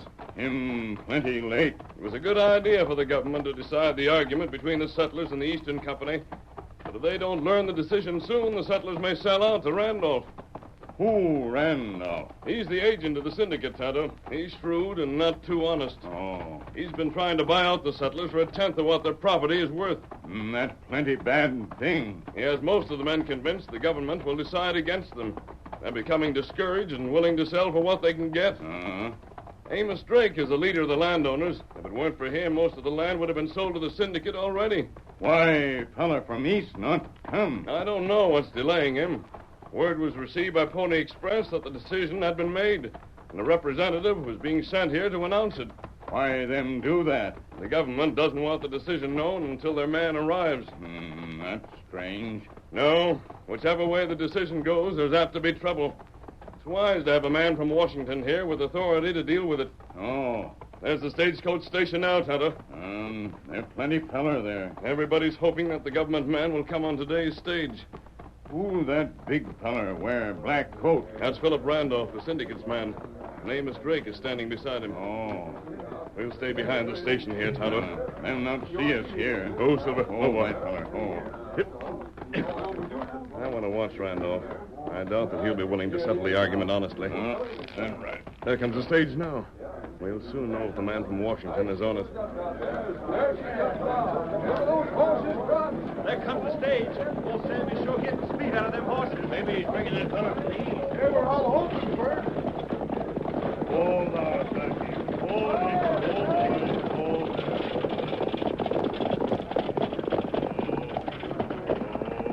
Ain't you got no passengers today, Sam? Nary one, Amos. Looks like you'll have to wait a while longer, Amos. Go ahead and laugh, Dad. Rat you, Randolph. This just gives you that much more time to try to get folks to sell out for nothing. I won't argue with you. There's John Perry, manager of the stage line. Maybe he's got some word what's causing the delay. Howdy, Amos. Howdy, John. I was just wondering if... See, what's making you look so downright sour? Well, Amos, I just learned something today that sort of upset me. It ain't about that fella from Washington, is it? Nope, it's Sam. Huh? What's the matter with Sam? Him and me have been friends since he first took to driving the stage for you. I reckon you'll find out soon enough. Sam, climb down over that stage. I want to talk to you. Sure thing, Mr. Perry. What's on your mind? I'm going to ask you kind of funny questions, Sam. Yeah? Just tell me where the baggage scales are sitting. But what's Go on, tell me. Shucks, they're right over there by the door like they always is. Well, they ain't. They was moved around back today. Leaping lizard, Sam. Are you plumb blind? Why... That's just it, Amos. Sam is blind. Can't be. Mr. Perry's right, Amos. I reckon there ain't no use me pretending anymore. Well, I'll be doggone. I've been wondering why Sam's wife took to walking down here to meet him lately. But I never know till Joe Lieber told me today. It was because Sam can't see no more. It was Joe that told you, Mr. Perry? Uh-huh. That doggone... Sam, how in Tunky could you fool us like this? Well, I've been losing my sight for near a year, Amos. But it ain't been but for the last week or so that I couldn't see at all. But how could you drive the horses? Shucks. Blackie and Nick and the rest of them don't need nobody to drive them. They savvy just as much about their job as I do. But, Besides, I drove them same horses for years. Why, we savvy each other just like they was humans almost. Ain't that right, Blackie, old fellow, huh? You see? I'm sorry, Sam. You've been a good man. But I'll have to let you go. I knew it'd have to come, Mr. Perry. It'll take me a day or two to figure what you got coming. Then you can drop back here and I'll pay you off. But, Mr. Perry, ain't there something I can do around the station or the horses? Why, driving the stage has been my whole life. I wouldn't want to live away from the business. I'm sorry. Who's taking my place? I reckon I'll give Joe Lieber a chance at it. That crook? No, that ain't no way to talk. But Besides, it was Mr. Randolph that gave him a recommend. Randolph? He's the worst crook in these parts. You shouldn't feel that way, Amos, just because he's working for the syndicate. Sam, you can help unhitch the horses right now. But tomorrow, Joe'll be driving the stage. All right, Mr. Perry. Hold on, Sam. Yeah? I've been wondering what could have happened to that government fella. You don't figure he could have got sick or something and is laying up in Kenwood, do you? Ain't heard nothing like that. Well, I'll be walking back uptown then, I guess. So long. Bye, Amos. All right, fellas. Let me through. I got to see to the horses. Get back out of the way, fellas. Let Sam get Tonto, I wonder if Amos could be right. Steady, Silver. What that? It's possible that the man from Washington is ill. That would explain his delay. Oh. It's worth investigating. Come on, Tonto. What we do? We're riding to Kenwood to see what we can learn. Come on, Silver. Get him up, white fella.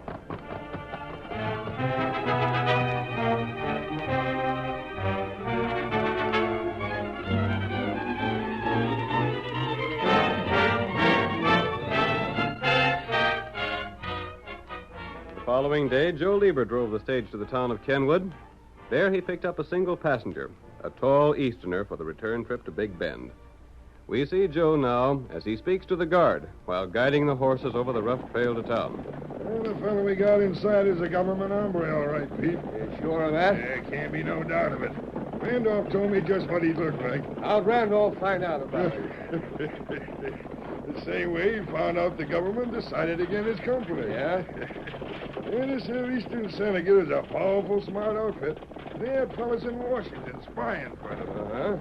But what do you figure? Just a second. This is where we're leaving the trail now. Easy there, you critters. I blast you. Quit trying to stay on the road. Hey, Shabby's darn well. This ain't the way to go. Yeah, I'll teach you. Take back. Get along with you. Get up there. Oh, sure. Boss. This old trail ain't been used for a long spell. Sure we can get through? Yeah, we'll make it all right. Wonder if that government fella's got any notion we ain't taking him to town. Why should he? He ain't never been this way afore. This is mighty risky business. Mr. Randolph's paying us good, ain't he? Yeah, but just all the we same. gotta do is keep him away from town long enough so Mr. Randolph can buy up that land before the settlers can find out they won. You figure they'll sell? Sure they will. Most of them don't reckon they stand a chance against the syndicate. So they'll sell now. And they won't be able to get nothing at all later on. The boss is sure plenty smart. He is that. How much farther we gotta go? Oh, not far. Just this side of that old bridge up ahead. We're gonna stay at the old cabin? Yeah, there ain't no better place to hide out. Nobody ever comes this way no more. Yeah. Hey, Mr. Randolph will let us know when we can let the government fella go. Then he'll pay us off and we'll clear out of this part of the country. Ain't Randolph taking big chances? Oh, shucks. There ain't no one can prove he had anything to do with it. What are we going to do with the stage? Yeah, you just leave that to me. Well, there's just one thing I won't stand for. There ain't going to be no killing. You're blamed right, there ain't. I don't hanker to get my neck in a noose any more than you do. All right, get along there, blast you. It was Randolph found out about Sam going blind, wasn't it? Yeah, he told me and I told Mr. Perry. So I got the job driving. Hadn't you better rein up? Yeah. Just as soon as I do, you hop down and cover that fellow with a gun. I'll take care of him. This'll do all right. Whoa, Johnny. Whoa. Whoa, blast you. Whoa there, boy. Whoa. I'll get him all right. I'll be right with you. Right. What's the idea of stopping here? Climb out of there, mister. Come on. We got you covered. What the? Get out before we drill you. Is this a holdup? Never mind what it is. Ice your hand. You men can be jailed for this. Uh-huh.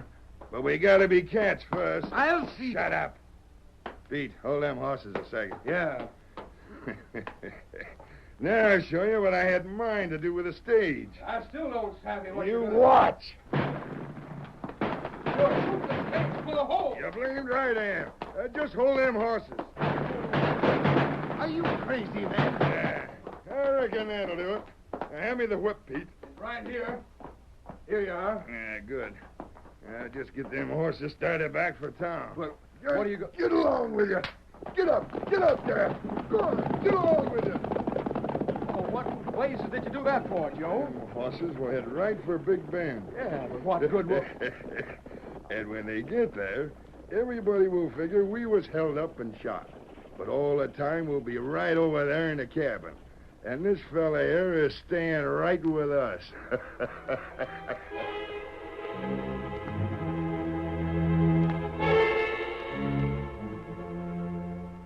In town, the usual crowd of people waiting for the stage was increased when word was spread that the stage was unaccountably late. We see the district manager, John Perry, as he attempts to answer their worried questions. The stage is almost a half an hour late already, John. Figure there could have been an accident. Weren't never late when Sam was driving. Can't you tell us what's happened? Quiet, folks, quiet. How do you figure I know any more about it than the rest of you? But what if the government feller was on the stage today? No one's got any call to be worried. But look here. Joe's a new man on the stage. You can't expect him to do so well right off. Amos, you might as well forget about that fellow from Washington. It won't matter if he does come. Blast you, Randolph. I've called a meeting for tonight. Everybody who wants to sail while they have the chance will be there. Ain't got no right to do that. There's nothing to stop me. There's the stage. I don't see no driver. What's happened to Joe? By golly, them horses are coming in with them sails. There's been trouble. Grab them horses. Stop. I'll get them. Oh, there.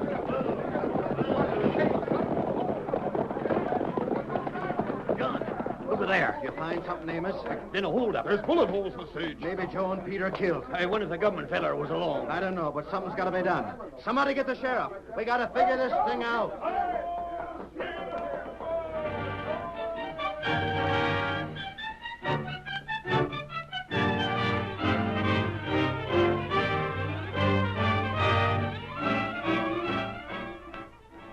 The curtain falls on the first act of our thrilling Lone Ranger drama. Before the next exciting scenes, please permit us to pause for just a few moments.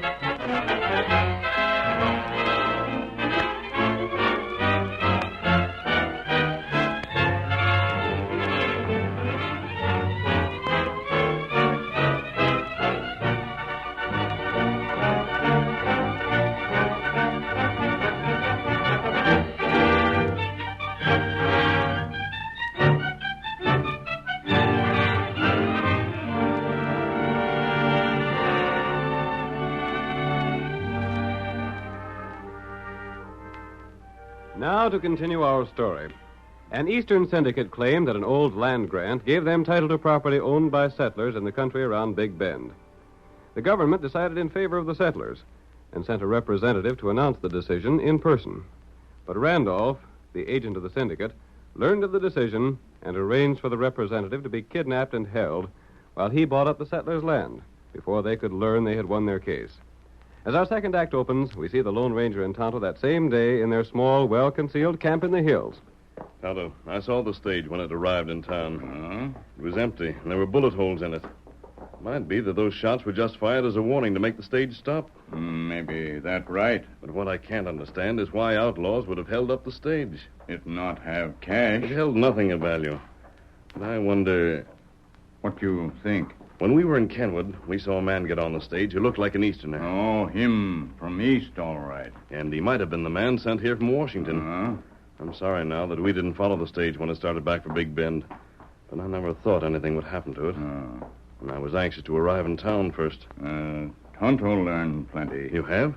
Feller named Joe worked for Randolph long time past. Joe Lieber once worked for Randolph? Not right. That's something I never knew before. Joe plenty bad feller. Him gunman. And Joe was driving the stage today. Here, Silver. What you do? We're riding to town, Kimosabe. You're white feller. We've got to find out what's happened to the passenger on the stage. Yep.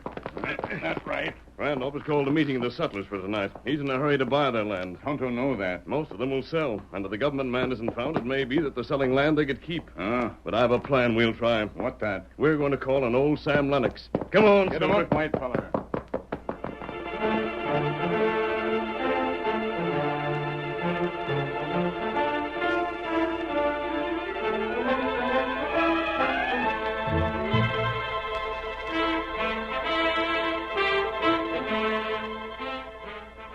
Shortly after the masked man and Tonto started for town, Sam Lennox, the blind ex-stage driver, made his way to the office of John Perry, the manager of the stage line.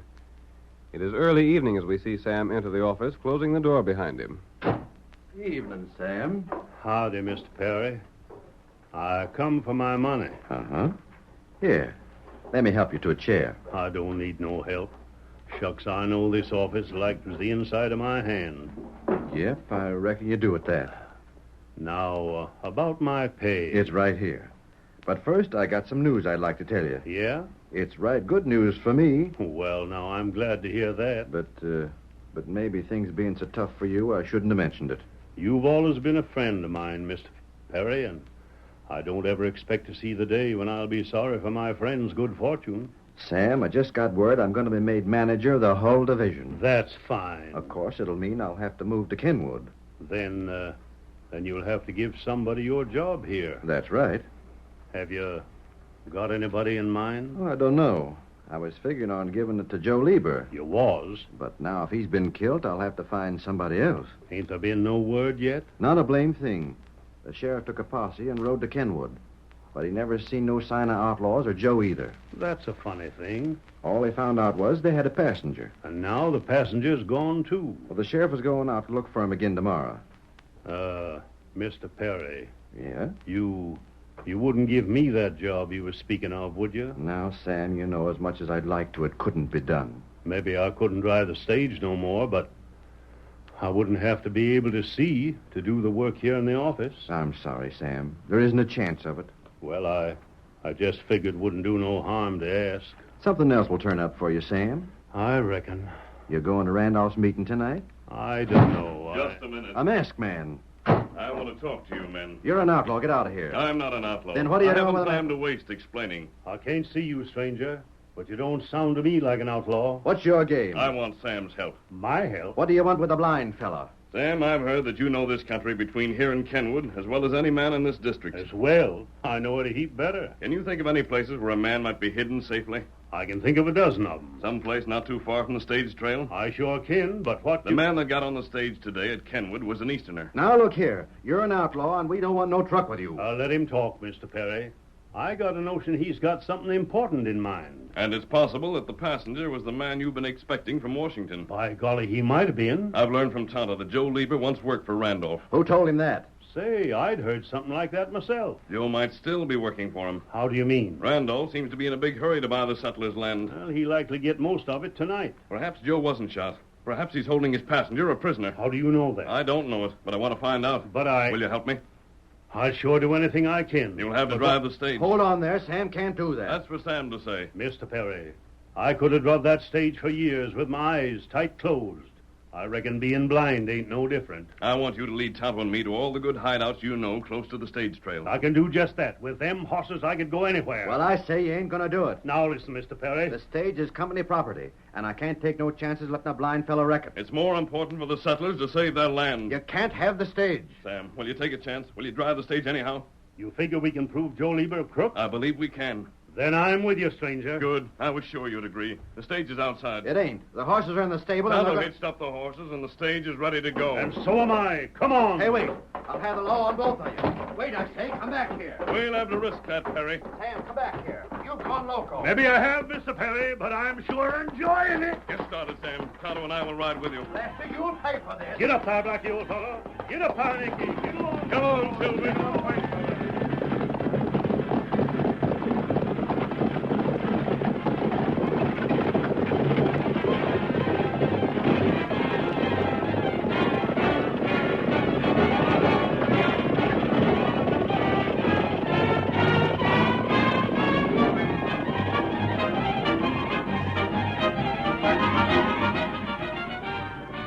Although blind, Sam handled the heavy stage without difficulty. There was perfect understanding between him and the horses he drove. And while the masked man and Tonto rode on either side, he raced down the trail to Kenwood. Twice, however, he stopped and pointed out a possible hiding place to the Lone Ranger. But both times they were disappointed. Well, we'll just have to try again, friend. No one has been here. What makes you so sure they can't be far from the trail if they're hid? In the first place, the empty stage got into town only 20 minutes late. I hadn't thought of that. And in the second, when they left the stage, they had no horses. They wouldn't have gone far on foot. Then we'll keep on going. How far is the next place you had in mind? It's just a piece up the road. Get up, pal. Get up. Come on, get up, white fella.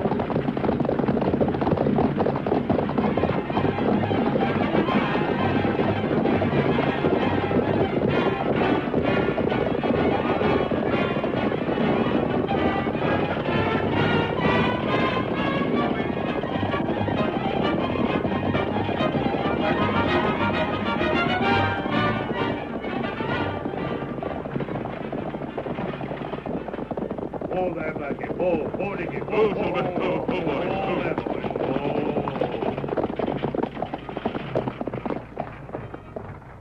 Where to now, Sam? I was just thinking they might have gone up the old trail. Yes?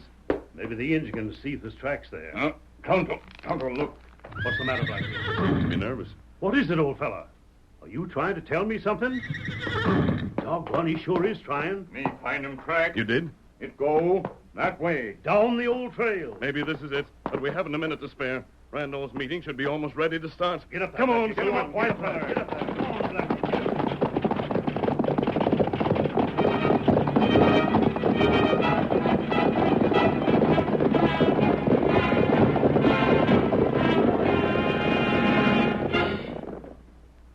In town, the meeting called by Randolph got underway. The village hall was crowded with settlers, more than half convinced that their only chance to save something from their homes was to sell. We see old Amos Drake as he speaks angrily to the syndicate representative. You're a crook, Phil Randolph, and I'd sure give a heap to be able to prove it. Talk all you want to, Amos. I'm getting down to business. This is your meeting. I can't stop you. Quiet, everybody. I have something to say. Men, the company I represent has every reason to believe it will win the government's decision. But we wish to act fairly. And the sooner we get possession of the property, the more value it will have for us. In view of that fact, I have been authorized to offer $1 an acre to all who are willing to sell at once. What? That all you'll give us? It ain't near what the land's worth. Mine's worth $10 an acre. We figured you'd give us more than that. Just one moment. You can hold your land if you wish, but I warn you that you'll receive not one red penny from us when the government hands down its decision. Remember that $1 an acre is better than nothing at all. This offer won't be made again. So those who wish to sell, step forward. I'll take your names. Don't pay no attention to him, fellers. Hold out till the government feller gets here. You can do it because you've got cash, Amos. We don't aim to lose everything we got. I'll take the dollar so long as I can't get no better. Me too. I'll get what I can. Just step this way. I got it. I know what land each of you owns. I have money here, and Hold on. Who's the fella that paid us for doing it? So, what are you doing here?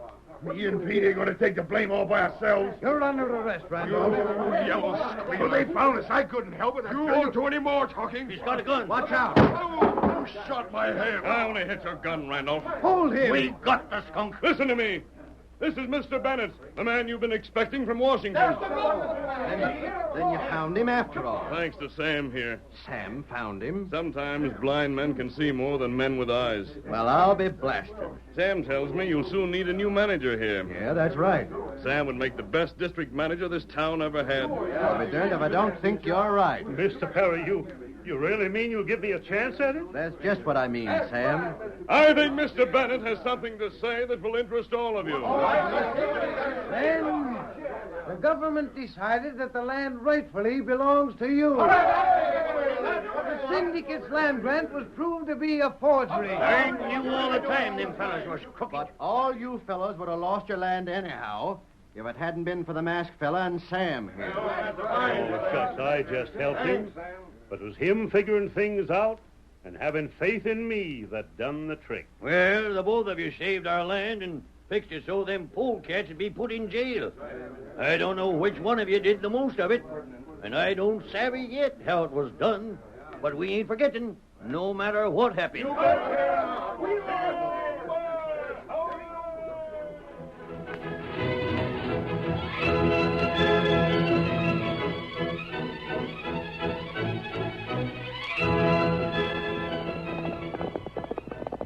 Come on, Silver, old fellow. Tonto has located Jack Wesley. We've got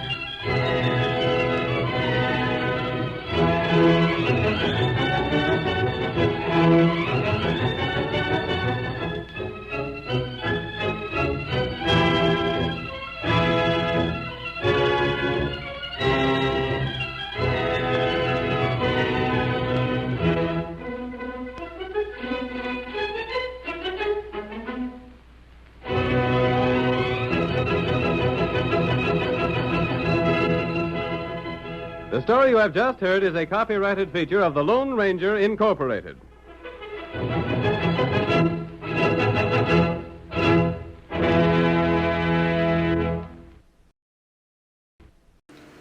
Groucho Marx meets some of the most interesting people you could ever hope to hear on radio in You Bet Your Life, coming up next.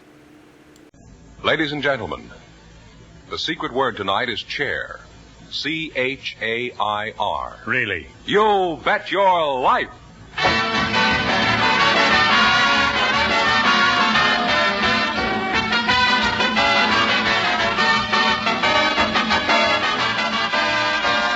The DeSoto Plymouth Dealers of America present Groucho Marx in You Bet Your Life, the comedy quiz series produced and transcribed from Hollywood. And here he is, the one, the only... What a ham that guy is. Oh, that's me, Groucho Marx.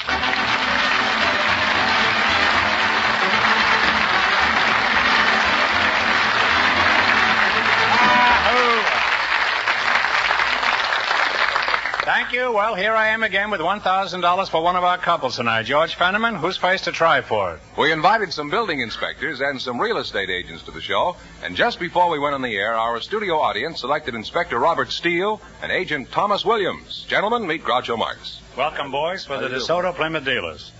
And if one of you says the secret word, you split $100 in cash. It's a common word, something you'll find around the house. Inspector, Bob Steele. You inspect buildings? That's right. Stop leering at my framework. Huh? I'm as sound as a dollar. Well, the dollar's only worth 50 cents now. And real estate agent Tom Williams, huh? Just what do you do in your job? Well, I sell houses, get rentals for people, I sell lots. Sell lots of what? Well, lots of lots. Look, you're not up before a Senate committee now. You can speak freely. Come clean now. You sell lots of what? I sell lots. Look, son, we have to finish this thing in 30 minutes. Now, out with it. What do you do in your job? Well, I sell houses, find rentals, and over the weekend I sit on a house.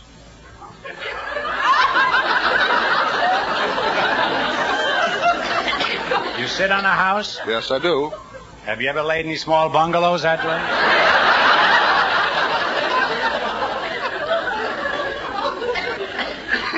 Over the weekend, you just sit on a house. How do you mean you sit on a house? I don't understand. By sitting on a house, is that a real estate time? We hold the house open for inspection over Saturday and Sunday, and we are there when anybody comes. I see, huh? How's business, real estate man?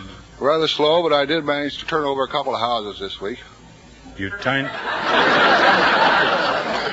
What did you do, lose a nickel under one of them? What do you mean you turned over a couple of houses? I sold some houses. Must be a pretty slick salesman to sell a house that's been turned over, huh? Well, that's one way to keep the roof from leaking. What do you do on your job, Inspector Steele? Oh, I inspect houses per the Los Angeles Building Code. Oh, I see. Well, why do you do that? Well, so they're safe for occupancy. What if the building is only half safe? Do you use an air wick?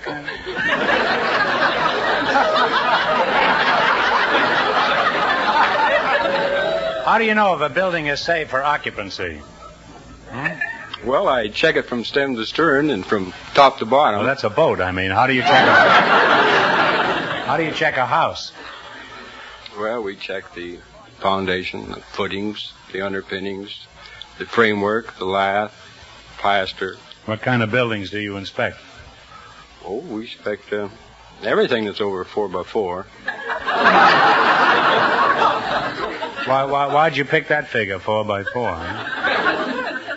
Well, I suppose anything under that size wouldn't matter whether it was safe or not. 4x4. Well, I once knew a girl who was 5x5, and she wasn't very safe either. She had a good foundation, but unfortunately it kept slipping. Well, let's get back to you, Mr. Williams. Suppose I'm a likely prospect and you think I'm in the market. Tell me your blue plate special for this week. Well, Mr. Marks, I have a dandy over in Sherman Oaks. It's a 2-story Cape Cod. Has 5 bedrooms and 4 baths, all tile. What about the other bedroom? What do they do? They wait till the rainy season starts? Well, we could put another shower in the basement. That would be for me, I suppose. Now, Inspector, in buying a house, what should the average person look out for in addition to the real estate agent? Well, you can check it for termites. You know you must always have a termite. You're talking about an old house, aren't you? I'm talking about the house he's trying to stick me with. Suppose you refuse to approve a house because you don't think it will stand up. What then? We won't issue a certificate of occupancy on the house. And that means? That means that no one can live in it. I see. You mean the house just stands there empty? How long does this go on? Well, it doesn't make any difference for 100 years or so. Well, if the house will stand up that long, you should have approved it in the first place. Well, now that I know all about real estate and building inspection, let's see if you two are going to be the ones who get the chance at the $1,000 question. Now, in just 1 minute, you're going to play You Bet Your Life.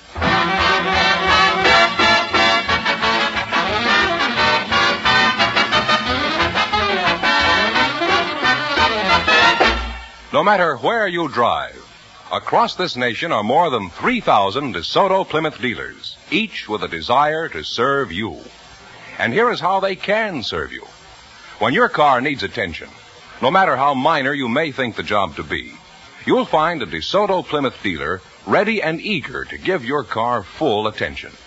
You'll get the benefit of not only factory-designed and approved tools and equipment, not only factory-trained mechanics who know how to use that equipment, but service with a smile. And service at a fair price. That's the creed of every DeSoto Plymouth dealer, as you'll find out when you drive in at the sign of an authorized DeSoto Plymouth dealer.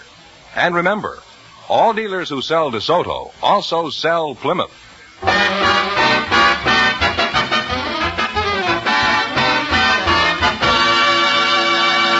Now, let's see if you two will get a chance at the $1,000. Fenneman, bring them up to date on the rules. Each of our 3 couples has $20. They bet as much of that 20 as they want on each of 4 questions. The couple that earns the most money gets a chance at the DeSoto Plymouth $1,000 question at the end of the show. Our other 2 couples are in a waiting room off stage, so they don't know what's happening out here. Here we go. Let's see how high I can build you $20. You selected famous structures as your category. Is that right? That's right. Now, you have $20. How much do you want to bet? And talk right up into the mic. $10. $10. Okay. Now, here's your first question. In what country is the Arch of Triumph? France. Vive la France. And they're on their way with $30. Now, how much of the $30 will you try? 25. 25, huh? In what country is the Taj Mahal? It's in India. India. They're climbing. They have $55. 50. 50. In what country is the Alhambra? Spain. Spain is correct. Now they have $105. You're taking my money too swiftly here. You've got $105. Here's your last chance to beat the other couples. How much of it do you want to go for? The gentleman says shoot the works. The gentleman says shoot. How do you know he's a gentleman? I haven't answered the question yet. Okay. In what country is the famous Bastille? France. That's right, is the best. And they wind up with a grand total of $210.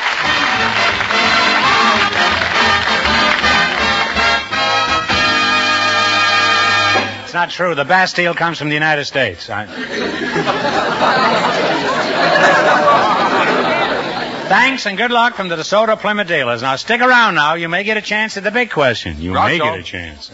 The secret word is still chair. Yes, George. Perhaps the next couple will say it. It's quite okay, George. Just before we went on the air, our studio audience selected a camp counselor and a married man. And here they are, Miss Dorothy Johnson and Mr. Joe Benjamin. Meet Groucho Marx. Welcome, folks, to You Bet Your Life. And if you say the secret word, you'll divide $100 in cash. It's a common word, something you'll find around the house. Miss Johnson, you're a camp counselor, huh? That's right. Very pretty girl. What camp is it? That's Clear Creek School Camp. Where are you from, Dorothy? From Idaho Falls, Idaho. You what? What's it? Idaho Falls, Idaho. Idaho Falls, Idaho. Yes. I thought you were yodeling there for a minute. Do you have any children of your own? No. You don't have any children. Since you're a camp counselor, did you meet your husband at a Boy Scout camp? No. Was he a Girl Scout? No, he's nothing. I'm not married. He's nothing. That's a fine remark. Whether you're married or not, that's a pretty rough opinion to have of your husband. He's probably a very nice fellow, and you're just temporarily annoyed with him.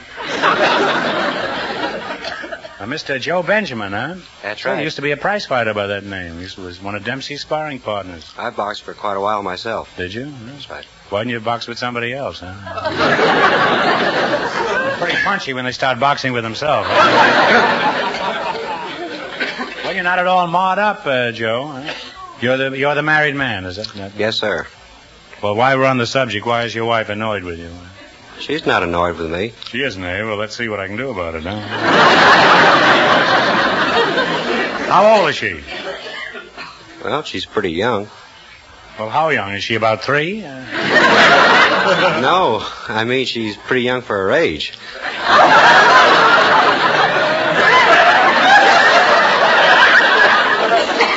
How old are you, Dorothy? 18. 18. Well, you're very young for your age. Maybe you two are meant for each other. Huh? Well, I'm at it. I might as well fix this fellow up right. Now, at what camp do you do your counseling, did you say? Clear Creek School Camp. Oh, Clear Creek. Where is it?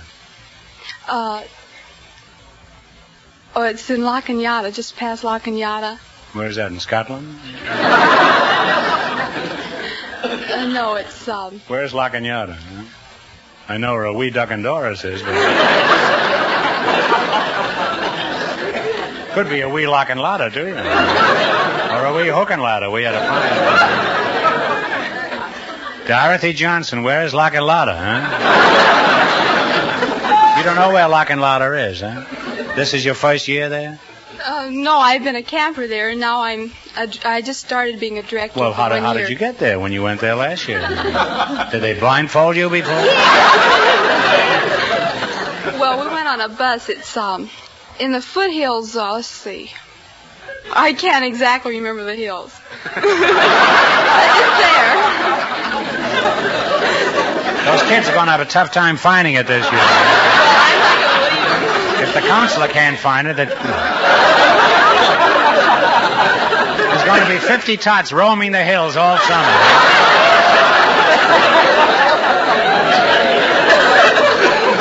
That'll certainly help the juvenile delinquency problem. How old are these gangsters that you... Oh, they run from about 6 to 12. They run from 6 to 12, then.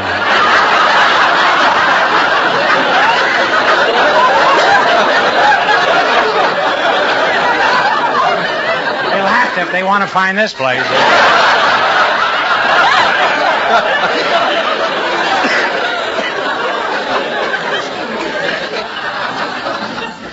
What are some of the activities at this mysterious camp? Hiking, I think swimming. they do moonshining out there. What do you do, Dorothy? Well, crafts, swimming, hiking, arching. What do you mean arching their backs? Arching their backs or what? No, bow and arrow. Oh, bow and arrow, huh? Yes. Well, in addition to poison ivy, what do the kids get out of the camp? We build character. Oh. Could you build me one? I don't know. Mine is none too good. Suppose a kid objects to having you build his character. What do you do, Dorothy? Oh, we have punishments. You call in the real estate agent and have him turn the kids over, huh? Slug them? Or do you just whack them on the bum-bum, huh? Oh, we're not allowed to lay a hand on them. What do you use, a baseball bat?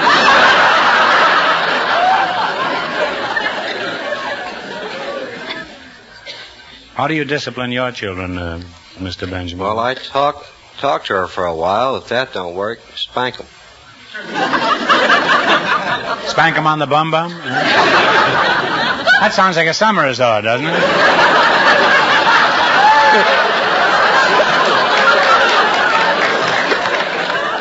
Where did you go last year, Groucho? Why, we had a lovely time. We had 2 lovely weeks at Spank 'em on the bum-bum.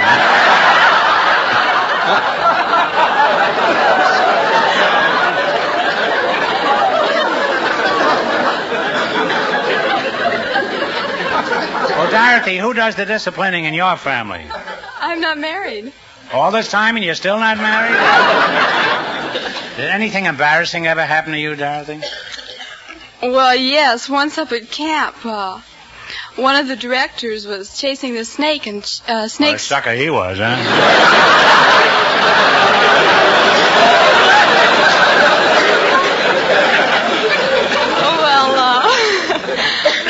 Well, we don't like to let rattlesnakes roam around the hills. That's right. I don't blame With you, the Dorothy. kids, I disapprove of it myself. Huh? So we tried to capture this one, and rattlesnakes usually go in pairs. You do? Yes. That's very interesting to know. So? Well, the snake went under the rock, and this other director asked me to watch if there was another snake. And all of a sudden, he sat down on some yucca bush. And the thing was, I didn't know where to apply the tourniquet. He thought I was a snake.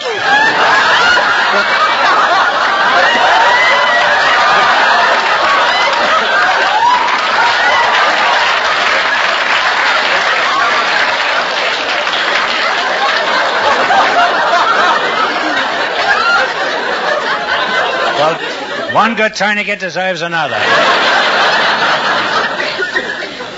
Well, now that we've got that settled, let's see how you make out with some quiz questions. You're going to play You Bet Your Life for the chance at $1,000. You run your $20 into more than the other couples, and you get a big chance. I can't tell you how much our first couple won, but Fenneman's off stage to remind our listeners. The real estate agent and the building inspector won $210.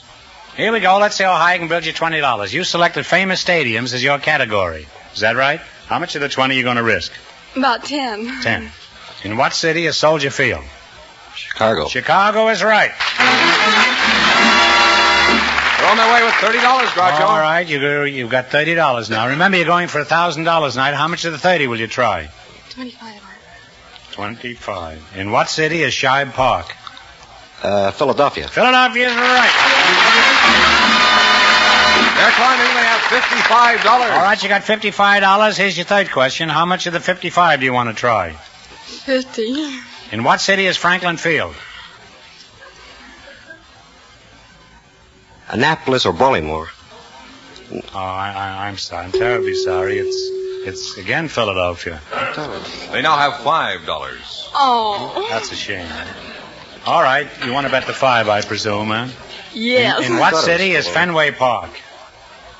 That's Boston. Boston is correct. You're practically cleaned out now, but I'm going to give you one more chance to make some money. You get this one right, and I'll hand over $10 in cash. Now, think hard. What city is located on San Francisco Bay? Oh, San Francisco. Rance Tomb is right. Give him the money. And they end up with $10.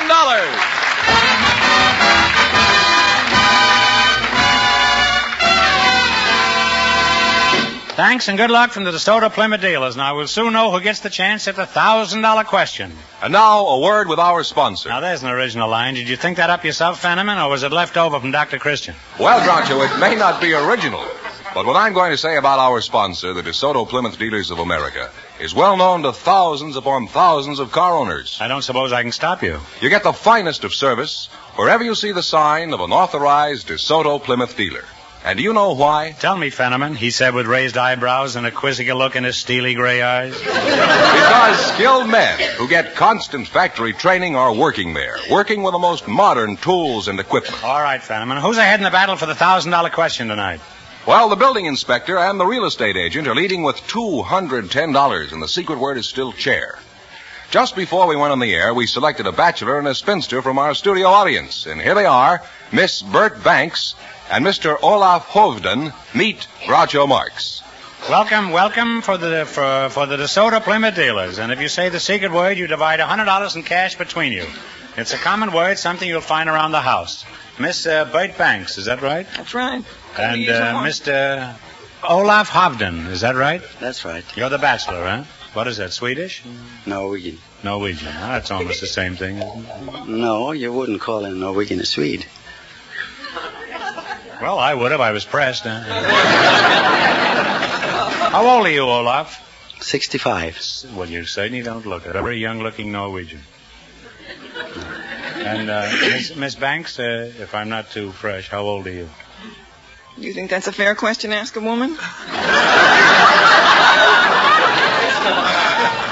Well, I don't expect a fair answer, so... would you mind if I guessed? No, go ahead. 55. No. 50. No, you're getting warm.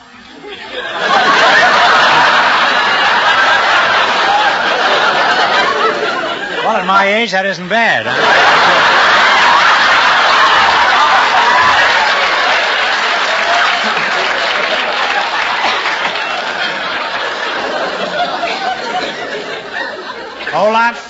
Olaf, what sort of work do you do? I'm farming. You're a farmer and you don't have a wife? Who pulls the plow? You mean that nursery rhyme about the farmer takes a wife is all wrong? I don't read any nursery rhymes. Well, if I'm successful here tonight, you will be. Couldn't you use a wife on your farm? Oh, sure. How? Oh, she could feed the pigs and milk the cows and feed the chickens. And... Is that all she'd have to do? Oh, no. Where's your farm? West end of Antelope Valley. Antelope Valley, huh? Yeah, about 70 miles from here. Are you 49, Miss Banks? No.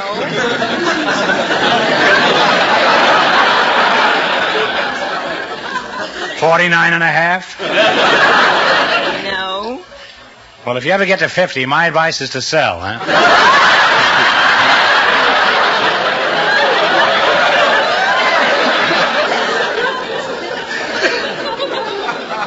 I think you're a mighty fine-looking gal, Miss Banks, despite all this unfunny kidding. Thank you. Now, what sort of work do you do? I'm in hats. I mean, where are you employed? Saks Fifth Avenue, In Beverly Saks? Hills. Oh, you work in Saks, huh? Yes. Well, you'd be a big help on a farm, huh? When you get through feeding the chickens and the pigs, you could start filling the sacks with potatoes. What do you do at Saks? I'm in hats. You're in hats? Must be kind of chilly, isn't it?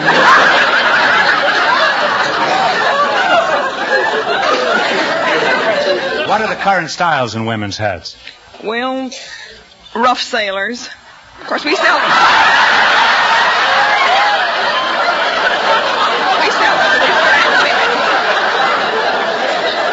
I didn't know there were any other kind. Now, Olaf, you've been pretty quiet here. What do you raise in your farm? Wheat, barley, and oats. Cattle. You're still a bachelor, huh? Well, you haven't been sowing the right kind of oats, Olaf. How big is your farm? About 3,000 acres.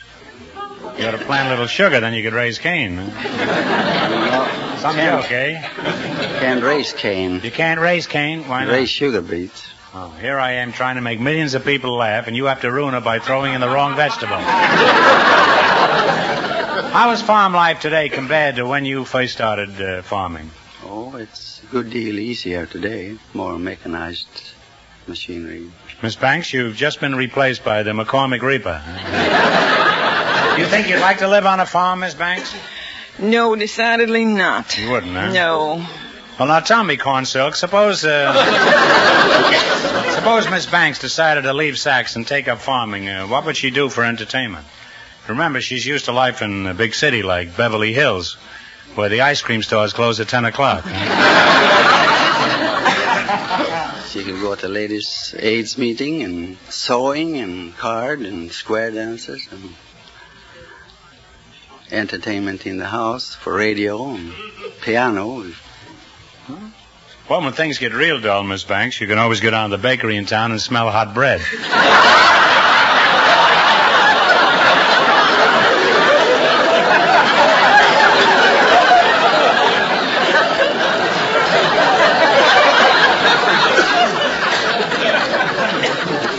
Just kind of loaf around there, you know. In the... Now that you two are definitely going to be hitched.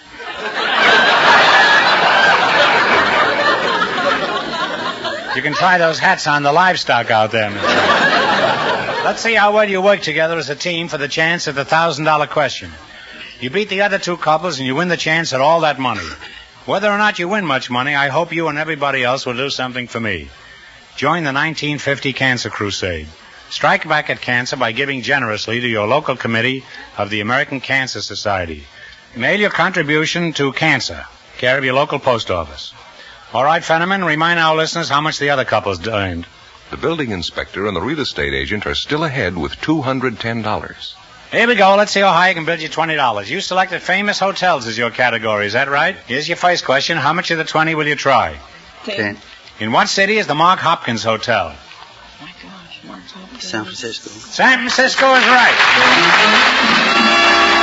They're on their way with $30. Olaf, you've been away from that farm.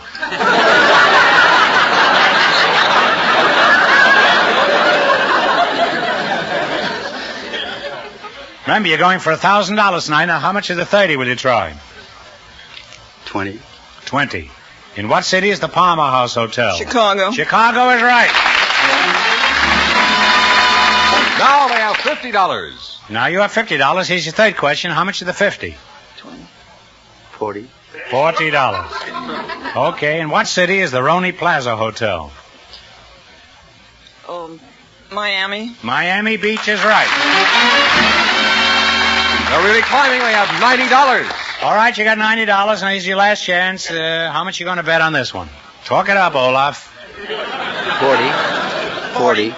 $40. In what city is the Waldorf Astoria Hotel? New York City. New York City is right. And they wind up with a grand total of $130. And that means the building inspector and the real estate agent with $210 get the chance of the DeSoto Plymouth $1,000 question.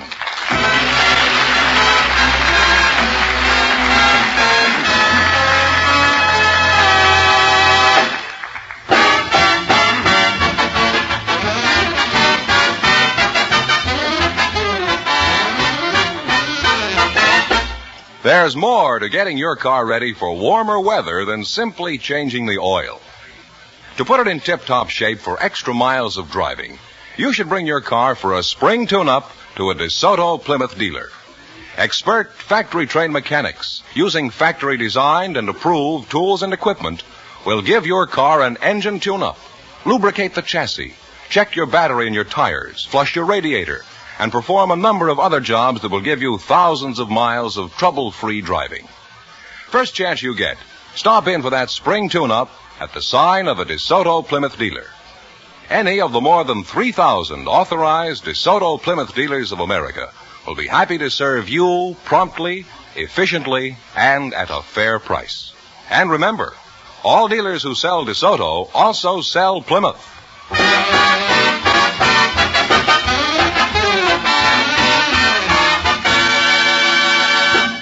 And here's the building inspector and the real estate agent, the winning couple, all ready for the DeSoto Plymouth $1,000 question, Groucho. Okay, here we go for $1,000. Ready? I'll give you 15 seconds to decide on a single answer between you and think carefully and no help in the audience. Here it is. The official yacht of the President of the United States is one of the world's most beautiful pleasure crafts. For $1,000, what is the name of President Truman's official yacht?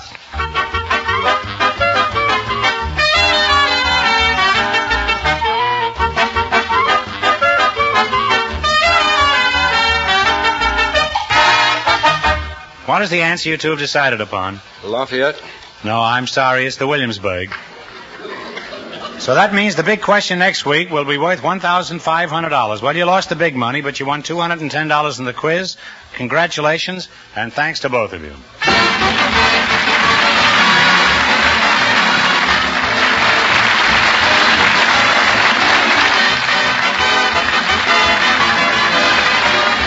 You Bet Your Life is a John Goodell production. Transcribed from Hollywood, directed by Robert Dwan and Bernie Smith.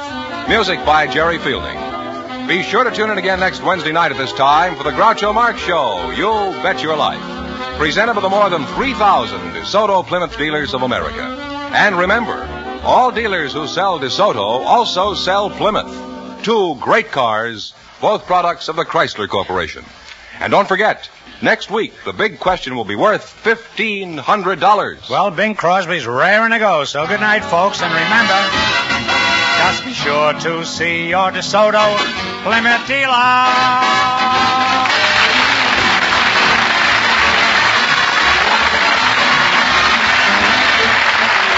Folks, here's a tip from the National Safety Council.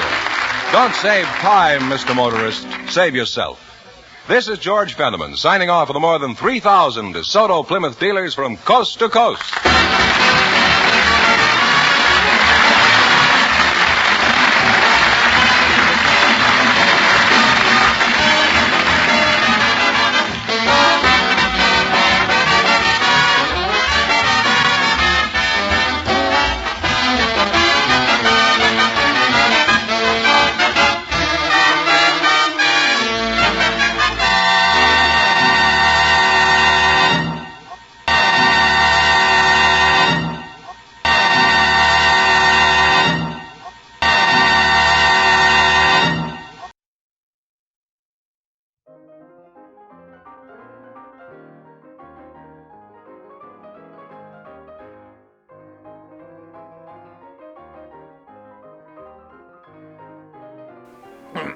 Hey, Sid, where do you want this? Oh, I guess, just put it over there with my other keepsakes. That's a family heirloom. What even is this box? What even is this box? It's my grandmother's hope chest. Isn't this a little small for a hope chest? Well, you had to know her to understand. She was sort of hopeless. Ow! How do you carry a club and a hope chest at the same time? With you around, I learn. This is gonna take some getting used to. Well, all I can say is, I'm off to the bathtub. Time to relax in some ice water. And I'll see you all tomorrow night.